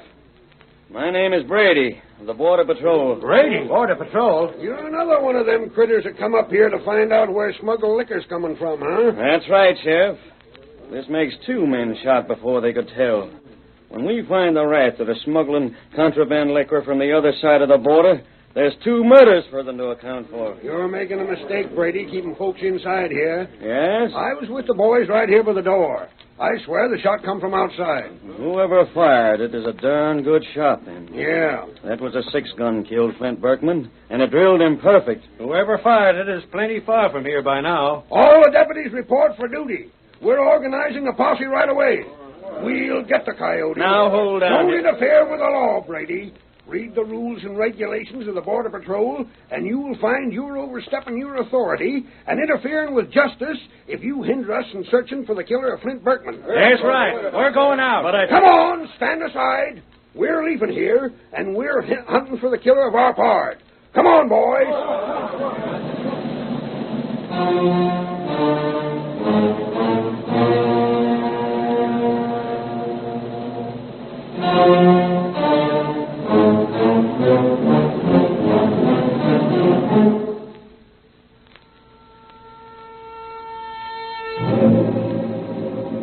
The posse organized by the sheriff to hunt for Berkman's murderer was divided and sent out to search the surrounding country. The sheriff and a few of his deputies rode out together. After a night of riding, they came upon a lone camper known as Cactus Pete. Keep your hands above your shoulders, mister. What's this mean? It means we're hunting a killer. But doggone, mister, I ain't no killer. I'm Cactus Pete. I don't care who you are. Where you from? Shucks, I ain't from no place in particular. I just travel. Pretty sizable gun you're carrying there. Yeah. It ain't mine, though. It ain't yours. Hand it over. Let me see it. But, Sheriff, I'll take the gun. What did you say your name was? Cactus Pete, they call me. What's your real name? Pete Hawkins. Initials on this gun is T.W. That don't sound like Pete Hawkins to me. I told you the gun wasn't mine. Where'd you get it? Oh, granted, if you're suspecting me of murder, you wouldn't believe me if I told you where I got it. I got it the same place I got these doggone oversized clothes I'm trying to wear. Where's that? Some ornery coyote come up to my camp here while I was sleeping and woke me up jabbing this here 6-gun in my face. That's a likely story. Oh, drat you, Sheriff. It's the truth. Then what? He made me switch clothes with him. Took my guns. Left this shooting iron. I ain't even any cartridges for it. I reckon we got the right man, Sheriff. We'll take him in and see what he might know about Berkman's murder. Who? Berkman.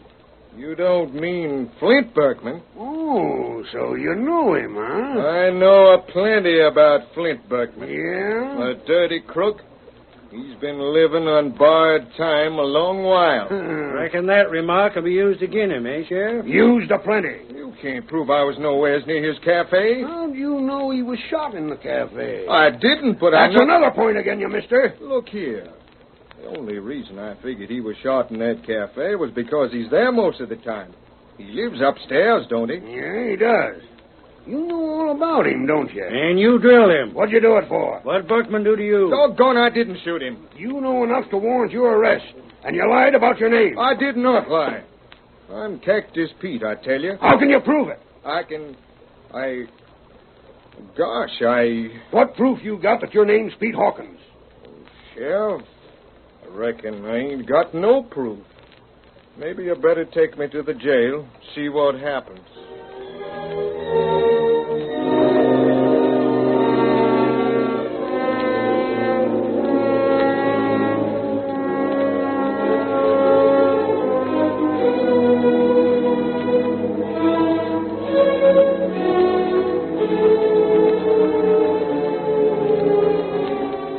Cactus Pete was returned to town and lodged in jail. The sheriff convinced the townspeople that his prisoner was the murderer of Berkman, and sentiment ran high against Pete. There was talk even of lynching, but the sheriff stopped it. There ain't to be no lynching, boys. And I'm backing the sheriff. Any lynching mob that gets organized will have gun lead spread right into their midst, and we don't care who it hits. Now go back to your homes, fellers. The law will take care of this matter. Sheriff's right, fellas. Come on, let's get back. Well, I reckon there won't be no more lynch talk. You reckon not, Sheriff. That's a blame good thing. We have a lynching down here, it's a black mark again you. Yeah. And we'd likely have the U.S. Marshal down here, along with a lot of them border patrol men. And that'd be a reflection on the way we handle law and order. Now stick on guard here. I sure will, Sheriff. I'm heading for home. It's been a busy day.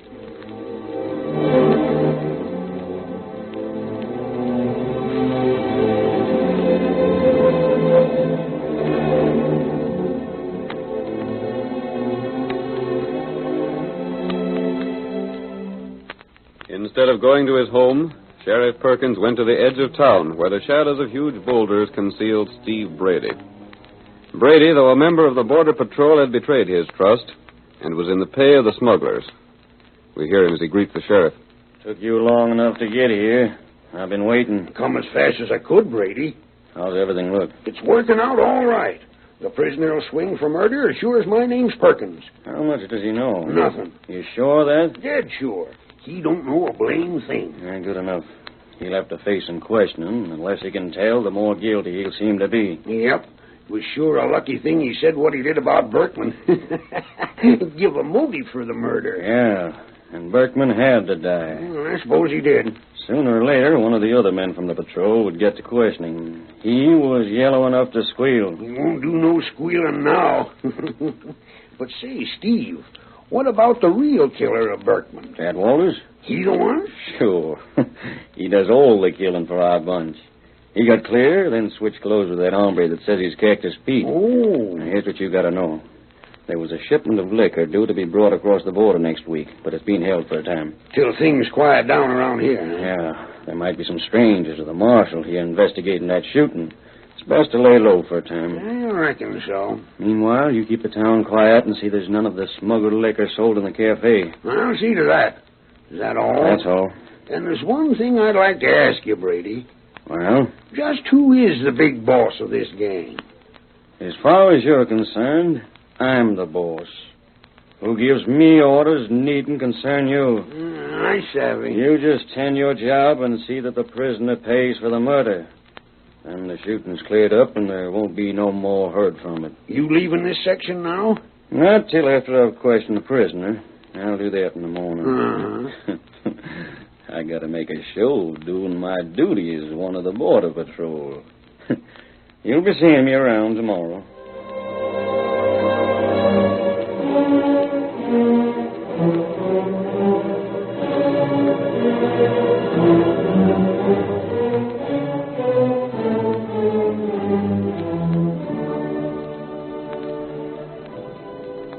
Brady, I've told you all I know. And every word I said is the truth. Your story don't hold water. It's as full of holes as a sieve. I can't help it if it don't sound true. Pete, or whatever your name is, you admit knowing there's been smuggling going on. Everyone knows it. Oh, so you admit that? Yeah. And you was afraid Berkman would tell the names of those he bought liquor from, so you drilled him. That ain't true. Then why did you hate him so? Because he sold that liquor. He and all the rats that work with him didn't give a hang about the folks around here. All they cared about was selling liquor that had been smuggled in. They didn't care how rotten that liquor was. They didn't care how many families they wrecked with it. They sold it to whoever'd buy it. It didn't matter if they was white men or Indians. You seem to know a lot about it. Look here, Brady. Don't the way I feel about it show you I wouldn't have no hand in it? Makes me think you're a pretty good actor, that's what it does. If I could give you any help, I'd do it. Even if it meant I'd hang.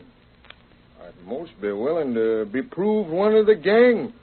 If by so doing, it'd wipe the rest of him out. Pretty brave speeches, but they ain't going to save you from the noose. There ain't but one thing that'd save your neck. Well? Name the rest of the men that are in the gang. Oh, I can't do it because I ain't in the gang. I don't know him. The gang's too clever for the law. There ain't but one power on earth I know of could clean them rats out. And what might that be? Well, I mean the Lone Ranger. I don't know how he'd do it, but he sure as thunder would do it.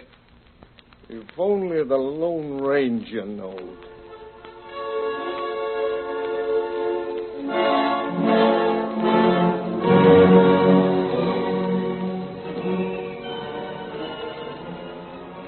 The curtain falls on the first act of our thrilling Lone Ranger drama.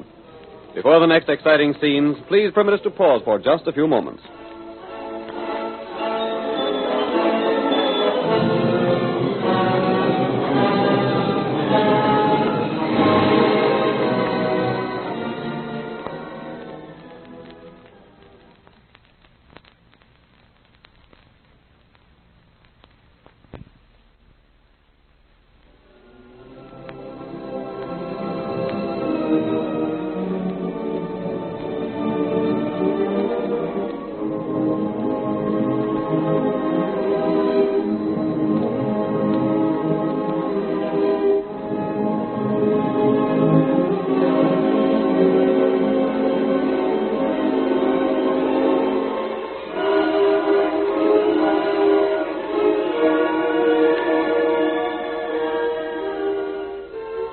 with our story. You will recall that in the first act of tonight's Lone Ranger drama, we learned that liquor smuggling was common along the border. Steve Brady, a dishonest member of the Border Patrol, was sent to investigate the situation. While he questioned Flint Berkman, who was suspected of selling illegal liquor, the cafe owner was shot and killed. The sheriff, another member of the smuggling gang, arrested Cactus Pete for the murder, though completely aware of his innocence. Now, as our second act opens, we see the Lone Ranger and Tonto riding toward town. They walk their horses, pausing frequently to permit Tonto to examine footprints on the ground. That's the trail of Cactus Pete, all right, Tonto. Him got patch on boot. I remember it. Him toe in like Injun. Yes. Step light on left foot. His left leg is a bit stiff from an old wound. Here where him stop. Oh, that fella. Oh. Make 'em camp here and... Tonto, something happened here. Other feller come on horse. Stop here. Get off horse. Here where Pete get on horse. Ride way. Other men came here later. Oh. Pete not ride horse. This not way him walk. But those are his boots. Other feller wear Pete's boot. That accounts for it. Someone came here and forced Cactus Pete to change clothes with him. The stranger put on Pete's boots, then rode away. Not right. That can mean just one thing, Kimosabe. Someone who is dodging the law is riding away scot-free, while those other men who came here took Cactus Pete along with them. Tonto, one of us must follow the trail of the outlaw. The other must go to town and see how bad a spot our friend is in. Me follow him trail. To the north, and I'll head for town. Bring the outlaw back with you, Tonto. Tonto, get him. Get him up, white feller.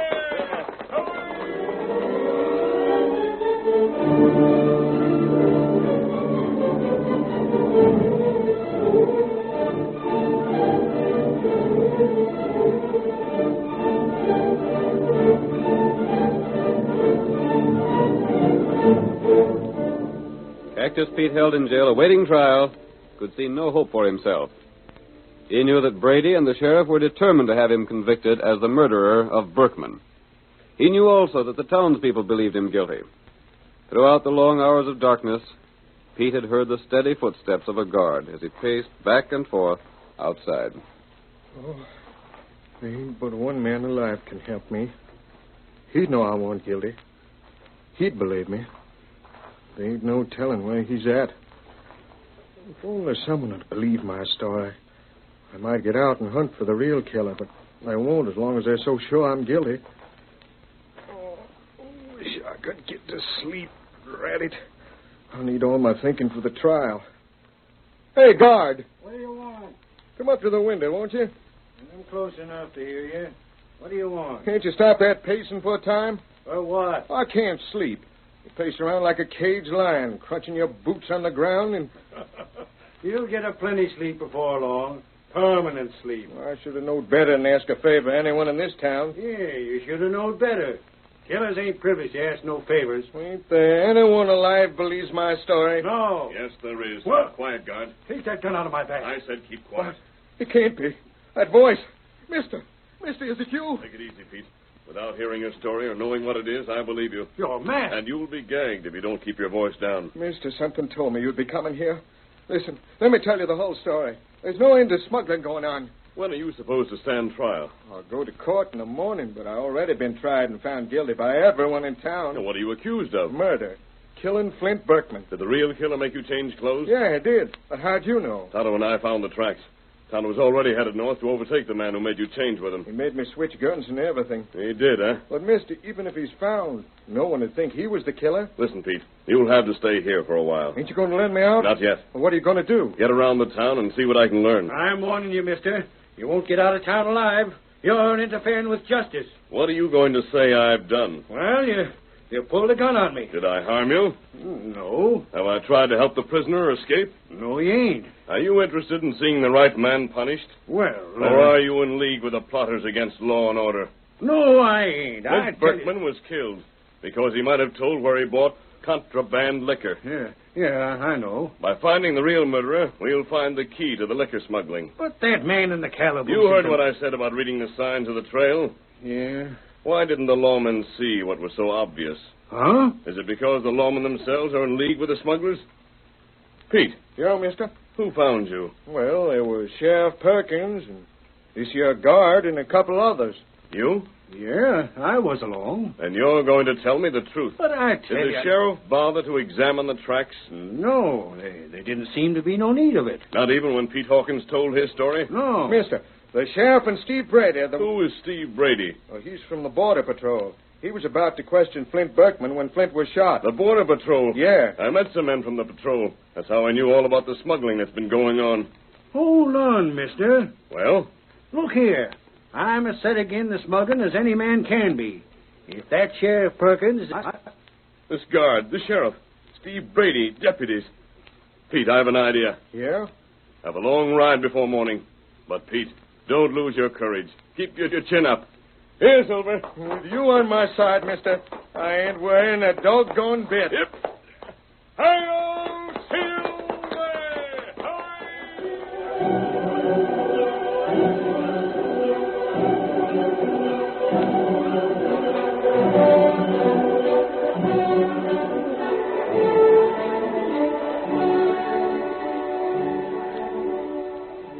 The Lone Ranger did not wait for Tonto to return. Instead, the masked man determined to act at once. He rode swiftly from the jail to the cafe. There, under cover of darkness, he spoke to two men standing outside. I'm looking for the home of Sheriff Perkins. Last house on this side of the road. I must also find each of the deputies and the border patrolman, Steve Brady.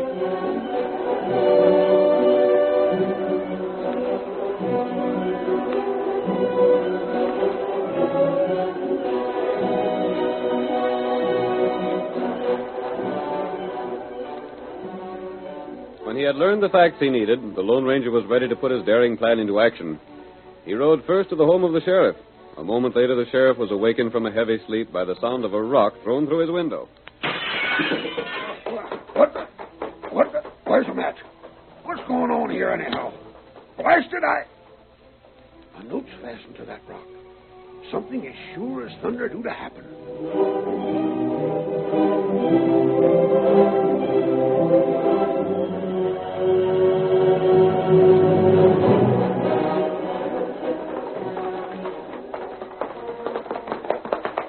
Here's where one of the deputies lives, Silver, old boy.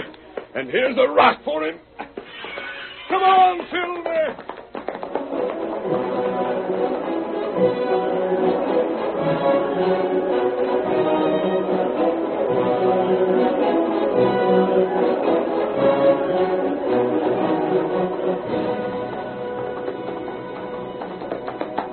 Here's the home of another of the men who arrested Cactus Pete. Hi-yo, Silver! Now for the camp of Steve Brady!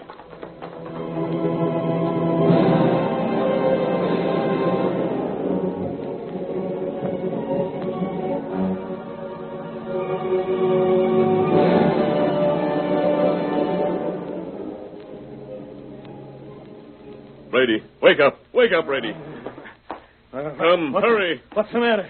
I've come to tell you something. Great Scott, you're masked. Where'd you come from? How'd you find me? I'm here to help you. You want the truth about the liquor smugglers, don't you? What? There's a man in jail for murder. Yes, but who are you? I'm trying to help you and the Border Patrol put a stop to liquor smuggling by finding the real murderers of Flint Berkman. Oh, yeah. You are, huh? Hey, you're the man the prisoner spoke of. Am I? What do you know about the smuggling? Nothing yet. But before daybreak, I'll have the whole truth for you. You will? How? I've sent a note to the sheriff and all his deputies. What for? Brady, now listen so you'll understand the plan. Yeah. I know the sheriff and some of his men are working hand in glove with the smugglers. You know that? Yes. Who else? I don't know, but I do know Sheriff Perkins is a coward at heart. If he can be arrested with the proof that he's with the smugglers, he'll talk. Yeah, he struck me as a coward. Now then. But hold on. How'll you prove these men are working with the liquor smugglers? I've sent a note to each of them. The note is worded in such a way that if they are in with the smugglers, they'll go to a meeting place at daybreak. Oh. But if they're not, they'll not know what the note means. I savvy. Those that go to the meeting place will prove themselves guilty. Yes, and the United States Marshal and your Border Patrol will be there to get them. Time to go get my parts of the patrol, huh? No. I ain't? I'll take care of them. You go directly to the meeting place. Where is it? The old Arroyo, near the dead cedar. Oh. There are good places to hide on the side of the arroyo. Where'll you be between now and then? Riding. For the Border Patrol, huh?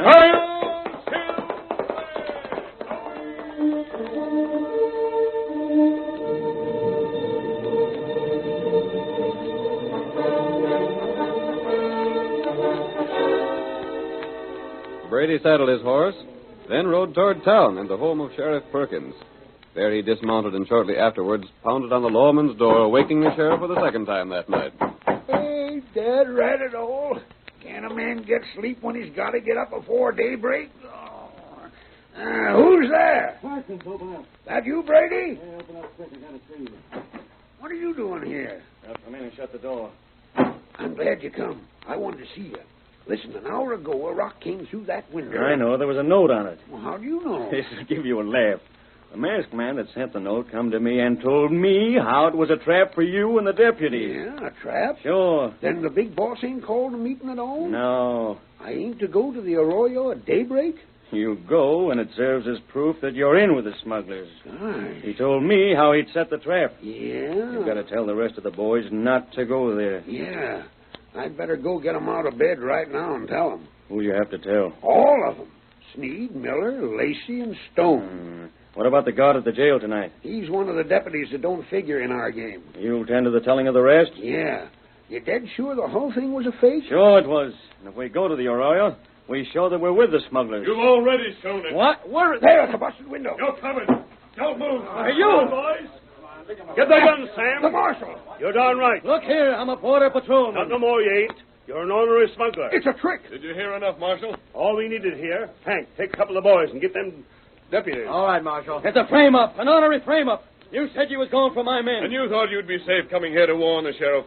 Well, Brady, that's just what you were expected to do. Mister, Tonto's come with a killer. But that man's a prisoner. Yeah, like fun.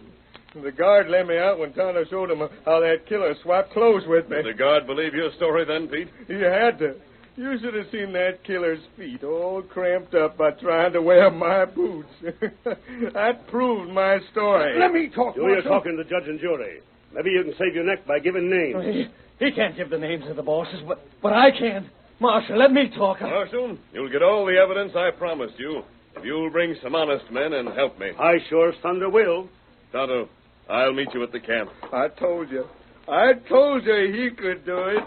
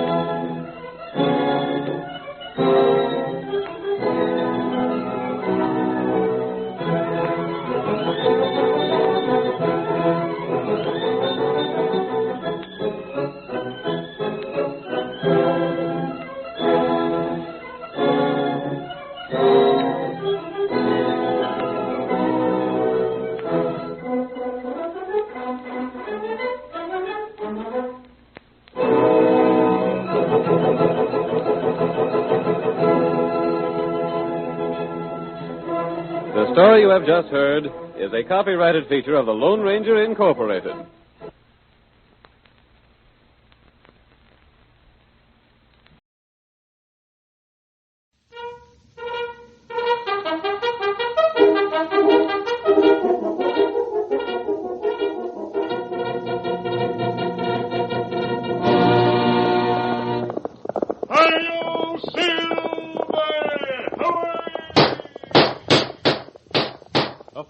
With the speed of light, a cloud of dust, and a hearty hi-yo Silver, the Lone Ranger.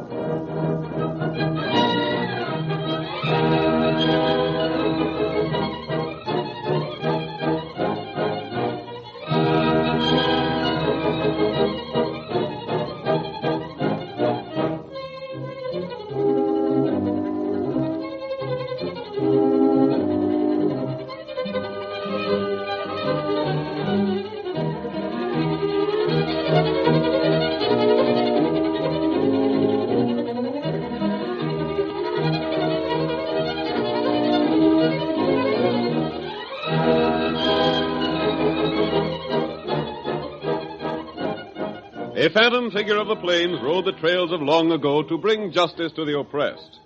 Where he came from, no one ever knew. But his heroic deeds were recorded in the memories of the people of 7 states. Even today, the cowboys sit around the campfire and relate yarns of his daring, of his feat on the draw when he meted out punishment to the lawless, of his great horse Silver, the fastest the West has ever known. History does not record his many adventures, but the West will always remember the shout which has come down through the years. Hi-yo, Silver! The Lone Ranger rides again. Come on, Silver, old boy! That's it, old fellow! Fella's waiting for us on the trail ahead! We have to hurry, old boy, or we may be too late! Hi-yo, Silver!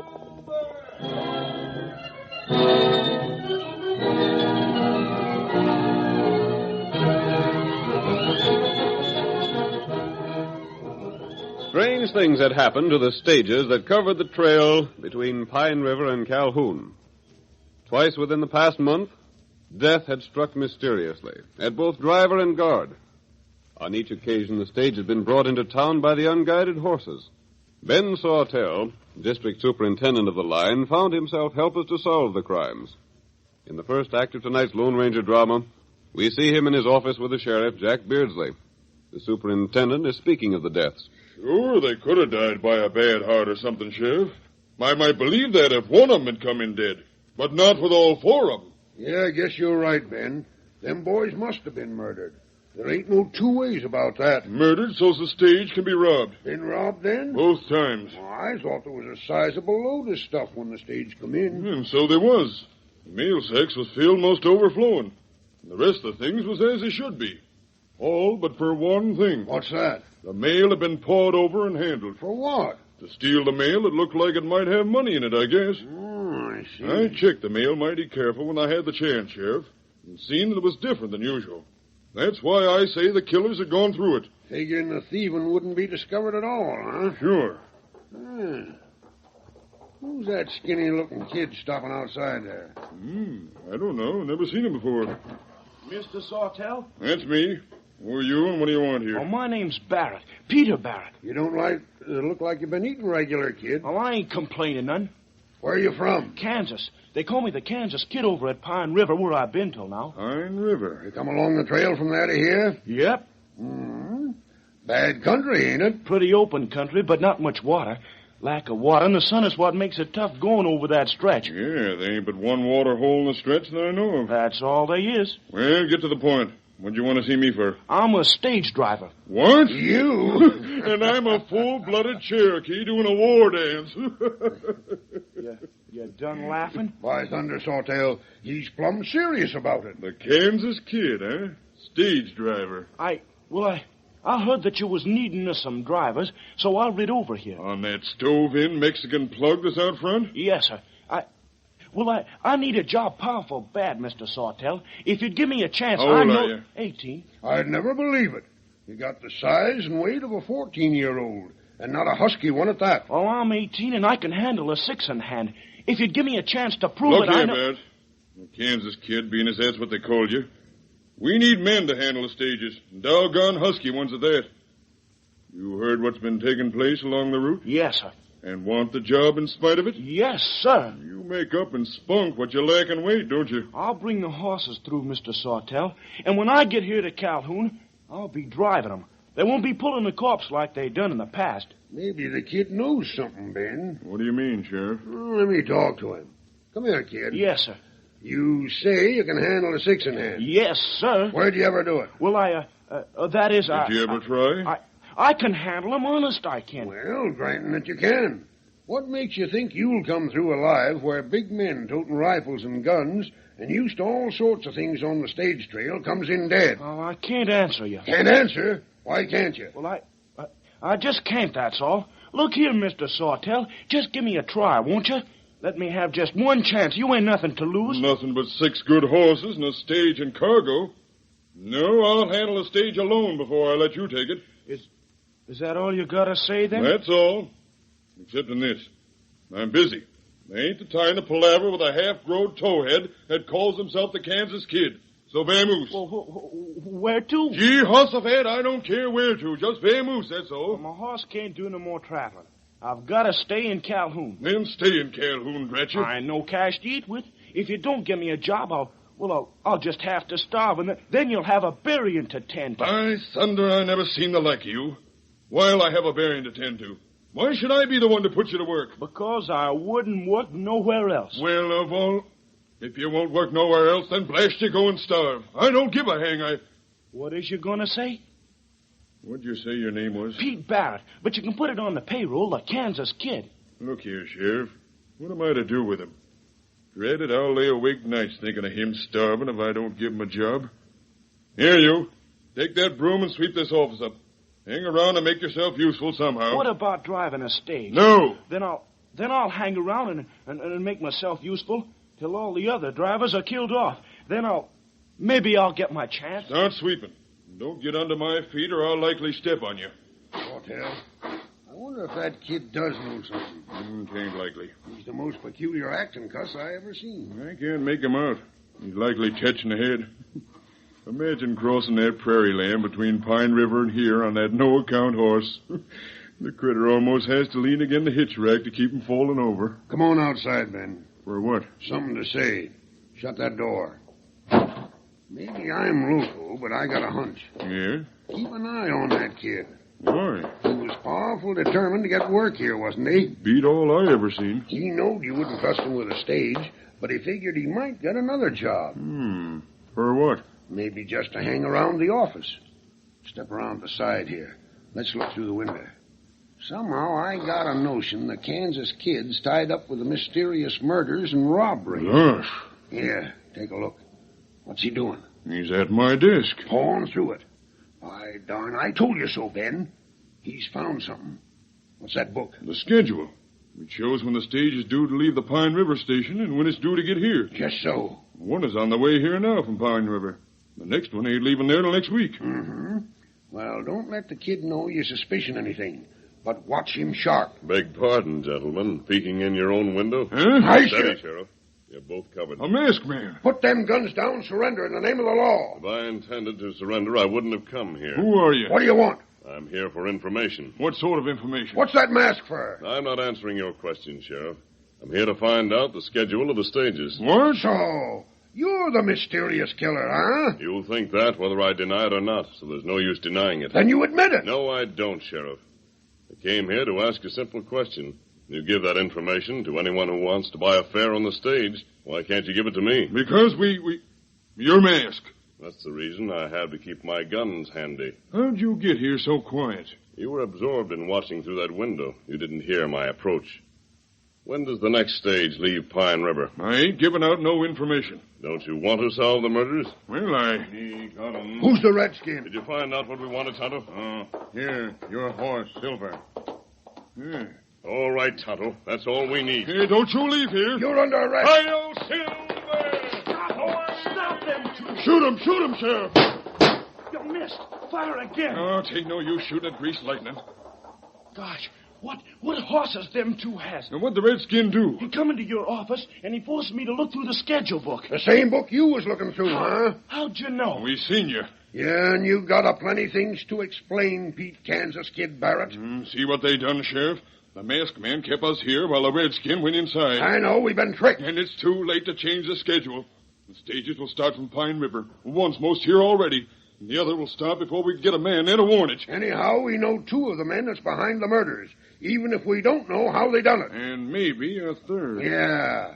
You're going to the calaboose, kid. No, you can't lock me up. I gotta be free. I expect you have to help rob the stages and kill the drivers. But you're going to jail all the same. Please, you don't savvy. You don't understand. We savvy all we need to savvy. You're going to jail and starve till you tell all you know about the mystery of the stage trail. Here comes the stage from Pine River. I got to tend to things. I'll just put these handcuffs on you, kid, and hold you to the hitch rack till I'm ready to jail you.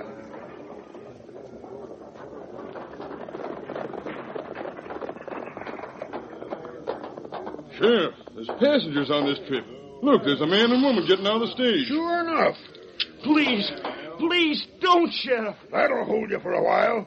Come on, let's see what's up, Ben. Right. Sheriff, Please don't leave me handcuffed. You can't do this. You can't, I tell you. Let me go. I'll go ask the guard and driver a few questions about the trip, Ben. Yeah. Sam, you tend to the horses and mail. I'm going inside the office and see to the passengers. All right, Mr. Sawtell.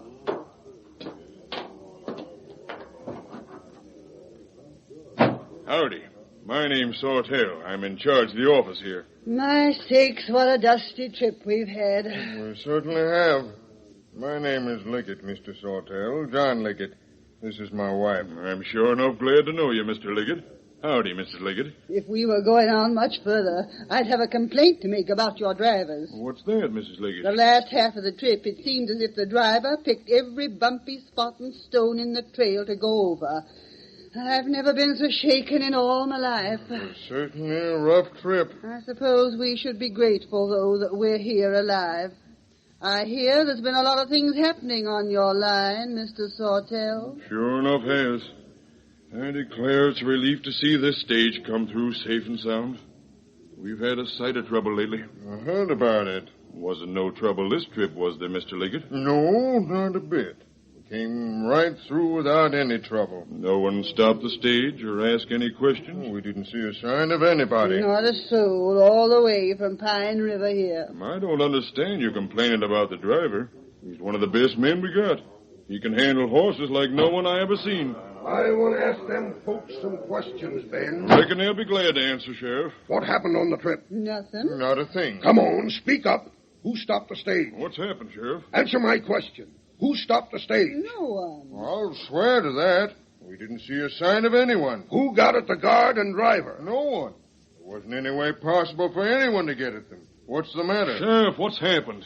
So there ain't no way for anyone to have got to Bixby. Well, the fact remains, him and the guard are dead. Right now.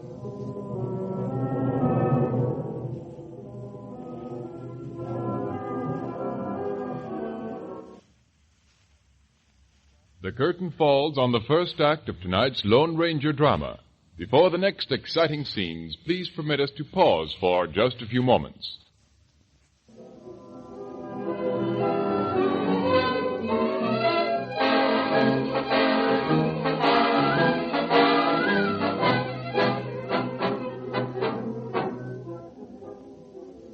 Now on with our story.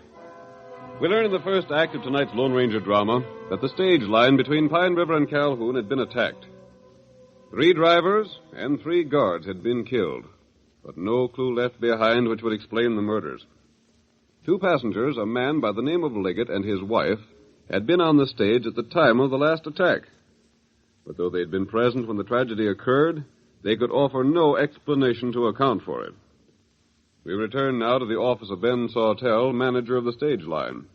Sheriff Beardsley has been questioning the Leggetts for more than an hour, but with no result. So that's all you can tell. We've told you the truth, Sheriff. You left Pine River with everyone in good shape, and you didn't see no one on the way here. Not a soul. We didn't even stop, except for the men to fill their canteens with water. My wife means the guard and driver. No one could have shot them from ambush. Sheriff, you know blame well there ain't no signs of shooting. That's so. I don't see how the stage could be brought here with both those men dead. Well, the horses know the way as well as the men do. What do you folks come here for? Was you aiming to head on west? No, not unless we had to. We're looking for our son. Your son? Yeah. He ran away from home. We think he came this way. You said nothing about it before. You didn't give us a chance. You were too blame busy trying to accuse us of murdering those 2 men. Have you seen Dave? There ain't been no one here by that name. Dave Leggett, eh? Yes. He seemed to think he had an answer to these strange murders. Great Scott. Maybe it's the kid. What sort of looking kid? Thin and pale and... He's only 16, but he looks even younger. Tow-headed? Have you seen him? Thunderation. That's the Kansas Kid. And we thought he was in cahoots with the killers. Where is he now? You've seen him, then? Yeah, he's handcuffed to the hitch rack. He come here with big ideas, and we figured he was in with the killers. He acted peculiar-like. He was bound and determined to drive a stage, or work for me here at something or other. We catched him snooping in my books. Oh, John, what can we do with him? I'll go get him. Hey, Sheriff, Sawtell, come fast. There's a masked man and Indian. Where? They're loosening a prisoner. Oh, boy. Get him. We want them to. There they are. Dave! Dave! You got him on the horse with the masked man. I'll stop him this time. Oh, don't shoot. You might hit David. Come on! There they go again. I seen him loosen the handcuffs. That settles it. I'm going to get to the bottom of things if I have to jail everyone around here. I couldn't have stopped them, Sheriff. It's all right, Meekin. There wasn't nothing you could do. Great golly. What with another pair of men gone, new arrivals, and that funny-acting kid... Hold on, Meekin. How do you know he was funny-acting? Huh? You ain't had nothing to do with him. How'd you know he was funny-acting? You've been snooping around this office while he was here, ain't you? I didn't mean no harm, Sheriff. Honest, I was... Get inside there. You too, Leggett. Your wife with you. What are you going to do about the kid, Sheriff? Get men out. Form a posse. My boy's in the hands of that masked man. Do something, Sheriff. Find David for I says get inside. Maybe the kid is working for killers. Maybe you work with him. Maybe you lied about the trip here. Maybe you killed them guards and drivers. That's not true. How dare you say such things? I dare say what I blame, please. Now sit down. I'm asking plenty more questions. You sit there, Meekin. I didn't mean no harm, Sheriff. All I done was to get where I could hear what the kid was saying. He looked so odd. Sit down and shut your mouth. You sit there, Leggett, and your wife next to you. Sawtell? Yeah? Go get all my deputies and tell them we're running things with a high hand around this town till we find out about the Leggetts and the kid and the Injun and the masked man. Maybe then we'll know how men can die so sudden.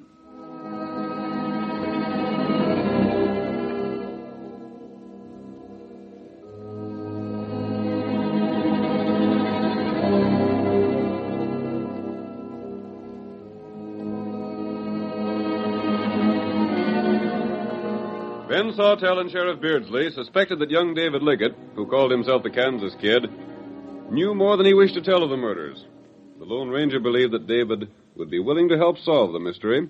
He rescued the boy and carried him to his camp. We see the masked man as he dismounts.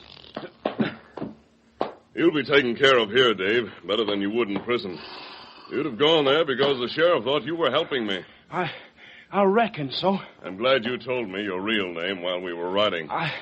I don't know what it is, mister, but in spite of your mask, there's something about you. I can trust you, can't I? Yes, Dave, you can. I knowed it. The Indian, too. Tonto's my best friend. What you come here for? I didn't dare to mention what I know to the sheriff or to Mr. Sawtell. Why? Well, you see, the killer might be one of them. If that is the case, then they just arranged for me to die sudden-like, and the killing would go on. That's good, straight thinking, Dave. I didn't dare to tell Ma and Pa about what I thought because they'd say, well, they'd say I was too young to mix into things of the sort. Dave, just what do you suspect? Well, you see, Pa runs the store over at Pine Center. Yes. And I tend counter sometimes, and 3 times a certain man's come in and bought things. I seen him around Calhoun, and he's one of the critters I suspect. Yes? Look here. If I tell you the whole thing, will you take the chance of stringing along with me and just seeing if I'm right? Tell me, Dave. No matter how loco it sounds. Just tell me and we'll see. Tonto and I came here to try and put an end to murder and robbery. If you have any idea how these stage drivers die, tell us. I will.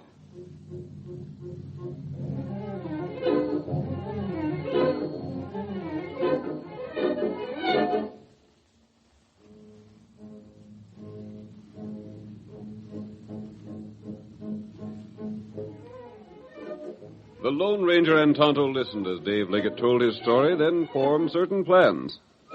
It was several days before these plans could be put into action. And meanwhile, Sheriff Beardsley and his men searched the vicinity for the masked man and his companions.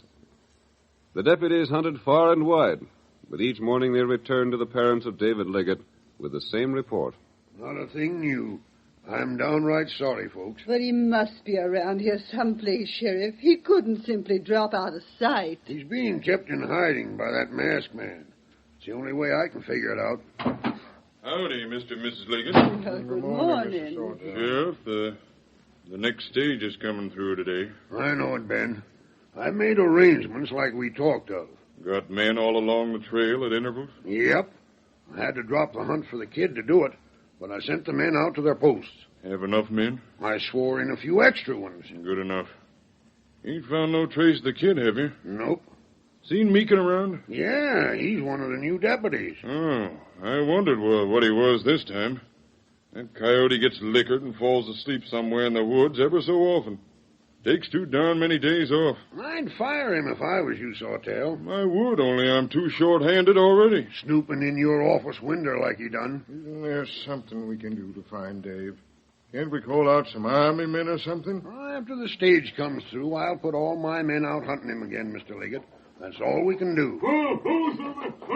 That voice. That's the masked man. There he is! Stand where you are. Sheriff, it's life and death, and you've got to listen to me. You're under arrest. Don't waste time and talk. Come on and follow me. Where's my boy? What have you done with Dave? Your boy's all right, but he might not be if you don't come with me, Sheriff. But I... Along the stage trail toward the east. It's another trick of some sort. It isn't. Bring some men and come. My men are scattered all along the trail. Pick them up as you ride. And they're all looking for you and my son. In that case, they may follow me, even if the sheriff won't help solve the mystery. Wait a minute. Come on, follow me. Hurry up. Sheriff, Come on, man.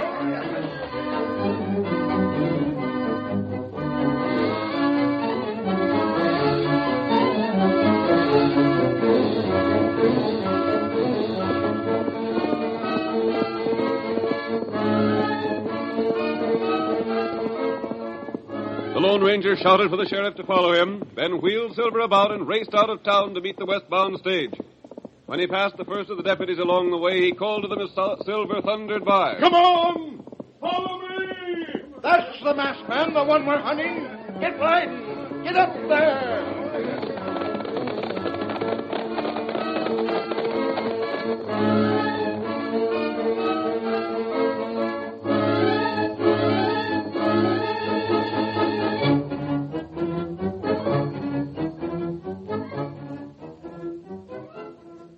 The great horse Silver continued his wild dash eastward while the deputies tried to follow.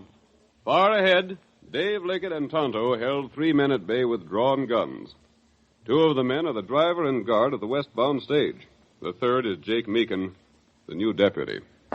It's just a matter of time when these 2 will have to let us go. Just so, guard.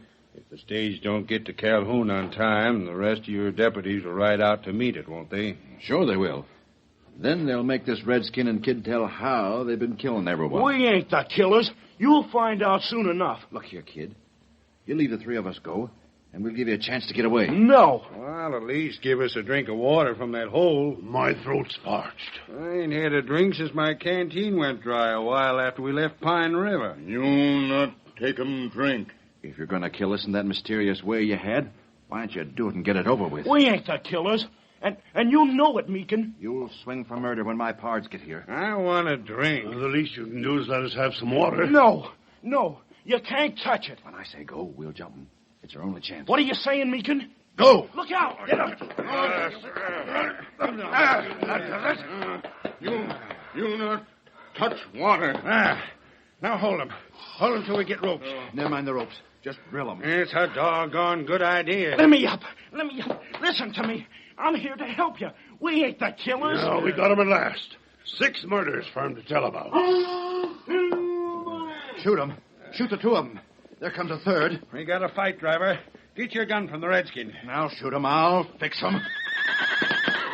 Get 'em, them white fellas. Look out for the horse. That Injun's horse. Look out. He'll get you. Stand out, the 3 of you. Drop that gun, Meekin. I'll show you. Oh, my head. I got my gun again. I'll keep him covered. I'll keep your hands up till the lawmen get here, and then you'll all learn the truth. Keep them all covered. Stand back. All of you heist your hands. You got 'em, boys, huh? Good work. What's happened here?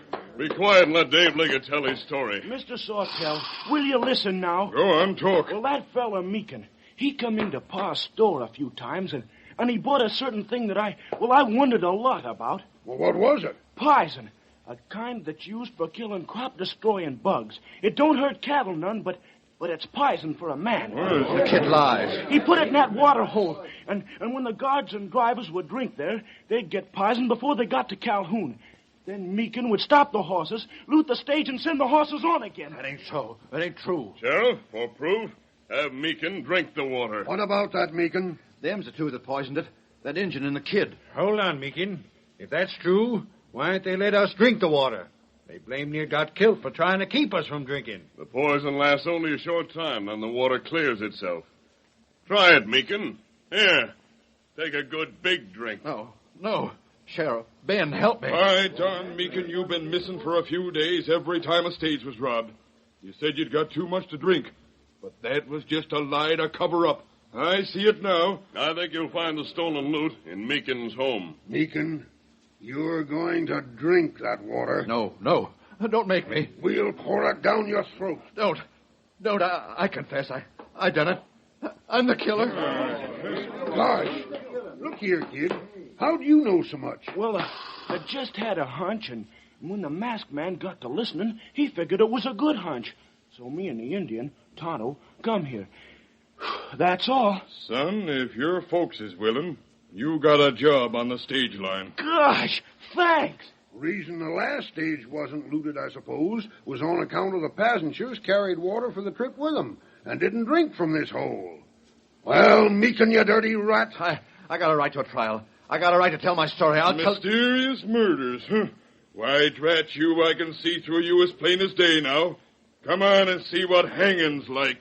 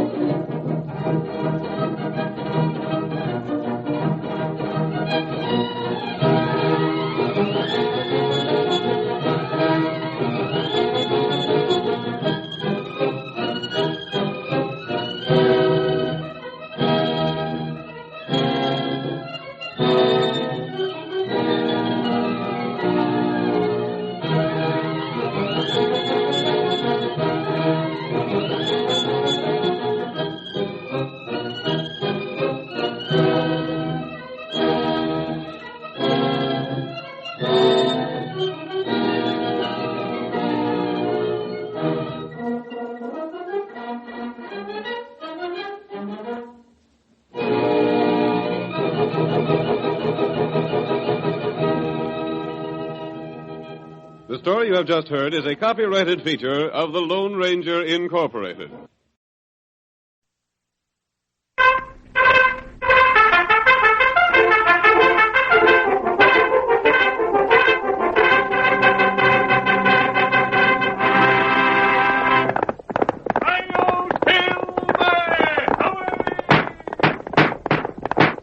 A fiery horse with the speed of light, a cloud of dust, and a hearty hi-yo silver, the Lone Ranger.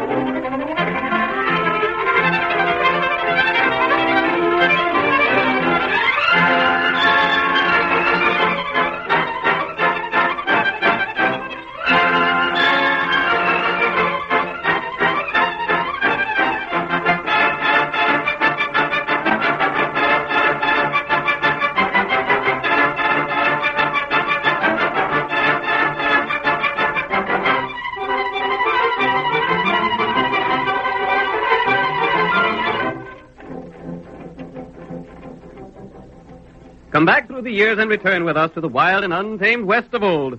Thrill once again to another exciting story of the phantom figure of the plains who rode in the cause of justice.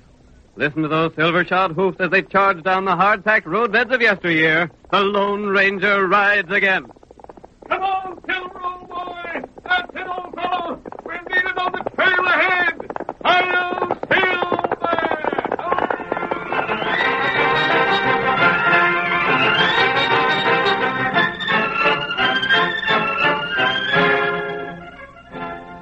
Lone Ranger had made a long and tiring trip. His horse Silver was in need of water. And so when the masked man neared the town of Needlepoint and came within the sight of Amy Holcomb's home, he paused to remove his mask and disguise his face. Thus prepared, he approached the house. As our dramatic story begins, we hear him in conversation with Amy Holcomb. I'll ride on as soon as my horse is watered. So you don't aim to spend the night around town nowhere? No. Well, I won't ask no more questions. Sakes alive, I've asked a plenty, and that's the first one I got an answer to. Serves me right for being a curious old busybody. By the way, I don't suppose you heard of the Nashes, have you? I don't think so. I forgot you're a stranger. There's Panama Nash and Lindy. She's his daughter. I haven't heard of them. There's a whole tribe of the Nash folks, but Panaman's the main one. He's the most ornery cuss that ever drawed a breath. Oh, I was going to tell you not to bother to ask him for no water. He wouldn't give it to you. He wouldn't? Nope.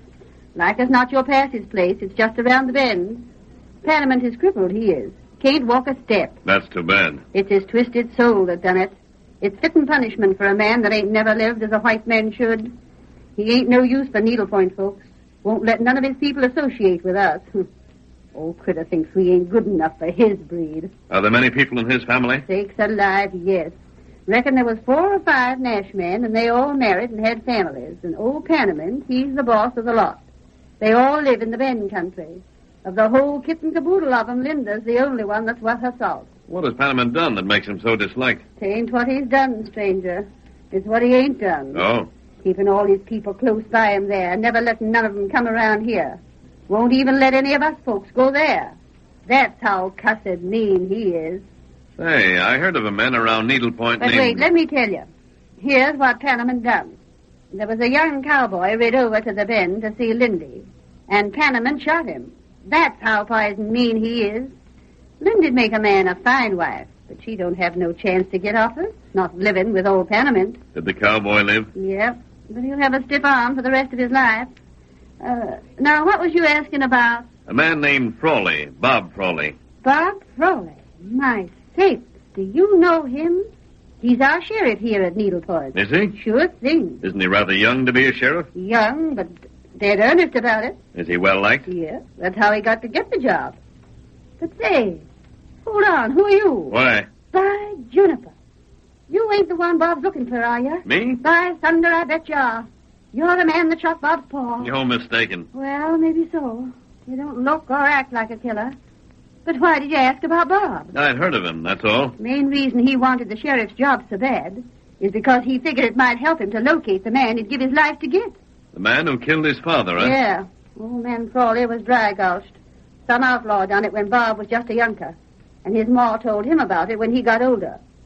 Bob vowed to get that man and put a soft-nosed slug in him just like what his pa got. Look, there's horsemen coming this way.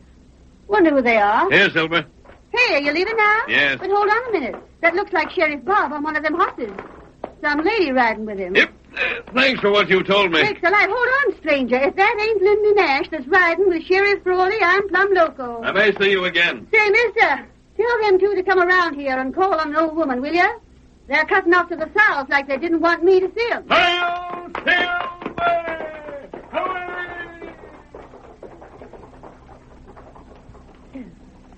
My sakes alive. He called that horse Silver.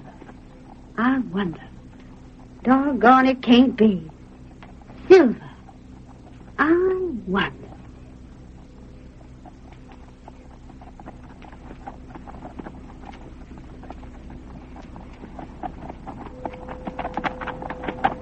Look at that horse riding away from Ma Holcomb's place, Bob. Did you ever see the like of it? That's as fine a piece of horseflesh as I ever seen, Linda. I hope we cut away from her house before she recognized us. Oh, drat it, Linda.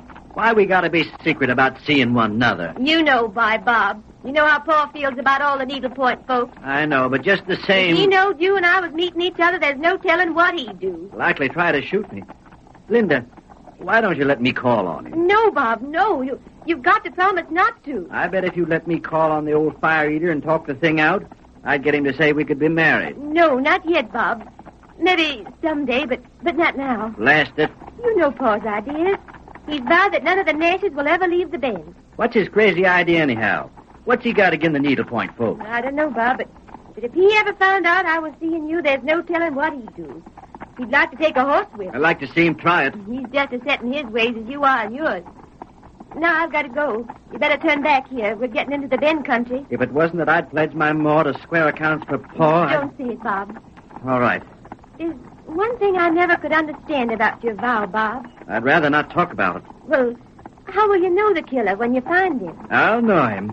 So long ago, you wasn't much more than a baby when it happened. I know I'll find him someday, Linda. He's still alive, I know he is. I'll find him. Years ago, he went by the name of Wildcat. And someday I'll trace him down by that old nickname. Wildcat? Oh, Linda, what's the matter? Wildcat. Did you ever hear of him? Tell me more about him, Bob. Well, I don't know much about him. But someone, I don't know who, told Ma the killer's left-handed and walks with a limp. Left-handed and called Wildcat. I've been investigating every left-handed man I hear about. And someday, honey, I'll carry out one of my vows. One of them? Well, the second one is to marry you. Oh. Bob, I gotta leave you here. You go back to Needleport. I'm heading for the Bend. Get up. Get up there.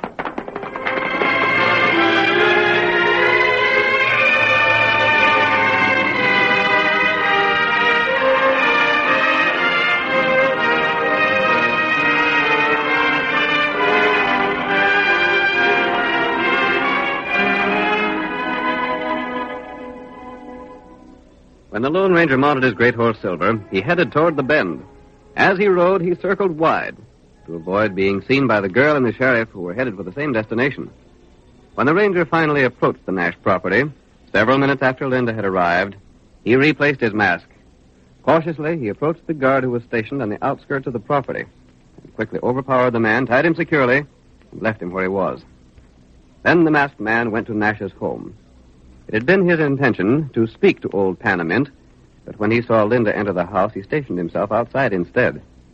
Panamint Nash, for years crippled and chair-ridden, greeted his daughter Linda and her companion, Morgan Nash, a distant relative. Well, it's about time you got back, Lindy.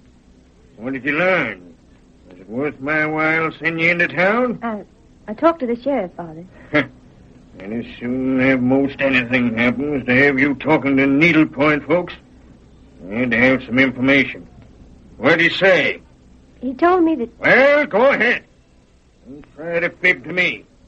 You've been seeing considerable of Bob Frawley, ain't you? What?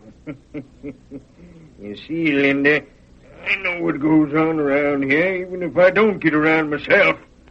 Your cousin Morgan there told me about you two meeting. Morgan, you... Well, what are you going to do about it, Lindy? You sneaking coyote, carrying tails. I hate the sight of you. That'll do, girl. You needn't get so uppity, Lindy. I said keep quiet. You see, I had a reason in sending you to talk to Bob Frawley. He'd tell you anything you wanted to know. And I reckon he did. He's still hunting for the man that killed his father, ain't he? Yes, he is. Well, go on. Tell me some more. You don't know the man's name. Don't, huh? What else did he tell you? Pa, I can't tell you. Go on, speak up now. Or I'll send Morgan and a couple of the other boys to get him. I'd like to drill Bob Frawley. If it wasn't for him, maybe Lindy would like me. I wouldn't marry you if you were the last man alive. Speak up now. What did Frawley say? The only thing he knows about the man is he used to be called Wildcat. Wildcat, huh? Well, go on. That's all, Pa. Go on. He's a little lame and he's left-handed. Left-handed. That don't mean nothing. I'm left-handed, too. But he said the man who shot his father was nicknamed Wildcat. Well, what about it? That rifle hanging over the mantel has the name Wildcat carved on the stock. I know it. What about it? Is that your rifle? What if it is? I couldn't believe it of you, Pa, that you'd shoot a man from ambush. Bob Frawley's father was dry gulched. I ain't said I shot him. Anyhow, if I did, what would you do about it? I'd run off, that's what I'd do. I'd leave here forever. He's fixing to leave here someday anyhow, Uncle Panamint. That wouldn't surprise me none. He's not telling the truth, Pa. Oh, yes, I am. You're fixing to run off and marry that good-for-nothing sheriff. He's not good for nothing. He's the best sheriff this county's ever seen. You see, Uncle Panamint? You see how she comes to his defense? Yeah. If she thinks enough about him, she's likely to turn on me and try and tell him I'm the one shot his pa. I believed it of you, Pa. Never mind. Morgan. Yeah? We ain't going to take no chances on her running away. No, wouldn't be good sense to. What are you going to do? Morgan, take Lindy to her room, lock the door, and bring the key to me. You can't keep me a prisoner. We'll do it for the time being. Maybe when you're set free, you won't be seeing no more of Bob Frawley. Come on, Lindy. Let go of me. Come on. Hurry up, Morgan, and get back here to me. I got something I want to speak to you about. I'll be right with you, Uncle Panama. You won't be sorry for this. I'll get word to Bob Frawley somehow. I'll leave you now the first chance I'll get. Take that key out. Fetch it back to me. She's locked in safe now.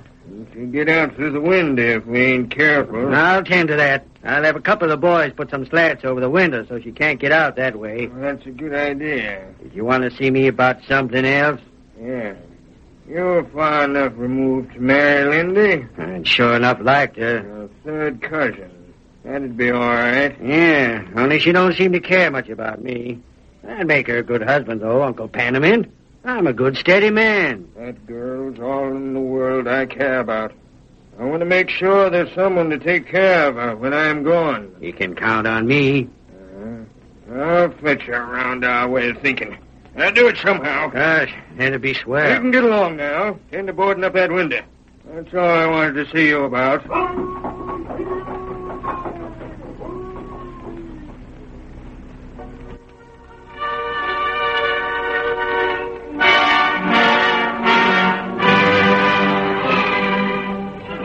The curtain falls on the first act of tonight's thrilling Lone Ranger drama. Before the next exciting scenes, please permit us to pause for just a few moments.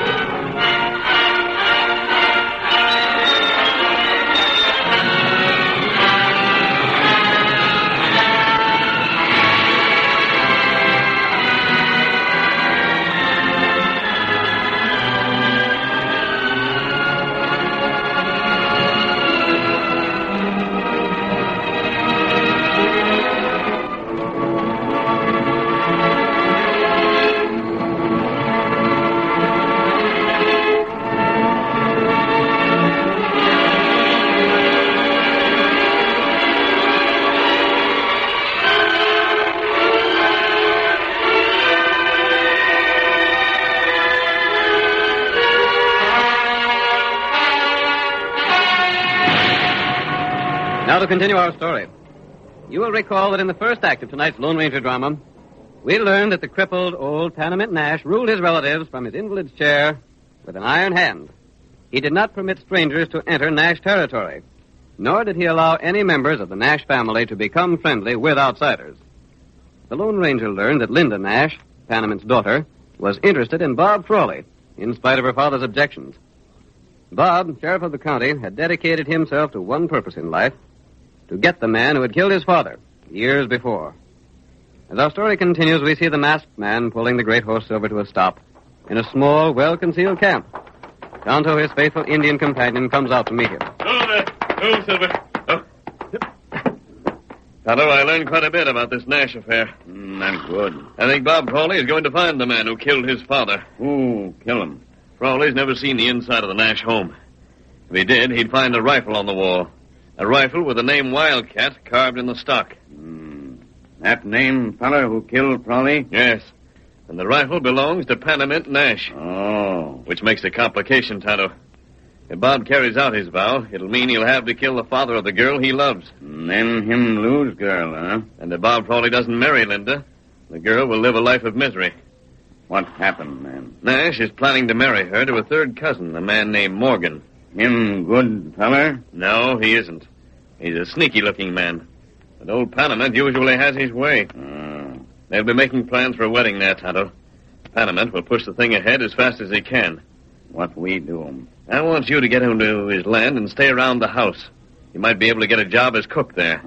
Me get work there. You'll have to be there to do certain things, Tonto. What? Them? You'll have to tell Linda to wait and be patient. Tell her to let the plans for a wedding proceed. Marry that feller? No. Somehow, I don't think the wedding will be performed. I have a few things to say to Panama Nash myself. Things he may not know. What? That? You see, Kemosabe, Panama doesn't realize that I know who used to be called Wildcat. Oh. I'll see you later when I come to the ranch to talk to Panama. Hail, Silver!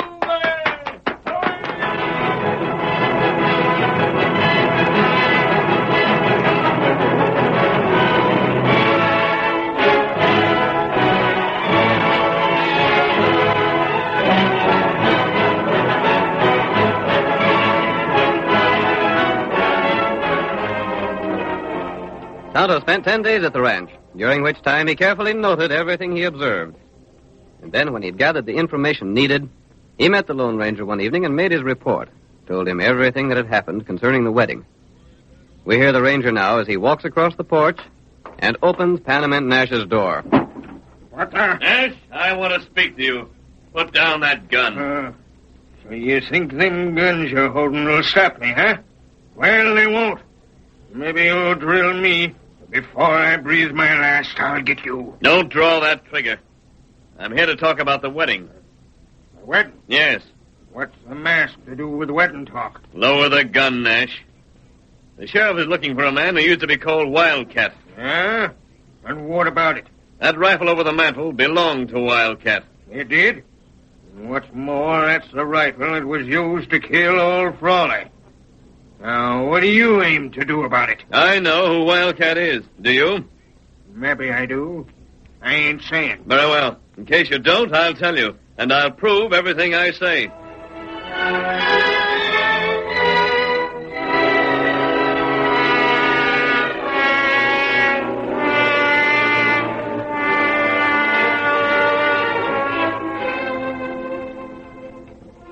The Lone Ranger compelled the attention of Panama Nash. And as the masked man spoke, Panama became more interested with each word he said. Nevertheless, the wedding plans went on as originally scheduled. On the eventful day, every member of the Nash family assembled around old Panamant's chair in the huge ranch house. Linda, dressed in her bridal gown, stood in the doorway to the immense central room with Tonto at her side. You not worry. But another hour and I'll be married. That long time. Plenty happened. There's Paul waiting to speak to me. Linda! Stand away from that door. Come into the room. I got things to say. Paul, you got that rifle off from the mountain. Eh? What are you going to do with it? Maybe that sheriff critter will have nerve enough to come here and try and stop the wedding. You ain't going to shoot him if he does. Paul, no. Oh. Well, you got your spunk back again, huh? But this wasn't in the plans. What plans? You've been meek as can be for the past week. I thought you'd lost all your spunk. Oh, I ain't lost no spunk. I've been meek because I felt that no matter what you planned, the wedding wouldn't come off. That's why I agreed to everything you said. But if you plan to shoot Bob Frawley... Oh, you're looking for him to come here, Yes, huh? I am. He loves me. He'll defy the whole pack of Nashes to keep me from marrying a man I hate. Oh? If you try to shoot Bob Frawley, I'll stand before that gun. It's enough that you killed his father. You ain't going to kill him, too. No. You grin about it. Oh, Paul, I don't know why I don't hate and despise a man like you. Don't you? I haven't so far. There's something that seems to tell me that... I just won't believe you killed Bob's father till you confess it. Mm-hmm. But if you shoot Bob, I... Nash. Oh, Bob. Well, Frawley? I heard about this wedding. Bob, look out. He's going to use that rifle on you. You better not. You got a sight of nerve to come here, Frawley. All right, maybe I have. You better let me have that rifle. Stand away from in front of me. I want to keep an eye on the door at the other end of the room. For what? Never mind. Frawley, I didn't think you'd have the spunk to come here like this. You're the first needlepoint man to set foot inside this house. And when I leave, Linda's leaving with... What's that on that rifle? Huh? Let me see that gun stock. Ain't no affair of yours. Let me see it. Who owns the rifle? Is that yours? I ain't said so. Bob, listen, Bob. Don't be hasty. That's an old rifle. It's been over the mantel ever since I can remember. Quiet. You, Sam. Keep clear of that door down there. I want to see who comes in. I was saying, Bob, that rifle... Now, look. It ain't even loaded. I'll show you that it ain't. Squeeze the trigger. Oh! It was loaded. Hey, Morgan's been hit. What the... You shot your nephew. Morgan? Hit him right through the heart, Nash. It's a good thing there wasn't anybody else coming through that door, ain't it? You've killed the bridegroom. Your own nephew. You don't seem a bit concerned. Say, I'd like to know if that was an accident or on purpose. Save your wind. But I'd like to know... See this here gun? See that wildcat on the gun stock? Yes. That's the gun that killed your pa. Did you shoot him? If you did, Panama Nash, I'll put a bullet right between your eyes. I'll show you... No, Bob, don't. Please, he's my father. I don't care who he is. My father was dry gulched, shot from behind. And I swore I'd... Let me talk. Your father and me was the best of friends. I know it. I never dreamed that you'd be the one. I was with your old man when he fell. The shot that killed your pa was aimed to kill me. It was? Yeah. There wasn't no use me telling that before now. Nobody would believe it. If you knowed I was with your pa when he fell, you'd have come accusing me years ago, just like you're doing now. Yeah. Then it wasn't you, Pa. No, it wasn't. It was some one of the Nash men that fired that shot. And he wanted to get me. He wanted to kill me for my cash. You know who it was? I know now, but I didn't at the time. Who? Let me get to it in my own time, boy. I've got a story to tell. Go on, Pa. I swore at the time I'd get the critter that killed my best friend. The ornery coyote that aimed to kill me. I was the only one in the whole Nash tribe that had any money. I left a will dividing it among them. Well, when I knowed one of them was gunning for me from an arroyo, I figured to bring the whole pack of them here to live together. That was years ago. Just before you was born, Linda. It took time to round the whole tribe up, but I done it. I kept 'em broke. I give 'em orders and kept them orders followed out. I kept 'em all here where I could watch 'em. Gosh. I was hunting the same thing you was, Bob Frawley. I was hunting the killer of your father. Your old man knowed it was Wildcat who done the shooting, and he didn't talk to me. He wouldn't tell me who it was because he knowed it was one of my own family. He figured I'd side with my own flesh and blood if he told me. Tell me who it is, Nash. I'll see your revenge carried out. There ain't no need for that. The killer's already paid in full. You mean he's gone? He's gone. Gone with the same gun he used to kill your pa. You don't mean Morgan? That's just who I mean. Morgan.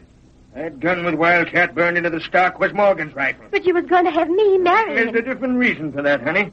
I knowed you cared a lot about Bob Frawley, but I didn't know how much he cared for you. Then you never intended having the wedding go through? I intended to stop it just as I done.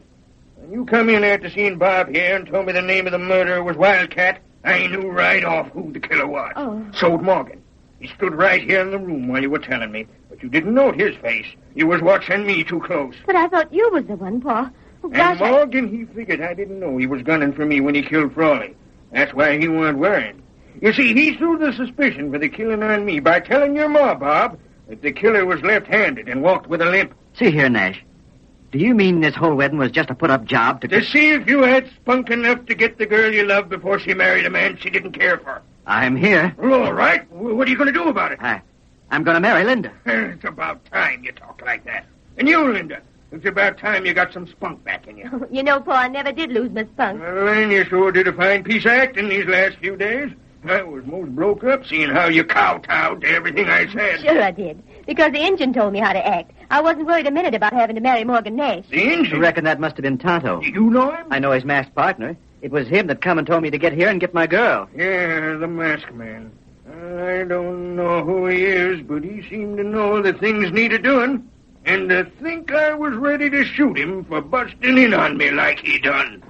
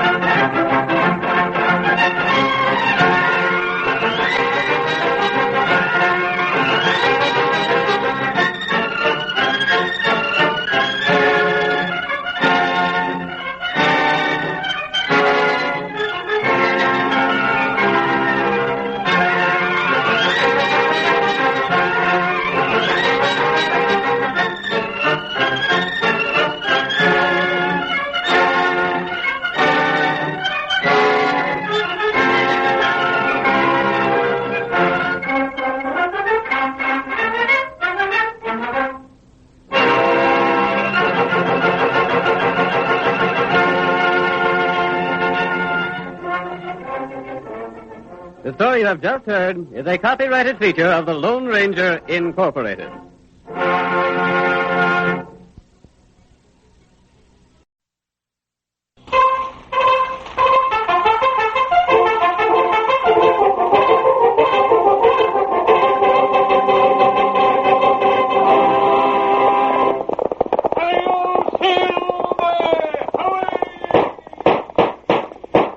A fiery horse with the speed of light, a cloud of dust, and a hearty hi-yo Silver, the Lone Ranger.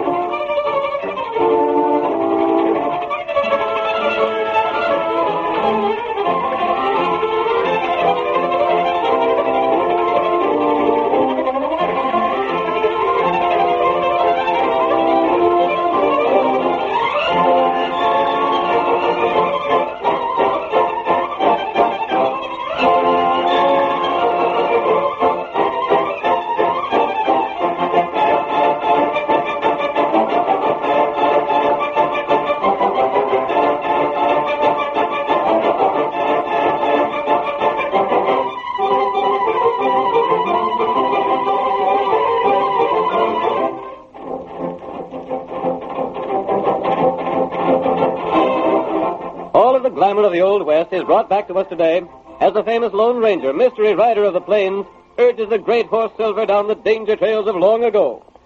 Listen to the tattoo of those silver-shod hoofs. The Lone Ranger rides again. Come on, Silver, old boy! That's it, old fellow! Run as you've never run before! We're needed on the trail ahead! Hi-yo, Silver! Hurry!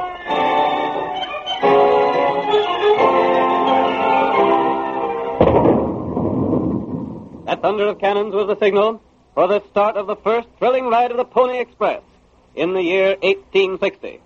The route extended from Missouri to California. For 2 years, the most highly skilled young horsemen and the fastest mounts carried the mail across the country in record time. 24 hours a day, the Pony Riders urged their fleet little horses along the trail at top speed. Stations were established every few miles to furnish fresh horses for the racing riders. Our story begins as we see a foam-flecked horse pull to a stop at the end of his run. There he is, just on time. Slap that saddle on a fresh horse and let me be on my way. I'm out to make a record. Bill Cody just passed here in eastbound I'll run. beat his time if I have to break my neck trying. Want some hot coffee? Not this time. Hurry up with that saddle. Cinch it up tight there. I got some important papers this trip. Yeah? What are they? I don't know. Something for Silver Gulch. This particular load's just got to get through fast. Sam takes the mail from you at the next station, don't he? Yeah. What's taking you so long about that horse? Hurry up there. Watch out for engines ahead. I'm watching all the time. Your horse is ready. That's the ticket, Earl. I'm on my way. Up there. Get on there, boy.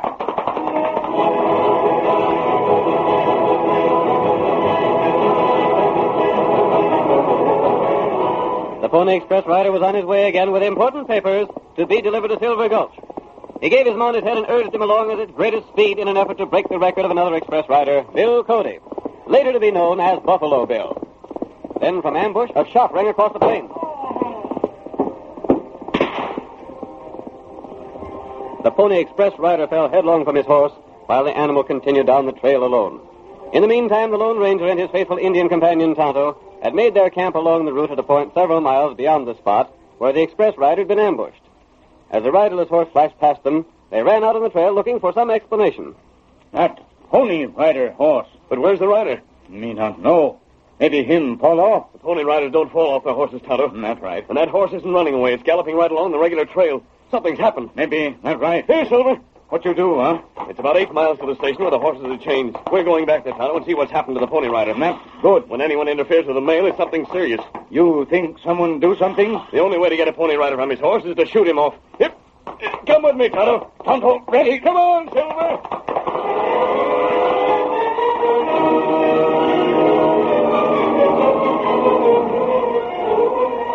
Ranger and Tonto rode back to the spot where the express ride had been shot, our scene changes to the town of Silver Gulch.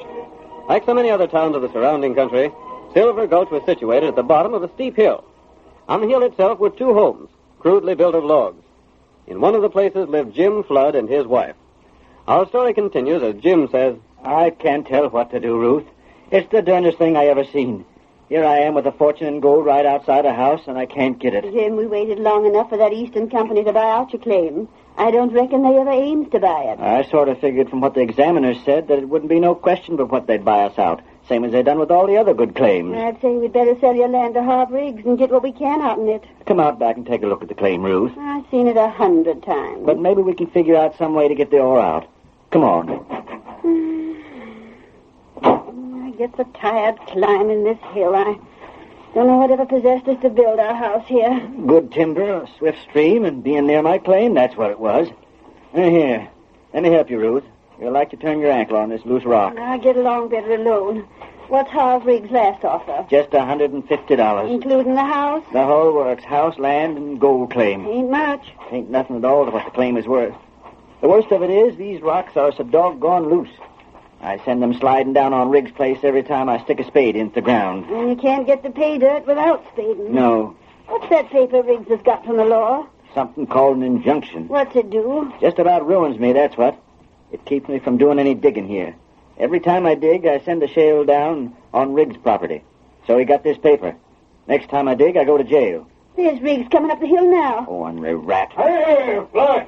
Hello, Riggs. I just step outside your house by the rocks and slip past my place. Yeah? All over my proposition. To buy your place? Buy mine or sell me yours. Ain't no ways an even proposition.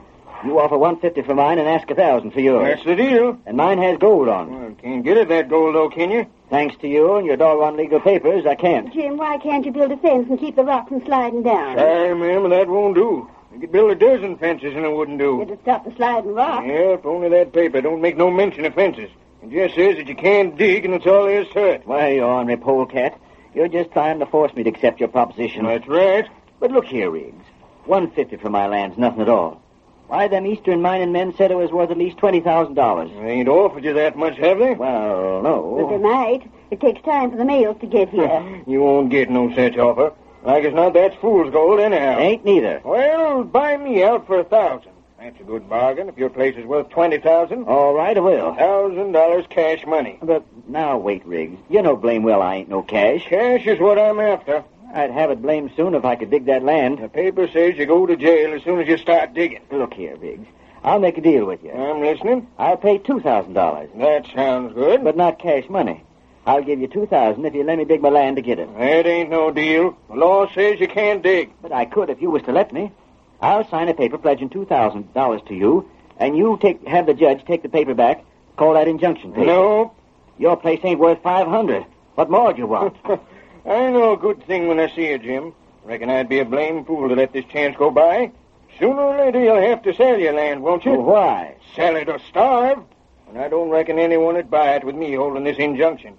You better sell to me while you got the chance. Because maybe when you want to sell, I won't be willing to go as high as $150. Cussed polecat, that's what you are. You know just enough about the law to use it to your selfish ends. You're misjudging me, Jim. You're the one that's being selfish. You're like the dog in the manger. You can't use the land yourself, and you won't let no one else use it. Well, I can wait. I reckon you'll sell when you begin to get good and hungry.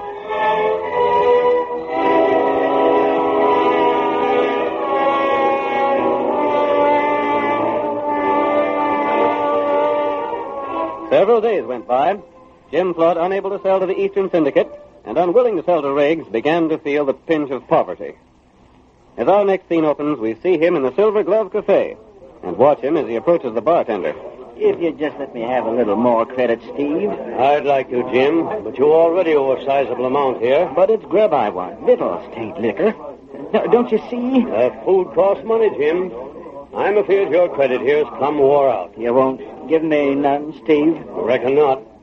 You ain't heard from that Eastern company, have you? No, not yet. Well, I didn't figure you would.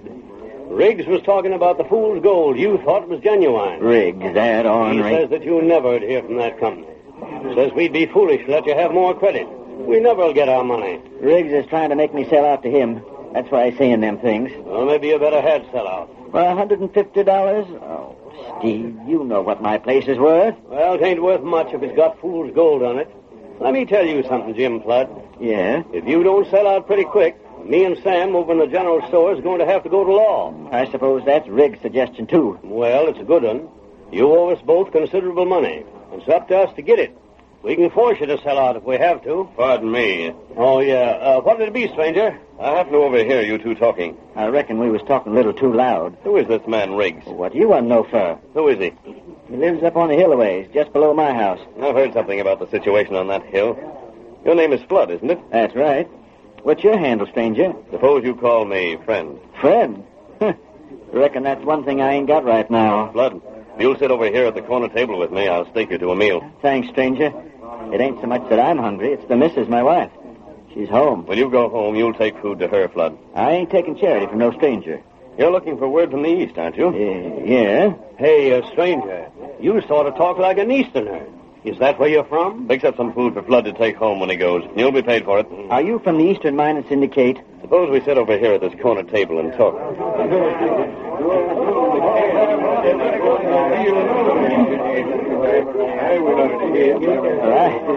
I don't know when food ever tasted better, stranger. Tell me more about this letter you've been looking for. Seeing as you ain't from the mining company, I reckon I ain't looking for no letter. Just what was it to be? Well, I reckon there ain't no use talking about it now. I sort of hoped I might get an offer for my land. I can't work it on account of its being on a hill, and the stone falls down on Riggs' land. I heard about that. He has an injunction that prevents you from working your land. Yeah, that's right. He wants to buy your place from you. For $150. That ain't very much, but I expect I'll soon have to sell to him. Suppose the Eastern Company did buy the land. Shucks, they'd be able to rake up the cash and pay Riggs what he wants for his place and work the claim. But you can't pay the cash, huh? Gosh, no. I can't even raise the price of a square meal no more. How'd I ever get $1,000? I'd like to see Harv Riggs. Oh, he'll be coming in here real soon, blowing off his mouth and bragging how he put a slick deal over on me. You just stick around, stranger, and you'll see him.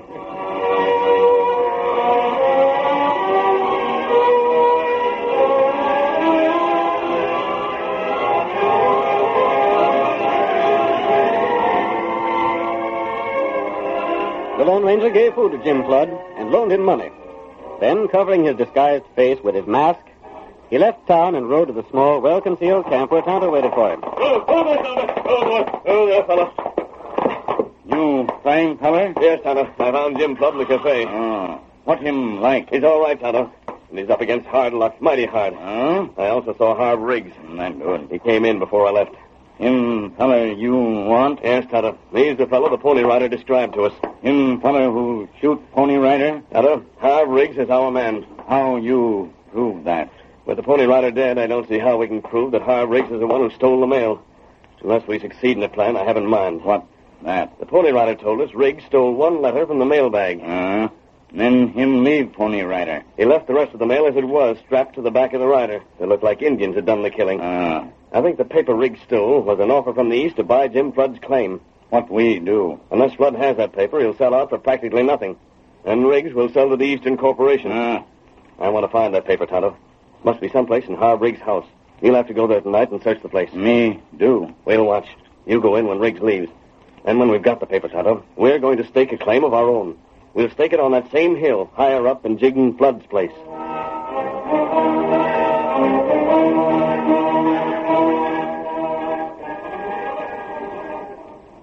The curtain falls on the first act of tonight's Lone Ranger drama. Before the next exciting scenes, please permit us to pause for just a few moments.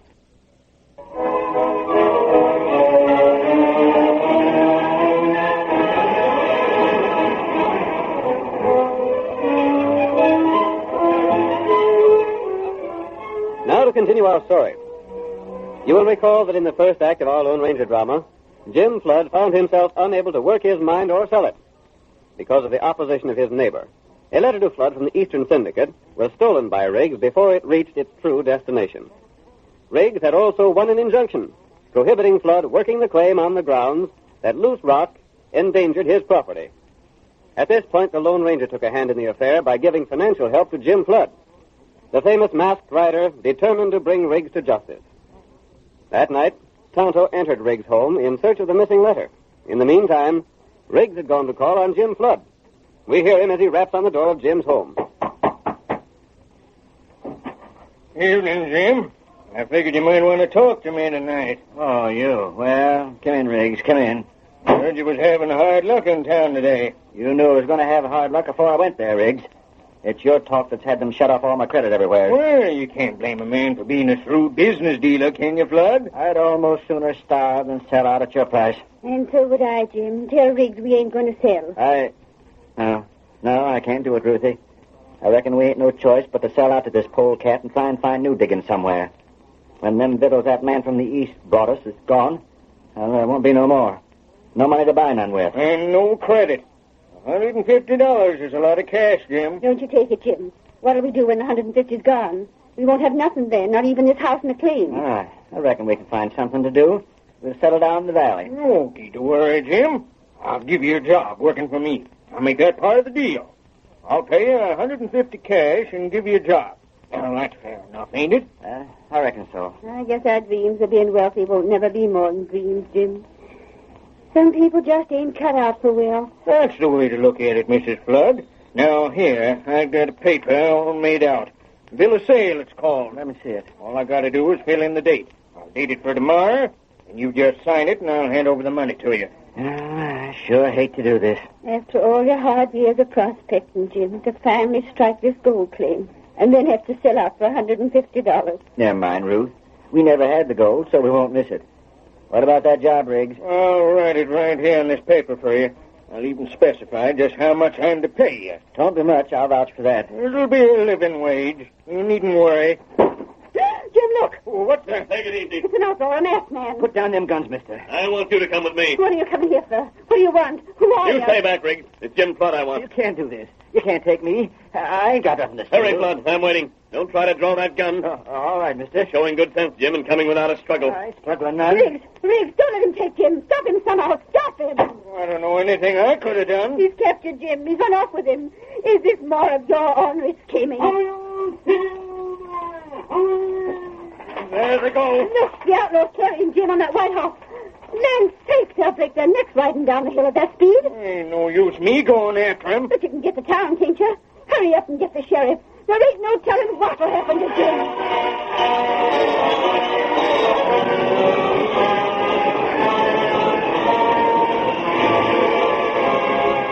The Lone Ranger made Jim a captive, and he took him only far enough from his home to explain a daring plan to the miner. He gave Flood careful instructions before releasing him, then rejoined Tonto. Tonto, did you find the letter Riggs stole? Tonto, look in house, not find letter. He wouldn't destroy the letter, Kemosabe, because he'd want to sell the mine to the company when he gets it from Jim. Must be hidden somewhere in his house. Tonto, not find. You searched the house? Me not have much time. Search only part of house. He may have the letter in his pocket. We'll go ahead with our plans anyway. I think he'll produce the letter when the time comes. Not good. I told Jim Flood just what he's to do, and he's agreed to do it. He's on his way to talk to his wife right now. And in a few minutes, I think we'll see them leaving the house.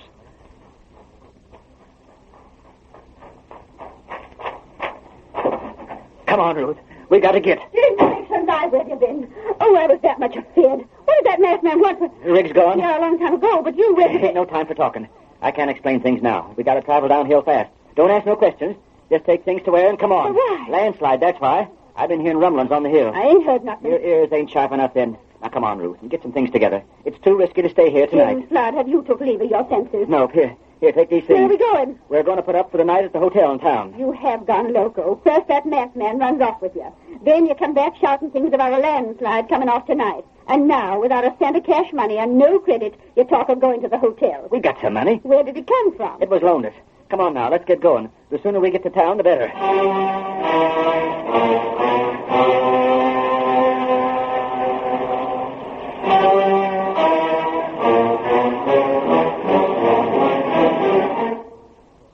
The Lone Ranger and Tonto were outside Jim's home, waiting in the darkness, until the sound of falling stones told them of the departure of Flood and his wife. Then the masked man spoke. They're on their way downhill now, Tonto. Not good. I was afraid Jim wouldn't carry out his part of the plans. Him do it all right. Yes. Here they come. Get back to the side of the trail. We don't want Mrs. Flood to see us and ask a lot of questions. Maybe now. Tonto start uphill, huh? No, not just yet. Wait until they pass by. I still can't see what possesses you to leave the house tonight, Jim Flood. Ruth, some men can tell by feeling inside them when it's going to rain. Some can tell other things. But me, I can tell as a landslide do before morning, and I'm going to stay on this hill and get catched in it. Well, you can tell a bleeding sight more than I can. That's all I got to say. Now, Tonto, you start up the hill. Get everything ready. Now wait till Jim Flood gets to town before I ride in with the exciting news. Everyone will laugh at Flood when he tells them there's a landslide due. Maybe them laugh too soon. Yes, they'll be sorry that they laughed. Where do you feel the landslide? In your bones, Jim? All right, Dad, that's a lot of you.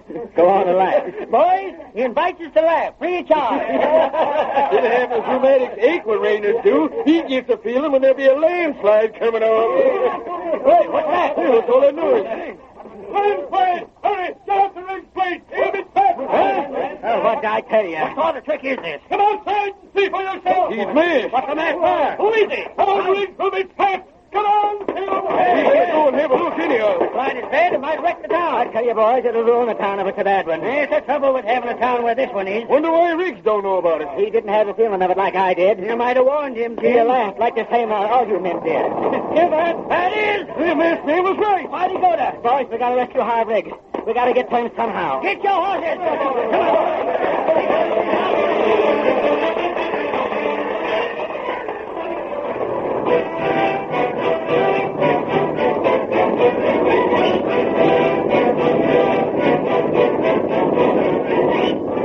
The many silver goats learned to their alarm that a landslide had actually started.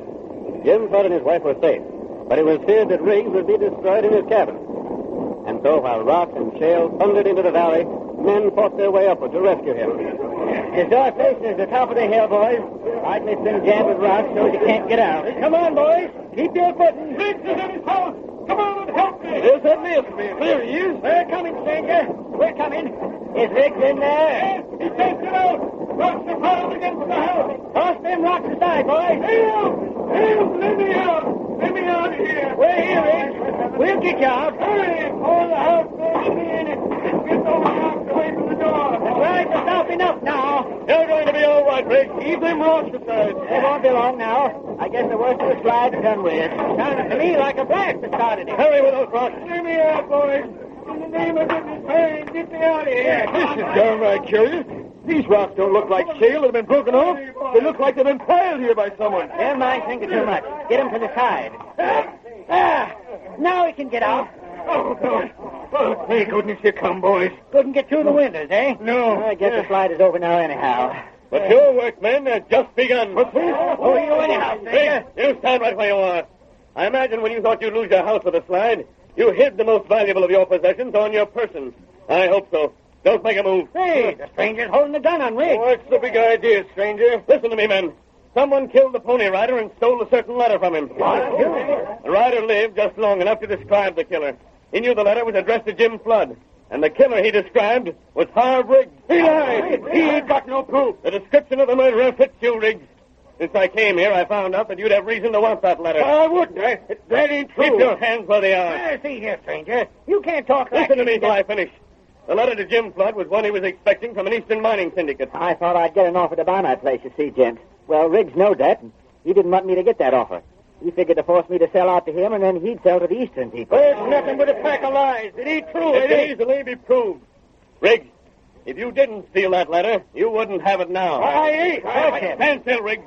You're going to be searched. I won't submit to this. It's an insult. I'll take you to court. We'll hold court right here. That whole landslide was staged for your benefit. Rocks were piled against your house so you couldn't get out. Take your hands off me. Stand still and let me see about that letter.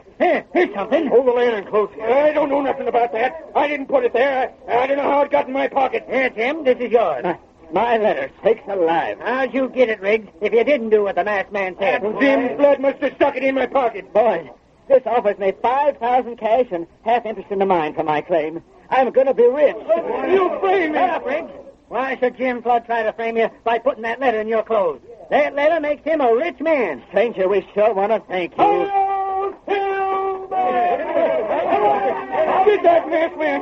How do you know he ain't the killer? Maybe he's just trying to frame me for what he done. We don't want him, Riggs. We got you.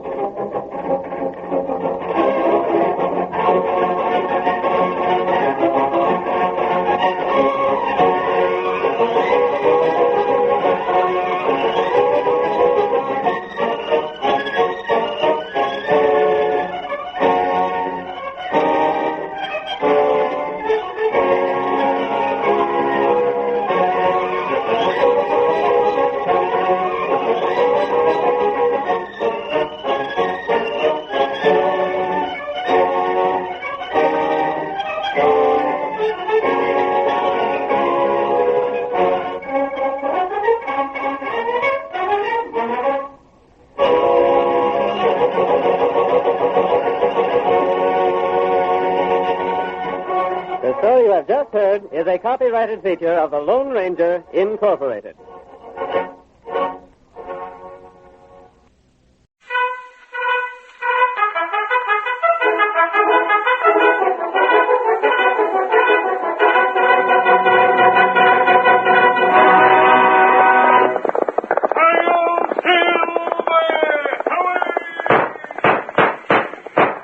A fiery horse with the speed of light, a cloud of dust, and a hearty hi-yo Silver, the Lone Ranger.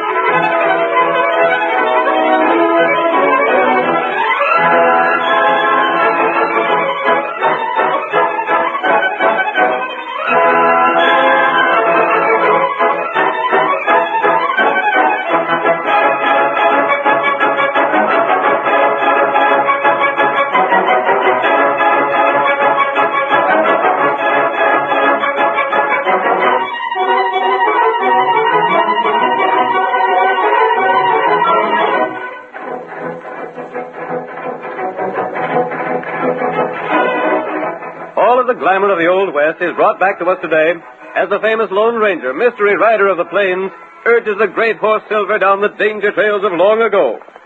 Listen to the tattoo of those silver-shod hoofs. The Lone Ranger rides again. Come on, Silver, old boy! That's it, old fellow! Run as you've never run before! We're needed on the trail ahead! Hi-yo, Silver!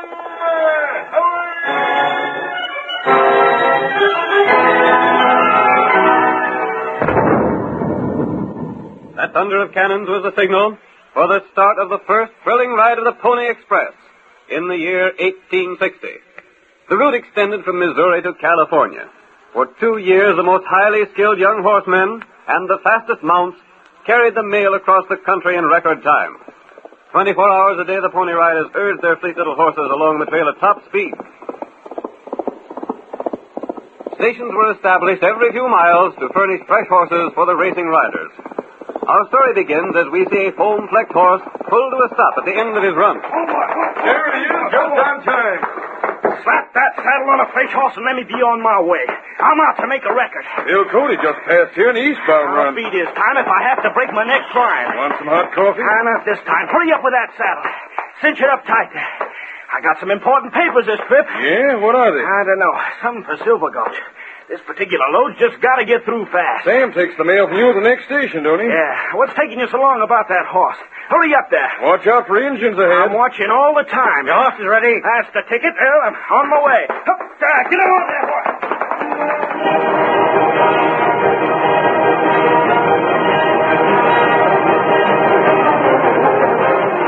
The Pony Express rider was on his way again with important papers to be delivered to Silver Gulch.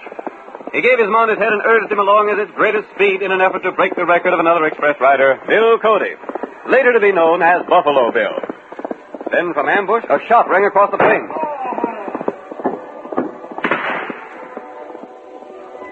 The Pony Express rider fell headlong from his horse while the animal continued down the trail alone. In the meantime, the Lone Ranger and his faithful Indian companion Tonto had made their camp along the route at a point several miles beyond the spot where the express rider had been ambushed.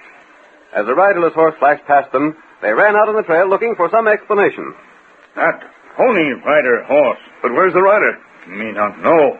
Maybe him fall off. The Pony Riders don't fall off their horses, Tonto. That's right. And that horse isn't running away. It's galloping right along the regular trail. Something's happened. Maybe that's right. Here, Silver. What you do, huh? It's about 8 miles to the station where the horses are changed. We're going back there, Tonto, and see what's happened to the Pony Riders. And that's good. When anyone interferes with the mail, it's something serious. You think someone do something? The only way to get a Pony Rider from his horse is to shoot him off. Yep.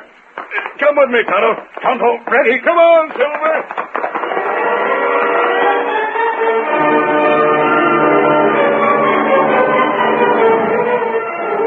While the Lone Ranger and Tonto rode back to the spot where the express ride had been shot, our scene changes to the town of Silver Gulch. Like so many other towns of the surrounding country, Silver Gulch was situated at the bottom of a steep hill. On the hill itself were 2 homes, crudely built of logs. In one of the places lived Jim Flood and his wife. Our story continues as Jim says, I can't tell what to do, Ruth. It's the darndest thing I ever seen. Here I am with a fortune in gold right outside a house, and I can't get it. Jim, we waited long enough for that Eastern Company to buy out your claim. I don't reckon they ever aimed to buy it. I sort of figured from what the examiners said that it wouldn't be no question but what they'd buy us out, same as they done with all the other good claims. I'd say we'd better sell your land to Harv Riggs and get what we can out in it. Come out back and take a look at the claim, Ruth. I've seen it 100 times. But maybe we can figure out some way to get the ore out. Come on.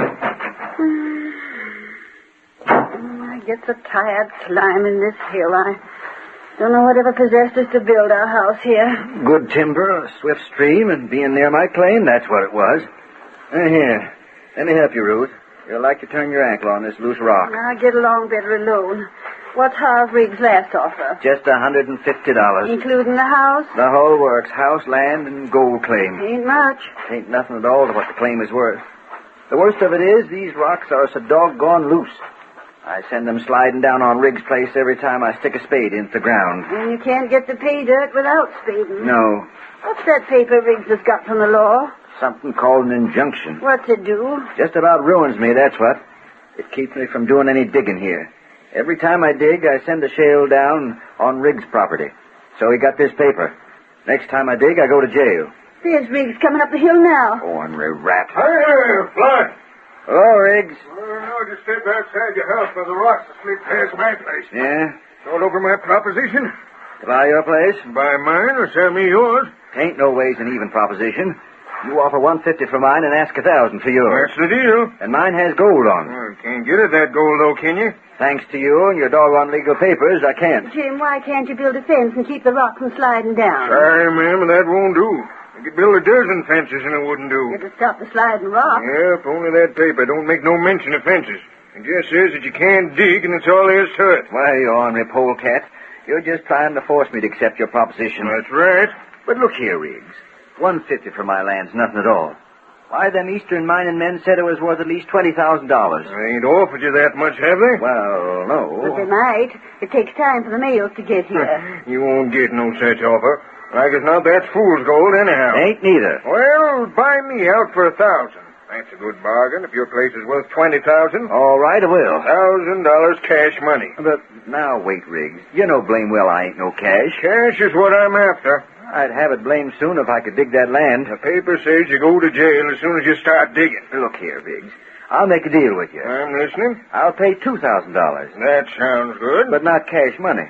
I'll give you $2,000 if you let me dig my land to get it. That ain't no deal. The law says you can't dig. But I could if you was to let me. I'll sign a paper pledging $2,000 to you, and you have the judge take the paper back, call that injunction paper. No. Your place ain't worth $500. What more do you want? I know a good thing when I see you, Jim. Reckon I'd be a blame fool to let this chance go by. Sooner or later, you'll have to sell your land, won't you? Well, why? Sell it or starve. And I don't reckon anyone would buy it with me holding this injunction.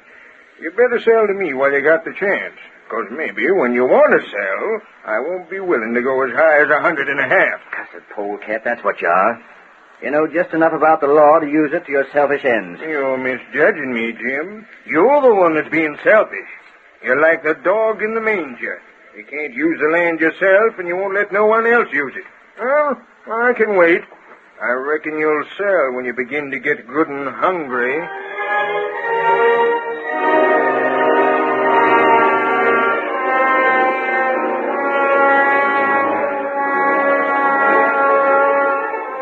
Several days went by. Jim Flood, unable to sell to the Eastern Syndicate and unwilling to sell to Riggs, began to feel the pinch of poverty. As our next scene opens, we see him in the Silver Glove Cafe and watch him as he approaches the bartender. If you'd just let me have a little more credit, Steve. I'd like you, Jim, but you already owe a sizable amount here. But it's grub I want. Victuals tain't liquor. Don't you see? Food costs money, Jim. I'm afraid your credit here's plumb wore out. You won't give me none, Steve? Reckon not.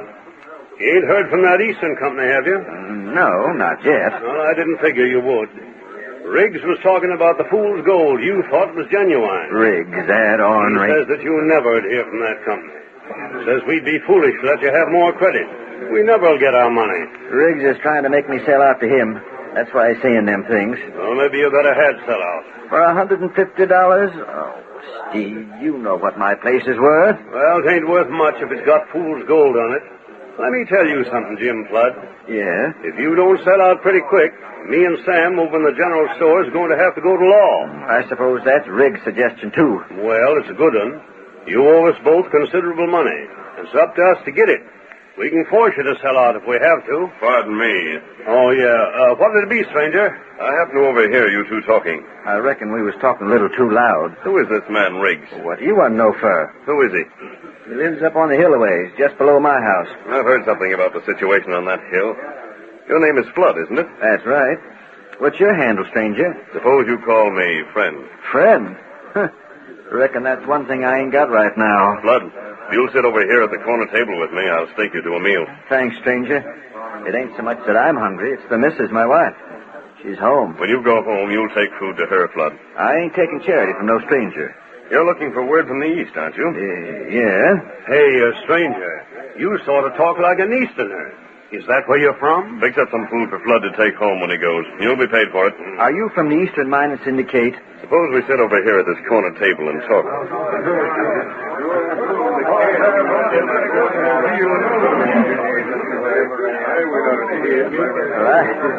I don't know when food ever tasted better, stranger. Tell me more about this letter you've been looking for. Seeing as you ain't from the mining company, I reckon I ain't looking for no letter. Just what was it to be? Well, I reckon there ain't no use talking about it now. I sort of hoped I might get an offer from my land. I can't work it on account of its being on a hill, and the stone falls down on Riggs' land. I heard about that. He has an injunction that prevents you from working your land. Yeah, that's right. He wants to buy your place from you. For $150. That ain't very much, but I expect I'll soon have to sell to him. Suppose the Eastern Company did buy the land. Shucks, they'd be able to rake up the cash and pay Riggs what he wants for his place and work the claim. But you can't pay the cash, huh? Gosh, no. I can't even raise the price of a square meal no more. How'd I ever get $1,000? I'd like to see Harv Riggs. Oh, he'll be coming in here real soon, blowing off his mouth and bragging how he put a slick deal over on me. You just stick around, stranger, and you'll see him.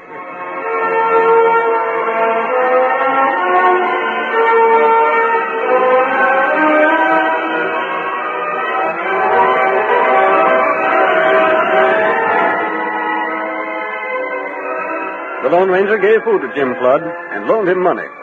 Then, covering his disguised face with his mask, he left town and rode to the small, well-concealed camp where Tonto waited for him. Oh,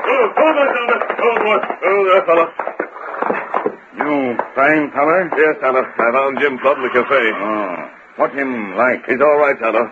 And he's up against hard luck, mighty hard. Oh? I also saw Harv Riggs. That good. He came in before I left. Him feller you want? Yes, Tonto. He's the fellow the Pony Rider described to us. Him feller who shoot Pony Rider? Tonto, Harv Riggs is our man. How you prove that? With the Pony Rider dead, I don't see how we can prove that Harv Riggs is the one who stole the mail. Unless we succeed in the plan I have in mind. What? That? The Pony Rider told us Riggs stole one letter from the mailbag. Then him leave Pony Rider. He left the rest of the mail as it was, strapped to the back of the rider. It looked like Indians had done the killing. I think the paper Riggs stole was an offer from the East to buy Jim Flood's claim. What we do? Unless Flood has that paper, he'll sell out for practically nothing. And Riggs will sell to the Eastern Corporation. I want to find that paper, Tonto. Must be someplace in Harv Riggs' house. You'll have to go there tonight and search the place. Me do. We'll watch. You go in when Riggs leaves. And when we've got the paper, Tonto, we're going to stake a claim of our own. We'll stake it on that same hill, higher up than Jigden Flood's place.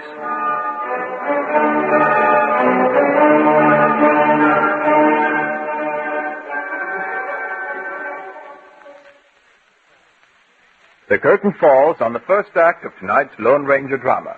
Before the next exciting scenes, please permit us to pause for just a few moments.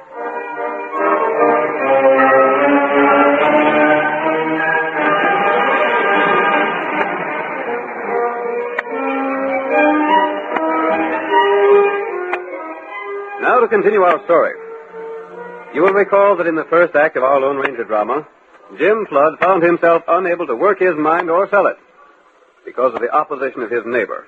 A letter to Flood from the Eastern Syndicate was stolen by Riggs before it reached its true destination. Riggs had also won an injunction prohibiting Flood working the claim on the grounds that loose rock endangered his property. At this point, the Lone Ranger took a hand in the affair by giving financial help to Jim Flood, the famous masked rider determined to bring Riggs to justice. That night, Tonto entered Riggs' home in search of the missing letter. In the meantime, Riggs had gone to call on Jim Flood. We hear him as he raps on the door of Jim's home. Evening, Jim. I figured you might want to talk to me tonight. Oh, you. Well, come in, Riggs. Come in. Heard you was having hard luck in town today. You knew I was going to have hard luck before I went there, Riggs. It's your talk that's had them shut off all my credit everywhere. Well, you can't blame a man for being a shrewd business dealer, can you, Flood? I'd almost sooner starve than sell out at your price. And so would I, Jim. Tell Riggs we ain't going to sell. No, I can't do it, Ruthie. I reckon we ain't no choice but to sell out to this polecat and try and find new digging somewhere. When them victuals that man from the east brought us is gone, well, there won't be no more. No money to buy none with. And no credit. $150 is a lot of cash, Jim. Don't you take it, Jim. What'll we do when the 150's gone? We won't have nothing then, not even this house and the claim. I reckon we can find something to do. We'll settle down in the valley. You won't need to worry, Jim. I'll give you a job working for me. I'll make that part of the deal. I'll pay you $150 cash and give you a job. Now, that's fair enough, ain't it?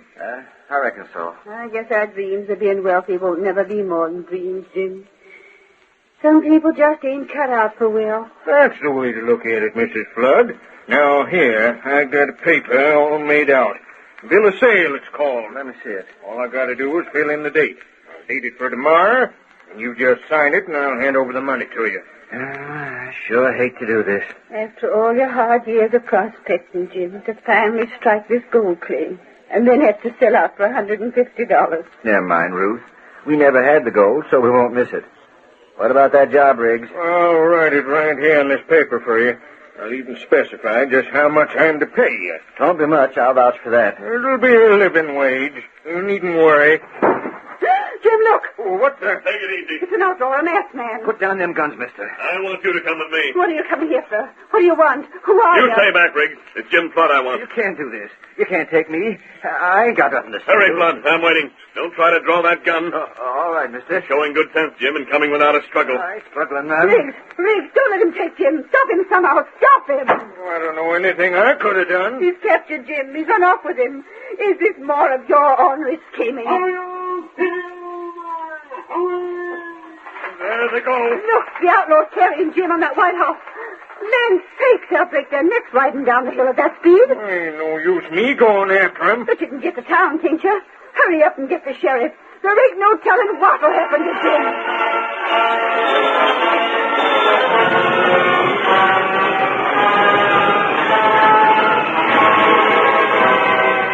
The Lone Ranger made Jim a captive, but he took him only far enough from his home to explain a daring plan to the miner. He gave Flood careful instructions before releasing him, then rejoined Tonto. Tonto, did you find the letter Riggs stole? Tonto, look in house, not find letter. He wouldn't destroy the letter, Kimasabi, because he'd want to sell the mine to the company when he gets it from Jim. Must be hidden somewhere in his house. Tonto, not find. You searched the house? I may not have much time. Search only part of house. He may have the letter in his pocket. We'll go ahead with our plans anyway. I think he'll produce the letter when the time comes. That's good. I told Jim Flood just what he's to do, and he's agreed to do it. He's on his way to talk to his wife right now. And in a few minutes, I think we'll see them leaving the house.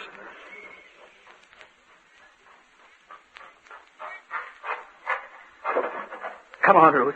We got to get. Jim, sakes alive, where have you been? Oh, I was that much afraid. What did that masked man want? Riggs gone? Yeah, a long time ago, but you where... Ain't no time for talking. I can't explain things now. We got to travel downhill fast. Don't ask no questions. Just take things to where and come on. Why? Landslide, that's why. I've been hearing rumblings on the hill. I ain't heard nothing. Your ears ain't sharp enough then. Now, come on, Ruth, and get some things together. It's too risky to stay here tonight. Jim Flood, have you took leave of your senses? No, here, take these things. Where are we going? We're going to put up for the night at the hotel in town. You have gone loco. First that masked man runs off with you. Then you come back shouting things about a landslide coming off tonight. And now, without a cent of cash money and no credit, you talk of going to the hotel. We got some money. Where did it come from? It was loaned us. Come on now, let's get going. The sooner we get to town, the better.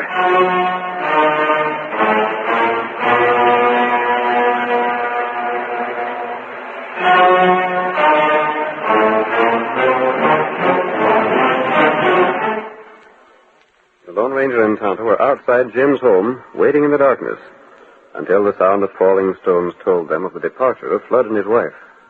Then the masked man spoke. They're on their way downhill now, Tonto. That's good. I was afraid Jim wouldn't carry out his part of the plans. Him do it all right. Yes. Here they come. Get back to the side of the trail. We don't want Mrs. Flood to see us and ask a lot of questions. Maybe now. I'll just start uphill, huh? No, not just yet. Wait until they pass by. I still can't see what possesses you to leave the house tonight, Jim Flood. Ruth, some men can tell by feeling inside them when it's going to rain. Some can tell other things. But me, I could tell there's a landslide due before morning, and I ain't going to stay on this hill and get catched in it. Well, you can tell a brain sight more than I can. That's all I got to say. Now, Tonto, you start up the hill. Get everything ready. Now wait till Jim Flood gets to town before I ride in with the exciting news. Everyone will laugh at Flood when he tells them there's a landslide due. Maybe them laughed too soon. Yes, they'll be sorry that they laughed. Where do you feel the landslide? In your bones, Jim? All right, Dad. That's a lot of you. Go on and laugh. Boys, he invites us to laugh, free of charge. Didn't have his rheumatic ache when rainers do. He gets a feeling when there'll be a landslide coming on. Hey, what's that? What's all that noise? Landslide! Hurry! Get out the rig plate! It'll be fast! Oh, what did I tell you? What sort of trick is this? Come outside and see for yourself! He's mad! What's the matter? Who is he? Our rig will be fast! Come on, Phil! We can't go and have a look anyhow. Slide is bad, it might wreck the town. I tell you, boys, it'll ruin a town if it's a bad one. There's the trouble with having a town where this one is. Wonder why Riggs don't know about it. He didn't have the feeling of it like I did. You might have warned him, Jim. You laughed like the same all you men did. Give it. That is. The masked man was right. Why'd he go to? Boys, we gotta rescue Harv Riggs. We gotta get to him somehow. Get your horses. Come on.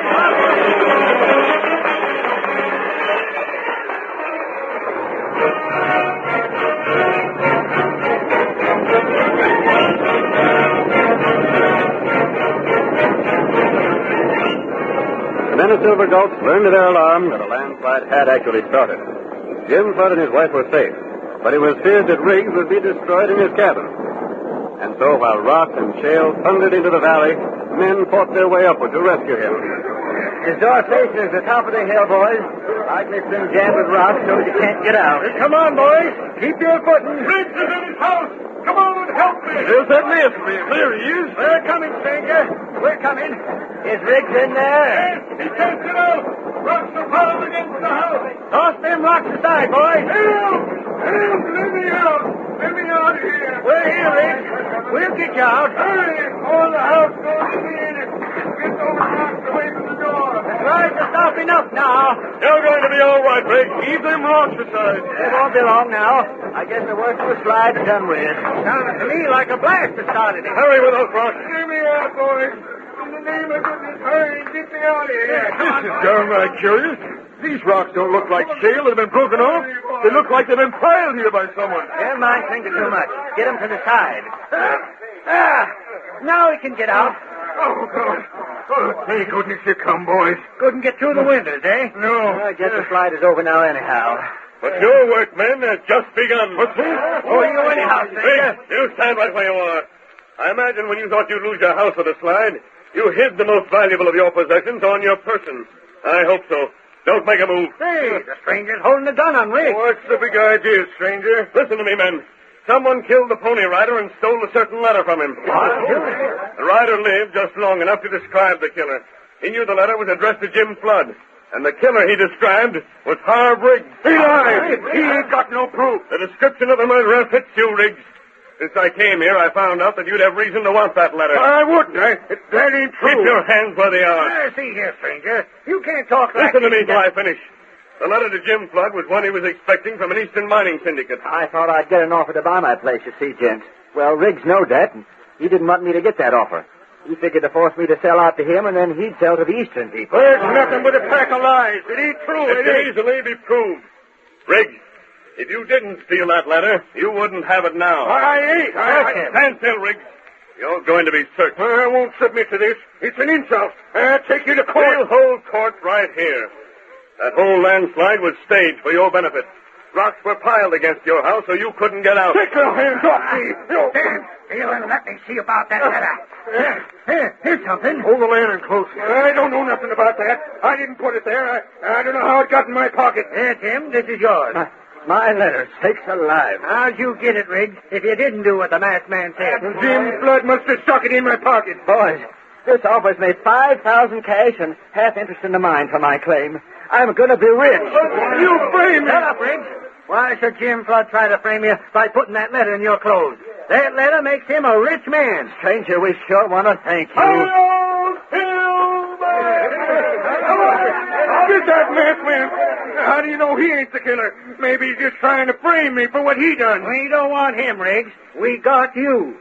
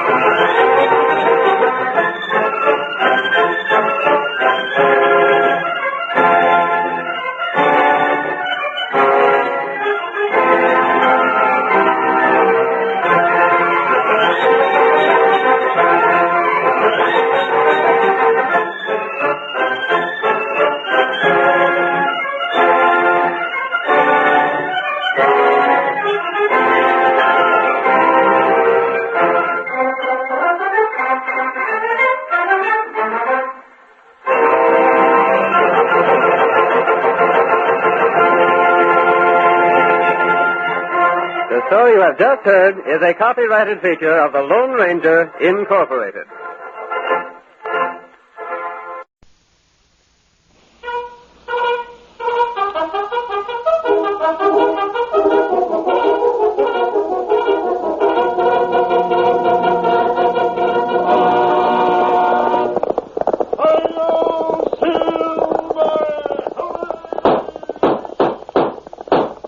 A fiery horse with the speed of light, a cloud of dust, and a hearty hi-yo silver, the Lone Ranger.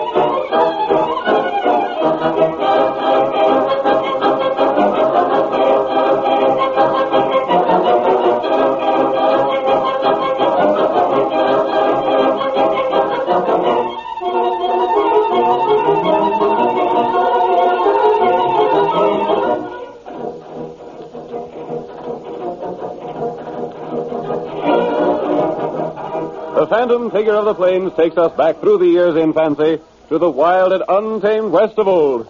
We thrill to another of his exciting adventures. Here he comes astride the great horse Silver. The Lone Ranger rides again. Come on, Silver! That's it, old fellow! There's a dangerous trail ahead, but we must hurry! Hi-yo, Silver!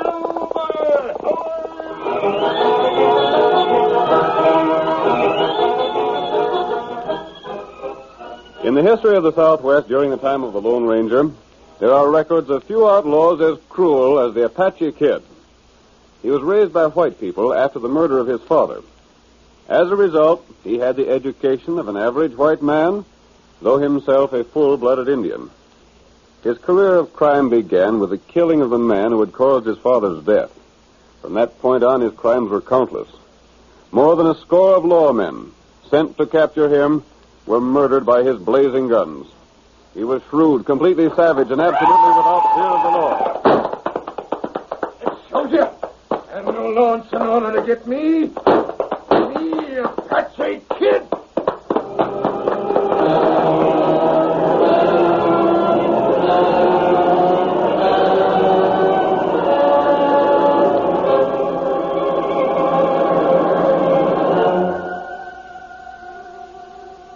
At the time our story opens, we see the Lone Ranger and his faithful Indian companion Tonto in a small camp near a spring.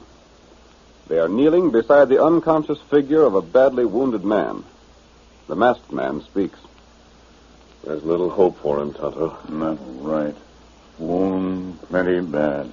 If he'd only regain consciousness long enough to tell us who shot him. And tell us who he is. Him lawman. I know that, Kimosabe. The bullet that struck him went right through his deputy sheriff's badge. We here long time now. Him not open eyes. 2 days, Tonto. Not right. He's been unconscious all the time. I don't understand. What's that? The clothes this man is wearing cost a lot of money. A lot more than the deputy sheriff can afford. Not right. And he's old. A man his age wearing clothes of this sort and wearing the badge of a deputy sheriff called for some explanation. Oh. Listen to him. Isn't there something we can do? Tonto do all Indian know. I missed. Tonto, he's speaking. I missed my chance. Take it easy, friend. We're doing the best we can to help you. You're a friend? Yes. Who shot you and left your hair like this? I'm Tom Reynolds. Do you know the name? Tom Reynolds? You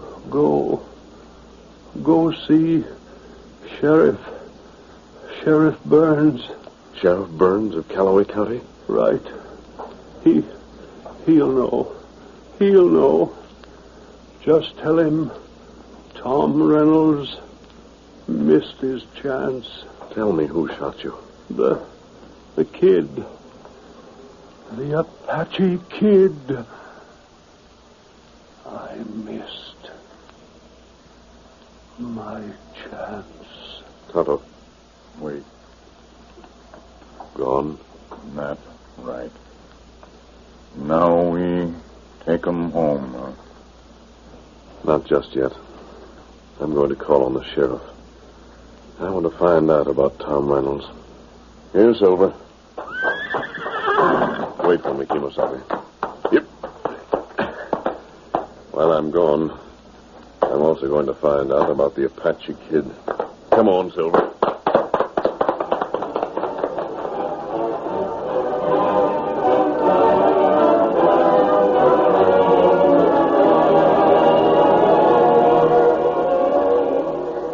At the county seat, Sheriff Burns had been worried by the absence of his deputy, Tom Reynolds. We see the sheriff in his office speaking about the matter to another deputy. And you still ain't found no track of Reynolds, huh, Sam? Nary a sign of him, Sheriff Burns. It beats me how he could just drop clear out of sight like he's done. He was getting too old to be a deputy. But dad ratted, what's a man in my position to do with a critter like old Tom? Too bad you ain't more deputies like me. You? I don't say... Steady, What Sheriff. You two. What for the love? 2 guns. A gun to cover each of you. All right, stranger. Seeing as you aim to stick your neck in a noose by busting in here masked and throwing guns on us, have your say. But consider yourself under arrest. I'm here, Sheriff Burns, for information. Well? Did you have a deputy named Tom Reynolds? Yeah. What do you know about him? You say, did I have a deputy? I still got one named Tom Reynolds. He's out... Tom Reynolds met the Apache Kid. What? The Apache Kid? That dirty polecat. Need I tell you any more? Answer me just one question. Is the Apache Kid alive? As far as I know, he is. That means that old Tom ain't. He lived for several days after the Apache Kid shot him. Where's he at now? 20 miles from here, in an arroyo. My friend and I stayed with him, but there wasn't a chance for him to pull through. One more mark again the kid. Sheriff, if ever I get the chance to line my gun sights on that redskin, I swear he won't be standing no trial by law. Stranger, who are you anyhow? That's unimportant. The important thing, Sheriff, is to get the Apache Kid. That's what poor old Tom give up his life doing. Poor? You mean... Oh, he had a plenty cash. In fact, he was about the richest man that lived in these parts. But he was still a deputy, despite his age. Yeah. You see, 5 years ago, the Apache Kid got old Tom's son. He did? Yeah. Then Tom vowed that he'd get the kid and fetch him in alive to stand trial. He didn't want to shoot him.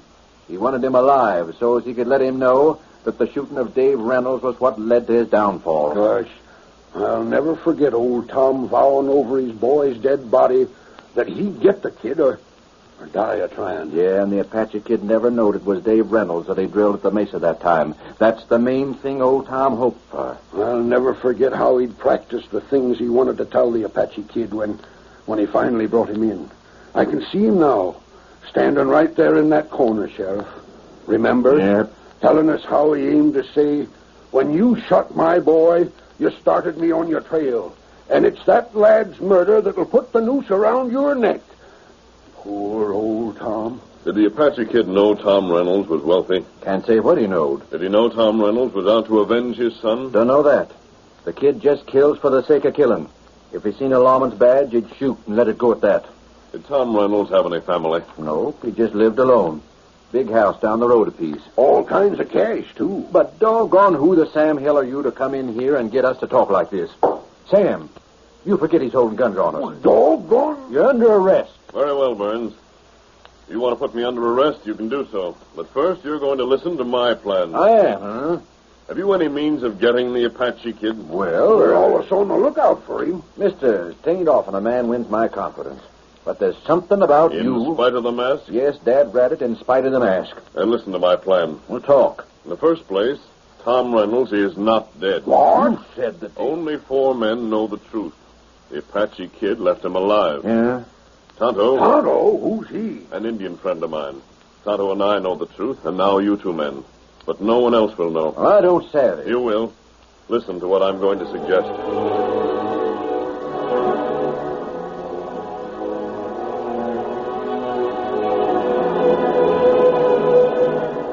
The Lone Ranger explained his plan while Sheriff Burns and his deputy listened. Then when he'd finished, the masked man mounted Silver and returned to the place where he'd left Tonto. Tonto! Oh, there, Silver. Oh, boy. You come back plenty fast. There's a lot to be done, Tonto. You see, Sheriff? Yes. I learned a lot about Tom Reynolds and the Apache Kid. Me look round here. Yes? Find trail. The trail? Apache Kid trail. But it's days old now. Do you think you can follow it? Maybe. Tonto try. You can, Tonto. It'll make my plan a lot easier. Tonto try, follow trail. We've got to find the Apache Kid. Tom Reynolds was the richest man in the county. When the Apache Kid left him, he was alive. The kid wouldn't know he's dead unless he stayed close to us. Him not close. Me follow trail long way. Then come back here. Wait for you. I found out where Tom Reynolds lived, Tonto, and discussed a plan with Sheriff Burns. He's willing to try that plan. That's good. I'm going to take the badge off the deputy. Bullet hole in badge? Yes, but I can use it just the same. What you want Tonto do? First of all, follow that trail and find the Apache Kid. Then fetch Kid in? No, he won't come in alive, Tonto. He's got to come in of his own accord, or... What you say? Or send for me. I'm going to take the place of Tom Reynolds. I'm going to live in town, in his house, and wear his clothes, and make myself look as much like him as possible. I'm going to offer a big reward in his name. Ooh, pay reward. No one, Kimosabe, because we are the ones who will get the Apache Kid, and we don't accept rewards. Now, the first thing is for you to follow the trail, locate the Apache Kid, and after you've found him, tell him this.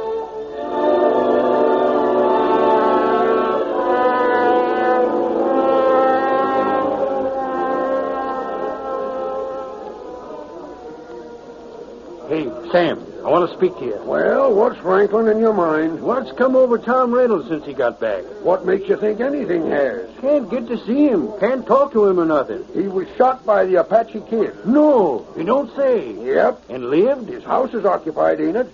Ain't you heard of the reward he's offering? Reward? $10,000 for the Apache Kid. 10,000? Wow. What's that? Reynolds was shot by the Apache Kid. And he lived? He's offering 10,000 reward for his capture. $10,000? 10,000. Yes, sirree. Sheriff, is that true? The 10,000 for the Apache Kid? Well, there's a notice of it. Hey, Sheriff, I got a hammer. I'll nail the notice on the wall. $10,000. 10,000. Tom Reynolds offers $10,000. The Apache Kid shot Reynolds. Reynolds is alive. Offers $10,000. $10,000.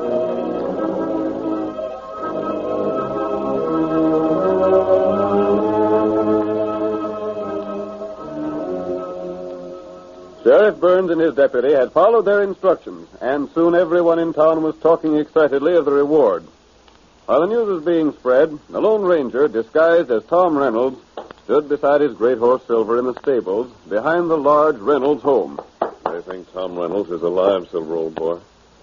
I hope we can carry out the plan and keep him alive, at least in spirit, till we keep his pledge for him. It all depends on Tonto. If he can trail the Apache Kid to his camp and carry out his part of the plan, there may be a chance. I wonder if Tonto will be able to follow that trail. If he's successful, I wonder if the Apache Kid will shoot or give Tonto a chance to talk. And I hope the Apache Kid invites him to sit by his campfire and talk over a plan to pick up some quick and easy money.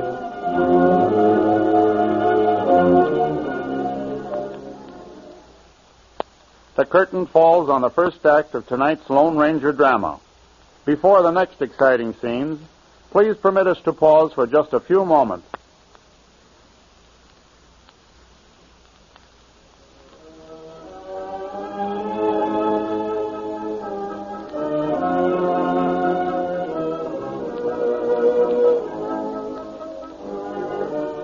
Now to continue our story. You will recall that in the first act of tonight's Lone Ranger drama, the masked man and Tonto found Tom Reynolds dying from bullet wounds. The Lone Ranger reported Reynolds' death to the sheriff and outlined a plan to bring the Apache Kid to justice. Our next scene opens in the outlaws' camp. It is in a forest clearing some distance north of town. With the Apache Kid is his wife, an Indian woman who both hates and fears her husband. You try escape again. No. Me Apache Kid. What I got, I keep. You wife, Apache Kid. Me not escape. Me stay with you. That's right.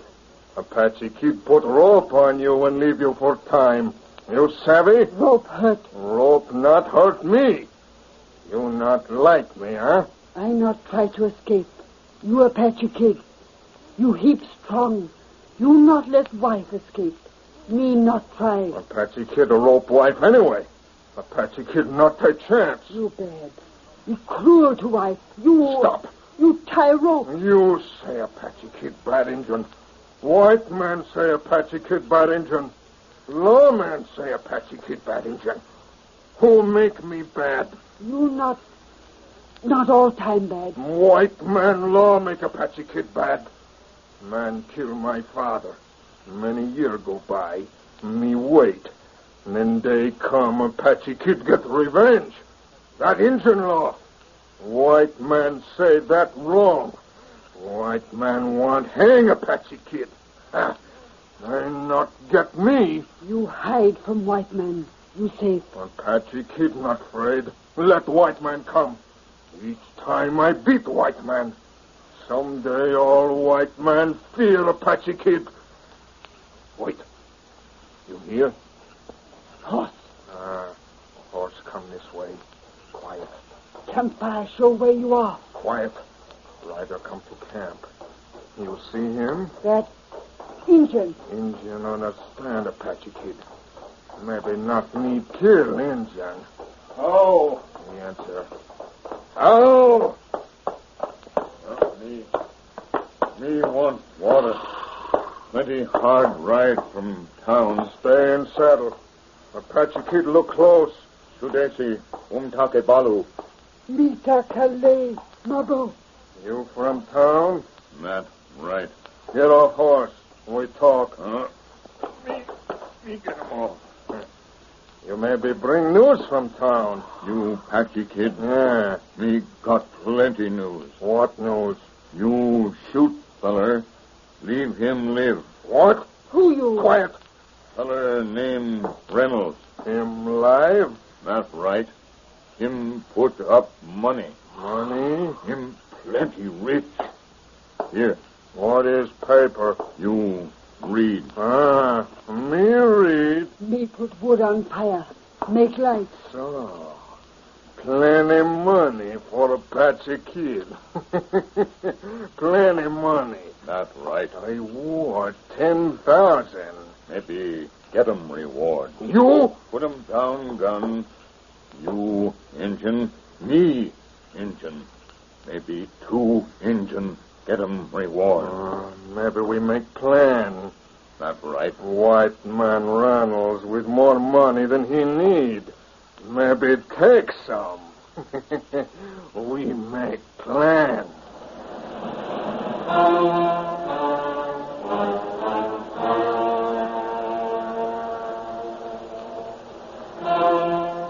Tonto played his part exactly as instructed by the Lone Ranger.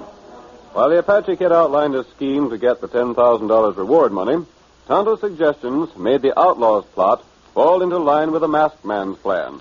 But the Apache Kid did not realize that he was being tricked.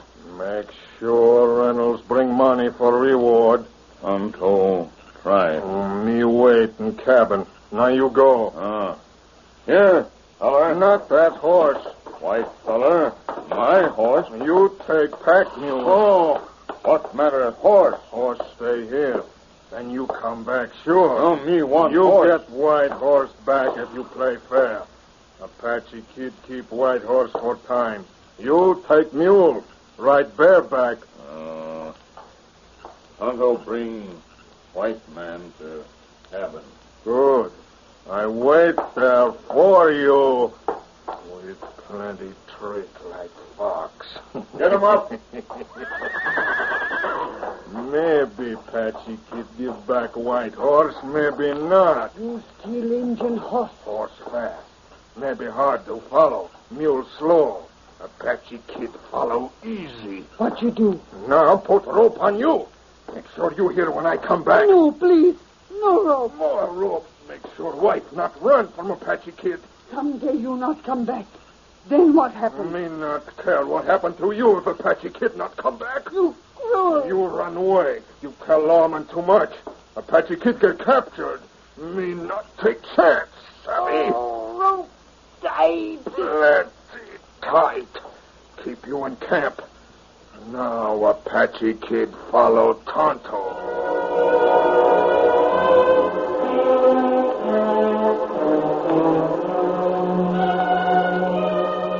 Tonto suspected that the Apache Kid might trail him to town. Therefore, when he reached the Reynolds house, his behavior was designed to mislead anyone who might be watching him. He dismounted from the outlaw's mule and rapped on the door, confident that the Lone Ranger would carry out the deception. Who is it? Me, friend. Me want talk. 1 minute. What do you want here at this time of night? Me fetch news. All right. Step inside. There, Tonto. The Apache Kid has followed you. He heard just what he'd expect to hear if I were really Tom Reynolds. Him got white feller. What?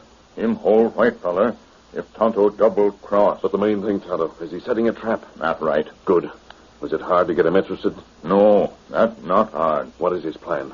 You go to old cabin. Where is the old cabin? 3 mile north, near creek. You can lead me there, can't you? Ah. I'm supposed to think you captured the Apache Kid. And when I see you have him tied up, give you the money. Not right. Very well. But him got other scheme. What other scheme has he? Tonto not know. Then how do you know he has another scheme? Sly look on him face. We'll have to take our chances. Apache Kid plenty smart. He isn't smart, Tonto. Not smart? No man who thinks he can beat the law is smart. No matter what scheme he has in mind, there's one thing in our favor. What that? We are on the side of justice. That makes a big difference, Kimosabe. A bigger difference than most people realize. I'll be ready to go with you as soon as I cinch up. Will this disguise pass for Tom Reynolds in the dark? It's all right. Come on. We'll go to the stable. You don't want to go ahead with this, do you, Tonto? There's plenty danger. We can't back out because of that. Maybe you get lawmen. No. That'd be a gunfight. Even if the Apache Kid was shot by the lawman, other men would fall as well. But that's and not besides, matter. Tonto, we're carrying out the pledge Tom Reynolds made to his son. We want to get the Apache Kid alive. He must be made to stand trial, to see and hear the white man's law.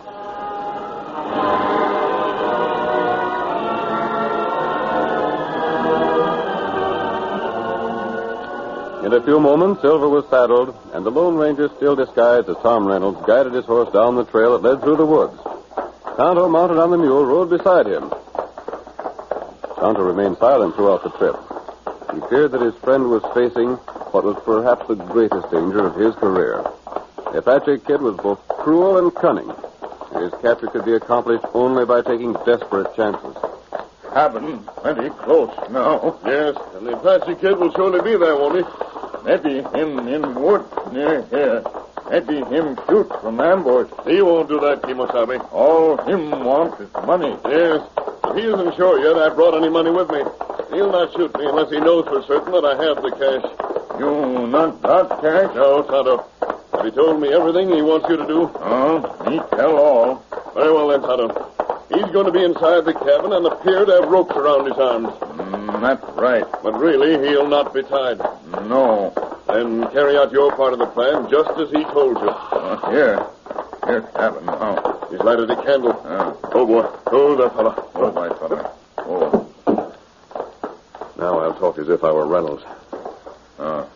Indian, if you really have that man roped and ready for delivery to the law, you'll get the reward just as I promised you. That's good. We'll go inside and find out. So, we meet again. You? Apache Kid. Alive and well. You've kept your word all right, Indian. Me got revenge. You'll not have a chance. What happened for Apache Kid, hang? The Apache Kid. You know why I want you alive? Me not care. Years ago, you shot a man named Dave Reynolds. That time, his father promised to get you or die trying. I don't want to shoot you. I want to see you stand trial for murder. You bring money for Injun that caught me, huh? I didn't say I'd brought the money with me. Have you? That needn't concern you. The reward can wait. First of all, I want to make sure you haven't any weapons concealed. What good weapon? Arms tight. Appearances are sometimes deceiving. You see empty holsters. Yes. That Injun has my guns. Where are they? There. Gun on shelf. Very well. Didn't he bring cash? Him not tell Tonto. No, I didn't bring the cash. No reward is going to be paid for you, Apache Kid, because this Indian friend of mine doesn't take rewards. What? Friend of yours? Go ahead. Move toward the table near the door. You're welcome to stand against it. What this mean? Maybe correct. It's all right, Kimosabe. When I saw the dust disturbed on the table near the door, I knew his scheme. Why, you have the full use of your hands behind your back. Go ahead and reach beneath the tabletop. You double-cross! Me not tell him. Tonto didn't know what your scheme was. You can't find the gun you hid there, can you? Here it is. I saw you. Good. Come on and rush me again. I got you. And here's another in the same place. You. Hold him up, Tonto. I want him to examine that shield. You're not caught yet. Me show Reach you. on that ledge beneath the tabletop. Me got you. Or would you rather have me reach for you? I'll get the thing that's there in place of your concealed gun. There it is. You recognize that deputy badge? It's the one Tom Reynolds wore when you shot him. There's the hole your bullet drilled in it. Me not hung yet. You not got proof. Tom Reynolds has joined his son. You'll go on trial for both those murders, and others as well charged against you. That's wrong. Law not got proof. Tie him, Tonto. They place those bonds with ropes that'll hold him. Tonto, tie him. As for proof. Tonto get proof. Where, Kimosabe? Him wife hate him. Him leave her tied. Tied? Her want escape. Is he in his camp now? Her there's white feller. Your horse? And his wife will testify against him? She do anything to keep him from her. And make those ropes tight. We'll get his wife and your horse later. Meanwhile, I'll go and get Sheriff Burns. He'll be glad to know that Tom Reynolds' pledge to his son has been kept.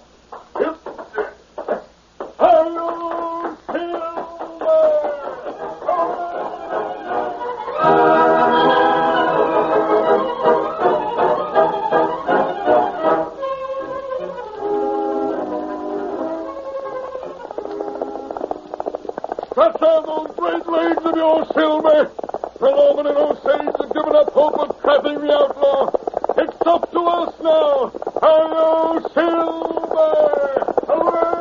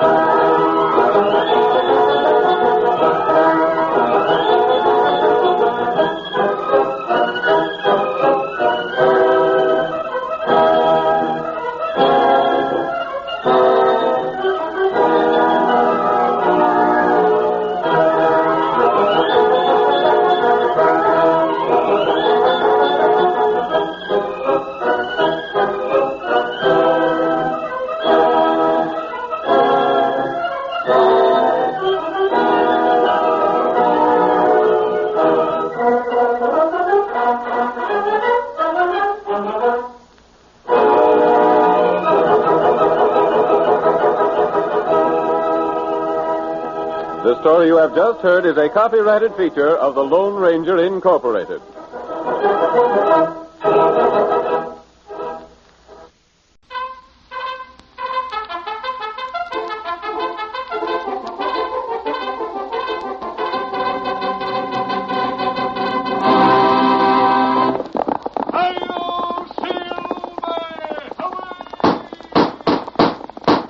A fiery horse with the speed of light, a cloud of dust, and a hearty hi-yo Silver, the Lone Ranger.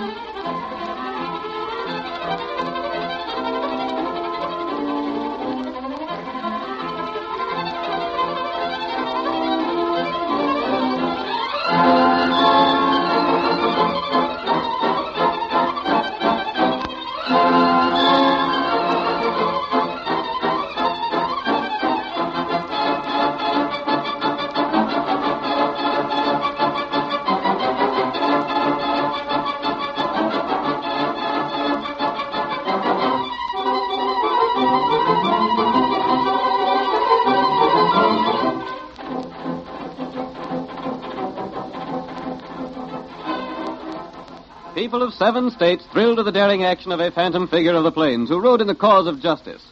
No one ever knew where he came from nor where he went when he completed his heroic deeds. But even today the cowboys gather around the campfire and tell stories of this famous masked man, of his heavy 6 guns with their bullets of silver, of his great white horse, the fastest the West has ever known. Hi-yo, Silver! Here he comes riding like the wind, blazing new trails in the West of old. The Lone Ranger rides again. Come on!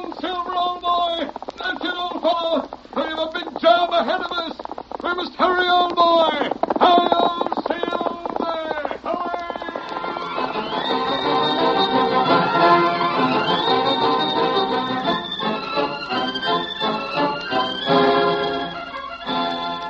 Jim Murdock was a wealthy man.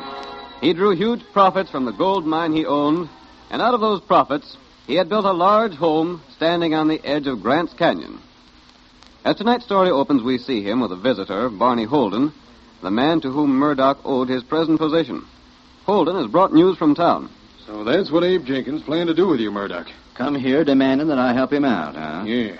He claims that you and him owned the mine between you. Then you suggested that you split it, and each you take a section for your own and work it independent. That's just what we done. He's sore because your half panned out first rate while his wasn't worth a hoot. Well, we both took the same risk, didn't we, Holden? Sure. As far as he knows.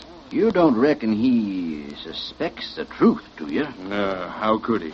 Then why is he talking around town about coming to me for help? He's desperate. That's why, Murdock. Yeah? His wife is sick and his kid's half starved.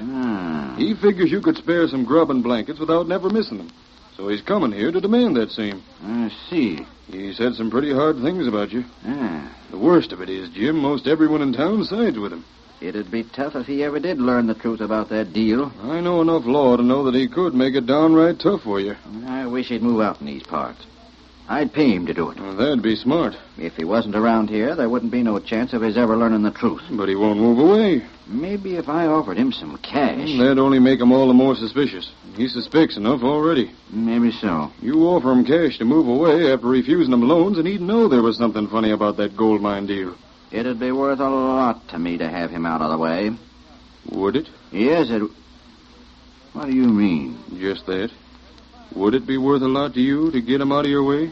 You talk like you might have ideas. Maybe I have. I wouldn't want a murder on my hands. That wouldn't be necessary, Jim. It was you that schemed the gold mine deal in the first place. It made you rich. Maybe you got another smart idea. Suppose I sort of outline it and see how you like it. Yeah, suppose you do.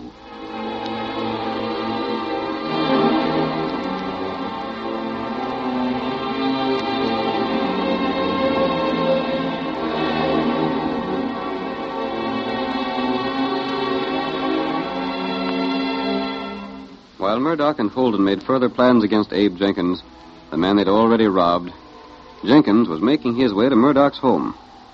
As he approached the large house at the canyon's edge, he loosened the safety catch on his holster to make sure he could draw in a hurry. If he's there alone, I'll make out all right. Hate to think of robbing a man, but I'd do more than that to see Martha and the kids warm and well-fed for once. Hope he's alone in there. Who is it? It's me, Abe Jenkins. Open up, Murdock. I want to talk with you. Sakes alive, Abe. What brings you out on this sort of night? Step inside. I aim to. Sit down by the fire and warm up. You must have had a hard trip from the valley. Not as hard as going back will be. How's that? It's downhill going back, ain't it? Yep. Only I'll have a lot of things to carry when I go back. Murdock, I'm here for some cash money, some grub, and some blankets. Yeah? Yes, and I'm going to get 'em. Here, put down that shooting iron. What ails you? Maybe you never faced a man that was driven to thieving by the sight of his wife and kids being cold and sick and hungry. Well, you're facing one right now. You don't mean your folks? Yes. Gosh, I didn't know that. Maybe you didn't. Maybe you thought I was fooling when I asked you to lend me some cash a while back. Well, I ain't in the habit of lending money. But if it's grub and blankets you want, sakes alive, Abe, you're welcome to 'em. All you can carry. All a mule can carry. A mule wouldn't eat the grub my kids have had to eat for the past week. I'm downright sorry things are so tough. Maybe you know why they're tough.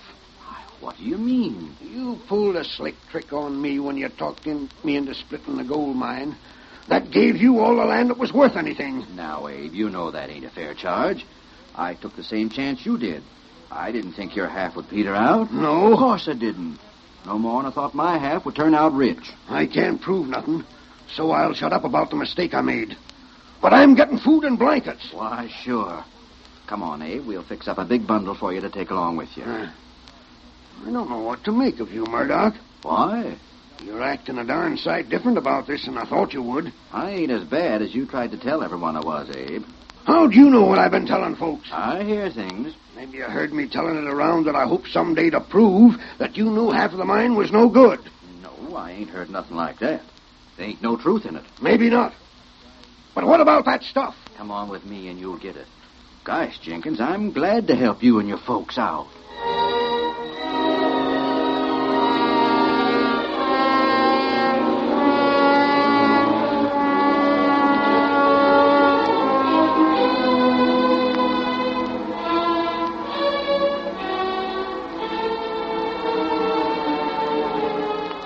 Murdock gave Jenkins the blankets and food he asked for, and he helped him to load them on a mule.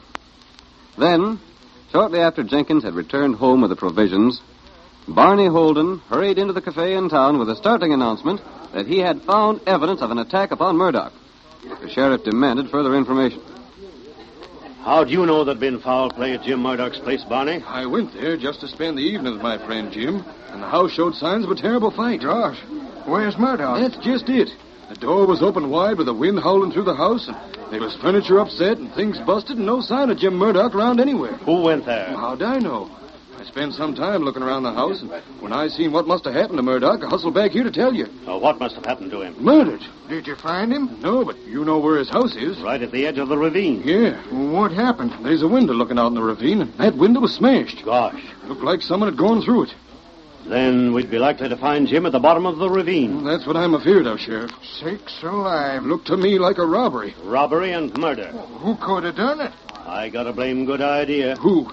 Just name the man that killed my friend and let me at him. Wait. Hey, Sam. Come in, Sheriff. Sam, you was telling me about Abe Jenkins early this evening. Yeah? What was he saying? I remember him being mad about something. Quiet, Barney. Go on, Sam. Well, as I recollect, Abe Jenkins was vowing he'd make Jim Murdock hand out the things he was needing. Just so. Abe Jenkins, huh? Why didn't I think of him? He's been sore at Jim Murdock for a long time. Yeah, plenty sore. But gosh, Abe wouldn't go that far, would he? Why wouldn't he? Ain't no telling how far a man would go when his wife and kids are cold and hungry. But Abe didn't look to me like a man that'd do murder. He was mad enough, wasn't he, Sam? Seemed like he was. Then he's the one to question. Yeah, we'll look at the bottom of the ravine in the morning. We may as well call on Abe right now and see what he's got to say for himself. If he's killed Jim Murdock, then I want the personal job of dealing with him. If he's done a murder, we'll see that the law deals with him. Well, I'm betting Jenkins is plumb innocent. That's the trouble. The jury will hear of all his hard luck and let him off scot-free. Oh, no, they won't, Barney. It's one of two things. Abe done it or he didn't. If he didn't do it, he won't get arrested. If he did, he'll hang. No two ways about that. Come on, we'll go and call on him. All right, Sam. Come on. Tonto, you heard all that? You remember what we heard about the way Jim Murdock swindled Abe Jenkins? We came here to see if we couldn't get a square deal for the poor fellow. That right. Now it seems that he needs friends more than he did before. Him, good feller. I don't think he'd do what Barney Holden says. You know plenty about that feller. Yes, I do. Come on, Kimasabi. We're going to follow the lawman and hear what Abe Jenkins has to say.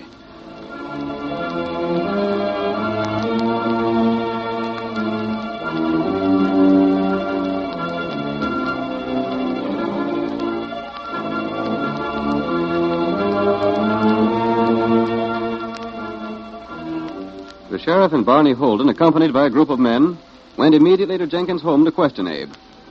The Lone Ranger and Tonto followed them without being observed. And when the party arrived at the house, the masked man and his companion were in a position to overhear what was said. We'll stay by this window, Tonto. We can hear what's said inside the place. That right. A rap again, Sheriff. They must be to home. Hey, ain't that one of Murdock's mules tied there? Looks like it. Who is it? The law. Open up, Jenkins. Sakes alive, Sheriff. What's the trouble? Want to ask you a few questions. Not so loud. You'll wake the youngsters. Been doing some cooking here, ain't you? We just fed the kids and they went to sleep. First time in weeks they had blankets enough to keep them warm. Yeah?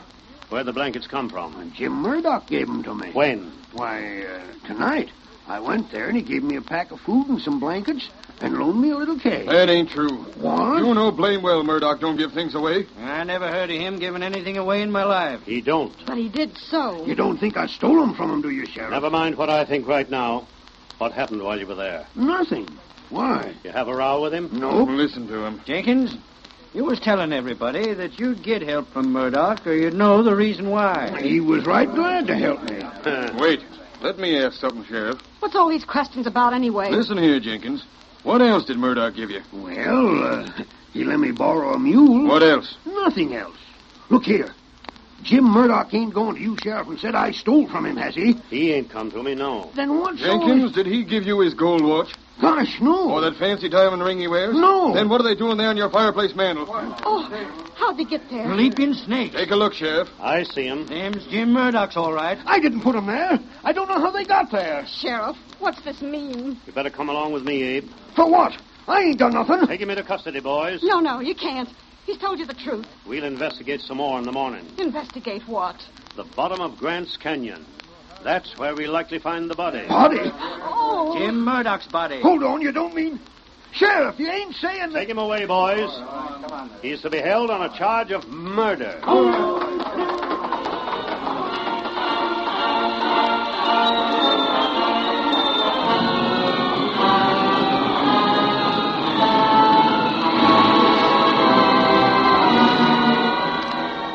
The curtain falls on the first act of tonight's thrilling Lone Ranger drama. Before the next exciting scenes, please permit us to pause for just a few moments.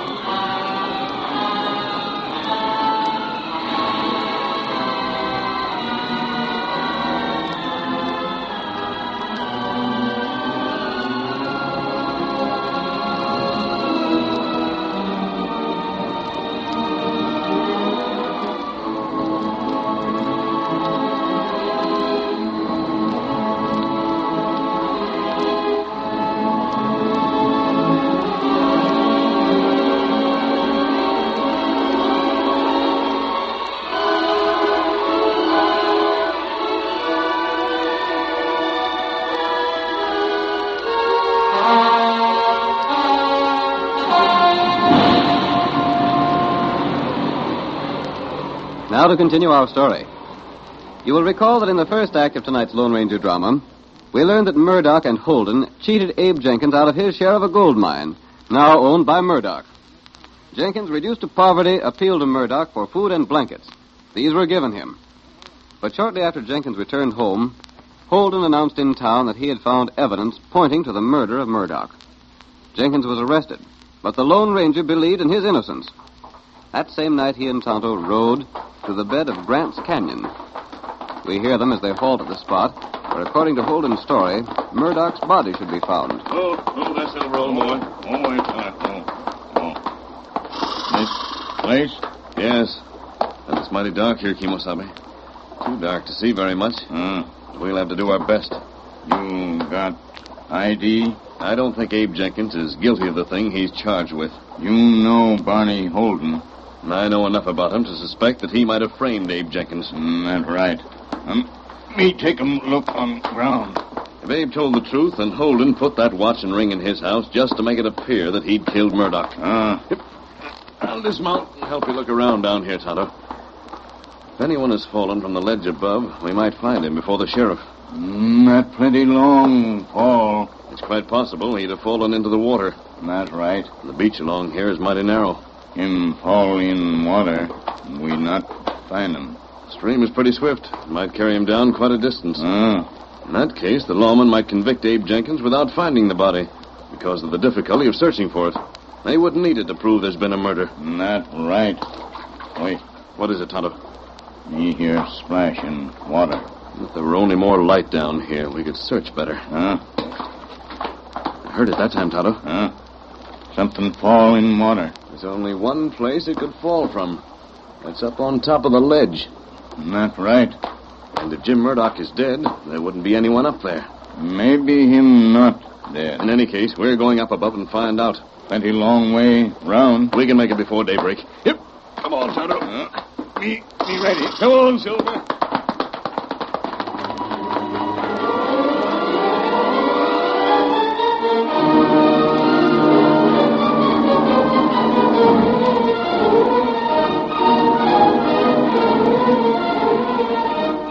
The masked man and Tonto could not find Murdock's body.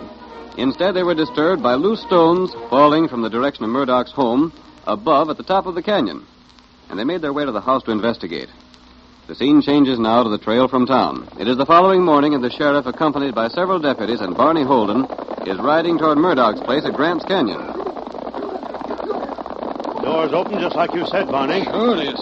I wouldn't have no reason to tell what wasn't true, would I? But we didn't find no sign of Murdock at the bottom of the ravine. That don't prove nothing. Well, the water could have carried him away. Sure it could. Come on. Should we go right in and search the place, Sheriff? What do you think we come here for? To sit on the steps? I was only asking. Right, Thunder, it looks like a clean-cut case again, Abe Jenkins. The watch and ring showed he wasn't telling the truth. Yeah. I reckon he figured we'd believe his story about Jim Murdock giving him food and blankets. But it's too much to think that Murdock would give him the watch and ring. Just so. I'm sorry for Abe.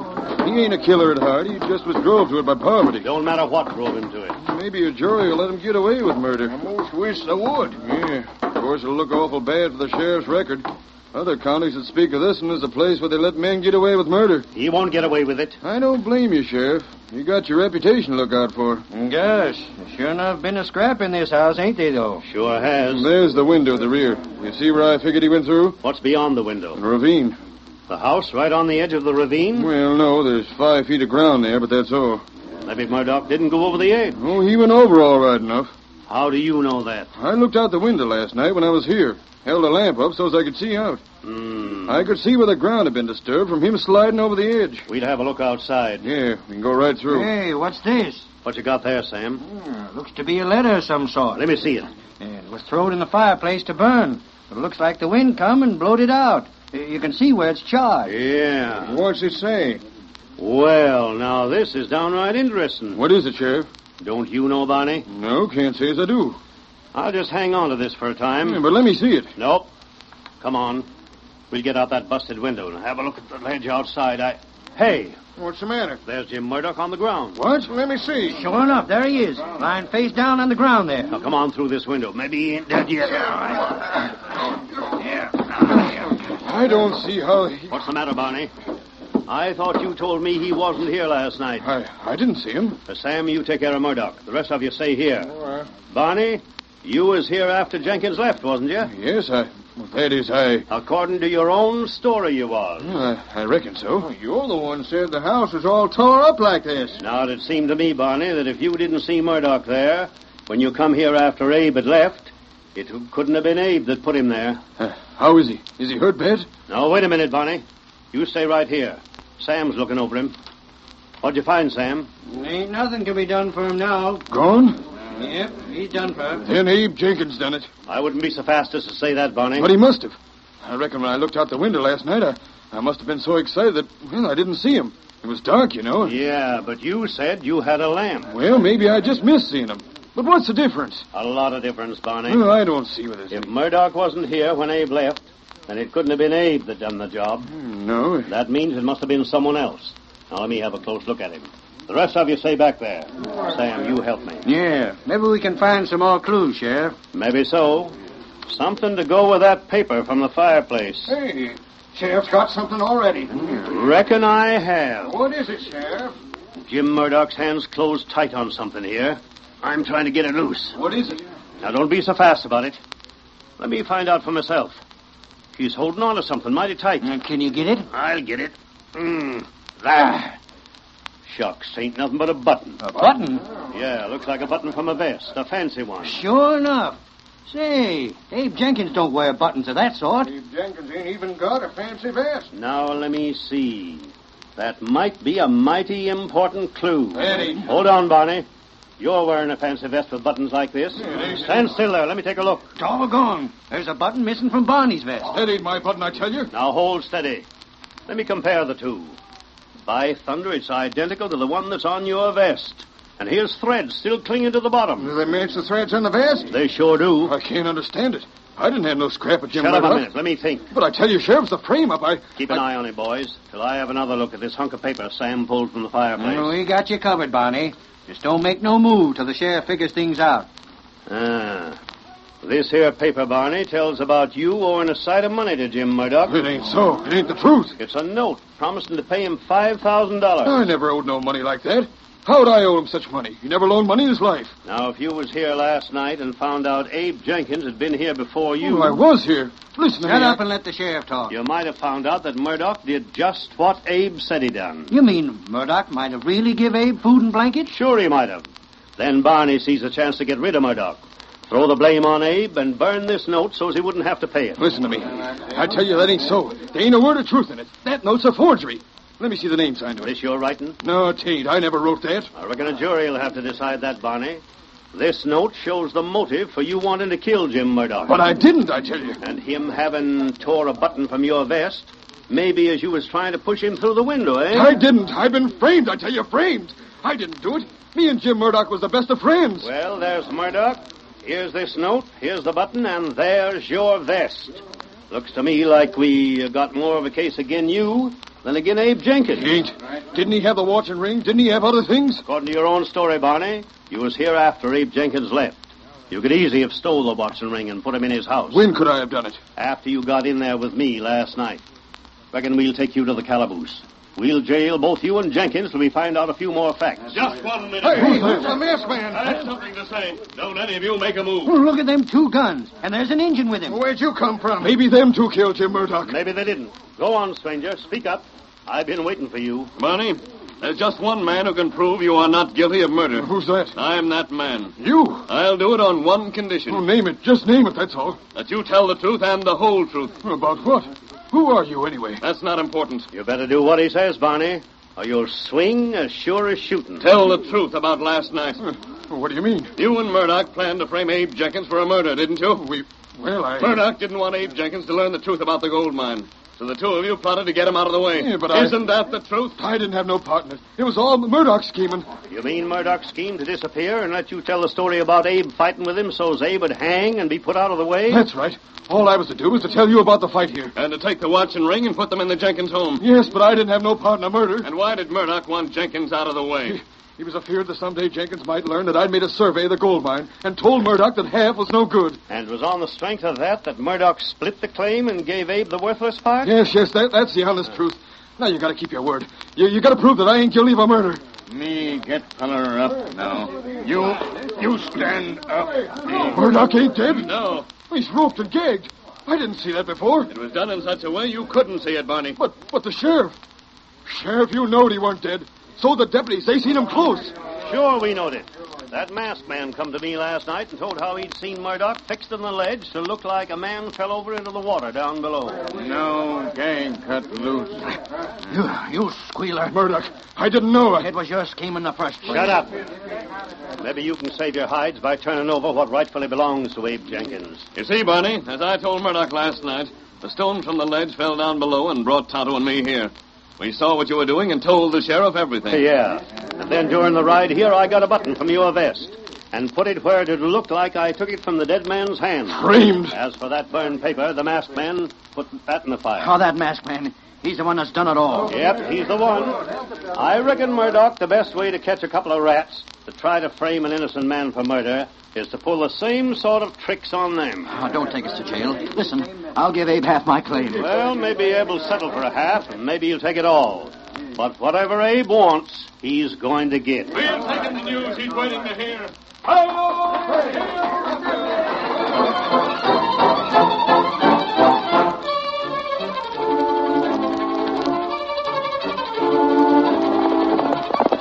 Come on, Silver, old boy. We're riding to meet Tonto at the railroad.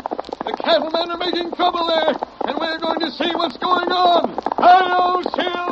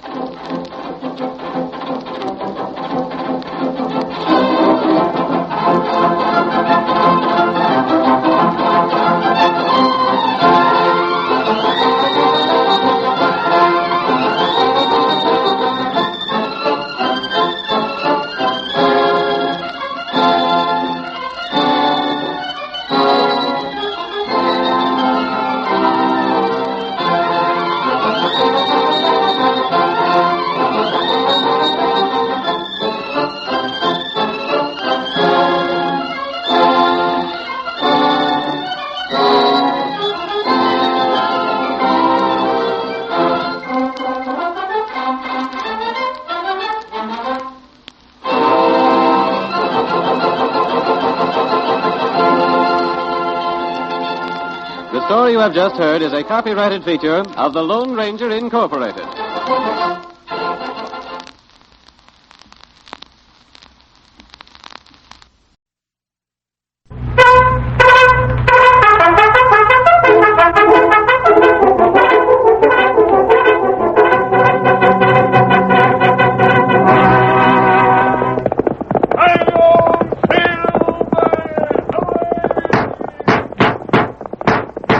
Fiery horse with the speed of light, a cloud of dust, and a hearty hi-yo silver, the Lone Ranger.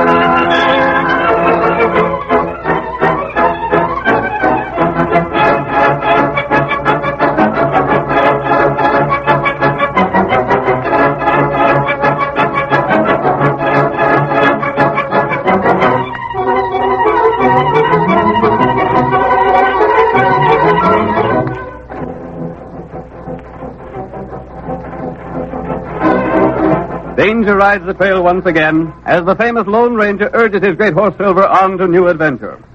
Listen to those silver-shod hoofs racing over the hard-packed roadbeds of yesteryear. The Lone Ranger rides again. Come on, Silver, old boy! That's it, old fellow! Tonto's waiting for us on the trail ahead! Hi-yo, Silver! Away!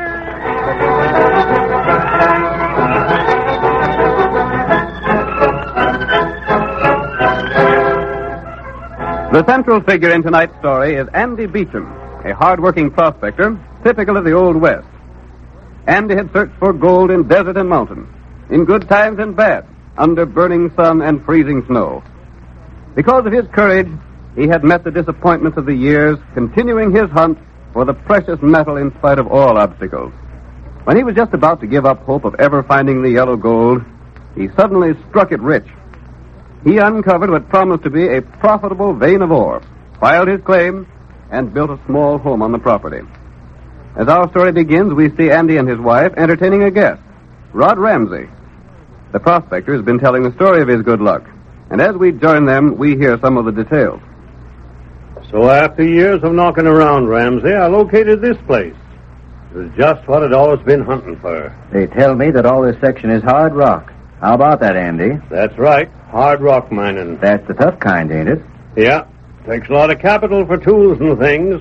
Gotta blast the ore out. You was lucky to have the capital to work with. Didn't have. You didn't? I don't know what we'd have done, Mr. Ramsey, if it hadn't been for Mark Nelson. Who? Mark Nelson. He lives down the valley.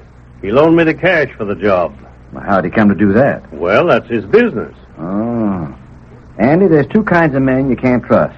Horse traders and money lenders. What about gamblers? Mary, I didn't mean Mr. Ramsey. He's an honest gambler. Don't mind me, Andy. I quit the gambling game 2 years ago. You did? Oh, I'm glad to hear that, Mr. Ramsey. I always said you was far too fine a man to make your living gambling. I quit for good. But about this money lender, I'm kind of sorry you went to him, Andy. Shucks, why not?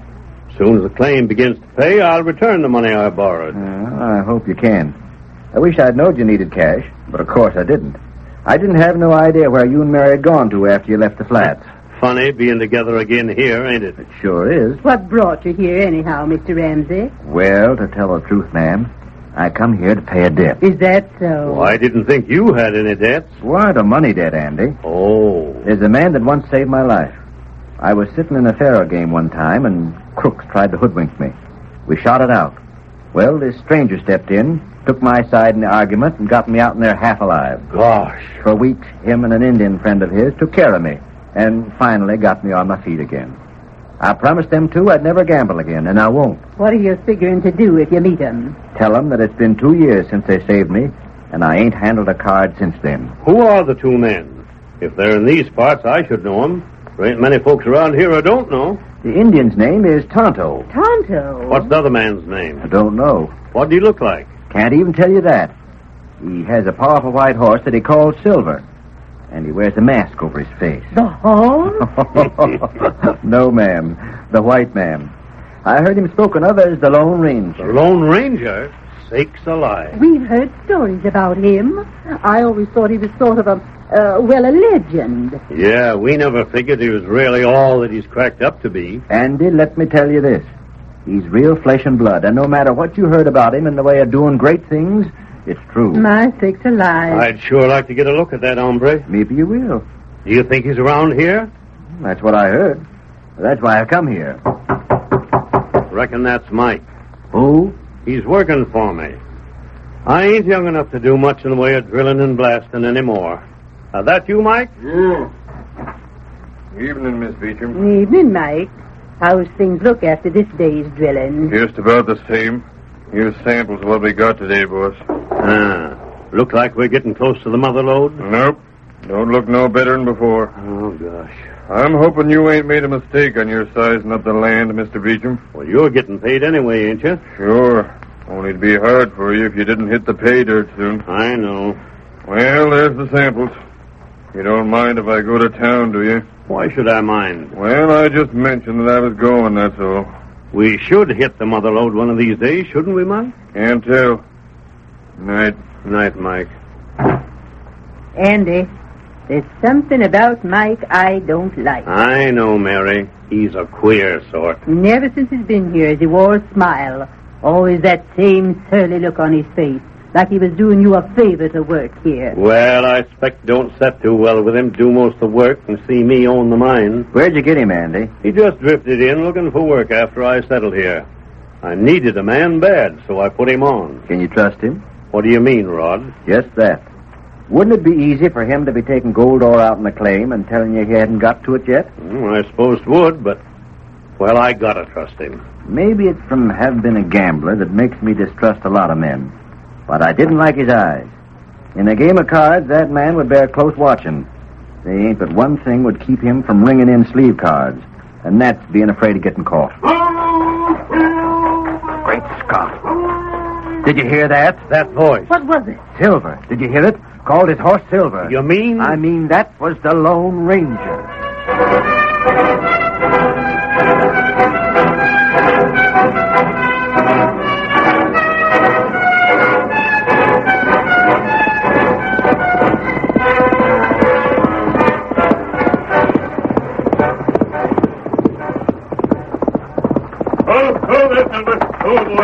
Steady, boy. Tonto, I need your help. What's the matter? I've been following Black Mike. Huh? He just left the mine and headed for town. What him do there? I don't know. But I do know that he told old Andy Beecham that the mine hadn't started to pay yet. Him tell that? Yes. That's not true. I know it isn't true, Kimasabi, but Andy Beecham doesn't know it. What we do? We've got to check on Black Mike and see what connection he has with that moneylender. You go and do that. Me get horse. Here, white feller.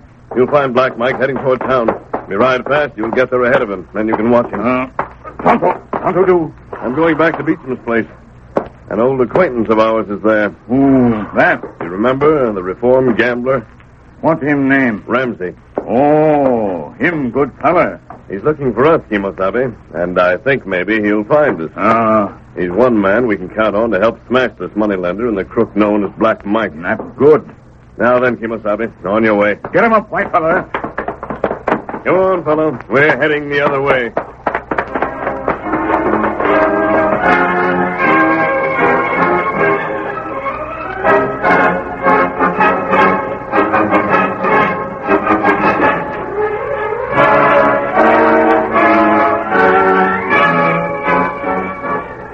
Mike, the miner employed by Andy Beecham, went to the home of the moneylender, Mark Nelson.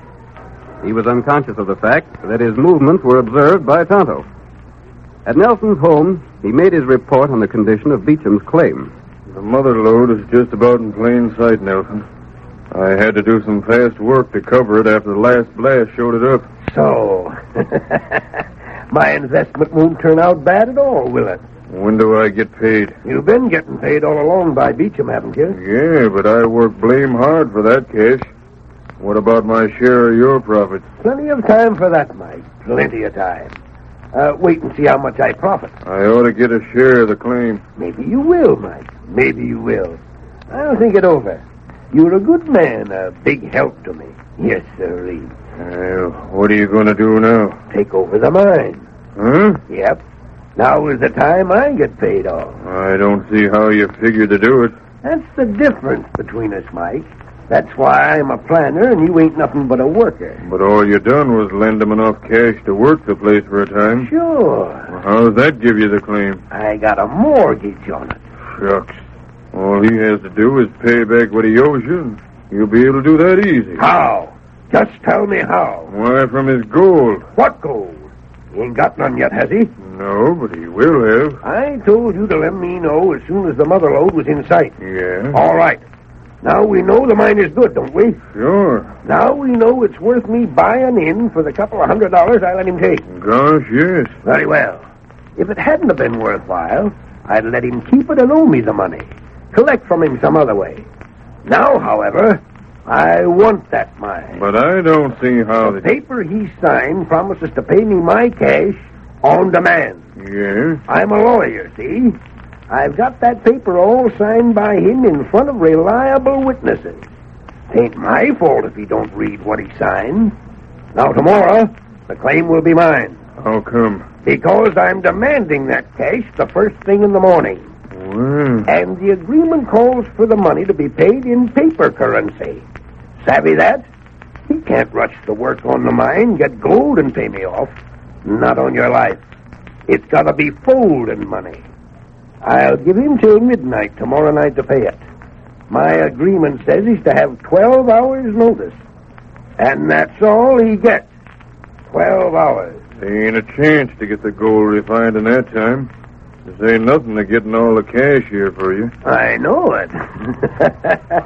So he can pay. Then he... Sure, he turns the mine over to me.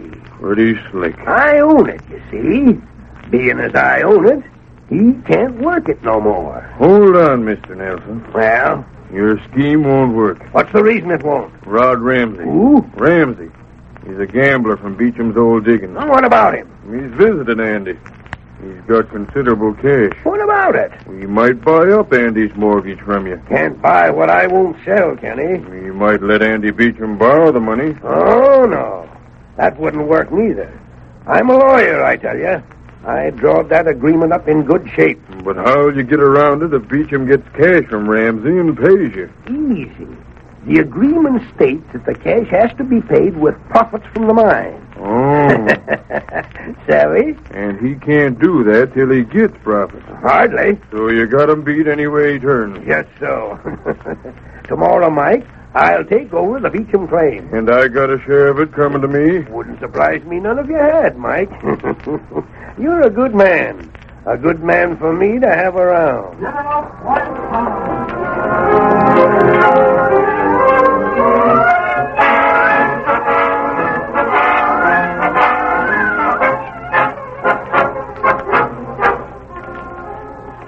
The curtain falls on the first act of tonight's thrilling Lone Ranger drama. Before the next exciting scenes, please permit us to pause for just a few moments.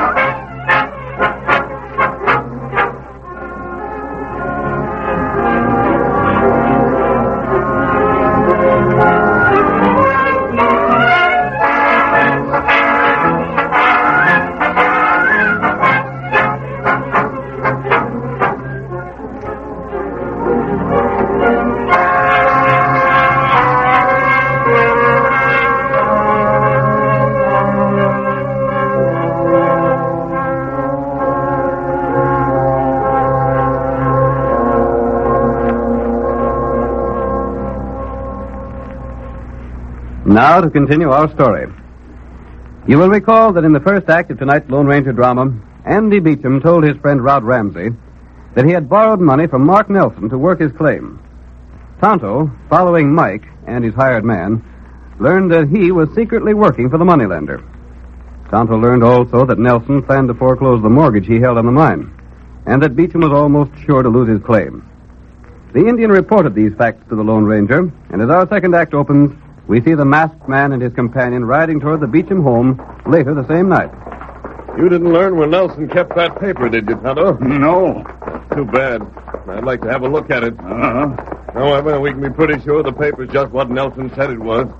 He's too shrewd to leave a loophole for Beechum. That's right. There's one man who might be able to help us, though. Who's that? Rod Ramsey. I'm going to see him right now.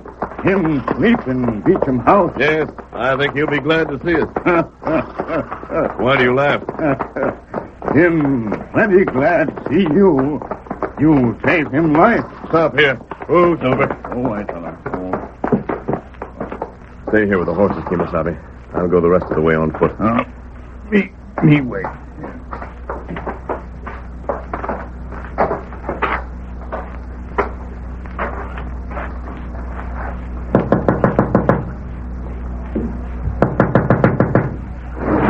What the? Quiet, Ramsey. That voice. Keep your voice down. There's no need to awaken the Beechums. Friend. The one man I wanted to speak to. I've kept my word to you. That means a lot to me, Ramsey. Look, I came here to ask your help. Whatever it is I can do for you, count on it. Thanks. I want you to help me save the Beecham's gold mine and put a schemer where he belongs. Save it? What's the matter with it? The mother lode is right at the surface now, but Beecham is due to lose his claim tomorrow. How's that? Steady, Ramsey. How can he lose it? It's his, ain't it? Tonight it's his, but tomorrow Mark Nelson plans to foreclose the mortgage on it. Why, that... If Andy Beecham could have a week or so of time, he'd be able to pay off that mortgage. But he won't have. Just tell me what I can do, that's all. Keep away from this house tomorrow. Let Nelson do just what he wants. Beecham will have until midnight tomorrow. Before then, you'll do your part.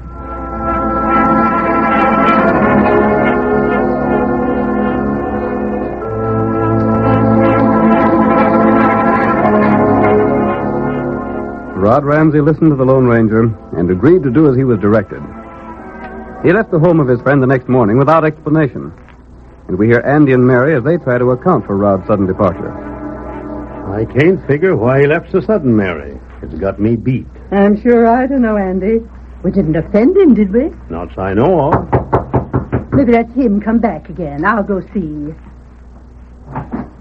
Howdy. Oh. Why, Mr. Nelson? I'll step right in if you don't mind. Come along, Sheriff Purdy. Howdy, Beecham. Hello, Sheriff Purdy. We don't get to see you very frequent. Reckon not. I trust everything's all right with you, Sheriff. So. I'm here, Beecham, to call your attention to a paper signed by you and witnessed by the sheriff and a deputy. Oh, that. Sure. I'm hoping to be able to pay you off real soon, Nelson. I figured I'd hit pay dirt long before this, but can't be much longer now. No, Beecham, you're right. It can't be much longer now. In fact, it can't be later than midnight. You don't mean tonight? That's exactly what I mean. You promised to pay my money on demand, Beecham, and so I'm here with Sheriff Purdy as a witness to make that demand. But gosh, Mr. Nelson, if you just give me a little more time, I'm sorry, but I can't do it. I'll have to have the cash by midnight or I'll take over the mine. And remember, this house goes with it. He can't do that, can he, Sheriff? I'm afraid he can, Beecham. No, but And that ain't all. The paper calls for the cash to be paid from the profits of the mine and handed over in paper currency. Don't forget that. You mean after all the work here, we gotta lose our gold claim? You was willing enough to take my terms when you needed cash money. Now live up to them. Mr. Nelson. Well? Suppose I strike the pay dirt today. Well, then I could fetch the gold to you, couldn't I? No, sir. The agreement states I'm to be paid in paper currency. Suppose I can borrow the paper money somewhere? Won't go. Gotta be profits from your claim. That's what the agreement says. Then the whole thing was just a scheme to take our claim away from us. Call it what you remind her. Only pay up before midnight or hand over the deed to the property. I've give notice. That's all I'm required to do, ain't it, Sheriff? Reckon so, Nelson. But I'd call it a doggone ornery trick. Ain't for you to call it anything. You just see that the law is enforced. That's all you gotta do. I look for you by midnight, Beechum.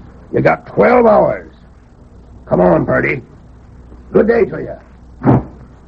Oh, Andy. Swindled. Bunked clean out of our mind. Oh, Mary, I've been a fool. I've been a doggone trusting fool. I never thought them terms was like that. I don't see anything you can do, Andy. There ain't a thing I can do. Not a thing. He's got me licked. Not yet. Who was that? There at the window, a masked man. You're not licked yet. Huh? Your friend Rod Ramsey's going to help you. Where is he? Who are you? Never mind that. Now just listen to what I tell you.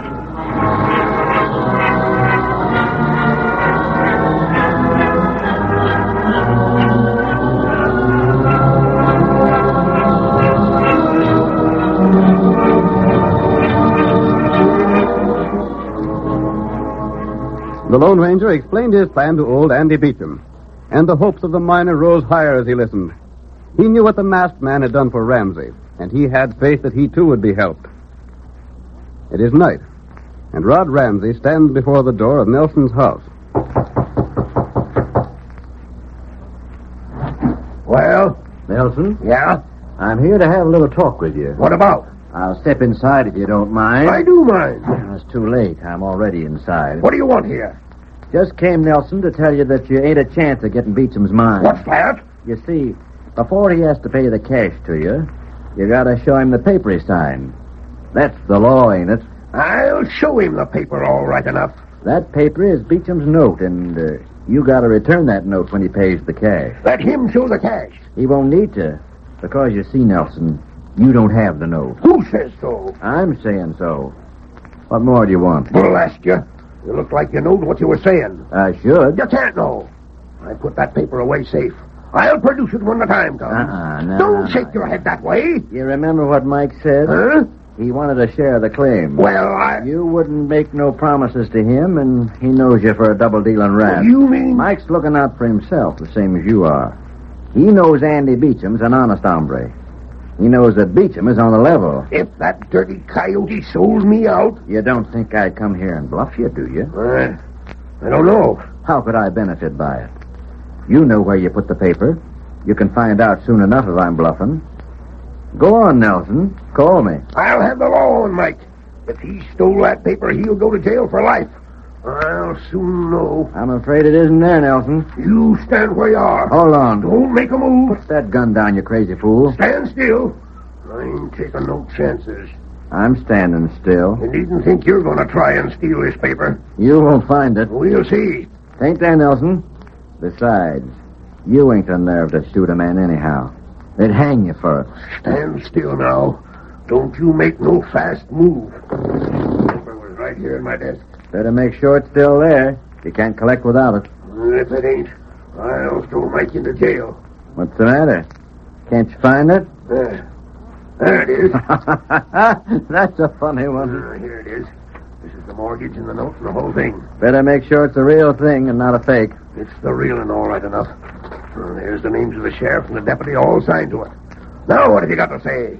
You better have it with you when Beechum comes, because I understand he's been getting profits from his mine. I'll have it all right. Why, what the... Who shot that lamp out? Who's here? Look out, Nelson. You might get hurt. Someone's in this rope. Out of my way, Nelson. Who are you? Stop! Stop, thief! Get a light! Where's the match? Here's another lamp. I got a match here. Hurry up, someone's here. He shoved me aside. Now, there's your lamp. Now, stop your yelling like that. Where is he? Where's he gone? Let me get a shot at him. Looks like he went out the window the same way he come in. Them papers! Them papers is gone. He stole them. My mortgage, my claim on Beechum's mine. Yeah, they're sure gone completely, Nelson. And look, there's something on the table in place of them. A bullet. What's this? What's this mean? A bullet. A silver bullet. So that was it. Oh, golly, that's a good one. Stop laughing. I'll have the law on him. You're in on it, too. I really didn't know why I was to show you the poker face and talk like I did, but I see it now. You brought out the paper and the masked man took them. It was Beechum. It was Beechum that done it. I'll have the law. I'll get the sheriff. I'll jail Beechum for life. Stop your noise and see who's at the door. Never mind. Come right in. We want to know what all the yelling is about. Sheriff Purdy, Arrest Beechum. He stole... Hold on, Nelson. Beechum. What are you saying about Beechum? He stole the papers. He stole papers from me. That ain't so. Oh, when's he supposed to have done that? Just now. Just a minute ago. You're local. Looks like your greed is finally touched in the head. Andy Beechum has been with me for the past hour. We've been on our way here to see you. According to my figuring, he's still got time to pay you that there cash money. I don't want it. I won't take it. Oh, yes, you will. You take it and turn over them papers according to the agreement. But I... He got the papers. They're gone. Gone? They were stolen. Well, that puts a new light on things. You can't expect Andy to pay you the cash without you handing over his notes, can you? He hasn't got the cash for mine profits. I'll take his claim. Oh, I reckon not. You ain't the only one that knows the law around here, Nelson. But I tell you, the papers were stolen. You got a witness to that? Or maybe you're just using that as a stall because you ain't got no papers. Sure, I got a witness. This man was right here at the time. You seen that man come in and steal the papers? Sorry, Nelson, but I didn't see a doggone thing. Why, That's the truth, Sheriff. I didn't see a thing. All right. You show the papers, Nelson. You get your cash money. Profit from Beecham's claim in paper currency, just like what the contract calls for. Me speak? Tonto. Oh, me speak now. Go ahead. How long take feller get paper money? Well, now that I've found the mother lode showing, I ought to have the folding money in a couple of weeks. Oh, maybe then paper come back. Looks like you'll get your papers back, Nelson, when it's a mite more convenient for Andy to pay up. I've been cheated. I've been robbed. Come on, Andy. There's nothing I can do if Nelson ain't no witnesses. Gosh. Well, I'm doggone glad it's worked out like this, Andy.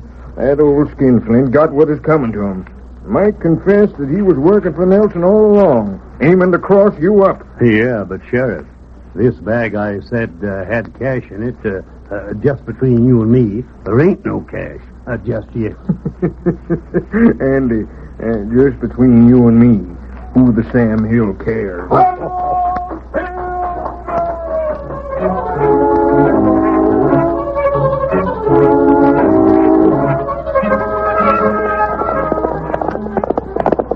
Come on there, Silver, old boy. We're heading for the coast. Hello, Silver!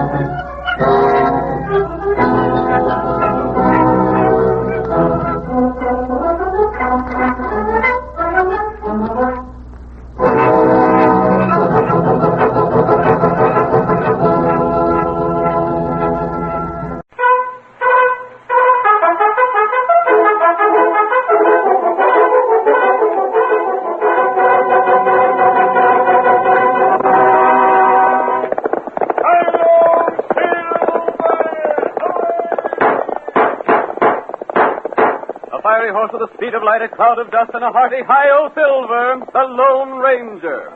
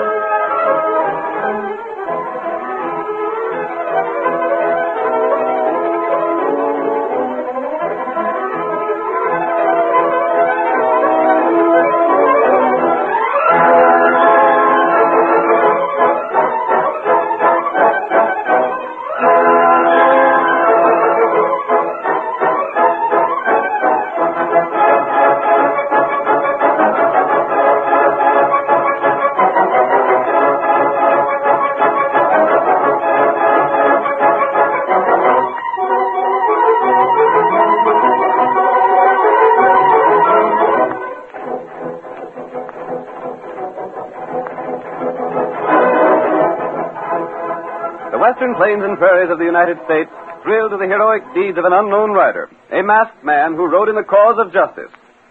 People of 7 states felt the influence of his courageous deeds. Stories have been handed down through the years of his many adventures in the newly established American territory. Even today, the cowboys relate tales of his stirring exploits.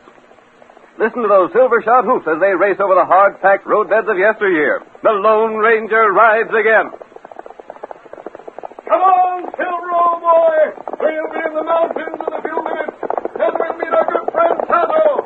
Hi-yo, Silver!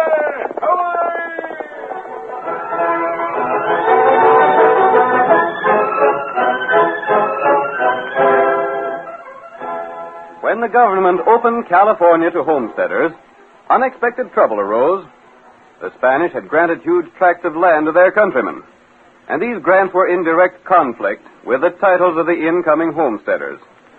Now, both factions claimed ownership and were ready to defend their claims with 6 guns and bullets. Tragedy, such as the West had never known before, threatened the peace of 2 nations. At this disturbed period in our nation's history, we find the Lone Ranger and his faithful Indian companion Tonto arriving at the top of the hill in the southern Sierra Nevadas. Oh, Silver. Oh, that's all. And now we see far ahead. And Tonto, there's someone in trouble. Oh, wagon. Wheel broke. And those people are a long ways from the nearest water. Come on, Silver. Get up, my fella. Wagon come for me. Probably some homesteaders. Come on, Silver. Oh, and going wrong way. That's so. The wagon's coming from the west, and yet it's the same kind of wagon that all the Easterners use. We soon find out. Hi! Ranger! Hi! Oh, there, Silver. Ranger, can you help a man in trouble? Broken wheel, huh? That ain't the main trouble. I can fix that given time. But we need water. We have plenty. I wouldn't ask no man for water this far from the spring, but I got my wife and young'un inside the wagon there. The kid ain't very well. Take a look at them, Tonto. Oh, me give him water. Respect you're an outlaw wearing the mask, but I got precious little worth stealing, so I ain't afeard. I'm not an outlaw. Why are you heading east? Huh? What other way should I be heading? Didn't you come from the east? Yeah, and I'm getting back there as quick as the good Lord will let me, if I can make it. Why? Had a home there. Not much of a place, but better than nothing. Sold it and sold most of what else we had. We staked everything on the stories of California. Land of promise, land of sunshine. A place where a man could settle down and bring up his family. Where a man could live in peace and security. Didn't you find that to be true? The government gave me the land. They didn't tell me I'd have to stand up and shoot down a couple dozen men to hold it. What do you mean? Just that. What's more, I ain't the only one that's having trouble. I'm going back. But there's a plenty who'll stay and fight it out. If there ain't bloodshed on Ortega's place, my name ain't Jeb Martin. Jeb, who's the Injun? He's a friend of mine. What's the matter, Marthy? He gave Billy and me a drink of water, and now he's talking to little Billy inside the wagon there. Billy is smiling for the first time in 2 weeks. Then that Injun is my friend. Stranger, I don't suppose you know what it means to have a sick youngster. Tonto can do more for him than most doctors. The drinking water will help him some. Here, Jeb. Don't you want water, too? Have you got a plenty? Yes, plenty. Thank you, mister.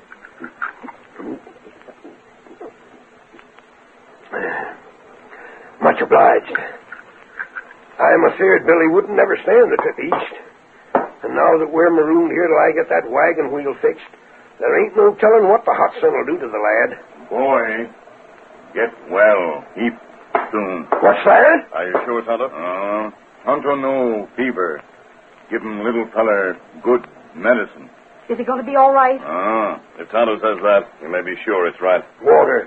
And my boy's life. Stranger, there was only some way I could pay you. Well, I got some cash. I might ask a favor of you, Jeb. It's done. Tell me more about the Ortega Ranch. Well, it seems that a couple of 100,000 acres of land was given Ortega's paw by the Spanish governor. That is before the United States took over the territory. Yes? Ortega still holds that land. And if ever there was an ornery coyote, he's it. Got it from his paw and won't give way 1 inch to the folks that've been given the same land by our own government. There have been other situations of that sort. And they've all ended in fighting? There have been some troubles, but they've generally been settled to everyone's satisfaction. But not Ortega. Gosh, no. There's 20 or 30 wagons pulled up just beyond the river that bounds his ranch on the south. Wagons belonging to pioneers? Yeah, with the government's word that they can settle on Ortega's land. They tried every way to make that critter come to terms. But he won't talk any language but the language of the 6-gun and rifle. What do those people plan to do? Wait till they get some more folks there, then take the land by force. Well, we ain't joining them. Even if they did drive Ortega and his men off the land, it wouldn't be permanent. No, you're quite right. It'd just be the starting of a war that would last till everyone was wiped out. I'd sooner take the risk of heading back east. California is one of the grandest parts of the whole world. But it ain't for us, stranger. I'm going to see those men who are camped near the Ortega ranch. You'll see 'em all right enough. Just follow the Mojave River, and you'll see 'em camped to the south of where it bends. Very well. Yep. You ready, Tonto? No. He ready. Jeb, I'm going to make another request of you. Yeah? When your wheel is fixed, go back to California. Go back? But strange. Unless you're a quitter. Of course, there's no room in California for quitters. But I don't think men without courage would have undertaken this trip in the first place. You mean we should go fight Ortega? No. Go back and see what happens. But what's going to happen? The only law in the region is the law Ortega makes. The government double-crossed us. They should have sent troops to make sure we got what was promised us. There are other laws, and those laws will be enforced. However, I've made my second request. Do what you please about granting it. Hi-yo! Get him up, white fella!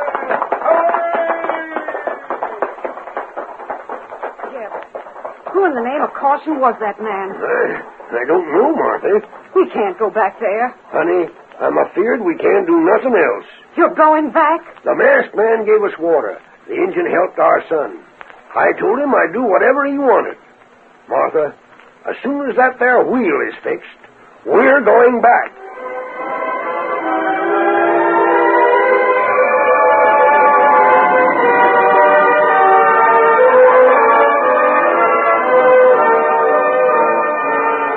It was nearly sundown when the Lone Ranger and Tonto came within sight of the Ortega ranch. The homesteaders, denied their rights by Ortega, had made camp near the boundary line. And there the masked man paused to verify the statement of Jeb Martin.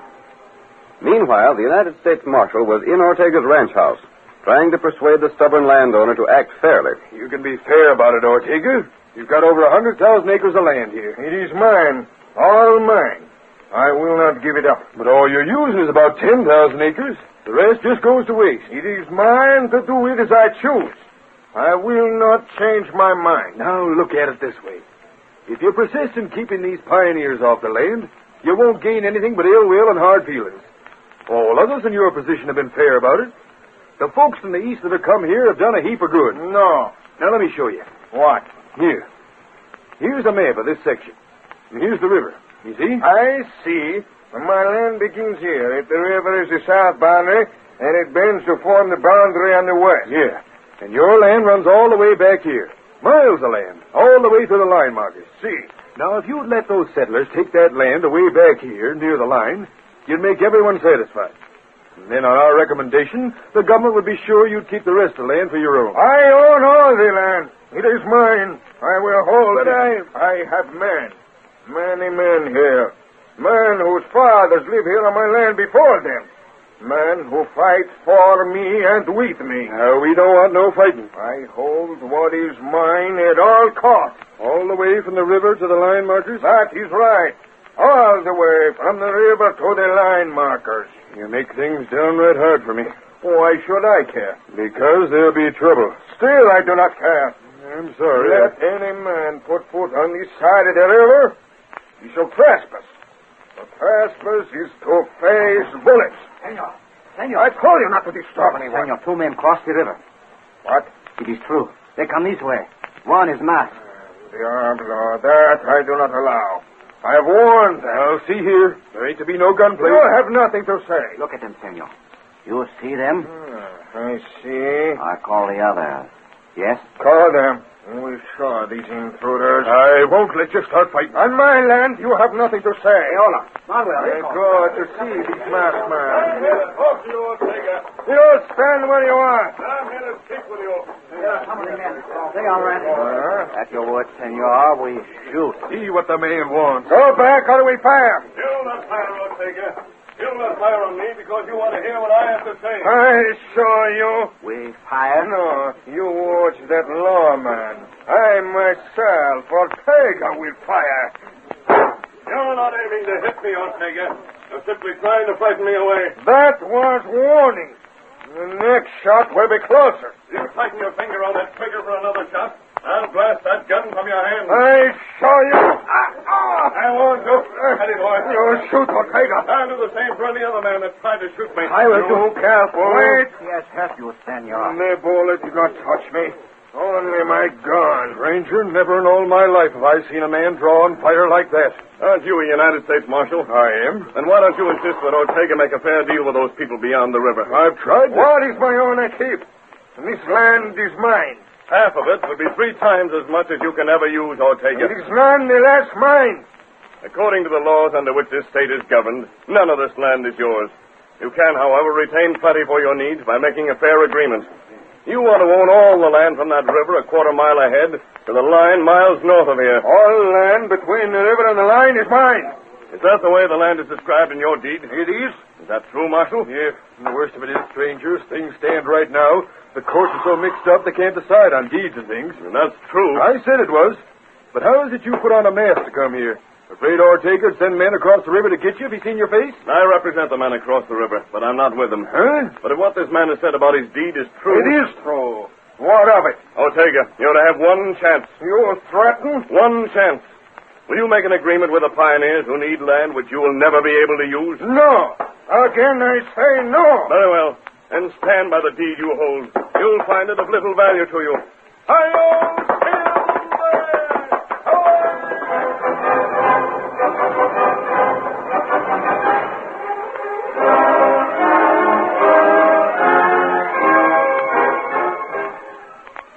The curtain falls on the first act of tonight's thrilling Lone Ranger drama.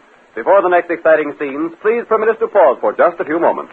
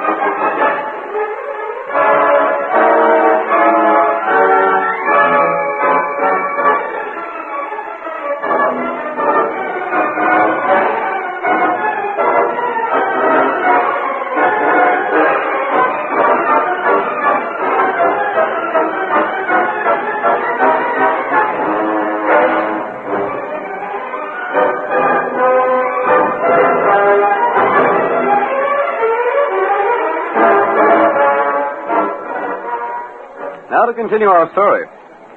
You will recall that in the first act of tonight's Lone Ranger drama, the masked man learned from the homesteader Jeb Martin that Ortega, the ranch owner, was refusing to recognize the land grants of the federal government.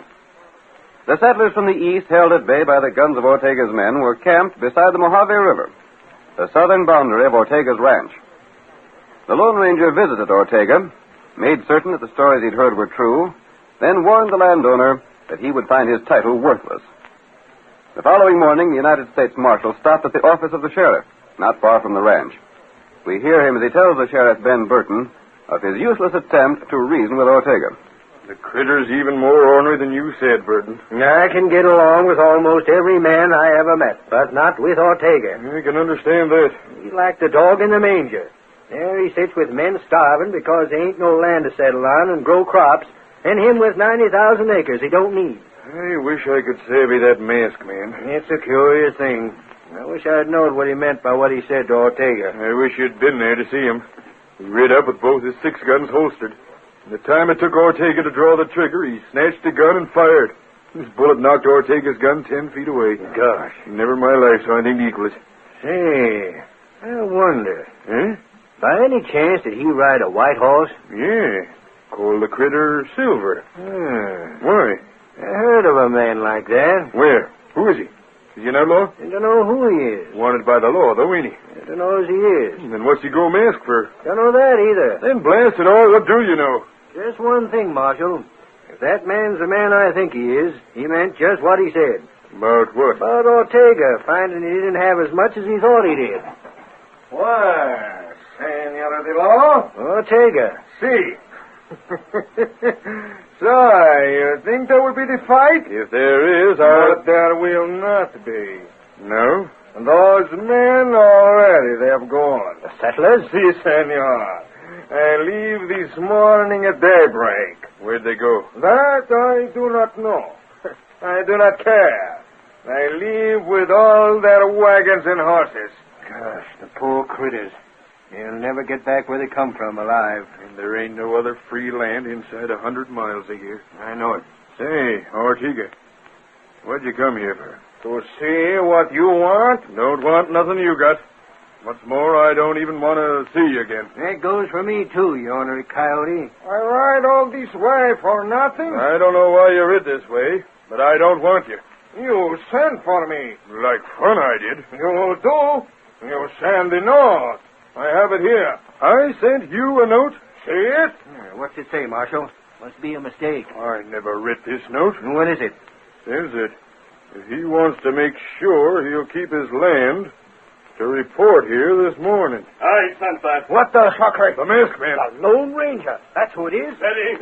You needn't hold that gun on us, stranger. You ain't aiming to shoot. I'd sooner take no chance. You say you wrote that note? I did. Telling Ortega to be here and see me? Yes. I want to take it to state before witnesses just what land he claims. I have already said Wait. that Sure. Get more witnesses. Yeah, all right, stranger. I'll do just that. You wait right here now. I don't know what you're up to, but I'm willing to find out. Hey, Lem, get Jim Frisbee and come in my office. All right, You too, Lanny. Sure. Yes, what's the big idea, stranger? There seems to be a lot of argument about what land Ortega owns. I have proof of what I own. I know. I show the deed to any who wishes to see it. Very well, Ortega. There'll be some men here in just a moment who wish to see the deed.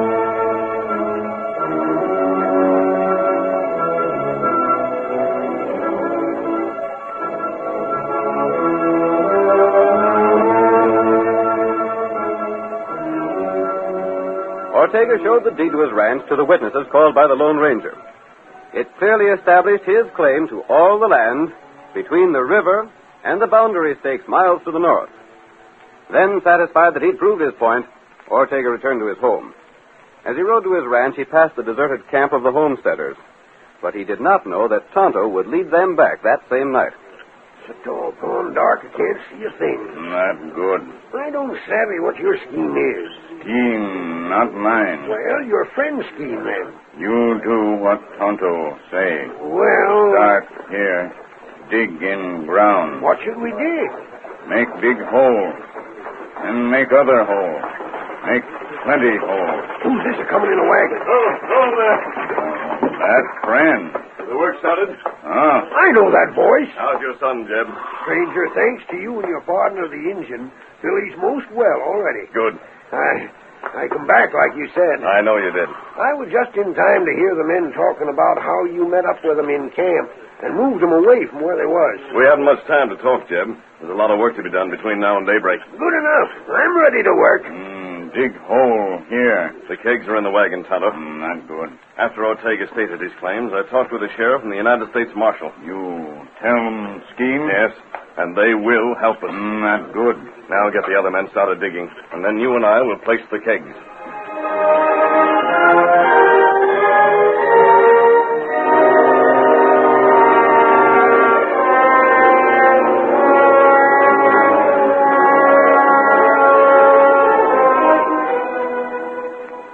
The homesteaders labored with all their energy under the direction of the Lone Ranger.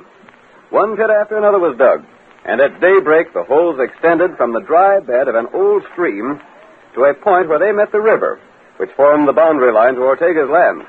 We're almost finished with this part of our work, Tonto. You stay here and take care of things while I ride to see Ortega. That's right. And remember, at just the time we decided on, do your part. Uncle, do. Hey, stranger. Yes, Jeb? The boys are plumb wore out from working so steady. They ain't quitting, no. They're not quitters. There's just one thing they crave to know. Yes? Just what's all this digging to do with getting the land to settle on? You'll see. When Tonto gives you the word, come to Ortega's home. Shooting? You'll not need to come shooting, Jeb. There'll be no gunplay. Here, Silver. When you come to claim your land and settle down. Yep.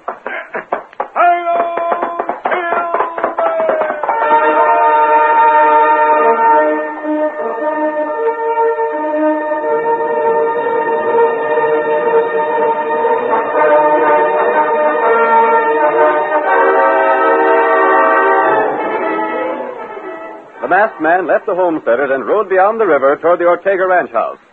His approach was noted by two mounted men, the sheriff and the United States Marshal. There he comes, Marshal. Wonder if his scheme will work. Well, the least we can do is follow his instructions and find out. There he goes, cutting for the house. Let's get moving now. Get on, guys. Come on, get up there. Come on, get up.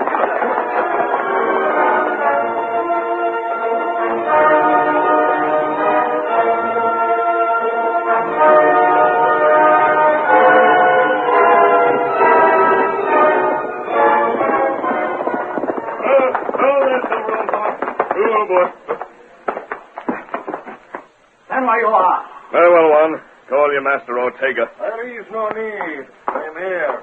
There's no use trying to persuade you to be fair, Ortega. What is my own, I keep. All the land between the river and the marked lines. See. Now you go from here and stay away. You're not planning to make a grab for that gun, are you? No, I... Did you hear that explosion? Earthquake? No. Could not be thunder. It was a blast, Ortega, that will change everything around here. Many years ago, that river flowed through a different bed. The arroyo is quite a ways north of here, not far from the northern boundary of your land. What of that? If the river happened to change its course, Ortega, and flow in its original bed, your land would be reduced to less than 1,000 acres. That could never happen. Perhaps you're wrong. No, since my father came here, the river has always been the same. Nevertheless, the river is your boundary line, your southern and western boundary. And if the river does change its course, all the land south of the old arroyo would no longer belong to you. Senor. Not even this house would be yours. Or your stables or corral or your cultivated fields. You come here only to talk. I will not listen. I'm not here to simply talk, Ortega. I'm here to show you your mistake. What you want there? Looks like you're going to lose some land, Ortega. This is all a trick. It is all talk. If you think it's just talk, ride over and see how the water's going down in the river. Yeah, we had word that the river is flowing through a new course. An old course, Sheriff. Its original bed. Yeah, the old arroyo. I will not believe it. You'll have to believe when you see for yourself. That blast was arranged by the pioneers who came to settle here. You cannot do that sort of thing. The land you own, the land you declared before witnesses is yours, is bounded by the river and the marked line north of the river. Soon there will be less than 1,000 acres there. The land is poor for crops and worse for grazing. This land is not yours now. Sheriff Marshal, tell him he's wrong. Tell him he ain't wrong, Ortega. He's dead right. What's more, you better vacate this house and get off land that ain't yours. It is mine. It is only till the last of the water runs through that riverbed. Then you're moving out. And there ain't a law court in the state of California would give you any claim to this land.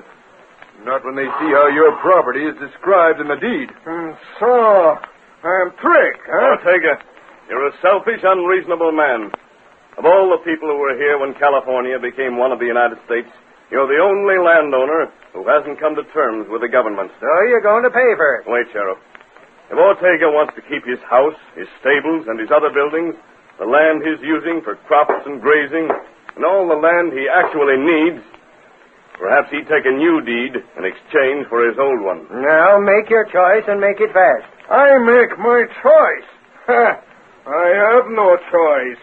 I take what you will give me. I must be content. You'll find, Ortega, that California will be fair with you. A darn sight more fair than you've been with California. All right. Those others. Let them have the land I do not use. Only let me keep my house and the land around it. Now you're talking sense.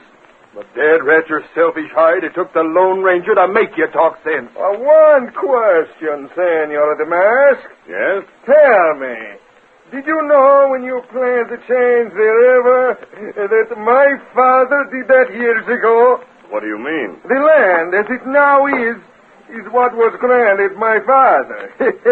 He it was. He changed the river to run far to the south to gain many thousand acres of the land. Yes, I knew. Well, doggone it. So you got your land by a swindle in the first place.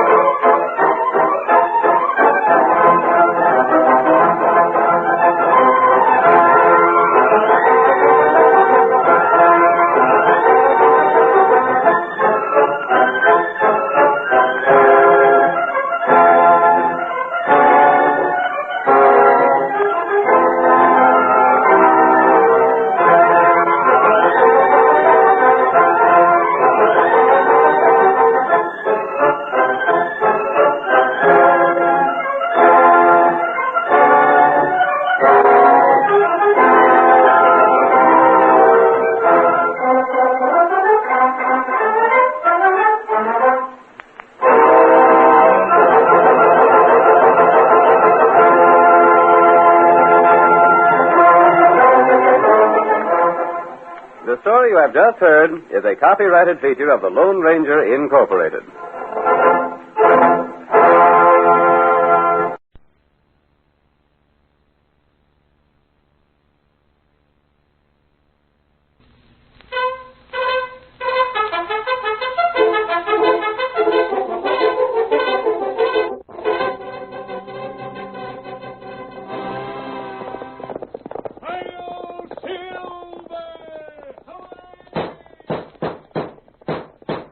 Horse with the speed of light, a cloud of dust, and a hearty hi-yo silver, the Lone Ranger.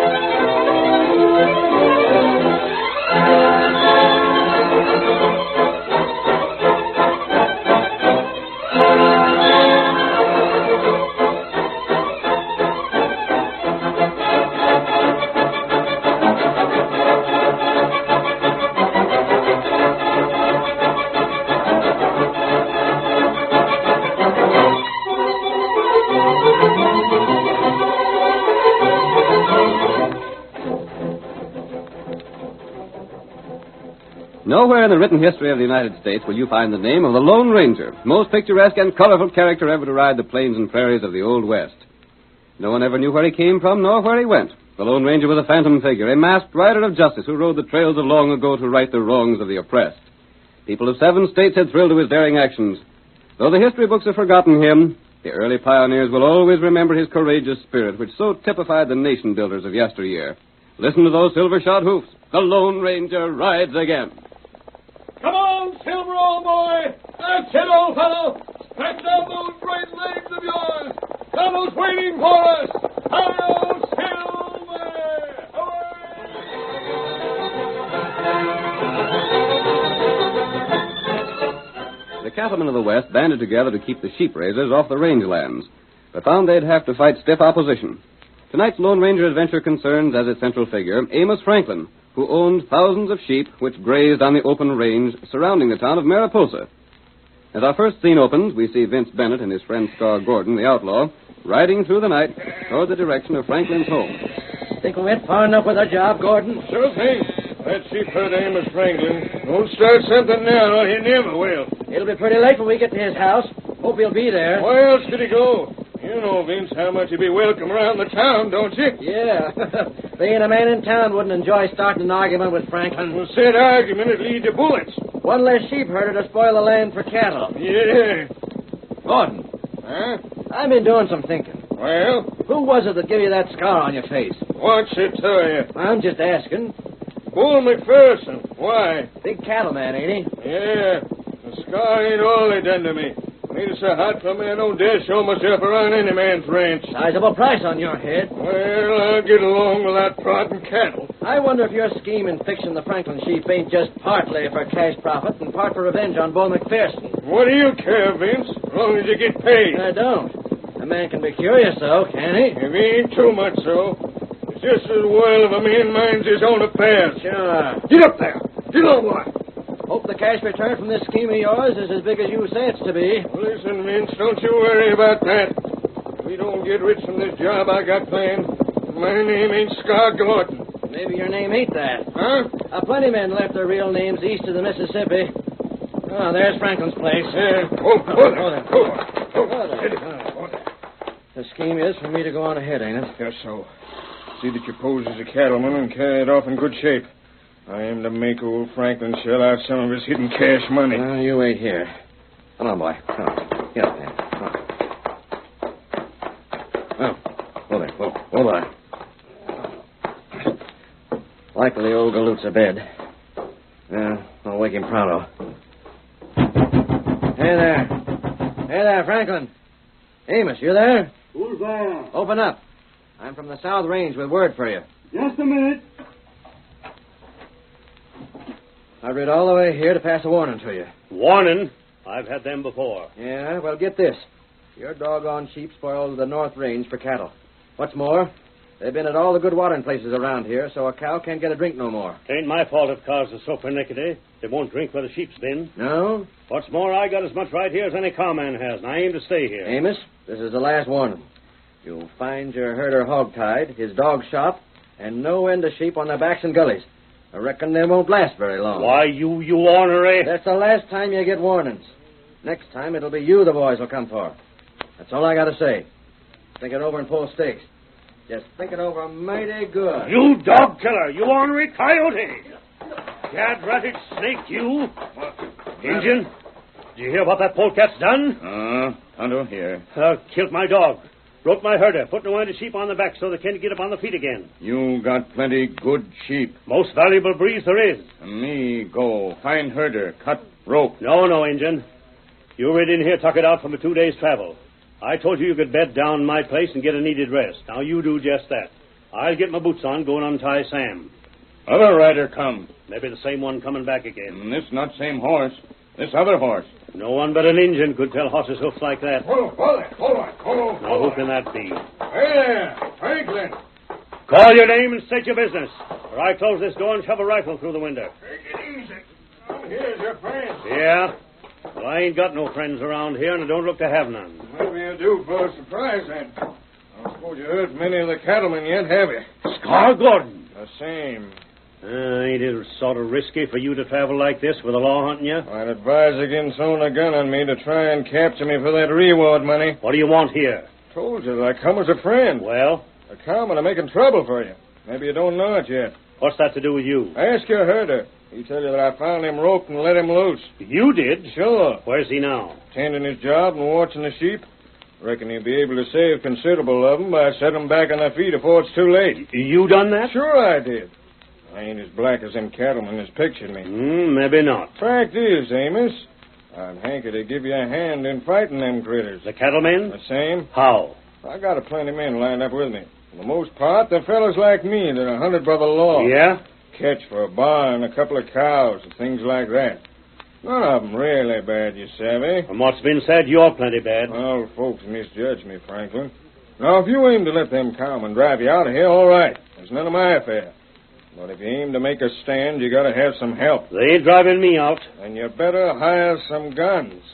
What about it? Now, that means a range war, don't it? Well, it's war or clear out. You can take your choice. I got as much right here as anyone. Sure you have. No matter where I go, it's always the same story. And you may as well make a stand here and show the cowmen that you aim to keep to your rights. By hiring your men to fight for me, eh? Sure. That takes cash. Don't tell me that a man that's dealt in the quality stock you have for so many years ain't got cash. Maybe I have, but I just ain't sure I want to spend it for gunmen. But let's hear your proposition. Come on in the house.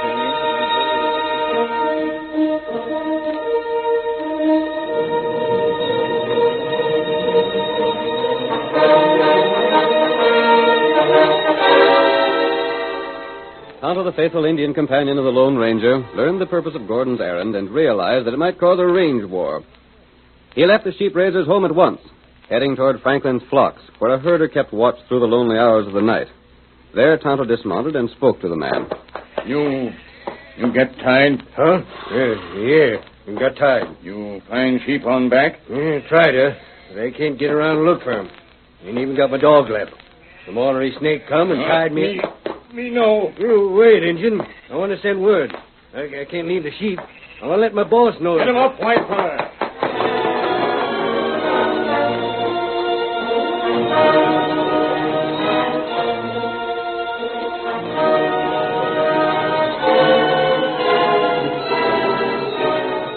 While Tonto raced on toward the distant camp of the Lone Ranger, Amos Franklin finally agreed to a deal with Scar Gordon the outlaw. We find Scar 1 hour later as he draws his horse to a halt at a camp in a dry arroyo. His friend Vince Bennett and the rest of his gang are awaiting him. Hi, Scar. How'd you make out? Good as could be expected. Hey, you men, wake up. Turn out.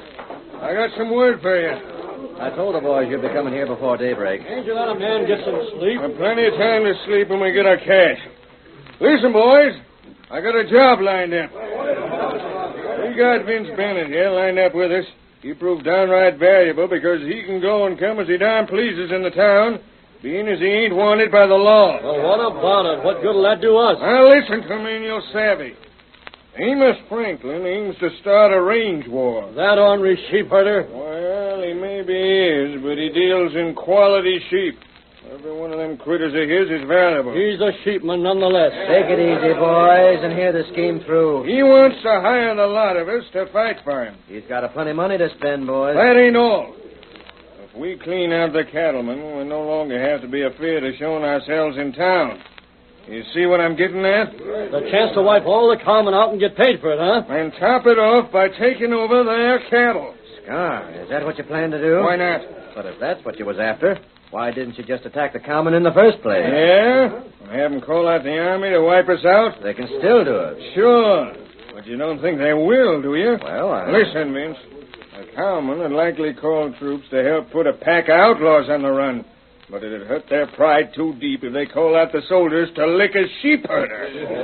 Oh, I savvy. Even if they won, they never hear the end of it. They'd be the laughing stock of everyone in the West. Calling troops to lick an ornery sheepman. Ain't likely to. Pretty slick, I'd call it. That's the best scheme I ever heard of. You like a scheme, boys? You get Amos Franklin's cash. Everyone's cattle and the houses as well. We just take over the country. That's it. And when we're finished with the cowmen, then we'll drive the sheepmen out. How's that? When do we start? Quiet, boys. No, quiet down. Let me finish. Go ahead. Let's hear the rest. We stay right here all day tomorrow. That gives Vince Bennett the chance to rile the cowmen up, you see? And tomorrow night, the fun begins.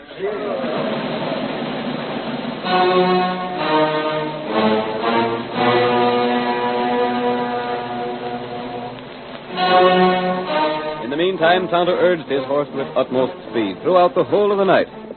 But it was daybreak before he reached the woodland clearing where the Lone Ranger was camped, miles from Amos Franklin's ranch.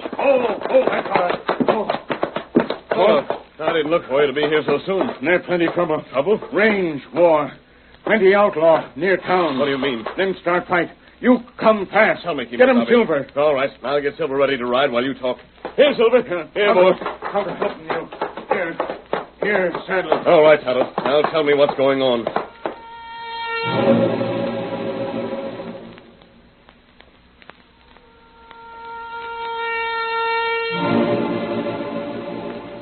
Scar Gordon and his outlaws are going to be hired by the sheep herder. That's right. And they're going to carry the fight to the cattlemen. Steady, Silver. That's right. Those cattlemen will never tolerate any opposition from Amos Franklin. No. And the outlaws will see to it that the fight is anything but fair. The Gordon gang is in this for what they can get out of it. Sheepman, pay 'em cash. They'll get more than cash. Before they're finished, they'll have wiped out all the cattlemen. They probably won't attack today. They'll wait till after dark tonight. It'll take us almost all day to get there. Tonto, if those men attack tonight, they'll catch the cattlemen unprepared. Oh, that? I see their plan, Tonto. Tonight, almost every cowman will be in town celebrating payday. They'll have all their guns checked with the sheriff. That will be an ideal time for the outlaws to strike. What we do, huh? We'll think it over, Kimosabe. While we ride. Hi-yo!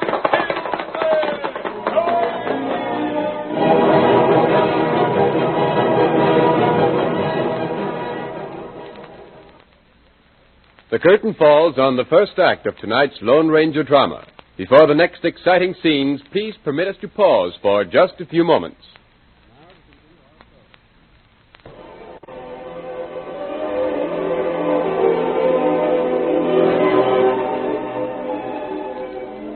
Now to continue our story.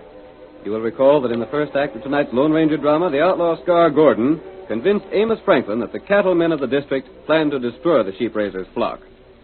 Franklin hired Gordon and his men to defend him, but Gordon's plan included more than that.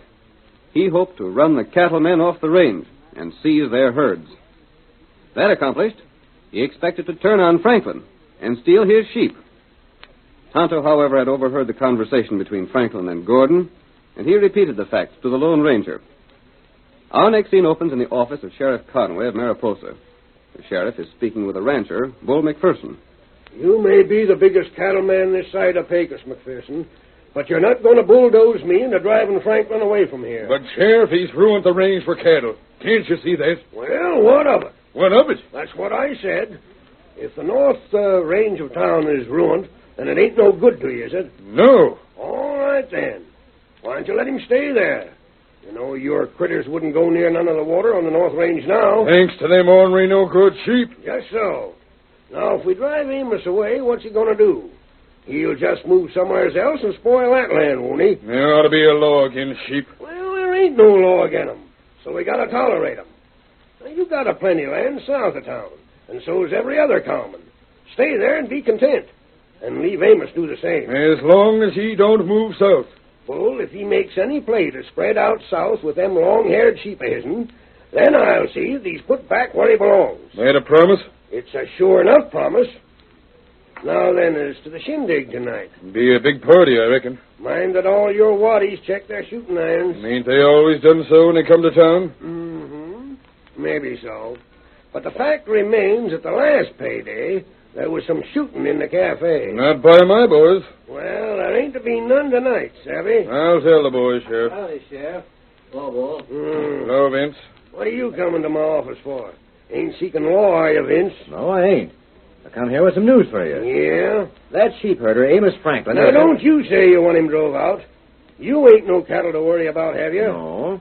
Ain't been so easy to bar a hunk of rope with a cow tied to one end since I took over the law around here, has it? Can't you never forget a man's mistake?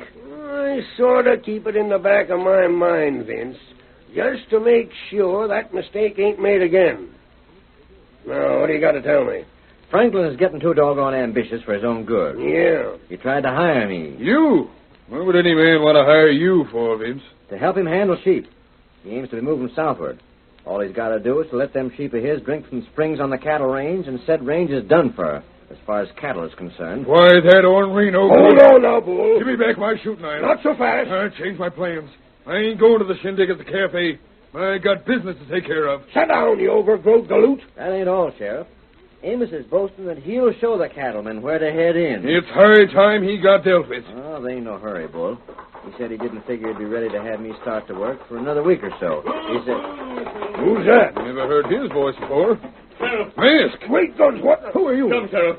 You'll need it to arrest the killer. Where? Franklin's place. Who? Amos Franklin. Leapman Catfish. You mean to say he's killed a man? Come and see for yourself. Who's he done for? Bring a posse and come along. It'll soon be dark. I'm riding with you. Doggone, if we can throw that critter into the calaboose, it's going to save no end of trouble. I'll go too. I've left him tied for you. I'm all set. Hey, Pete!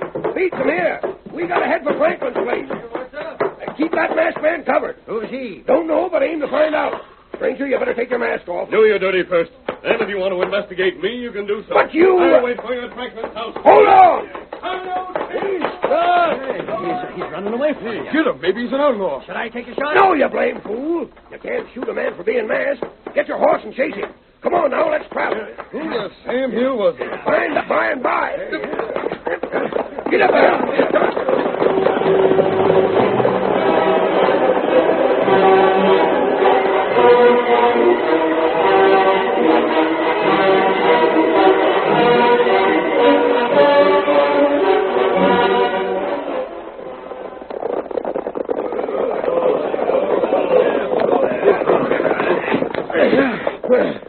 We made that trip in record time. There's that white horse, the masked man, Reed. I'm inside the house waiting for you. And we're right after you. Gosh, I never figured Amos would shoot anybody. Well, this is a fine how do you do. There's your prisoner. What do you got to say for yourself, Amos? Why, Speak up. I reckon there ain't no use of my saying anything. I ain't no chance of getting a jury of cattlemen. Thunderation, Sheriff. He's played right into our hands. That Injun, the man you shot? I didn't shoot him. Then who did? I don't know. Tonto came here last night, didn't he? Yeah, said he was traveling. I gave him a place to sleep and some food. Then he rid away. Can you prove he rode away? Well, that is... Was anyone here with you at the time? Yeah. Scar Gordon. He was... Who? Scar Gordon? Well, What was that outlaw doing here? Why didn't you capture him and get the reward? Oh, gents, there ain't no use. Nothing I can say will help me. Hey, what did Vince Bennett leave for? Huh? He just went outside. There he is, boarding his horse. Oh, leave him go. We got to take the prisoner to jail. Come on, Amos. Now, gents, I swear I didn't have no hand in murder. I don't know a thing about it. Tell that to the judge. And jury. And the hangman. Here's where one sheep herder gets done away with, good and legal. It's too bad the rest of them ain't spunk enough to do a little shooting.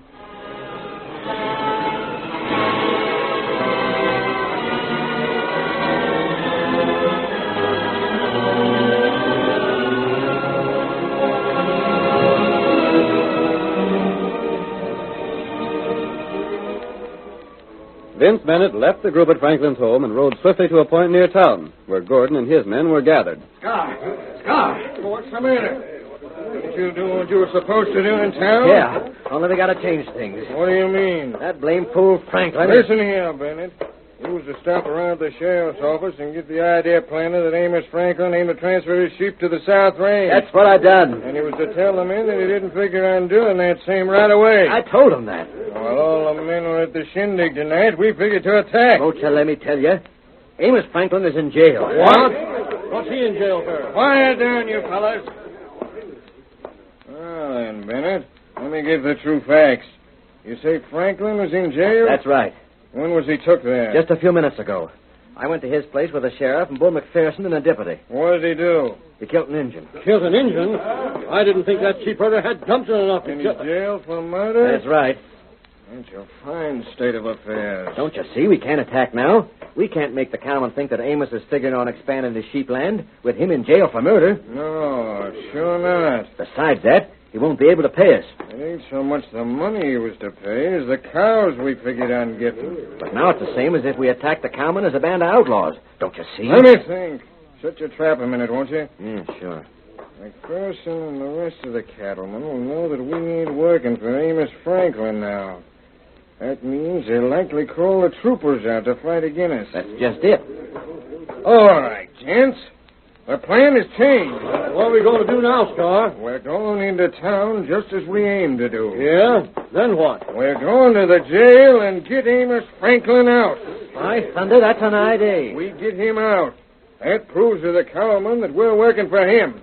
Then with him along with us, we go ahead as planned, you see? Now get together, boys. We're heading for town pronto. Steady, boy. Oh, follow me. Get up there. Get up.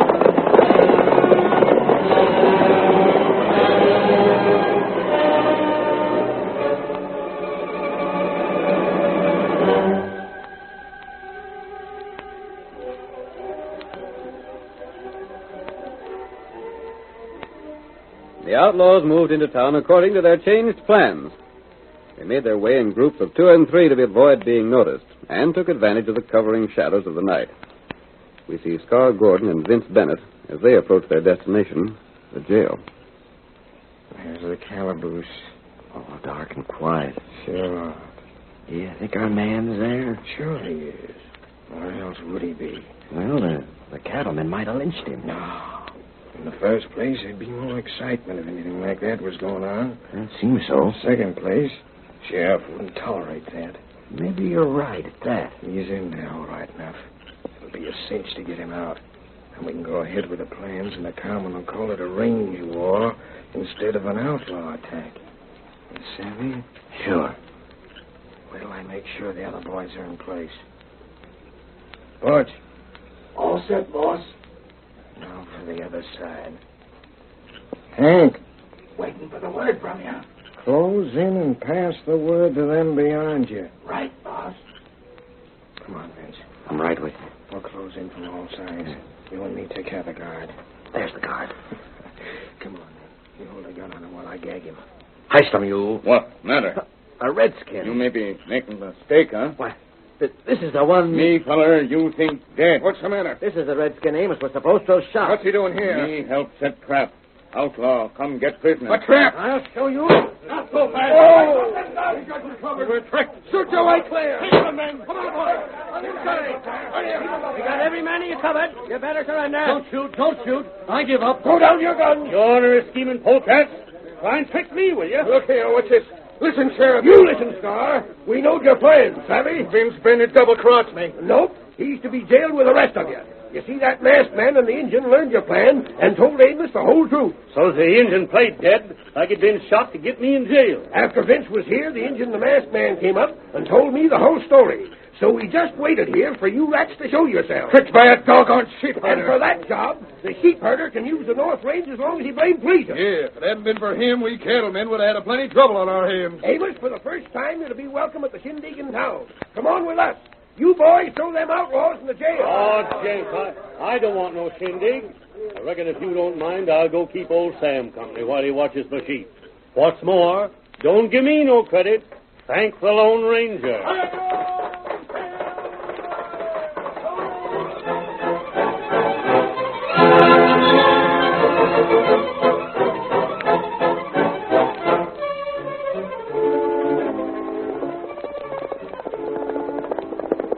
Come on there, Silver, old boy. Tonto is waiting beyond the hill. Hello,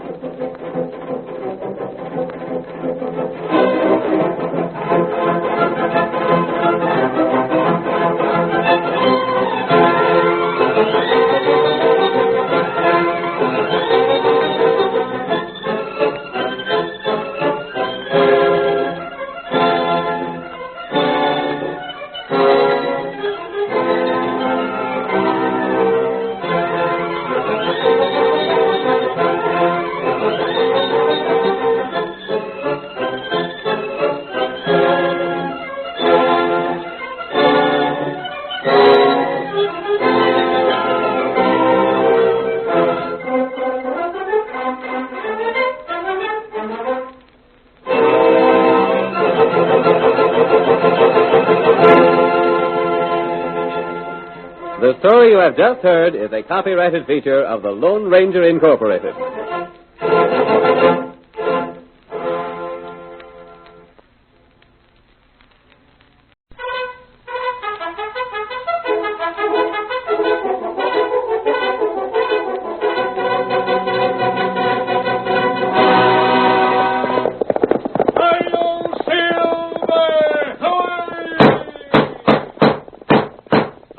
course with the speed of light, a cloud of dust, and a hearty hi-yo silver, the Lone Ranger.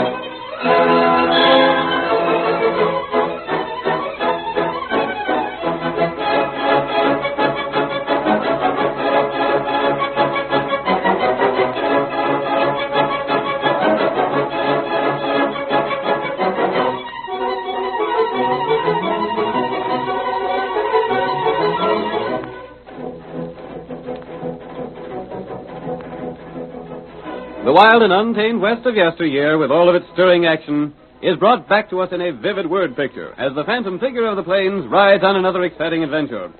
Listen to those silver-shod hoofs racing down the trails of old. The Lone Ranger rides again. Come on, Silver, old boy.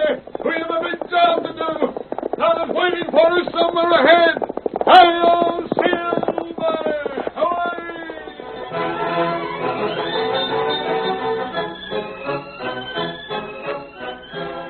Jim Burton had made himself absolute master of a large district in the Southwest. All who lived in that territory were forced to pay him tribute or suffer the consequences. His men, outlaws and hired gunmen, openly punished those who refused to pay. Homes were stripped, buildings burned, cattle stolen or poisoned. Men who stubbornly defied Burton were murdered. The gang had become so powerful that the law was helpless. In the first scene of tonight's story, we see Burton and his lieutenant, Bat Jordan, riding to the home of a rancher named Tyler. How much do old man Tyler owe us? Tyler? Well, let me look at the book here. Just a second, Burton. Well, don't be all day finding it. Yeah, here it is. He ain't paid for last month yet. Oh, he ain't, huh? Well, I'll have to teach him a lesson. That's his prize bull over yonder, ain't it? Yeah. All right. Yeah, that got him.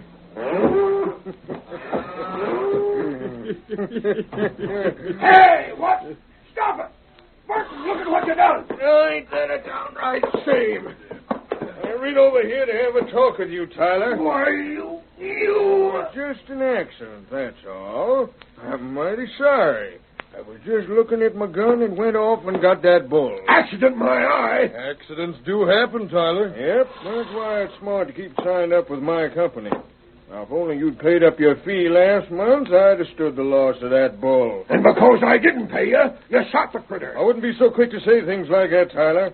Especially when they can't be proved in court. Court? Everyone's afraid of you.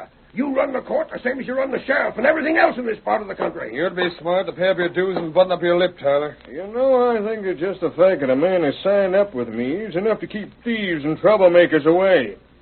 Now, look at how all my clients have been let alone. And look at how thieves have troubled them that ain't been registered with me. I know.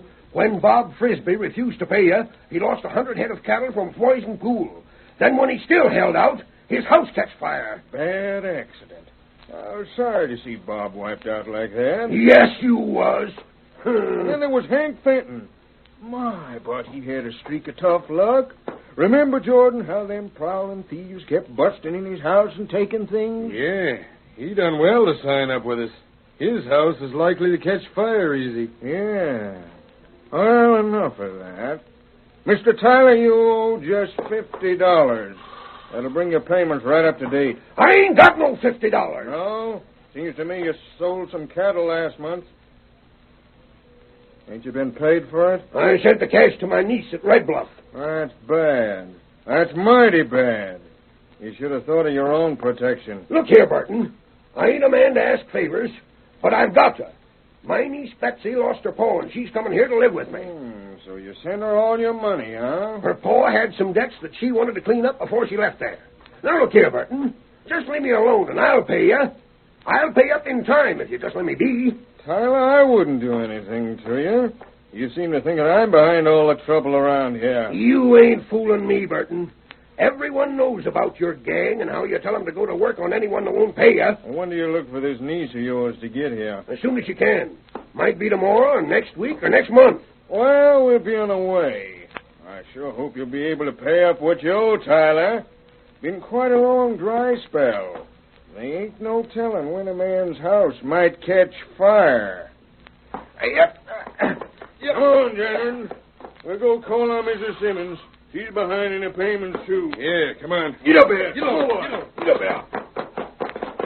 Tad rabbit. That poor bull. He ain't dead. I gotta take care of him. I'll go get my gun.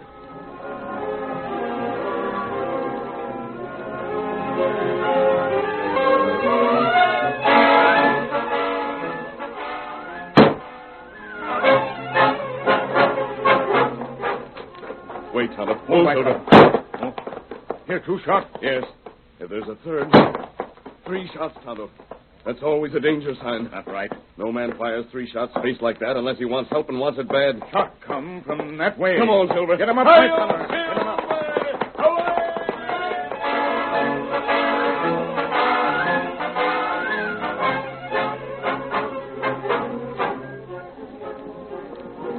The Lone Ranger and his faithful Indian companion Tonto were riding along the trail when they heard the 3 shots.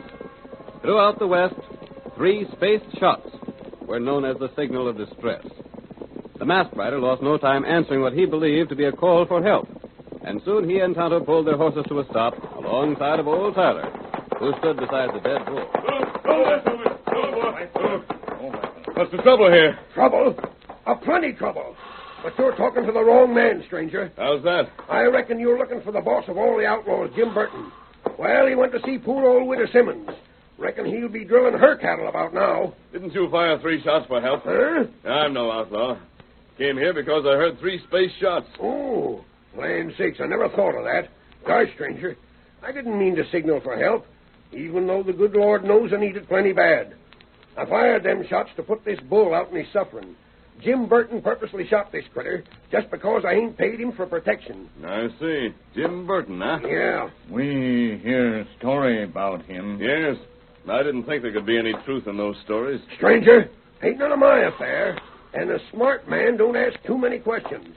But why are you wearing that mask around here? I want you to tell me more about Jim Burton. Well, if you ride hard for the first White House you come to heading that way, you'll likely catch him talking to widow Simmons. Very well. If she don't tell you all you want to know about Jim Burton, just come on back here, and I'll tell her plenty. Come on, Silver.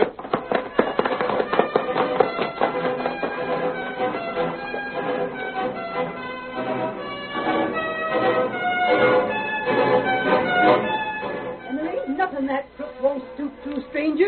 I had to give him a last penny, or the chances are my house would catch fire tonight. Doesn't the sheriff do anything to stop that sort of thing? The sheriff? He can't do anything. No one can ever prove that Burton's the one that does all these things. Not even the United States Marshal can do anything about it. Why don't all of you band together and refuse to pay him? There ain't no one with spunk enough to even speak against him, except an old man Tyler and me.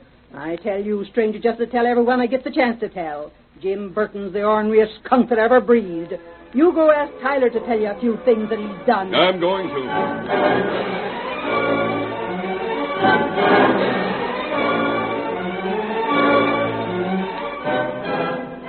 The Lone Ranger gathered all the information he could find concerning Jim Burton and his men.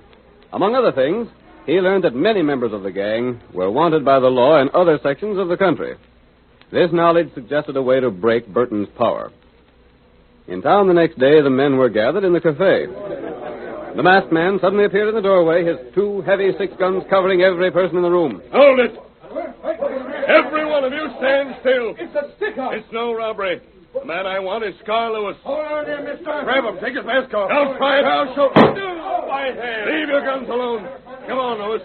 You're wanted for murder and Pecos. Burton, you ain't gonna let him get me. Burton, there's nothing to say. Come on. Now, let me go. Let me go. I'm covering the rest of you with one gun. Stay where you are.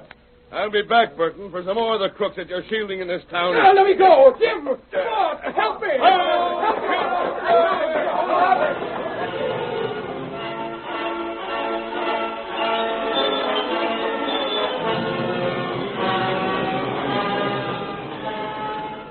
During the next 3 days, the townspeople talked of nothing but the daring action of the masked man.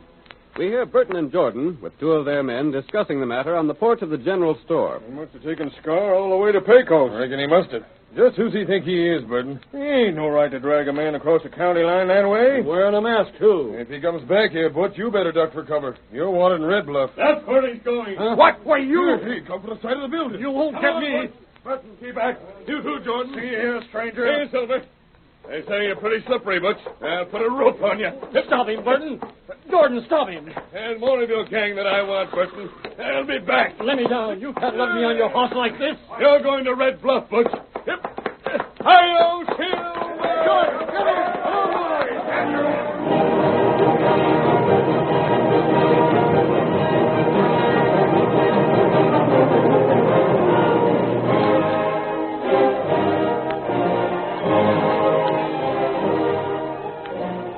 Within the next 2 weeks, the Lone Ranger struck at Burton's gang 4 more times. He appeared when least expected, forced an outlaw to go with him, and made his escape before his surprised victims could defend themselves. In all, he had taken 6 of Burton's men, and the gang leader was furious. We see Burton with Jordan, considering a method to get rid of the Lone Ranger. If that man is the Lone Ranger, he wouldn't touch you unless he had proof of something against you. I don't know about that. Maybe we've seen the last of him. I hope not. Jordan, I ain't going to rest till I see that man shot, unmasked, and planted 6 foot deep. As for me, I'm willing to let well enough alone. Well, I ain't. I'll get him, Jordan, if it's the last thing I do. Mr. Burton. Huh? Oh, it's you, huh, Tyler? You're about due to pay me some money. I know. Did you bring it with you? I ain't no money. Well, I ain't waiting no longer. Now, Mr. Burton. You pay up, or there might be some accidents happen on the trail to Red Bluff. An accident that might affect this niece you're expecting. Wait. Won't you listen to me? Money talk's the only language I care to listen to. There's something we'll talk louder. What? Look, you'd like to get this Lone Ranger, wouldn't you? I'd give up plenty to get him. Well, if I showed you where you could trap him, would you call what I owe you square and give me your protection for a few more months? For the rest of your life? That's what it means to me to get that masked man. He's made things too darn tough around here. Do you know where he's at? Well, do you? Yeah. I think I can find him. Sit down there, Tyler. Oh, thanks. I don't mind if I do. Where's the Lone Ranger? I ain't saying I know where he is. You don't know? Why, you old four-fusser, you? Wait. I know where he will be. Ain't that something? Where? Come on, speak up. Where? Now, let me tell it my own way.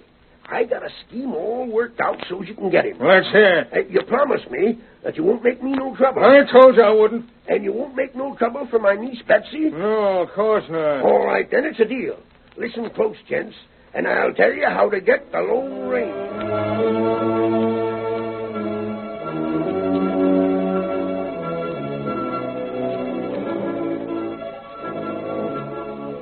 The curtain falls on the first act of tonight's thrilling Lone Ranger drama. Before the next exciting scenes, please permit us to pause for just a few moments.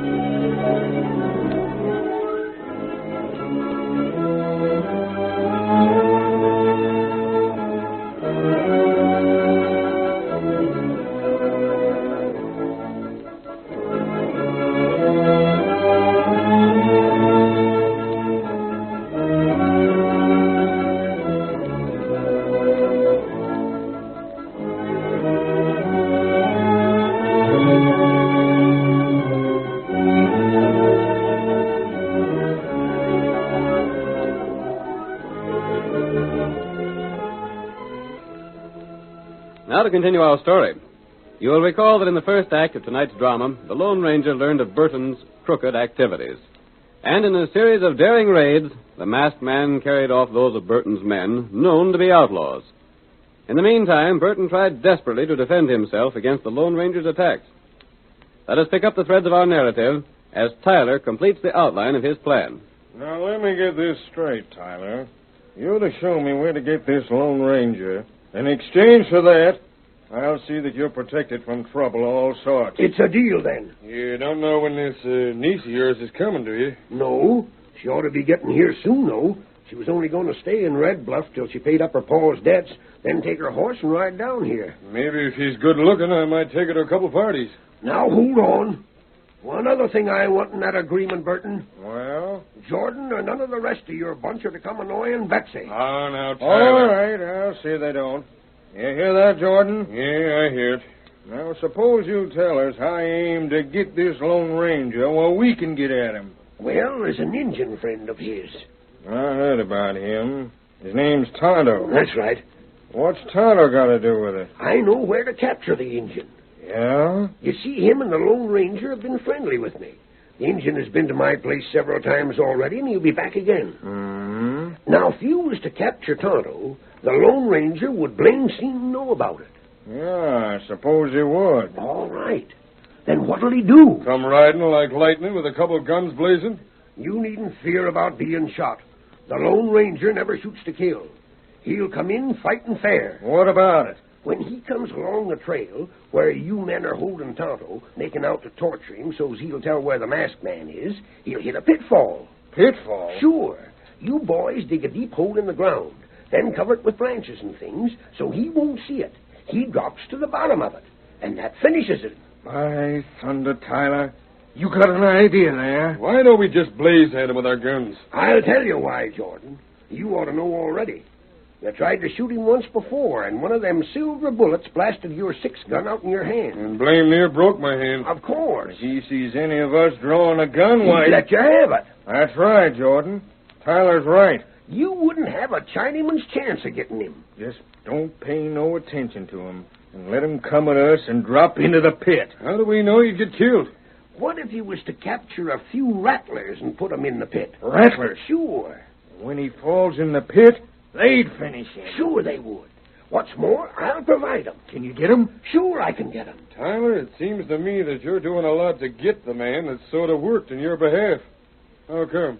I'd do anything to make my home safe for my niece Betsy when she gets here. Yeah, I see. We'll follow out that scheme. Jordan, get the boys together. We'll dig the pit, and then we'll leave it up to Tyler to lead us to capturing that Injun Tonto.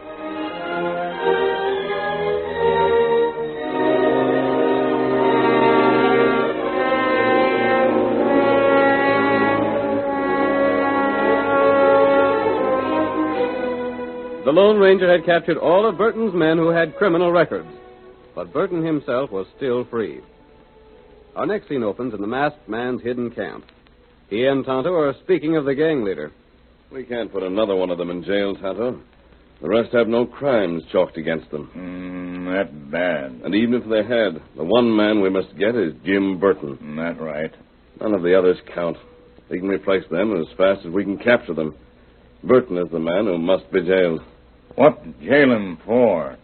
That's the problem. There's not a thing that can be proved against him. You know sheriff here? I've talked to the sheriff.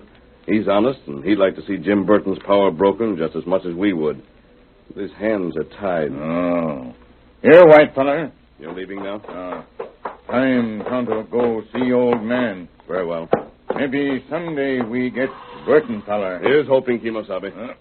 See you by and by. Yes, Tonto. Get him up, white feller.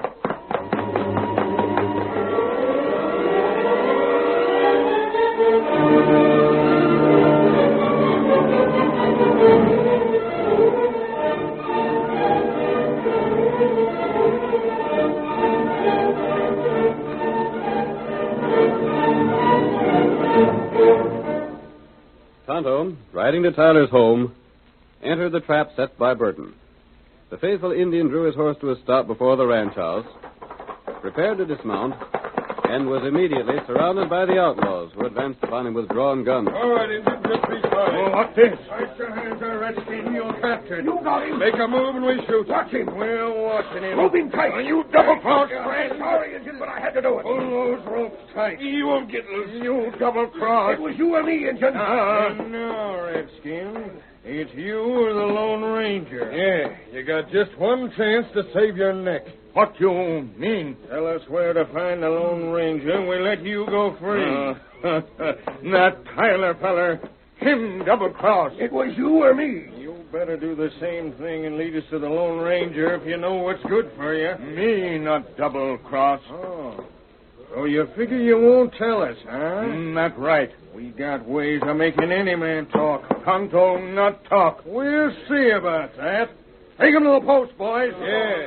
Here's where we see just how much pain an Injun can stand. Keep a close watch on him. Don't give him a chance to get free. Jordan, you ride ahead with Tonto and them others. Me and Tyler will follow you. Come on. Come on. Get up, Peter boy. Come on. Peter boy. Well. It was easier than I figured. Yeah. He didn't put up no fight at all. No, he seen there wasn't no use against such odds. I wonder if the Lone Ranger will come after him. I'm betting on it. Just look at the ground around here, how it's trampled. The Lone Ranger will see the Tonto don't get back to the camp. Then he'll come, see the signs, and follow the trail. I hope so. All you have to do is keep the engine at that post just beyond the pit until the Lone Ranger comes. Good. As he spots our trail, sees where we went around the pit. Shucks, he won't do that. When he gets that close, he'll see his Indian friend being tortured and come riding hard with eyes on us instead of on the trail. That's reasonable, I suppose.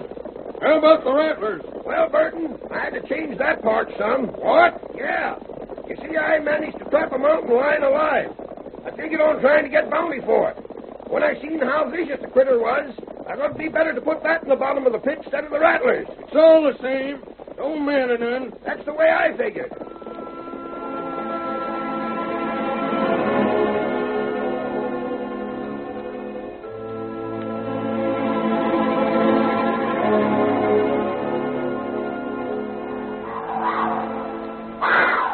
Tonto, bound with strong rope, was carried by Burton's men to a point along the trail that led from Red Bluff to town.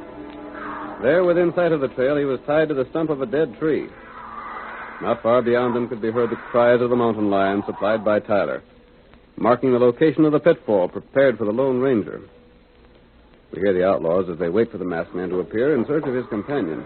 How much longer do you think you'd better wait, Burton? Yes, we waited about long enough. That blame mountain lion down in the pit smells horses. Yeah, he's downright hungry. Reckon I'll move back to cover and have a look at him. Don't you do it. Why not? Them critters can leap higher than a man's head. He might get out. Tyler's right.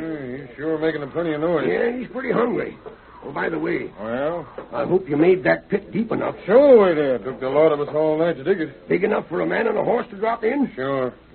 Well, Burton, why don't you start on the redskin? We maybe should wait till we see the Lone Ranger coming along the trail. Oh, what's the sense in that? Well, you seem mighty anxious for things to get hot for the redskin, Tyler. Well, taking part in murder don't appeal to me. I want to get it over with. Murder? This is your first murder, too, ain't it, Burton? Mine? Sure. I figure you never take the risk of killing a man. Listen to him, Jordan. That's a good one. Well, have you? Tell him about the Parker affair, Burton. Yeah, the law ain't never found out about who done for Jack Parker. Did you? Well, I wouldn't admit it to the law, but of course... You covered your tracks pretty slick on that job, boss. And you must have been the one that knifed Hank Green. Listen to him. Oh, but I don't reckon you was. Green was a pretty tough hombre. It'd take a sight of nerve for a man to fight him. Well, I done it. You did? Sure. Someone coming. Take a look. Stand ready with them lashes to handle Tonto with. That ain't the Lone Ranger. That's my niece. Your niece? Yeah. She's heading down the trail. She'll fall into that hole. Stop her. Right ahead and stop her. We can't. There ain't none of us near to our horses. If she drops into that, we'll miss getting the Lone Ranger. Get for the horses. Hurry. They're behind that tree. We can't get to them in time. There's the Lone Ranger. He was behind them trees with the horses. How'd you get there? Ride, Mister. Save Betsy. Come on. He's getting to her. Thank the good Lord you get her. Look at him travel. He's got her. He saved Betsy. All right, Tyler. Now, suppose you tell how he happened to be where he was. All right, Burton, I will tell. I can tell you now because you talked all you needed to. What? The whole thing was staged just to get you to show your hand. What's that? Keep your gun on, Tyler. There's something funny here. You won't think it's so funny. We wanted you to show yourself when all your men is murderers. You done that by setting this death trap. Well? Then I got you to talking about other murders you done. You see, Burton? Now there's enough on you to hang you. Yeah, well, ain't that interesting? Thought I'd double-cross the Lone Ranger, huh? Well, it was him and Tonto and me that staged the whole thing for your benefit. I had the Lone Ranger behind them trees to hear what we said. There ain't no one else back there, boss. No. And when Tonto and Tyler are done for, there ain't no one but the masked men to know what was said there. And we're shooting him as soon as he gets in gun range. Get ready, boys. Oh, no, you won't. Why? Because after you gents finished with that pitfall, the sheriff took it over. And now he's got plenty of evidence against you. With deputies to back my hand. What? They've been hid down there to hear the whole thing, with ladders to climb out on. All the rest of that brush aside, boys. We got all we need. It's a frame-up. We've got to shoot our way out. Come on, don't stand steady. Cover them from behind. And I've got guns on you from here. Masked friend, cut rope. Give Tonto gun. You want to... Don't anyone else try to use a gun. You see, Burton, it's downright foolish to try and beat the Lone Ranger's gun. As for that lion, you polecat, that's an old toothless mountain cat that's just as tame as a kitten. But he kept you boys from trying to look in the pit. We got your buttons and your men with you. Thanks, Tyler, for helping to trap these men. Sakes alive, mister. You repaid me in full. You saved Betsy's life. She's waiting for you beyond the pitfall. Hi-yo, Silver!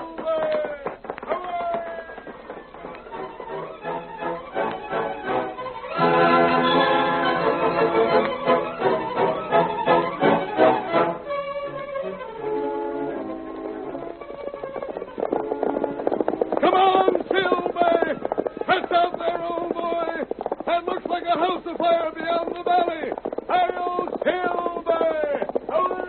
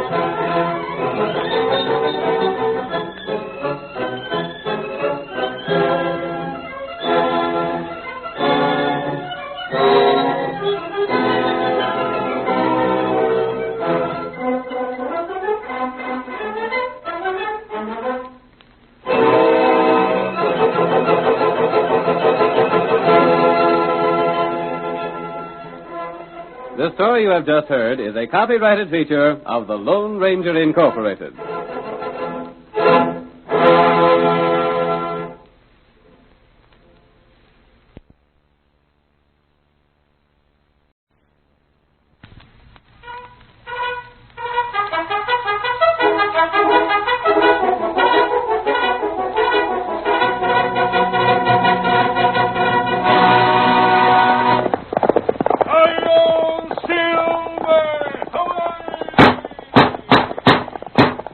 A fiery horse with the speed of light, a cloud of dust, and a hearty hi-yo Silver, the Lone Ranger.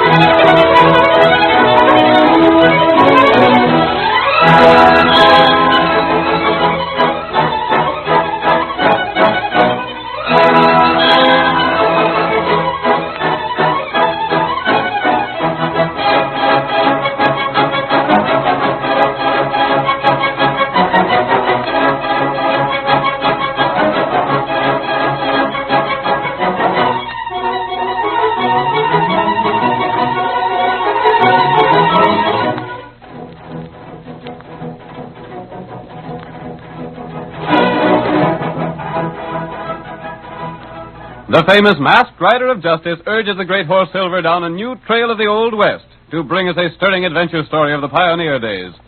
Listen to those silver-shod hoofs as they race down the hard-packed roadbeds of yesteryear. The Lone Ranger rides again. Come on, Silver, old boy. That's it, old fellow. It'll be dark before we meet Tonto if we don't hurry.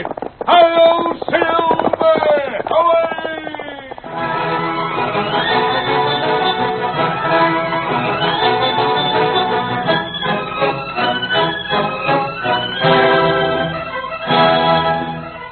Shortly after nightfall, the Lone Ranger and his faithful Indian companion Tonto were riding toward the town of Osage when the glow of a burning building caught their attention. They immediately urged their mounts in the direction of the flames, hoping to be of help. We see them as they arrive at the scene of the fire. Oh, there, Silver. Oh, boy. Oh, my fella. Oh, we seem to be the first ones here, Tonto. Come on. We'll go inside.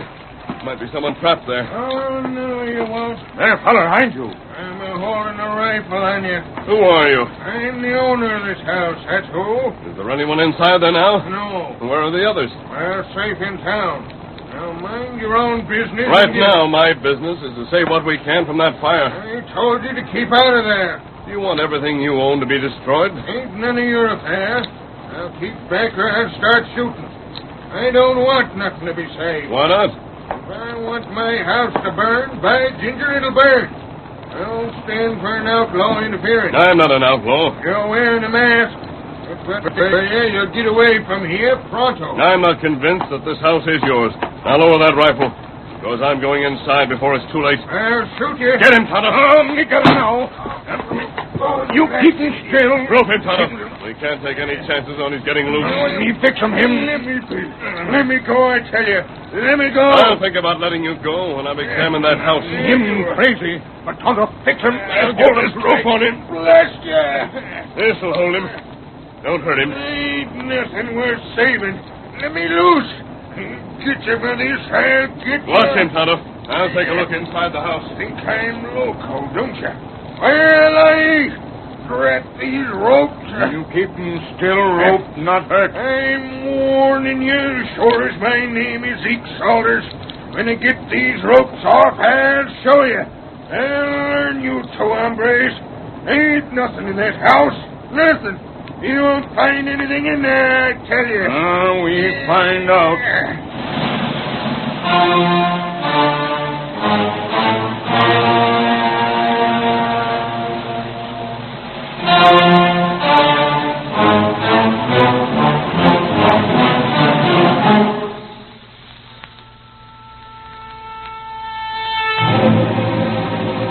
While the Lone Ranger was making a hurried inspection of the burning house, Nancy Randall, Zeke Salter's ward, was unaware of what had happened. She was in town as guest of the widow Stevens, and we see her on the veranda with Dick, Mrs. Stevens' son.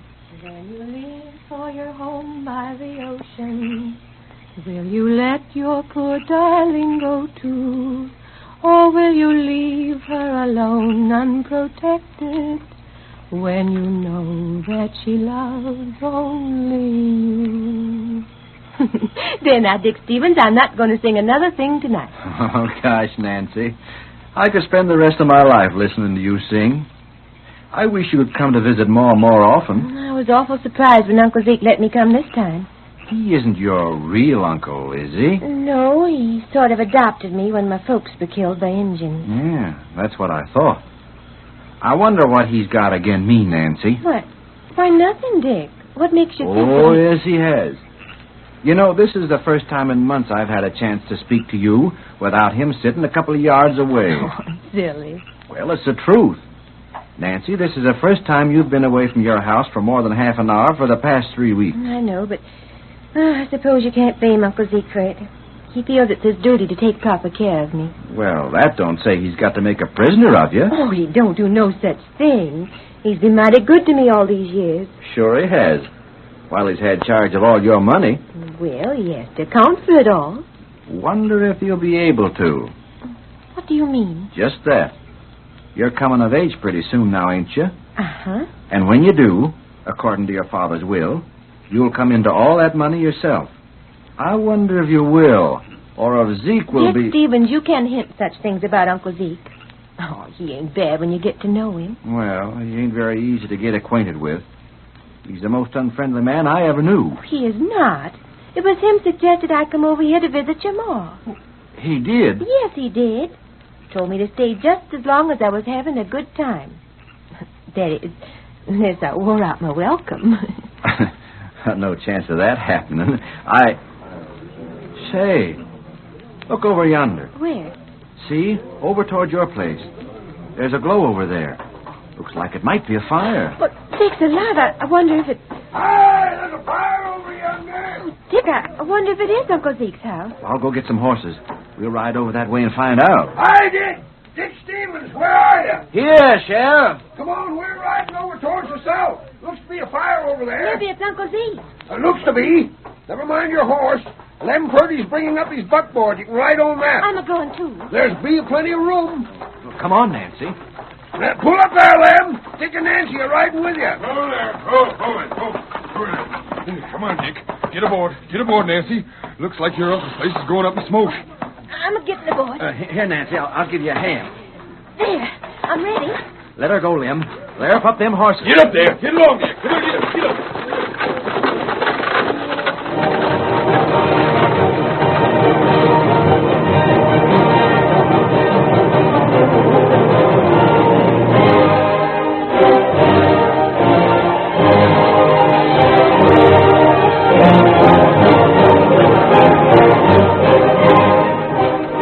Dick and Nancy raced toward the burning house in the wagon, while the others rode ahead. They soon discovered that the flaming building was beyond saving, and as they came nearer, they heard Zeke shouting. Help me! Over here! Oh, there! Oh. It's Uncle Zeke shouting. Where are you, Zeke? Over here! Over by the well! I'm Roland. Give me a hand. Rope! There he is. I see him, Dick. I'll go get him.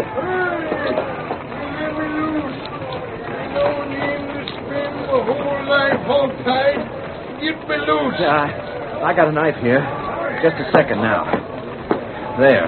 Your hands are free. Don't waste time talking. You ain't hurt, are you, Uncle Zeke? Who done it, Zeke? Now you're loose. What tied you up? What happened? Blasted robbers. Roped me and left me here. Robbers? The same two that set fire to the house. Lucky thing you was in Osage, Nancy. Well, let me help you to your feet. Just wait till I catch up with them two. Your house is done for, Zeke. Gone. Nancy, my home and yours, burnt by a pair of thieving coyotes. Well, who were they? I don't know. They rode in here and held me up at the point of the guns. We didn't have anything in the house worth stealing, did we? No, but I likely figured your money was in there. But it isn't. It's all invested. I was so cussed mad about not getting anything. They tied me and threw me by the well and then set fire to our house. You didn't know it, huh? Nope. There were strangers around these parts, but I don't know them if I ever see them again. What'd they look like? Well, one of them was tall and rode a white horse. He wore a mask. Mask, huh? Yeah, and the other one was an Indian. Oh, they can't be far from here. We'll organize a posse and hunt them. And when we locate them, they'll pay a plenty for what they've done. Good. Well, let's get going. I'll ride to town with you, Stevens. We'll get some more men. Nancy, you better stay with Mrs. Stevens for a time. Yes, Uncle Zeke. Well, let's get going. Get aboard my wagon. I'll take you. Come on, get aboard.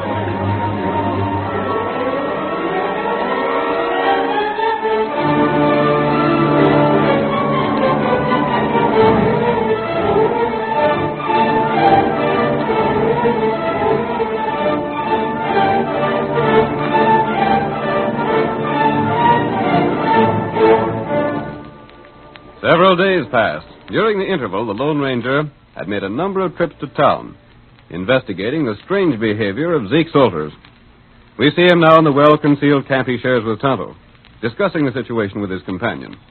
Everyone's looking for us, so we must be mighty careful not to be seen, Tonto. Maybe we move plenty quick. I think we'll be safe enough here. No. No? Feller come here today. While I was in town? Who was it? Feller from east. Him go to town. How long ago was that? Maybe 2 hours. It 4 dark. Then we'd better do as you say and get on the move. Got camp ready. Zeke still insists that we're the ones who set fire to his house. Why him do that? Here, Silver. I can't imagine why he'd do it, Tonto. We saw him at the fire, and he wouldn't accept our help. That's right. There's something mighty strange about the way he acted. Get the blankets rolled. Him crazy? No, he doesn't seem to be crazy. What's more, everyone thinks quite well of him. He's been mighty good to the girl he adopted when Indians killed her parents. Now we ready to move. Your horse. Here, white feller. Him all ready to travel. How did the stranger find the camp? Him lost in woods. Oh, came here by accident, huh? That's right. Him from east. Yes, so you said. Him no girl. Nancy Randall? That's right. What was his name? Him name Grant. Grant? Did you tell him about the fire? Him pretty much surprised. Steady there, Silver, old boy. Him ask if girl alive. What did you tell him? Tell him girl in town when fire comes. Well, we're going to find out more about this man named Grant. He may be the key to the situation. Come on, Tonto. Hi-yo, Silver!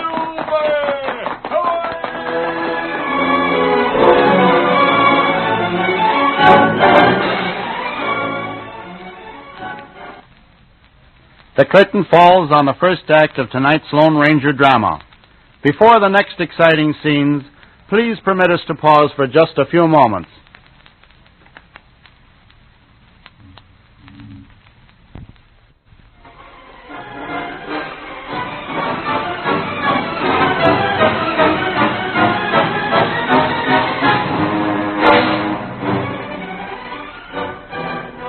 Now to continue our story. You will recall that in the first act of tonight's Lone Ranger drama, Zeke Salters not only refused the aid of the masked man and Tonto when his home was burning, but later accused them of having set fire to the building. The Lone Ranger remained in the district to learn the reason for Salters' action, and during the course of his investigation, he discovered that a man from the east was somehow involved in the strange affair. Our next scene opens in the Stevens home. Mrs. Stevens, her son Dick, and Nancy are present. Uncle Zeke is hard to understand sometimes, but he's really awful good, Dick. Maybe it's according to how you look at it. Now, Dick, the only reason Zeke won't let Nancy have a lot of company is because he don't want her to marry till she comes into her own money. Maybe so, but just the same... I'll admit, son, Zeke is mighty curious at times, but all the same... All the same, I don't know what I'd have done if it hadn't been for him. He's been just like a father to me. He could well afford to be. Ain't he had the handling of all the money you'll come into? Well, that don't mean anything, Dick. Tain't his money. I can't see why Zeke wouldn't come here and stay till he got his new house built. My sakes, we got more room here than we can use. I suppose he wanted to be closer to the new house he's building. Likely. Well, as for me, I'm glad he ain't here.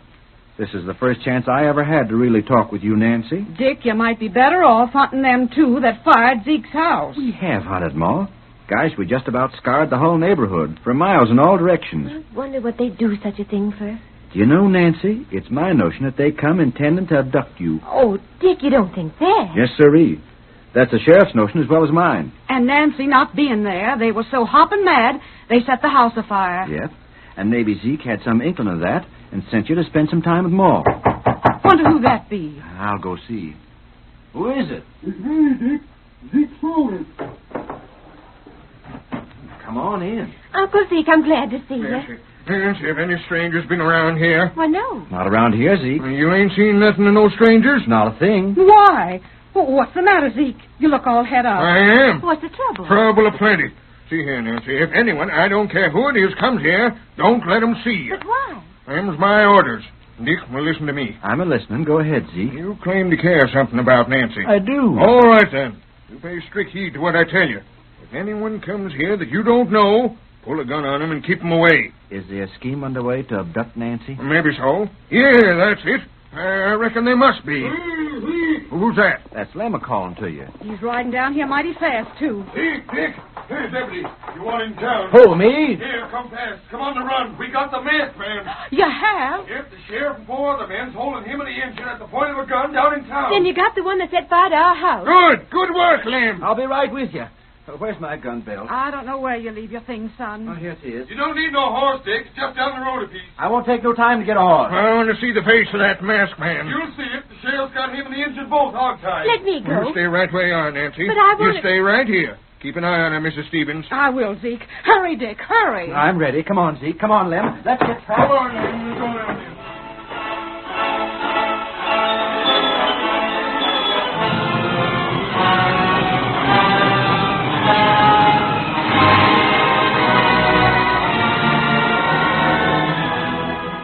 Where's that masked man? Where's the engine? We've been waiting for you to identify him, Zeke. I'll do that right enough. Can you do it, Zeke? Well, I should say I can. Got him in a room right upstairs in the hotel here. Up these stairs, Zeke. You got him tied? I should say we have. He got loose then, eh? Not a chance. Did you take his mask off? Not yet. We want Zeke to see him with the mask on. That's the way you seen him at the fire, ain't it, Zeke? Yeah, he had his mask on when I seen him there. All right, then. You get a look at him with the mask on. Then we'll take it off and see just who the critter is. Here's the room. He come into town as big as life, disguised like an Easterner. But we was wise to what he was doing. He's seen the engine going up to his room. Open the door. Here's the sheriff now. Oh, you make a heap big mistake. I don't reckon we made no mistake, Injun. Take a look, Zeke. Is that the man? That's him. That's him. That's the engine, too. I'm not the man you want. You've made a mistake. Take his mask off. I'll do that, Sheriff. There. You've made a mistake, men. I tell you I'm not the man you want. I'm not an outlaw. I didn't set fire to anyone's house. Who are you? My name is Grant. I never saw this Indian before in my life. Tell that to the judge. It's true. I came here and registered in the hotel. I took this room. Yeah, you figured you could slip in here without that mask and nobody'd recognize you, huh? I didn't know a thing about the fire until you told me about it tonight, Sheriff. Then what was the Injun sneaking up the stairs into your room for? I don't know. He came into my room, held a gun on me, and made me put on this mask and hat. Then you men burst in. Did you do that, Injun? That don't mean nothing. Hold these two men here, Sheriff. Put him in jail. That'd be better. Put him in jail until we hang him. I set fire to my house. I take it your name is Salters. That's my name, all right. Zeke Salters. And what's it to you? My name is Grant, and I'm here from the law firm of Grant & Simmons in St. Louis. Does that mean anything to you? Not a doggone thing. You got anything more to say, Grant? I'll save what I have until my trial. I suppose I'll have a trial. You'll get a trial, all right. Every man gets a trial before he gets hung. But remember this, Grant, or whatever your name is. Out here we hang men for firing a man's house and home. You savvy? I'll say no more until my trial.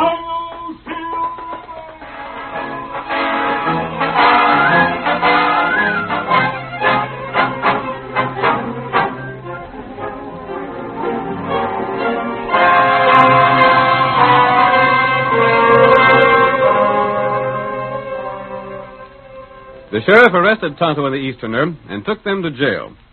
But in the meantime, the Lone Ranger rode swiftly to the Stevens place. There he dismounted and entered the building without warning. My sakes alive. Please, Mrs. Stevens, don't be alarmed. The masked man. What are you doing Nancy, here? I want to speak to you. Please listen to me. How'd you get away? They had you tied. No, there was another man who was tied. A man named Grant who came here from St. Louis. What do you want? You set fire to our house. You're wrong, Nancy. Everyone believes that. That's why no one will follow through to learn the true story. What do you mean? Your uncle set fire to his own house. That's not true. Tonto and I were there. We tried to help him save some of the things in the house, but he didn't want us to. There was something in there he wanted destroyed. No. You can't come here and hint such things about Zeke Salters. Tonto will be in jail with Mr. Grant. I want him to learn just why Grant came here. Meanwhile, I want to know what was in that house. Well, everything we owned. You have a lot of money in your own name, haven't you? Yes.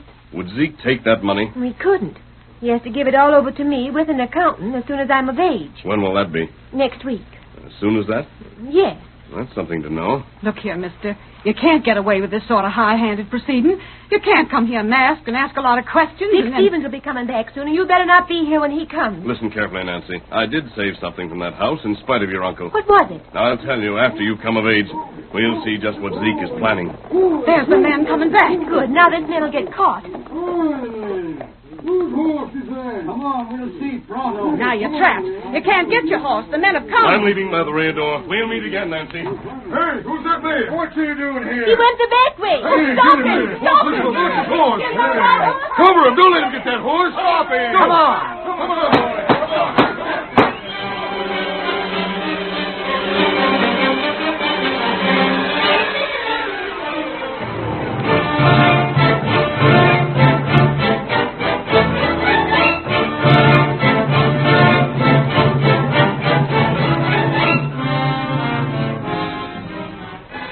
The appearance of the masked man created new excitement in town, and for several days posses searched the countryside for the Lone Ranger. But when the day set for the trial arrived, the mystery rider was still missing. We see Zeke Salters, Mrs. Stevens, Dick, and Nancy approaching the courthouse together. There's old Zeke. Hi, Zeke. Sit up here in front. All right. Let's get this trial underway. I reckon we can all sit here together, can't we, Zeke? Sure. Set yourself down, Widow Stevens. I aim to. Reckon it won't take long to get rid of them two prisoners. But, Zeke, if that masked man that come to our place the other night fired your house, then the one that's in jail, Mr. Grant, he can't be the man. Grant's with the engine, ain't he? Sure. All right. There must have been another man come scare Nancy and her ma. Zeke, there's something I want to ask. Now, next week, Nancy comes of age, No, and she don't. What? She don't come of age for another year yet. Well, Uncle Zeke, I always thought I was to come of I age. ain't said nothing, Nancy, when you been talking of your age, but you're a whole year off. Order in this court. Now we'll get the truth. Quiet there, Zeke. We come together here figuring to try a couple of men for the burning of Zeke Salter's home. Things have come up, though, that call for something other than a trial. There's things to be cleaned up first. Bring in Mr. Grant. Take the stand. Never mind swearing him in. What sort of trial is this? Tell your story, Mr. Grant. I'm from St. Louis, representing my firm, Grant & Simmons. Some time ago, Zeke Salters adopted Nancy Randall, and he was in charge of the estate left by her father. Sure I was. We wrote him several times as the attorneys who prepared James Randall's will. Salters finally replied, refusing to give us satisfactory accounting of the estate. Ain't none of your business. That's all for now, Grant. Zeke, did you write Grant and say that Nancy wouldn't come of age for another year? I did, and it's true. All right. Now, you can't be called on to give an account until she comes of age, can you? No. You know blame well I can't. That's all for now. Miss Nancy, you stand up. Me? Yep. I want to ask you something. Is there any way that you could prove your age? Well, only Zeke Salter's word, that's all. I always thought I'd come of age next week. Did you ever read your mother's diary? I never saw it. No? Never was such a thing as far as I know. Did you ever see your mother's Bible that was said to have been with her things when you was found? No, I never saw it. They was in your house, Zeke, wasn't they? No. That's curious. I thought they was. They've been half burned by fire. And I've got 'em here, and they prove Nancy Randall's age. They can't be here. They was burned up. What's that? You're trying to frame me. Hold on, nobody's trying to frame you. If you've been honest, you can account for Nancy's cash right now just as well as you can a year from now. If you ain't been honest, then it's pretty good proof that you set the fire to destroy things that John Grant knowed existed. Grant set the fire. Your own words betray you, Zeke. We'll check Nancy Randall's property and see what you've been doing with it. All right. All right. I'll admit I lost some of it. Maybe you think I stole it. But you won't get me to stand trial. I got him. Hold him, Dick. That's it. Looks like we're going to put a different man on trial. Maybe Nancy will be generous with you, Zeke, but by John, it's going to be up to her. I don't want him punished. All I want is to run my own affairs from now on. All right. You'll be of age next week, thanks to the man that saved a few things from fire in spite of Zeke Salter.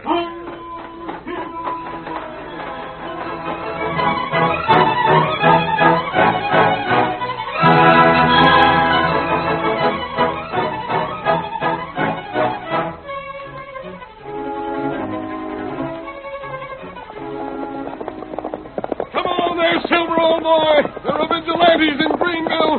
They'll make trouble if we don't get there soon. Hi-yo, Silver! Away!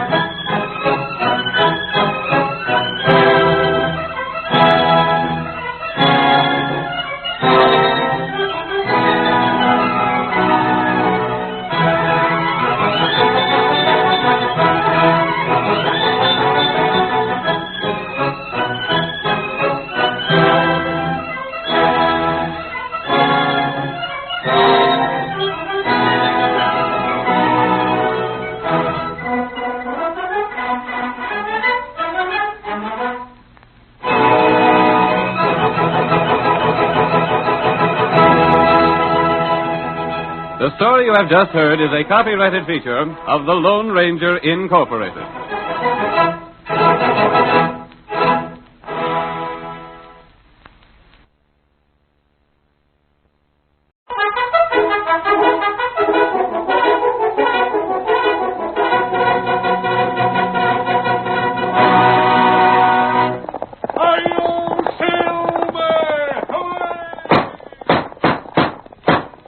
A fiery horse with the speed of light, a cloud of dust, and a hearty hi-yo silver, the Lone Ranger.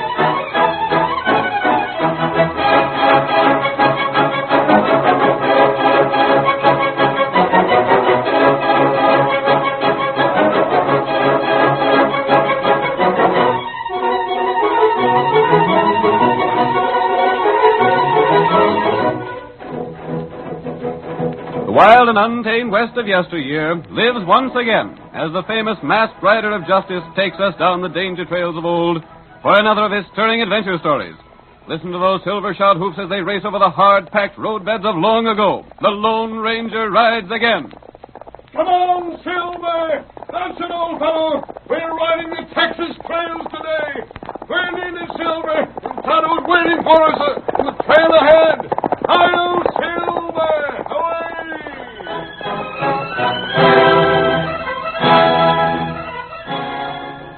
Greenville, Texas had been terrorized by a band of hard-riding, hooded outlaws. The lawmen were unable to cope with the situation, for the raiders would always strike where they were least expected. Rich sources of loot were passed up, and though the riders would plunder and rob, they never took the life of any of their victims. As our story begins, we see the outlaws mounting and turning their horses away from the home of Maggie and Hank Crumpet. Get him! There they go! They got the loose with them. Get after him! Get that leader! Can't see to shoot! Get the horses! Head after him!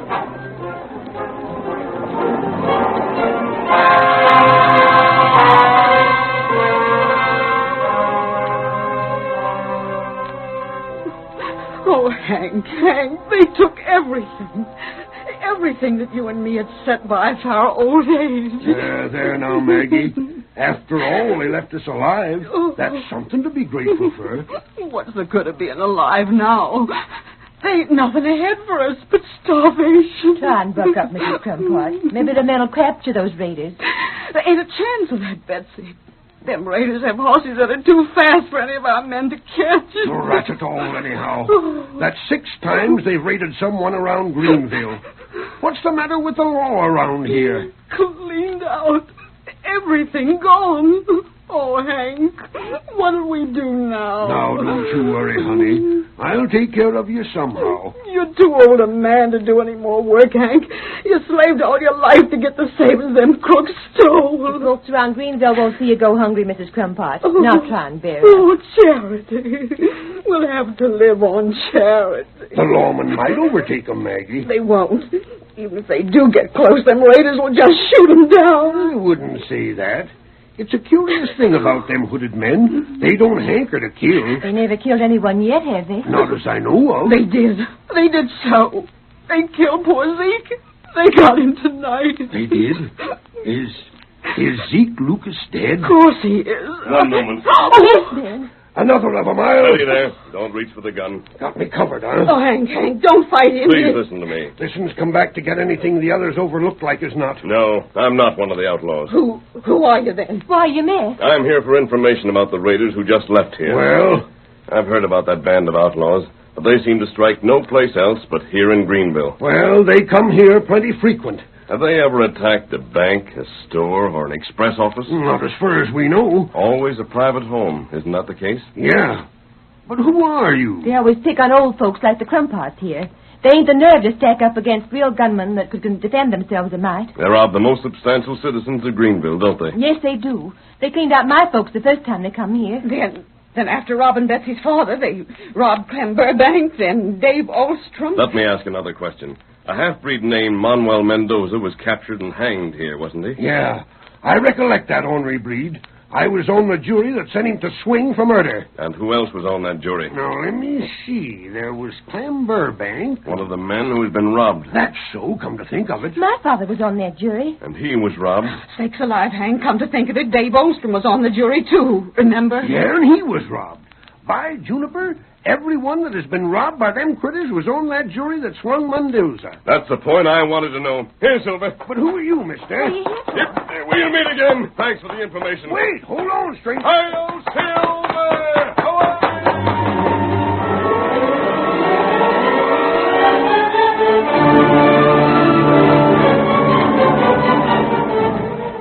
The quickly formed posse that rode out after the hooded outlaws had raided Hank Crumpart's home soon lost sight of the fleeing bandits.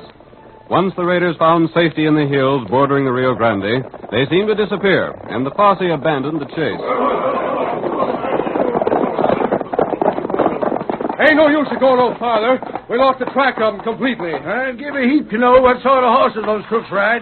And I'd give every dime I got to see that leader and see him swing the same as that other cook we caught. Mendoza? That's who. They get out of sight easy with them black horses and black clothes they wear. But I seen one thing. What's that? The leader is mighty undersized. Hey, there's another rider heading this way. You hear him? Yeah, I hear the horse coming. Blame fast, too, if you ask me. As fast as those black outlaw horses. Come on. There he comes.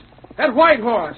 Look. And there he goes. Great guns, look at that horse travel. Gents, there ain't no chance for us to catch that night-riding bunch.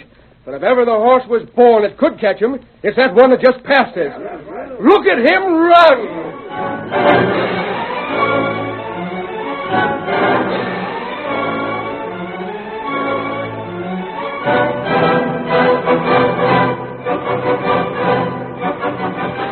The Lone Ranger urged the great horse Silver onward through the night to join his faithful Indian companion Tonto in their camp. Meanwhile, the band of hooded riders plunged into the shallow waters of the Rio Grande.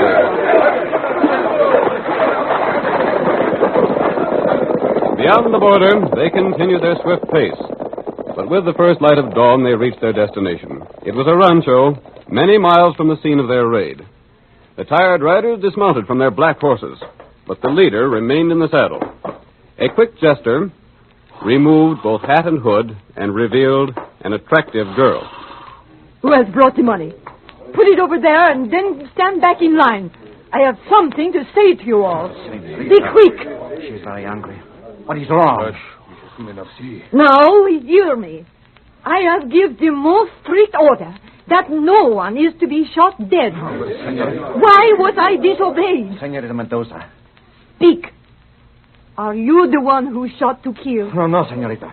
It was not me. I want honor to say it was dark. No one knows whose bullet brought death. A man was killed by one of our bullets. That is all I know.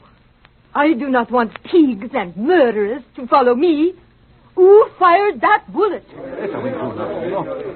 I ask again, who fired to kill?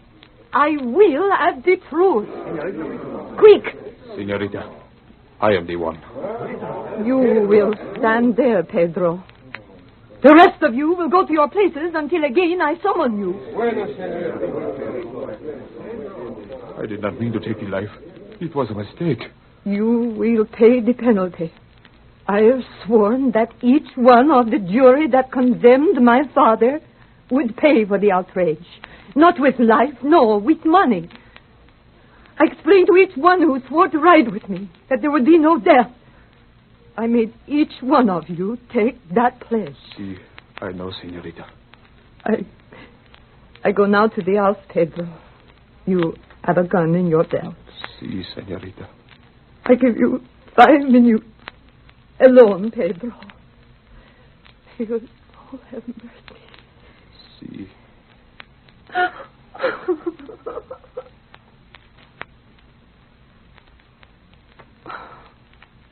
Will you have the courage?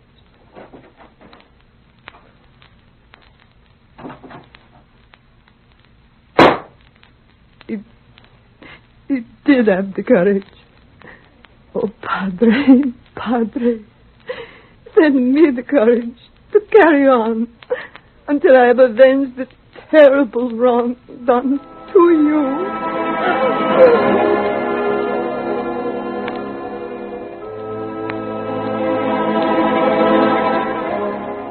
The Lone Ranger's ride on his great horse Silver brought him at last to his camp.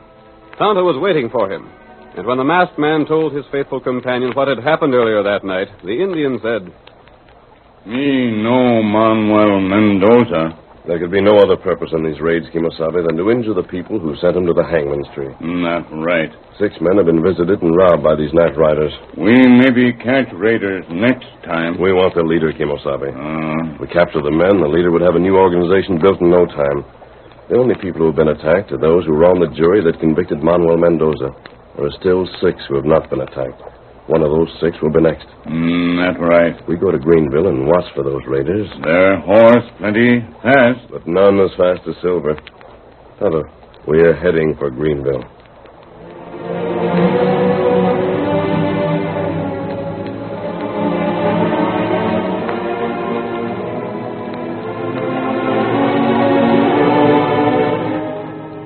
The Lone Ranger and Tonto rode to a spot near Greenville, and each day the mystery rider disguised himself and entered town to gather what information he could. In the meantime, the townspeople had recognized the fact that only those who had served on the Mendoza jury were being attacked. We hear Hank and Maggie Crumpart speaking. Maggie, there are sure 6 worried men in Greenville. I reckon the whole town's worried, Hank. It must be true that some friend of Mendoza's doing this to get even with the Mendoza jury. Can't imagine anyone being friends with a dirty killer like Mendoza was. I know. It ain't right that you should lose everything and be broke at your age just because you served on a jury. I was talking to Betsy today, Maggie. She said maybe she'd drop over this evening and talk to you a while. Bless the girl. She's real sweet. She sure is. Finest girl around here. Oh, that's likely her now. Betsy, I'm that glad to see you. Come on in. Hello, Mrs. Crumpart. I was just talking to Sig Selkirk. He seems to think he'll be the next to be attacked by the night raiders. What makes him think that? Well, he was figuring it out and found that the first man attacked and robbed was the first chosen for the jury. Yeah? Next man was the second man chosen. And I was the 6th juror and the 6th to be robbed. And Sig Selkirk's the 7th. Yeah? We're learning things about these raiders. They got a definite scheme, all right. It's revenge they're after. Sig said if only he had some idea how they'd attack, he'd be ready for them. You can't be ready. They seem to know just when a fellow will least expect an attack. Why don't Sig hide his money? It is hidden. That's another thing he's afeard of. What? That they'll maybe torture him or his wife so they learn where it is. Gosh, I wouldn't put it past him at that. Maggie, Betsy, what is that? A rider outside the house. I remember that voice. Let me look. He's riding a white horse. He must have heard what we said about Sig. Well, what should we do now? We've got to warn Sig. Tell him to light out of town, Hank. It's the only safe thing to do. Can't tell if that masked man's in cahoots with the raiders or not. I'll go tell Sig. You stay here. Oh, an Indian. What are you doing here? You stay in house. You stay here.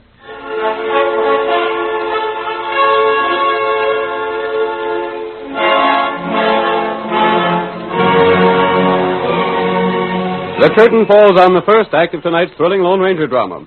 Before the next exciting scenes, please permit us to pause for just a few moments.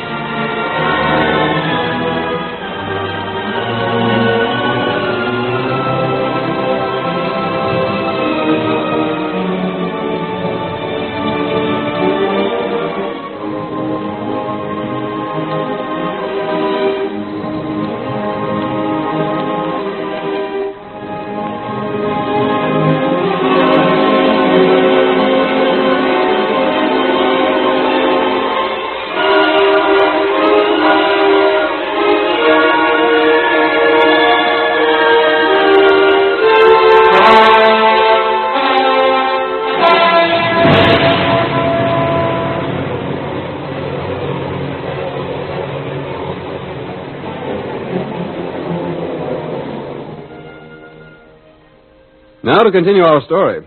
You will recall that in the first act of tonight's Lone Ranger drama, a band of hooded riders carried out a series of daring raids in the Greenville territory. The Lone Ranger discovered that these raids were directed against those who had sentenced the half-breed Mendoza to death. As our next scene opens, we hear the door of Selkirk's house burst open, and then the commanding voice of the Lone Ranger. Don't move, Selkirk. What? I have it covered. Masked and alone. Slick, ain't you? Figured we'd be watching for your whole band. Were you? Yes, I was. Thought you'd fool me by coming here alone this time, eh? Well, my cash ain't here. I know it isn't. You know? Hey, you don't talk like a half-breed. I'm not. And you're big. I thought your bunch was breeds and the leaders was pint-sized. You're right, Sig. Some of the outlaws are breeds, and the leader is small in size. But I'm not one of the band. You ain't? I'm here to help you. Those outlaws will be coming just as you supposed, and I'm hoping to see their leader. Slim chance of it. He's too blame slick. I want to follow the band and learn where their hiding place is. It'll be easier than following the faint trail they leave. Can't follow them. Why? They got the fastest horses around here. I'll match my horse with theirs. That's good, and match your horse with theirs. That's what I said. I want your help, Selkirk. Well, I ain't falling for no tricks. It said that they're the slickest crooks alive. And this is likely just one more trick to get me to show where my cash is hid. I'm afraid when I tell you what I want you to do, you'll be even more convinced that it's a trick. What's that? I want you to give the outlaws your cash when they come. Yeah? Yes. So that's the scheme. Poses a friend of mine, out to help me. Get me to agree to let them crooks have my cash so you can follow them and locate their hideout. Why, Dad Ratcher, I see through that scheme. But you're wrong. I need your help if we're to find the other money that's been stolen. Well, you don't get it. Tell me such a yarn and think I'll fall for it. Tell me your horse can outrun them others. It can, it will. You won't have no chance of keeping the pace with him, even if you're on the level. I haven't time to waste with you, Selkirk. I'll show you my horse, and you can judge for yourself. Come outside. I won't. Come on. Let go my arm. Outside. Stop dragging me. Here, Silver. Silver. There's the horse I spoke of. Land sakes alive. The size of it. Are you going to help me or not? Silver. You call that horse Silver. That's my horse's name. Masked. Tall. That voice. That horse. Great guns, stranger. Listen. The Raiders! The Raiders is coming! They're coming. Are you helping me or not? Helping you? You bet your life I am. Who is they that wouldn't help the Lone Ranger? Good enough. Tonight we'll tell the tale. I'll be waiting. Yep. Come on, Silver!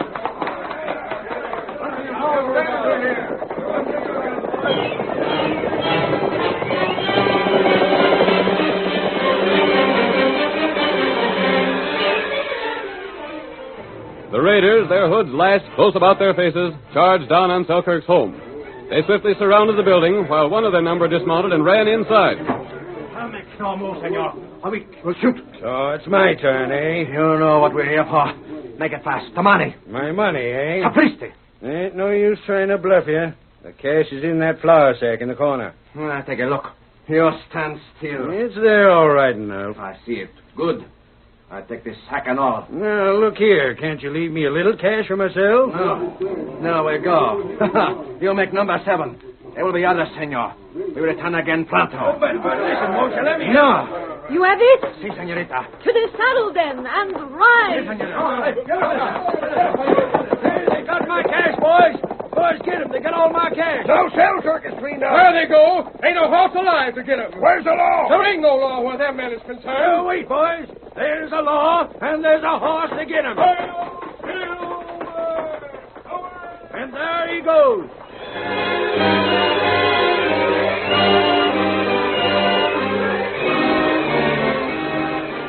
The Lone Ranger, mounted on Silver, raced after the outlaws. Carita and her men soon knew they were being followed. The hooded riders were mounted on the finest horses in that region, but they were no match for the great horse Silver. They urged their mounts to their fastest speed, but soon they heard the Lone Ranger's ringing shout. Ride! We must go faster! We cannot. The rail, it is just ahead! Beyond, we may be safe. Faster! Faster! There is but one way, Carita. We must shoot him. No! It is the only way. We must shoot him to stop him. I will have no mercy. Ride! Ride for the Rio Grande! The fugitives reached the Rio Grande and sent their horses splashing through its water.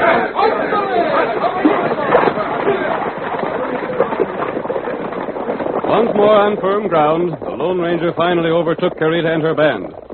Silver plunged past the outlaws and drew up to Carita's horse. Stop your horse!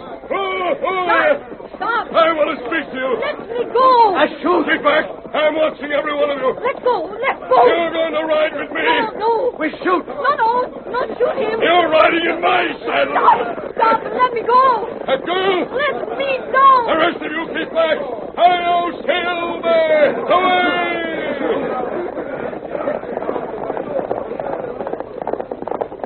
We're going to ride ahead of your friends. There's a lot I want to say to you. No, let me go. Let me go, I tell you. Struggling won't help you. Come on, Silver!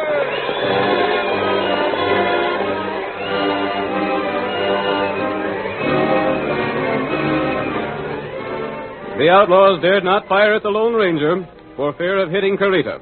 Their mounts could not possibly overtake Silver, and they were forced to permit the masked man to carry away their leader. They continued, nevertheless, toward their headquarters. The Lone Ranger and Carita had arrived before them. We hear the girl speaking. I understand, senor, but now my men, they have returned. They had no place else to go. No. Are you convinced of the truth in what I've told you? With the proof you offer, I have no choice. I've made so great a mistake. One man is dead. See, but believe me, amigo, you killed as paid in full. I do believe you, senorita. My name is Carita. We must start back at dawn, if you're still willing to go back. I have given my word. The sooner you return to Texas, the sooner there'll be happiness where there's been misery. Say my name. Senorita Mendoza. No, my name, Carita. Carita, will you speak to your men? My father, in happier days, before he became what you told me, would say, Carissima Carita. You know what that means in your language. Men, stand back from that horse. Senorita Mendoza will speak to you. Quiet! You hear what I say. At dawn, we return to Texas. We take back with us all that which we have stolen. We go without the hood. We go unmasked. We face jail. We face death as your father, our master. We face Texas justice with our faces unmasked. My vigilantes, I have heard new things of Texas law. It means we have failed. Our work is not finished. Our work is done, Jose. We face jail. We hang like thieves. We put faith and trust in the stranger who stands beside me. I have spoken. We ride at dawn.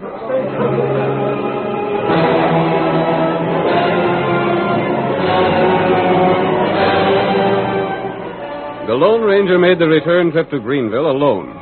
Outside town, he met Tonto, who told him that everyone in town knew the masked man had persuaded Selkirk to give up his money to the hooded riders. The following morning, when the Lone Ranger entered town, he was greeted by a crowd of shouting men. Where's the cash? Did you get it? Lead us to the hideout. Did you locate the thieves? Wait! Listen to me. People of Greenville, these night raiders were led by a girl. A daughter of Manuel Mendoza, whom you sentenced to death some time ago. She's made a terrible mistake and wishes to correct it. Her orders to the men who followed her were that no one was to be seriously harmed.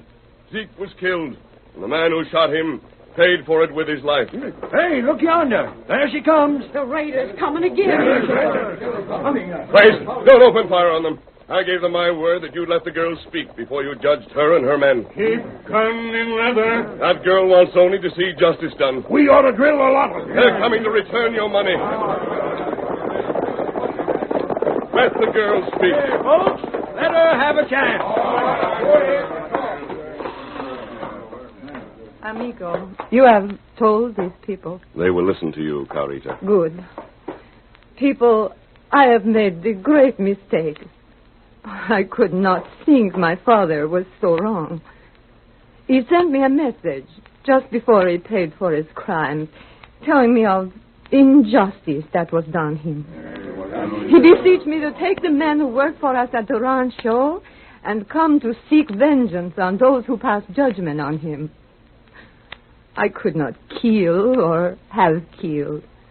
I gave order only to rob. That man has told me the truth. I've learned that my father was not what I wanted to think of him. I have learned that your American justice is a good justice. That my father was a bad man, deserving of what punishment he got. That is why I come now, to bring back not only what was taken, but twice as much, to repay for the injuries you have suffered. I ask peace and the chance to return home. The girl has thrown herself on your mercy. She's convinced that your American justice is fair. She surrenders to you. I say we should let the poor girl go. Gosh, she ain't had no easy time of it. Fellas, I feel that every one of us has some time or other done something we were sorry for. And the one big thing about the West is that a person can get a second chance here. Anyone that wants a second chance to do right can have it, for all of me. Let the girl go back to her home. The man that says she can't has me to deal with. Sakes alive, I'd likely have done the same thing. Oh, amigo. Senora, I thank you. Come on, Silver. Now, let's get back to our own places and let them folks from below the border do the same. All right, take that girl and bring back her. Here, miss, you're plumb tuck it out. Before you start back for home, come to our place and refresh yourself. You people, you are so good. I thank you. See, miss, let me ask you just one thing. See?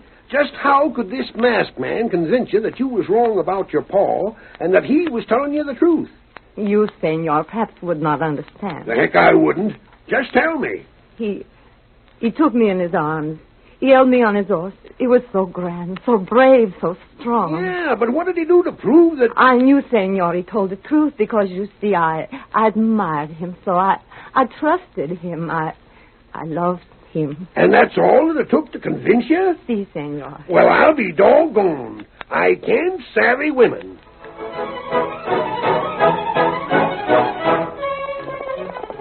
Come on there, Silver, old boy. We're on the trail of bank thieves. Hi-yo, Silver! Away!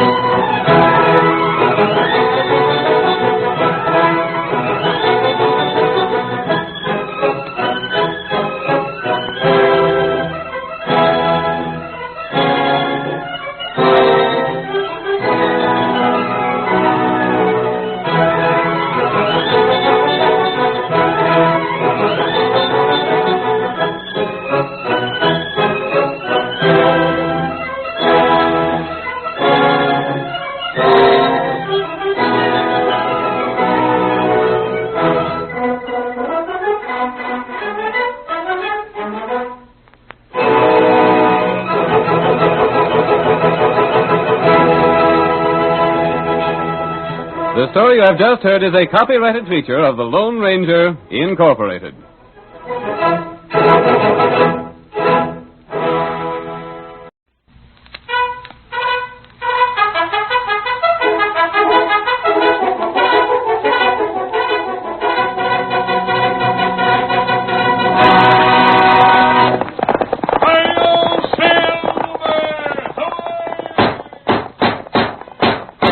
Fiery horse with the speed of light, a cloud of dust, and a hearty hi-yo Silver, the Lone Ranger.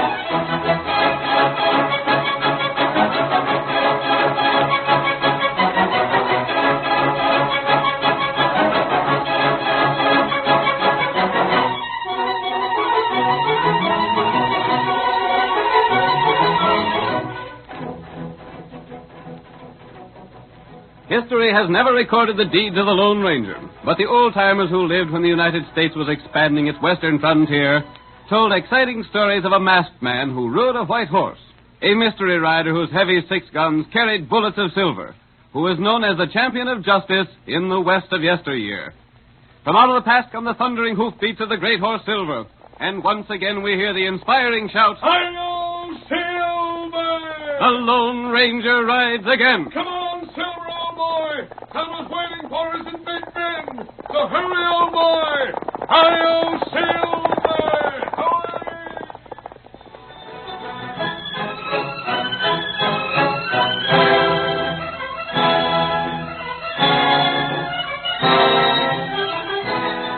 Jed Kramer, the banker, made his fortune by lending money to the inhabitants of Big Bend.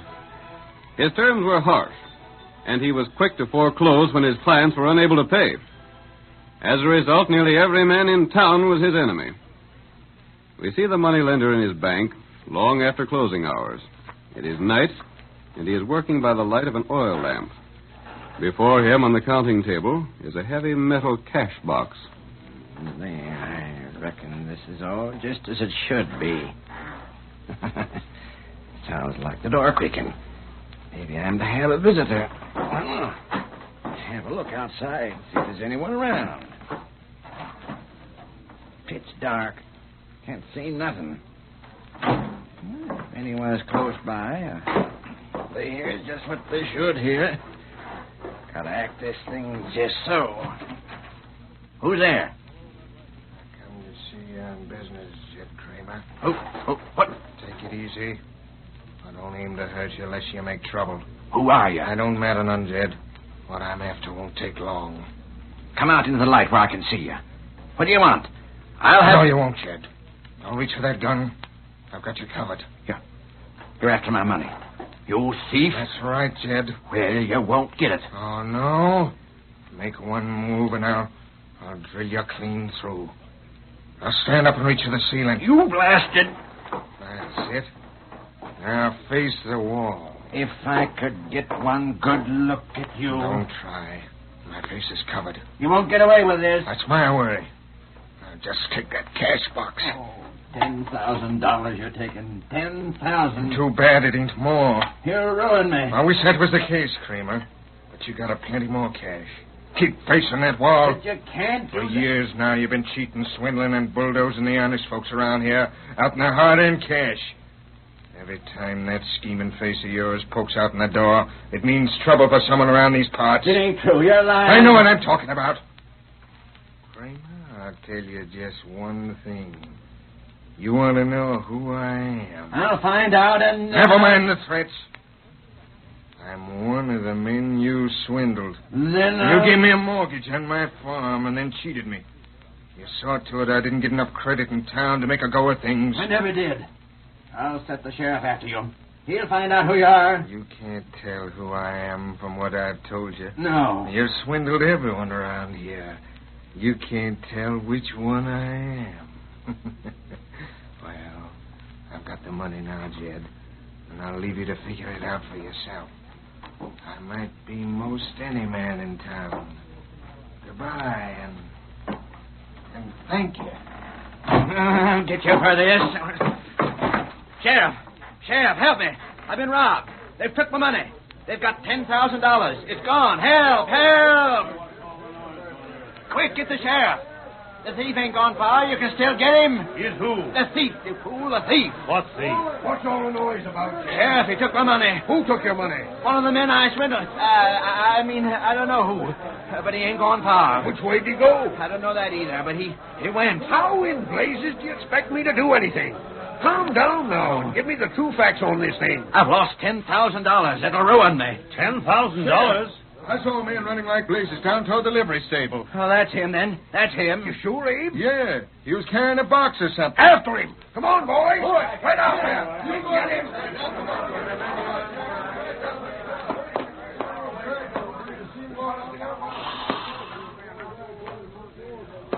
There they go, Tonto. We just came from the stable, and there was no one down there. Either the man called Abe was mistaken, or he lied.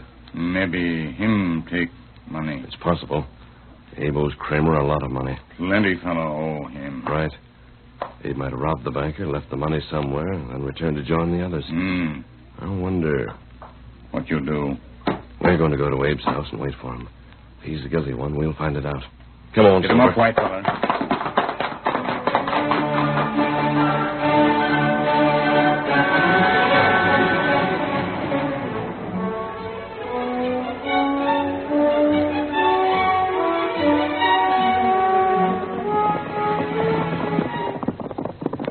We shouldn't have long to wait. If Abe is guilty, he'll slip away from the others as soon as possible. And maybe him go home with money. I'm counting on that. There's the house. We leave the horses here. Oh, Silver. Oh, boy.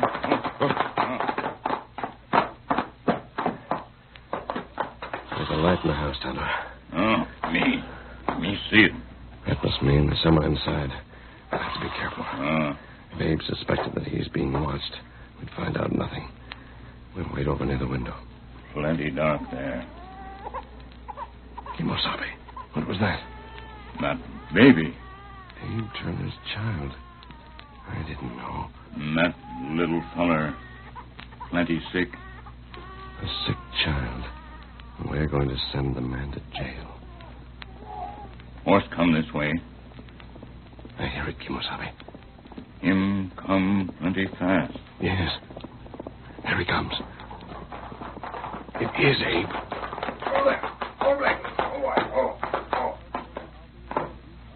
He's going into the house now. Him got box.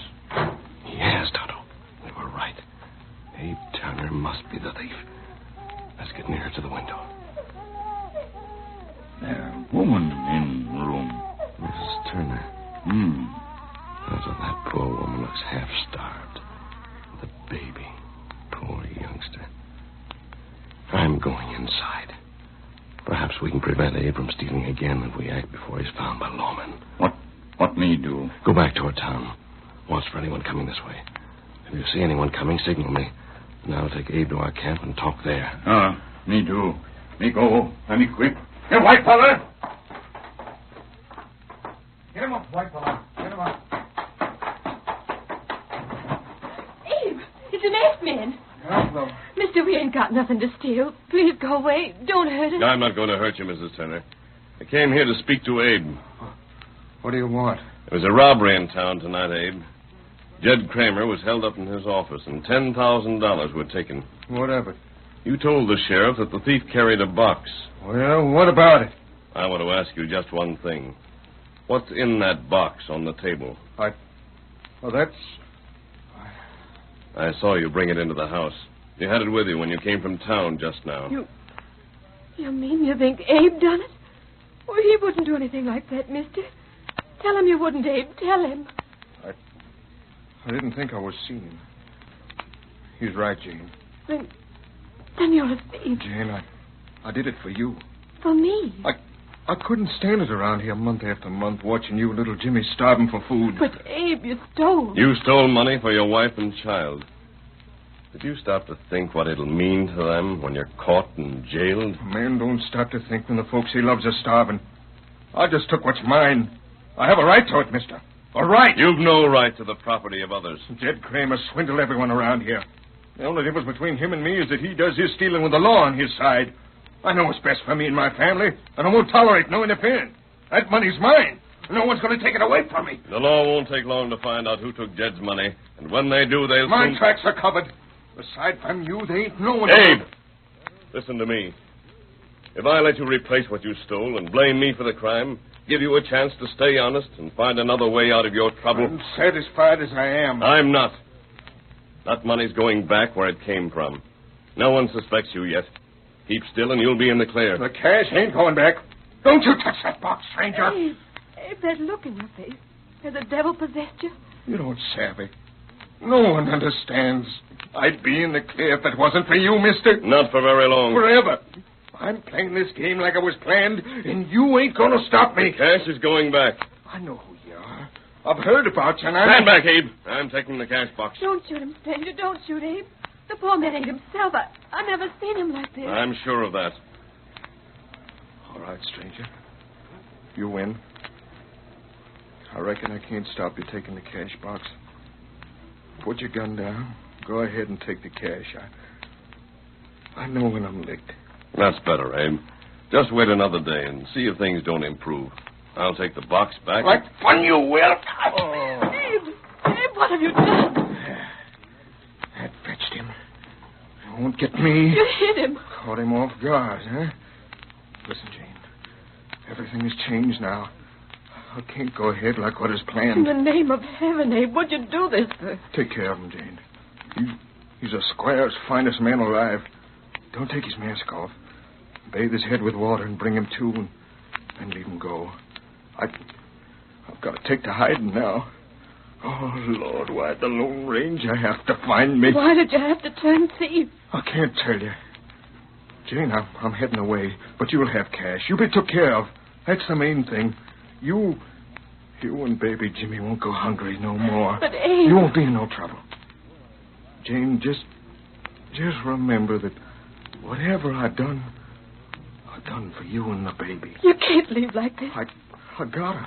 But this man... He ain't hurt bad. Just tell him I've lit out. Tell him there ain't no use in hunting me. I won't never be found. But, Abe... Goodbye, Jane. Goodbye.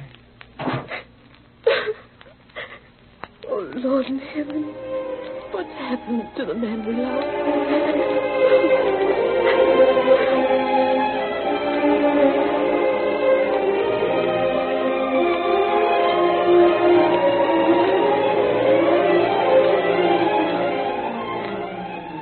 The curtain falls on the first act of tonight's thrilling Lone Ranger drama.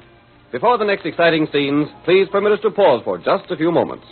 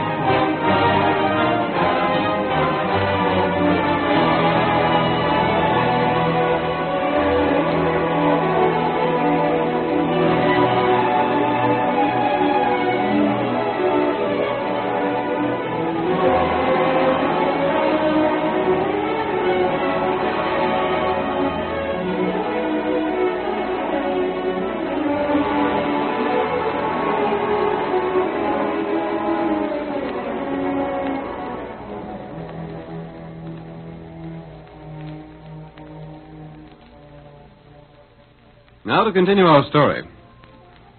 You will recall that in the first act of tonight's Lone Ranger drama, Abe Turner robbed Jed Kramer's bank.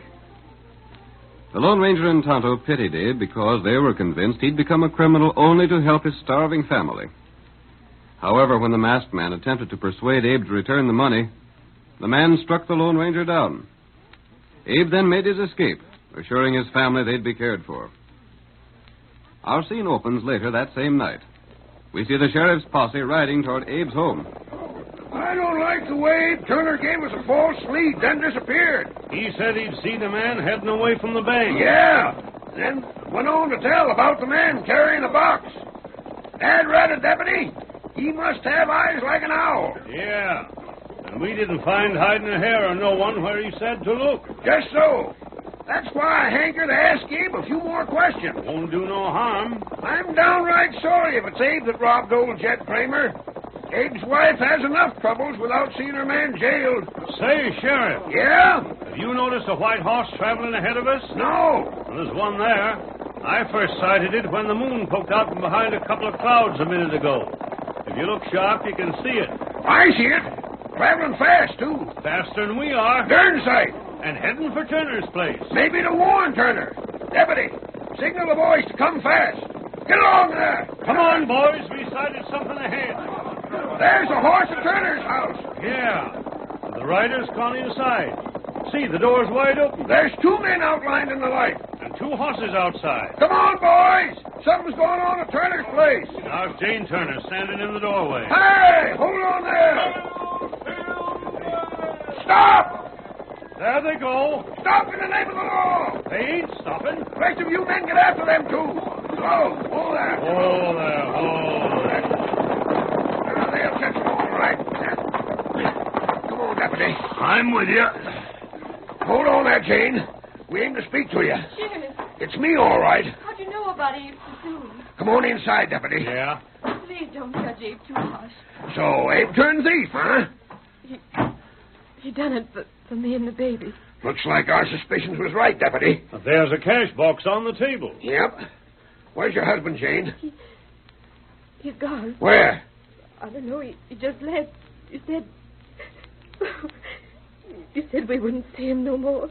Where's the stolen money? I guess the masked man took it. Masked man? What masked man? He just left here.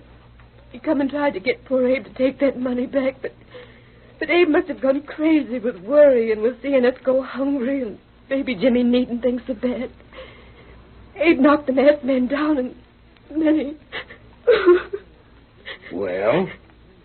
Then he told me to be sure and treat the masked man kindly and to bathe his face with cool water till he come to. Go on. Then Abe went away.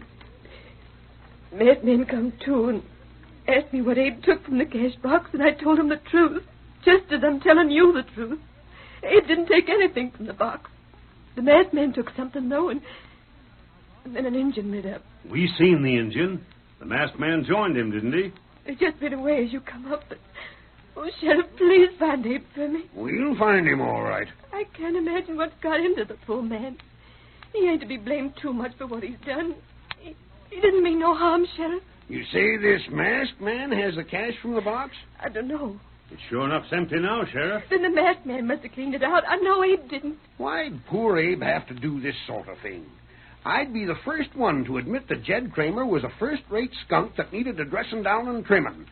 He stopped at nothing to swindle folks. He was ready to take our house away from us when we couldn't pay the mortgage money. Abe shouldn't take the law into his own hands, though. He just didn't stop to think. All he knowed was that he'd been swindled by Jed Kramer and that we was hungry. Oh, Sheriff, if only you could find him. We'll find him all right enough. We'll find him if I have to swear in every man in the county as a deputy to do it.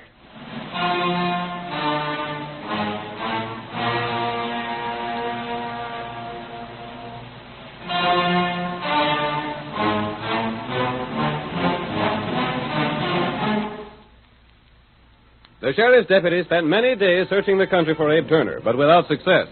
He seemed to have disappeared as completely as had the Lone Ranger and Tonto. Then one evening, Jed Kramer was on the veranda of his home, talking to the sheriff. Seems to me it's time we hunted up a new sheriff if you can't do no better than what you done so far. Well, we ain't give up yet, Kramer. Might as well. I'd give up hope of ever finding any of my money again. Losing that $10,000 don't seem to have hurt your bank business none. I got insurance to cover the loss. I know. You always got something to cover anything that happens to you. Well, I'll get inside the house now. This night air is getting cool. Good luck to you and hunt your man. All right, Jed. You can bet I'll find him. Get up there. Get up there. Get along. Get up there.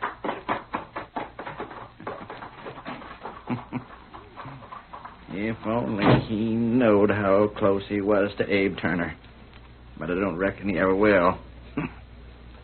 Better make sure the door's barred tight. Can't tell when someone is likely to come in without knocking. There now. I'll see Turner. Well, Abe? Sheriff gone? Sure. They'll keep hunting you for another week, and then they'll give up looking for you and think that you're lost. By that time, my beard will grow out enough so as I can leave here, won't it? Well, we'll see how you look at the end of that time. Listen, Kramer. You've kept your word, ain't you? Me? Why, sure. You swore you'd see Jane and the baby took care of if I made believe to rob your bank. That being took care of, don't you worry. Heard anything more about that masked man? Not a word. Just too doggone bad he had to know about you. If you hadn't, you'd been able to go right on about your business, living at home and never being suspected. Jed, take my word for it. If I find you've been double-crossing me... Forget that notion. Now, just forget you're pretty lucky that you can hide here in this house, where the law will never think of searching for you. Now, I'm going to bed. Yeah? All right. Night. Night, Kramer.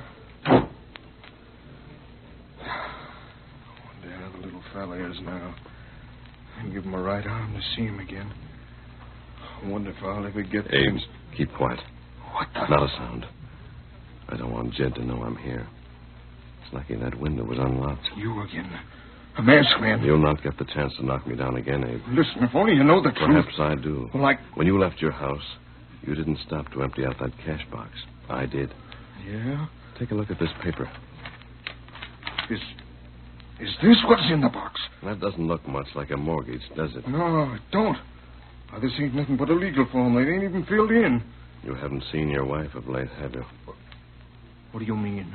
You'd better come with me, Abe. She isn't in the home where you last saw her. She ain't? No. Neither is your son. Where they at? I'll take you to them if you'll slip out quietly by this window. Is this a trick to turn me over to the law? If that was my purpose, I could bring the law here. Yeah, that's so. Come. It isn't far to go.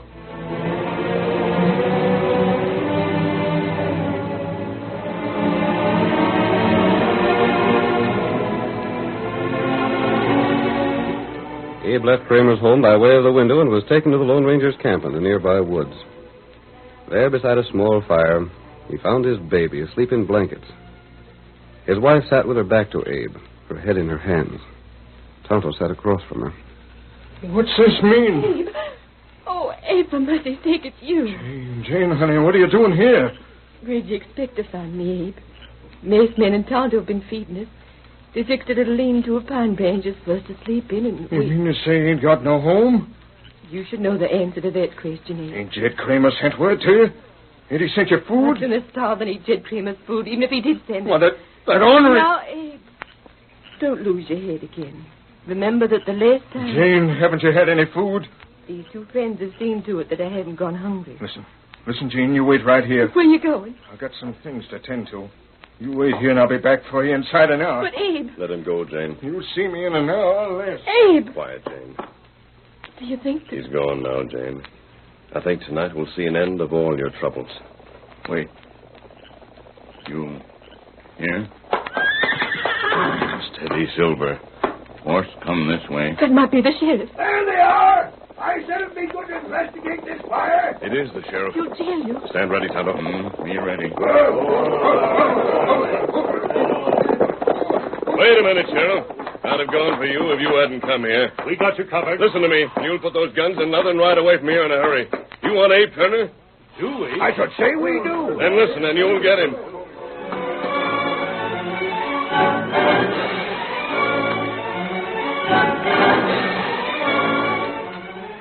The Lone Ranger spoke to the sheriff and his posse, while Abe Turner returned to Jed Kramer's house and re-entered by way of the window. Inside, he hurriedly made his way through the house and burst into the moneylender's room. Dirty double-crossing rat. Yeah, you wonder how I found out, don't you? You thought as long as you kept me hid here, I wouldn't get to know that you'd gone back on your word. I don't know what you're talking about. You will. Have you gone loco? No, I ain't. I was loco before when I believed all the promises you made. You dirty thief. Now stop that noise and tell me what's the matter. You swindled and cheated and done folks out of their homes for years. But even then you weren't satisfied. You even stole cash from your bank. And you had to cover it, so you come to me. We made a deal. Sure. I was to put on an act and make out to rob you of $10,000. They would account for you losing the money. I was to steal your cash box, and you was to have my mortgage in it. I did. Like fun you did, you lying coyote, you. You knew that once I committed the robbery, I couldn't do nothing about it. So you tricked me. I don't know what you're talking about. You've gone loco. Oh, no, I ain't. You promised to let me keep my house, and you'd send food and some cash to Jane. And when I was caught by the masked man, you hid me here and still said you'd send her food and things. But what did you do? Just that. You lying rat. You turned her out. You foreclosed that mortgage. You done just what you said you'd do if I didn't enter into your scheme. You turned Jane out. Right now, she's camping in the open, eating food that an Injun's given her. Mask me. You're covered. Come on, boy. Sheriff. Keep him covered, mister. We'll put ropes on him. Hold on, Sheriff. We heard enough, Kramer, to know that Abe didn't steal a doggone thing, but that you did. Sheriff. Oh, Abe, thank the Lord. Jane. Turned on me, turned on me. All right. Now I will foreclose that mortgage. No, you won't. You haven't got it. You see, Abe, the mortgage was in the box, but I took it out after you'd left your house. But I... Please listen, Abe. The masked man saw there wasn't any money in the box, but he did see the mortgage. He had a hunch as to what happened. He did. We trailed you, Abe. Tonto can follow any trail. We knew where you were and waited outside every night until I heard all I needed to know. I didn't turn your wife out. I didn't No, do... you didn't, but as soon as you did. Well, I found you and the baby camping out in the woods. That was a masked man's scheme, Abe, to get you to face Jed Kramer and talk so the lawman could hear the truth. And we did. Abe, you're in the clear. But that's a darn sight more than Kramer can say. And now, Abe, you can come back home.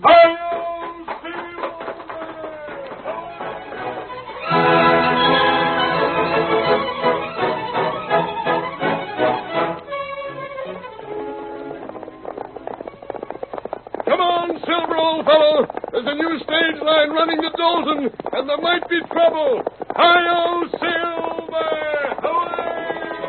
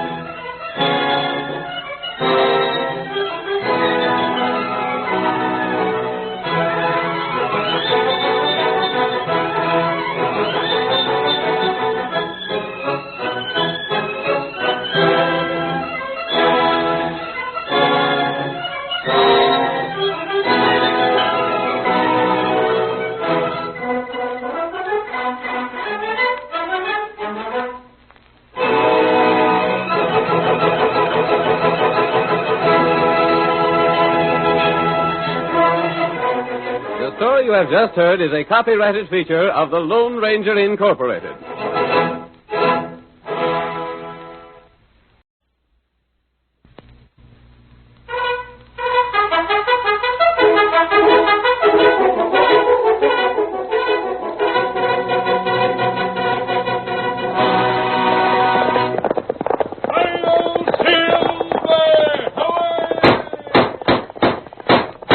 A fiery horse of the speed of light, a cloud of dust, and a hearty hi-yo Silver, the Lone Ranger.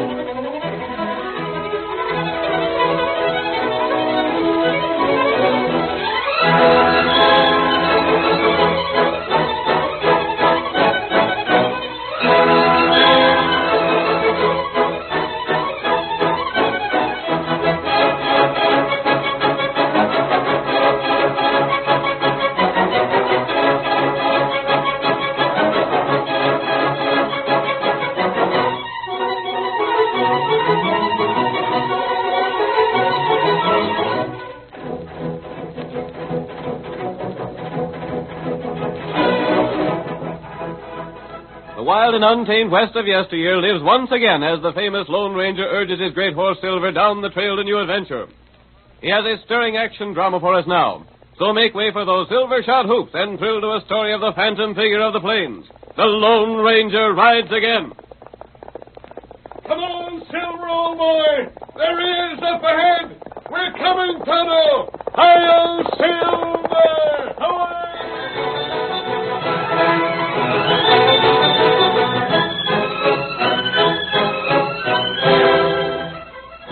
the first scene of our Lone Ranger drama, we see two horsemen racing their mounts over a backcountry trail, just north of the Rio Grande and east of El Paso. Weather-beaten and disreputable, they carry the stamp of outlaws on their hard features.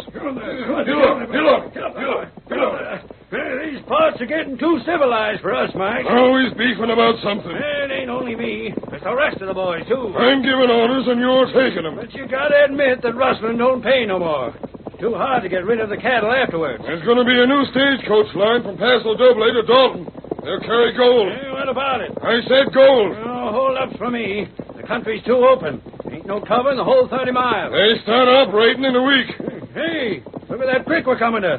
Are you sure there's a ford? Must be. Well, let's try it out first. What are you afraid of? Quicksand? I don't take any chances I don't have to. All right. Oh, boy. What are you getting off for? Talking about quicksand, you got me nervous. Well? I'll try it out with a rock. Come on. That sand gobbled up that rock like it was hungry. Yeah? Deep, too. Maybe if we go... How deep?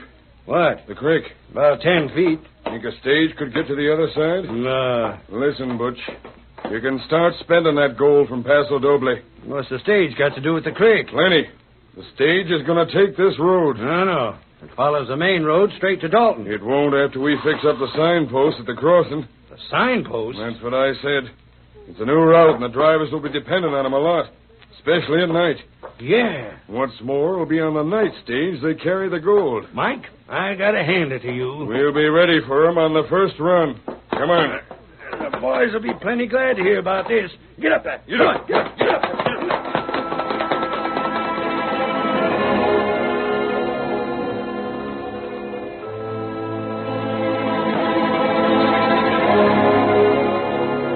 There was a great deal of activity in front of the express office in Paso Doble. The night stage was being made ready for its first run to Dalton. In the dark shadow of the building, the Lone Ranger and his faithful Indian companion, Tonto, were watching the preparations. There, Buck, now. Yes, Tonto, coming this way. Him drive stage? That's right. Him not crook now, He never was a real crook, Kimasabi, only the victim of bad companions. He gave me his promise to go straight when we helped him out of that scrape in Sonora. I knew he'd keep his word. That good. Take the horses back away. I want to congratulate him on his new job. Stranger. Hello, Buck. Gosh, mister, I never thought I'd see you again. I'm keeping my promise, though. Look, that's my stage. They gave me the job driving. I know, Buck. Congratulations. Did you have anything to do with it? Why do you ask? Well, I heard about the new line. That's why I headed over here. But nobody listened to me when I asked for a job. And then all of a sudden it was different. The marshal stopped me on the street one day. He asked me a few questions, and then he took me over to the express agent. In 5 minutes, it was all settled. I'm glad. Have you been in town since I got here? Yes, Buck. I wanted you to have your chance. I thought so. I'll never be able to thank you enough. Just do your job and do it well. You don't have to worry. I'm going to be the best stagecoach driver in the Southwest. I'm sure of it. What's more, I'm going to get married and settle down. Look over yonder. You see that girl stepping into the stage? Yes. That's Betty Stevens. Oh, yes. Her father owns a general store in Dalton, doesn't he? That's right. She's been over here visiting her aunt. We're going to be married next week. Hey, Buck, come on. We're ready to start. Who's that man? Butch Larson. He's the guard.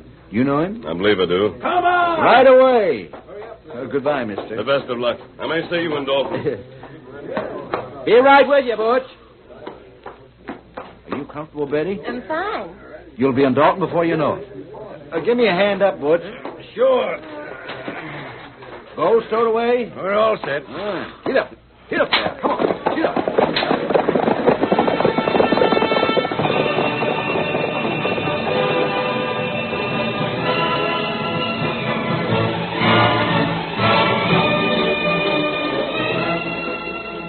An hour after the stage had started its journey, Black Mike and his gang of outlaws were lying in ambush near the quicksand ford at Salter's Creek. What are you laughing about?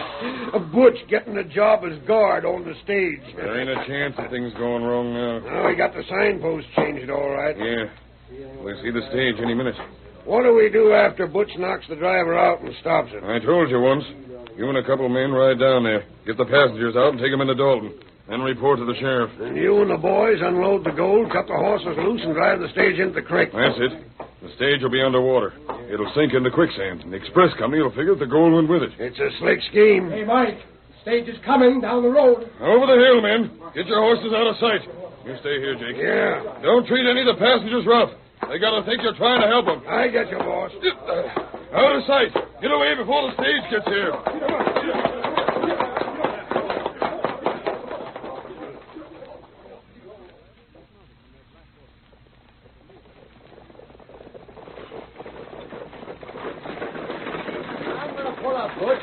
This road don't look familiar. Sure it does. Can't fool me about this country. I think we took the wrong turn back at the fork. The arrow was pointing this way. I'm going to pull up. Not yet. You're doing Dalton in an hour. Want to be late on your first run? We might be later if we keep going. There's a creek up ahead. That proves we're right. That proves we're wrong. There ain't no creek on the main road. Oh, give me those reins. I got you covered. What's the idea? I'll show you. Why, you dirty double-crosser. That settles him. Oh, there. Oh, there. Oh, there. What's the matter? The bridge is out. Hey, driver! The bridge is out! I can see that. Is it too deep to get through? Yeah. Quicksand bottom besides. Any passengers inside? Two. A man and a girl. To give them a lift into town? Sure thing. Get them passengers out, boys. Everything's set. Good. How about the driver? Had to knock him out. He ain't come to yet. Here, I'll lift him on your horse. No. Mike and the rest of the gang will be along in a minute. You're supposed to wait for him here. The driver goes back to camp. Bob, where are you? Maybe the girl will cause trouble. Not for long. No rough stuff. I got my orders.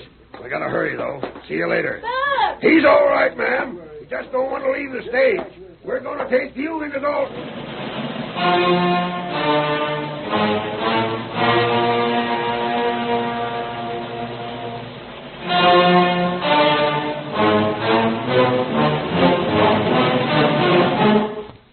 That same night, the Lone Ranger and Tonto were riding along the main road to Dalton.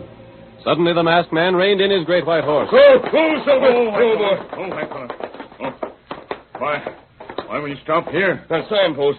The arrow points along the other road. Oh, that's wrong. I know it. We'd better investigate. Come on, Get him Silver. up, white fellow. This road goes south. I'm wondering if Buck could have taken it by mistake. Quicksand Creek, 1 mile. No bridge. It's less than a mile. The moon's out now. We'll be able to see it at the top of the next rise. Get up, white fellow. I suspect that the guard on the stage is an outlaw, Tonto. He may have had a partner who changed the signpost. It's Buck's first run. He doesn't know the country very well. Maybe him in trouble. I'm afraid so. Go, Silver. Boy. There's the stage. Many men there. What them do? They seem to be unloading something. The gold, perhaps. We help them? Our help isn't wanted. Look, they're unhitching the horses and pushing the stage into the stream. That's right. And then they're going to head south. I'm sure of it. Butch and those men are outlaws. Hi-yo, Get him up, white Silver! fellow. Away! The stage is almost underwater. Me see him. We must get it out somehow. Right, Tonto. Every minute counts. Stage horses run away. Yes, we might overtake them, but there's more important work to be done here. Go, Silver! We must make sure the gold has been stolen. Not safe go out there. It isn't far from shore. I might be able to jump it. Oh, this ground soft. I have to make sure. No, me climb tree. Tree? Oh, I see. You can work your way out on that limb and drop onto the coach. It's almost directly underneath. Here, I'll give you a lift up. I'm up. You'll find the gold in the baggage compartment. Me no. Try that limb. Make sure that it'll hold your weight. It's strong. That's good. Take it easy, Kimosabe. Box open. Can you see if the gold's gone? Not yet. Easy. Box empty. That's all we need to know. Me drop on coach? No, come back. There's work to be done. We follow outlaw? Not yet. If that stagecoach sinks into the quicksand, we can never prove the theft. It's sinking deeper every minute.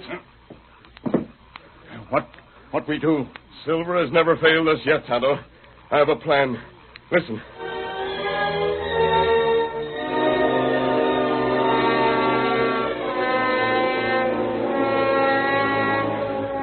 It was an hour later when the three outlaws, headed by Jake, rode into Dalton with Betty and the other passenger from the coach. They headed straight for the sheriff's home.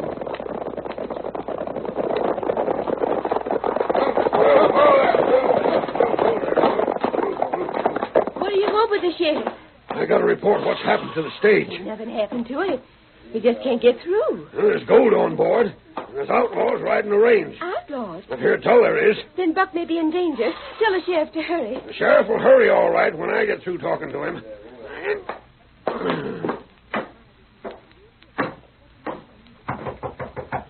Who's that? Jake Winters. Why, what do you want this time of night? I'm just a cowhand, Sheriff, but I want to report a robbery. What's that? Leastways, it may be a robbery. Me and my two buddies were riding along by Salter's Creek, and we saw the stagecoach from Paso Doble was drawn up by the side of the road. What was the stage doing near Salter's Creek? I guess the driver and the guard had a scheme to steal the gold on board. Steal the gold? Yeah. We rode up and asked what was the matter, but both of them pulled guns on us. They told us to take the passengers into town and keep our mouths shut. The guard and the driver, huh? That's right. We did like we was told, but I looked back as we were riding toward the shallows, and they were driving the stage into the creek. Trying to ford it. Well, maybe. I figured different. The driver's name was Buck. I heard Buck them call... Newton. That reformed gunman the express company hired. I told Higgins it was a mistake, and this proves it. Yeah. Thanks, Zeke. I'm going to round up a posse and get Buck Newton dead or alive.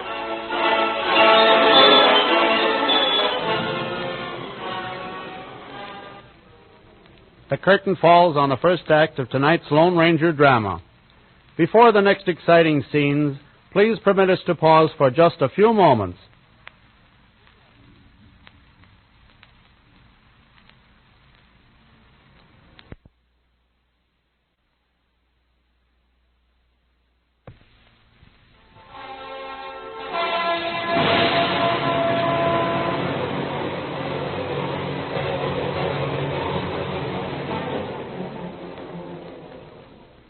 Now to continue our story.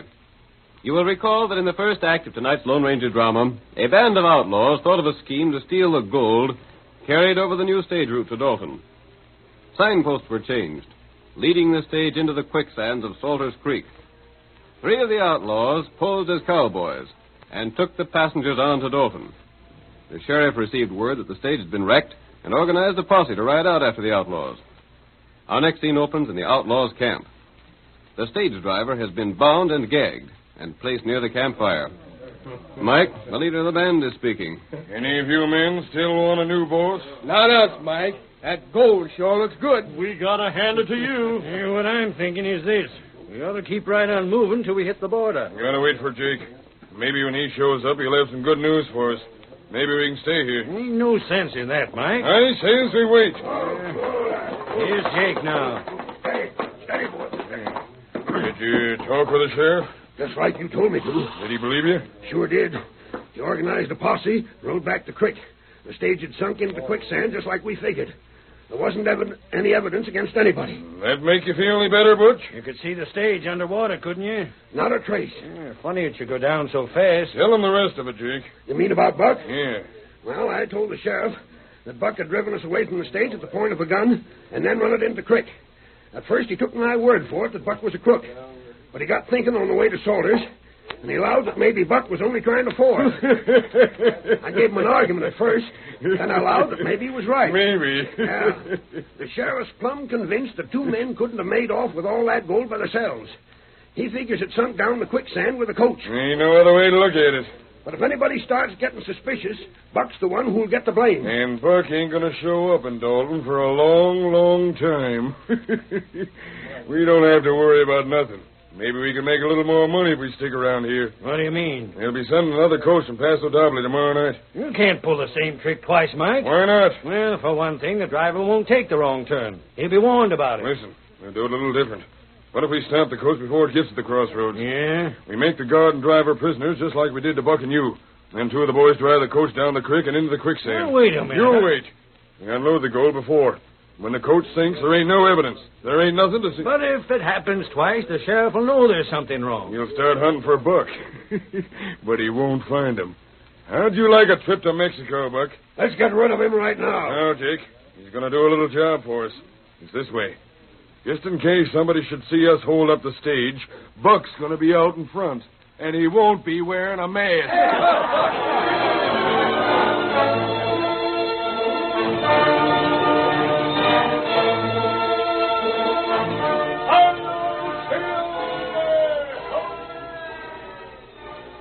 The morning following our last scene, a group of men were standing in front of the sheriff's office in Dalton. Betty Stevens pushed her way through the crowd. Let me see it. I've got to see the sheriff. Sheriff, look what's coming down the road. It's a covered wagon. Covered wagon, nothing. That's a stage. The day coach isn't due from Pasadena till this afternoon. It's the night coach. The one that got stuck in the quicksand. Buck got it out. Maybe he's driving it. There's 2 men in the box. One of them's an engine. And the other man is masked. Don't shoot. Stand out in the center of the road, men. We gotta stop him. Man's drawing rein. He's planning to stop anything. Out in the name of the law. Hurry, boys. Get up there. Put down your guns, Sheriff. Who are you? I'm turning this coach over to you as evidence. Only outlaws wear masks. If you'll investigate the baggage compartment at the rear, you'll find that it's been broken open. That's right, Sheriff. Ain't nothing in it at all. And the gold was stolen after all. Yes. What have you done with it? The gold was gone when my friend and I found the coach in the quicksand. You're an outlaw, and I'm holding you for the robbery. You'd better listen to me first. Why should I come to you if I were guilty of a crime? I don't know about that. We're going to lock you up and ask questions afterward. You won't keep us locked up for long. Oh, there. It's Marty Sheridan, the marshal from Pasadena. You're just in time, Marshal. What's going on here? We just caught the outlaw that stole the gold last You're night. wrong. Well, he just come driving up in the coach, and the gold is gone. The gold belongs to the United States government. The United States government's taking charge of the case. Let go of that man. You're interfering with justice. Oh, I ain't. I've already had a talk with him. You wouldn't be so concerned about it if he was riding his own horse, Sheriff. We ain't going to lock him up. We're going to take orders from him. Start talking, stranger.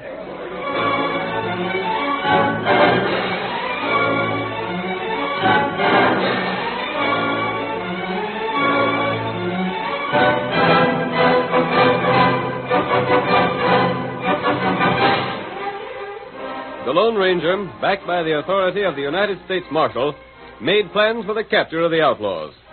The sheriff and his posse followed the masked man's orders. That night they rode down the stage trail with the Lone Ranger in the lead. It's about time you told us where we're going, stranger.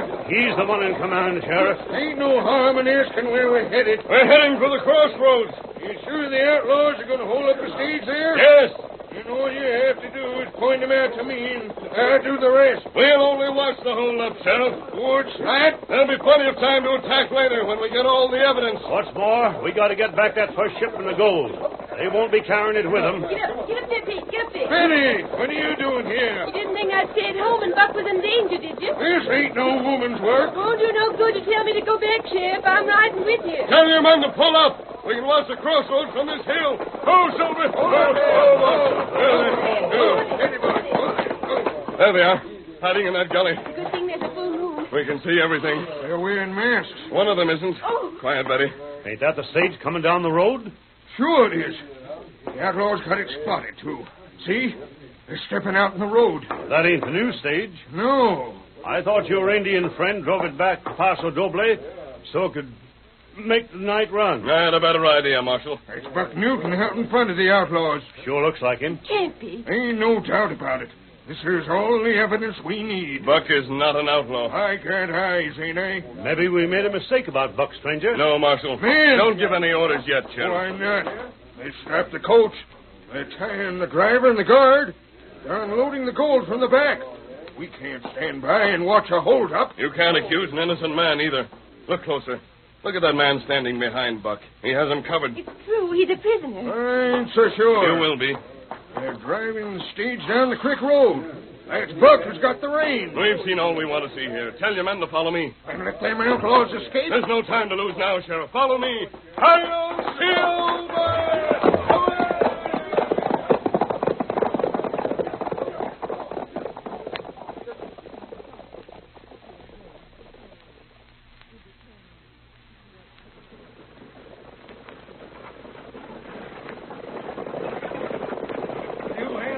Right well, Buck. You dirty... Don't get mad, boy. I ain't going to kill these horses. I ain't gonna drive me into that quicksand. Maybe you're hankering to get killed yourself. I heard you talking last night. You're gonna kill me before you start for the border anyway. Whoa there, whoa there. What's the idea? Slow enough. Keep him covered, boss. I gotta take the reins. Get up there. Get up. Get up there. He heard us talking. I'll finish him off now. No, you don't. I'm sitting too close for comfort. Go on, shoot. We don't want to leave him lying near Dalton either. Somebody might find him and follow our trail. We won't be able to travel fast with all that gold. You're right. What's that up ahead in front of the creek? It's a wagon. It's my stage. They pulled it out. I can't stop. The brake. It don't work. We're going to crash. Pull over outside. Too late. I'm going to jump.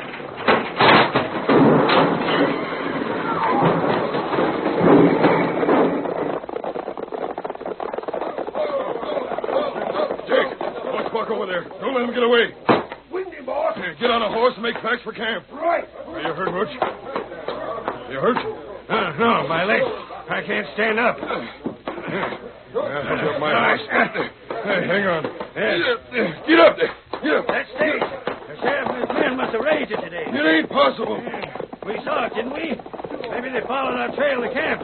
We shouldn't have left the gold there. Yeah, we couldn't take it with us. Back to camp, men, and don't spare the horses.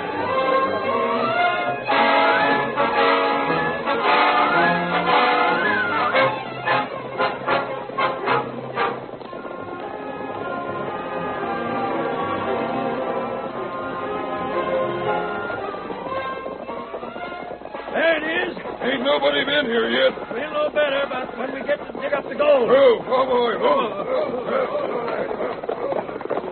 What do we do now, boss? I buck up to a tree. It'd save time if we took care of him right away. And the gold comes first.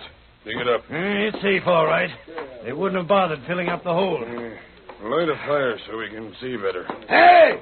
Bring Buck over here. Who's that shooting? It came from the woods. Another one. That came from the south. Let go of me. You rode straight into a trap, Mike. Put up your hands. You're surrounded. Nobody's going to catch me without a fight. You ain't got a chance, Mike. I know that boy. I'll take care of you before I... Oh, my arm! Good shooting, stranger. We ain't got a chance, boss. They got us surrounded.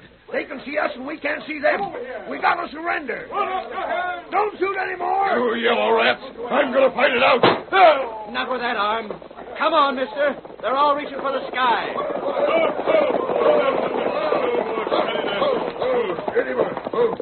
There are your men, Sheriff. You'll find the gold over by that tree where they've started to dig. We might never have located it if we hadn't followed your directions. I gotta hand it to you, stranger. Fixing the brakes on the coach made him crash and head back for camp in a hurry, huh? Round them up, men. Take their shooting irons first. Thanks, mister. I figured I was on my way to the happy hunting ground. Another few minutes and I guess We'd acted any sooner, Buck. You might have been arrested as an outlaw. What's that? We were watching that hold-up at the crossroads. It sure looked bad. Mike had a gun sticking in my ribs every minute, Marshal. You're in the clear now. Of course, a lot of it was my fault. I never should have been fooled by that sign pointing the wrong way. Well, I guess I won't be driving any more stages in this part of the country. Think you'll lose your job, eh? Can't miss. Think again, son. After tonight, you might even get a raise. A raise? Mm-hmm. As a sort of wedding present. Oh, Buck, you're safe. Oh, sure I am, honey. And did you hear what the marshal was saying? Maybe I'll get a raise from the express company as a wedding present. We owe it all to that mess, man. That's right. I want to invite him to come. Hey, he's leaving. Hold on now.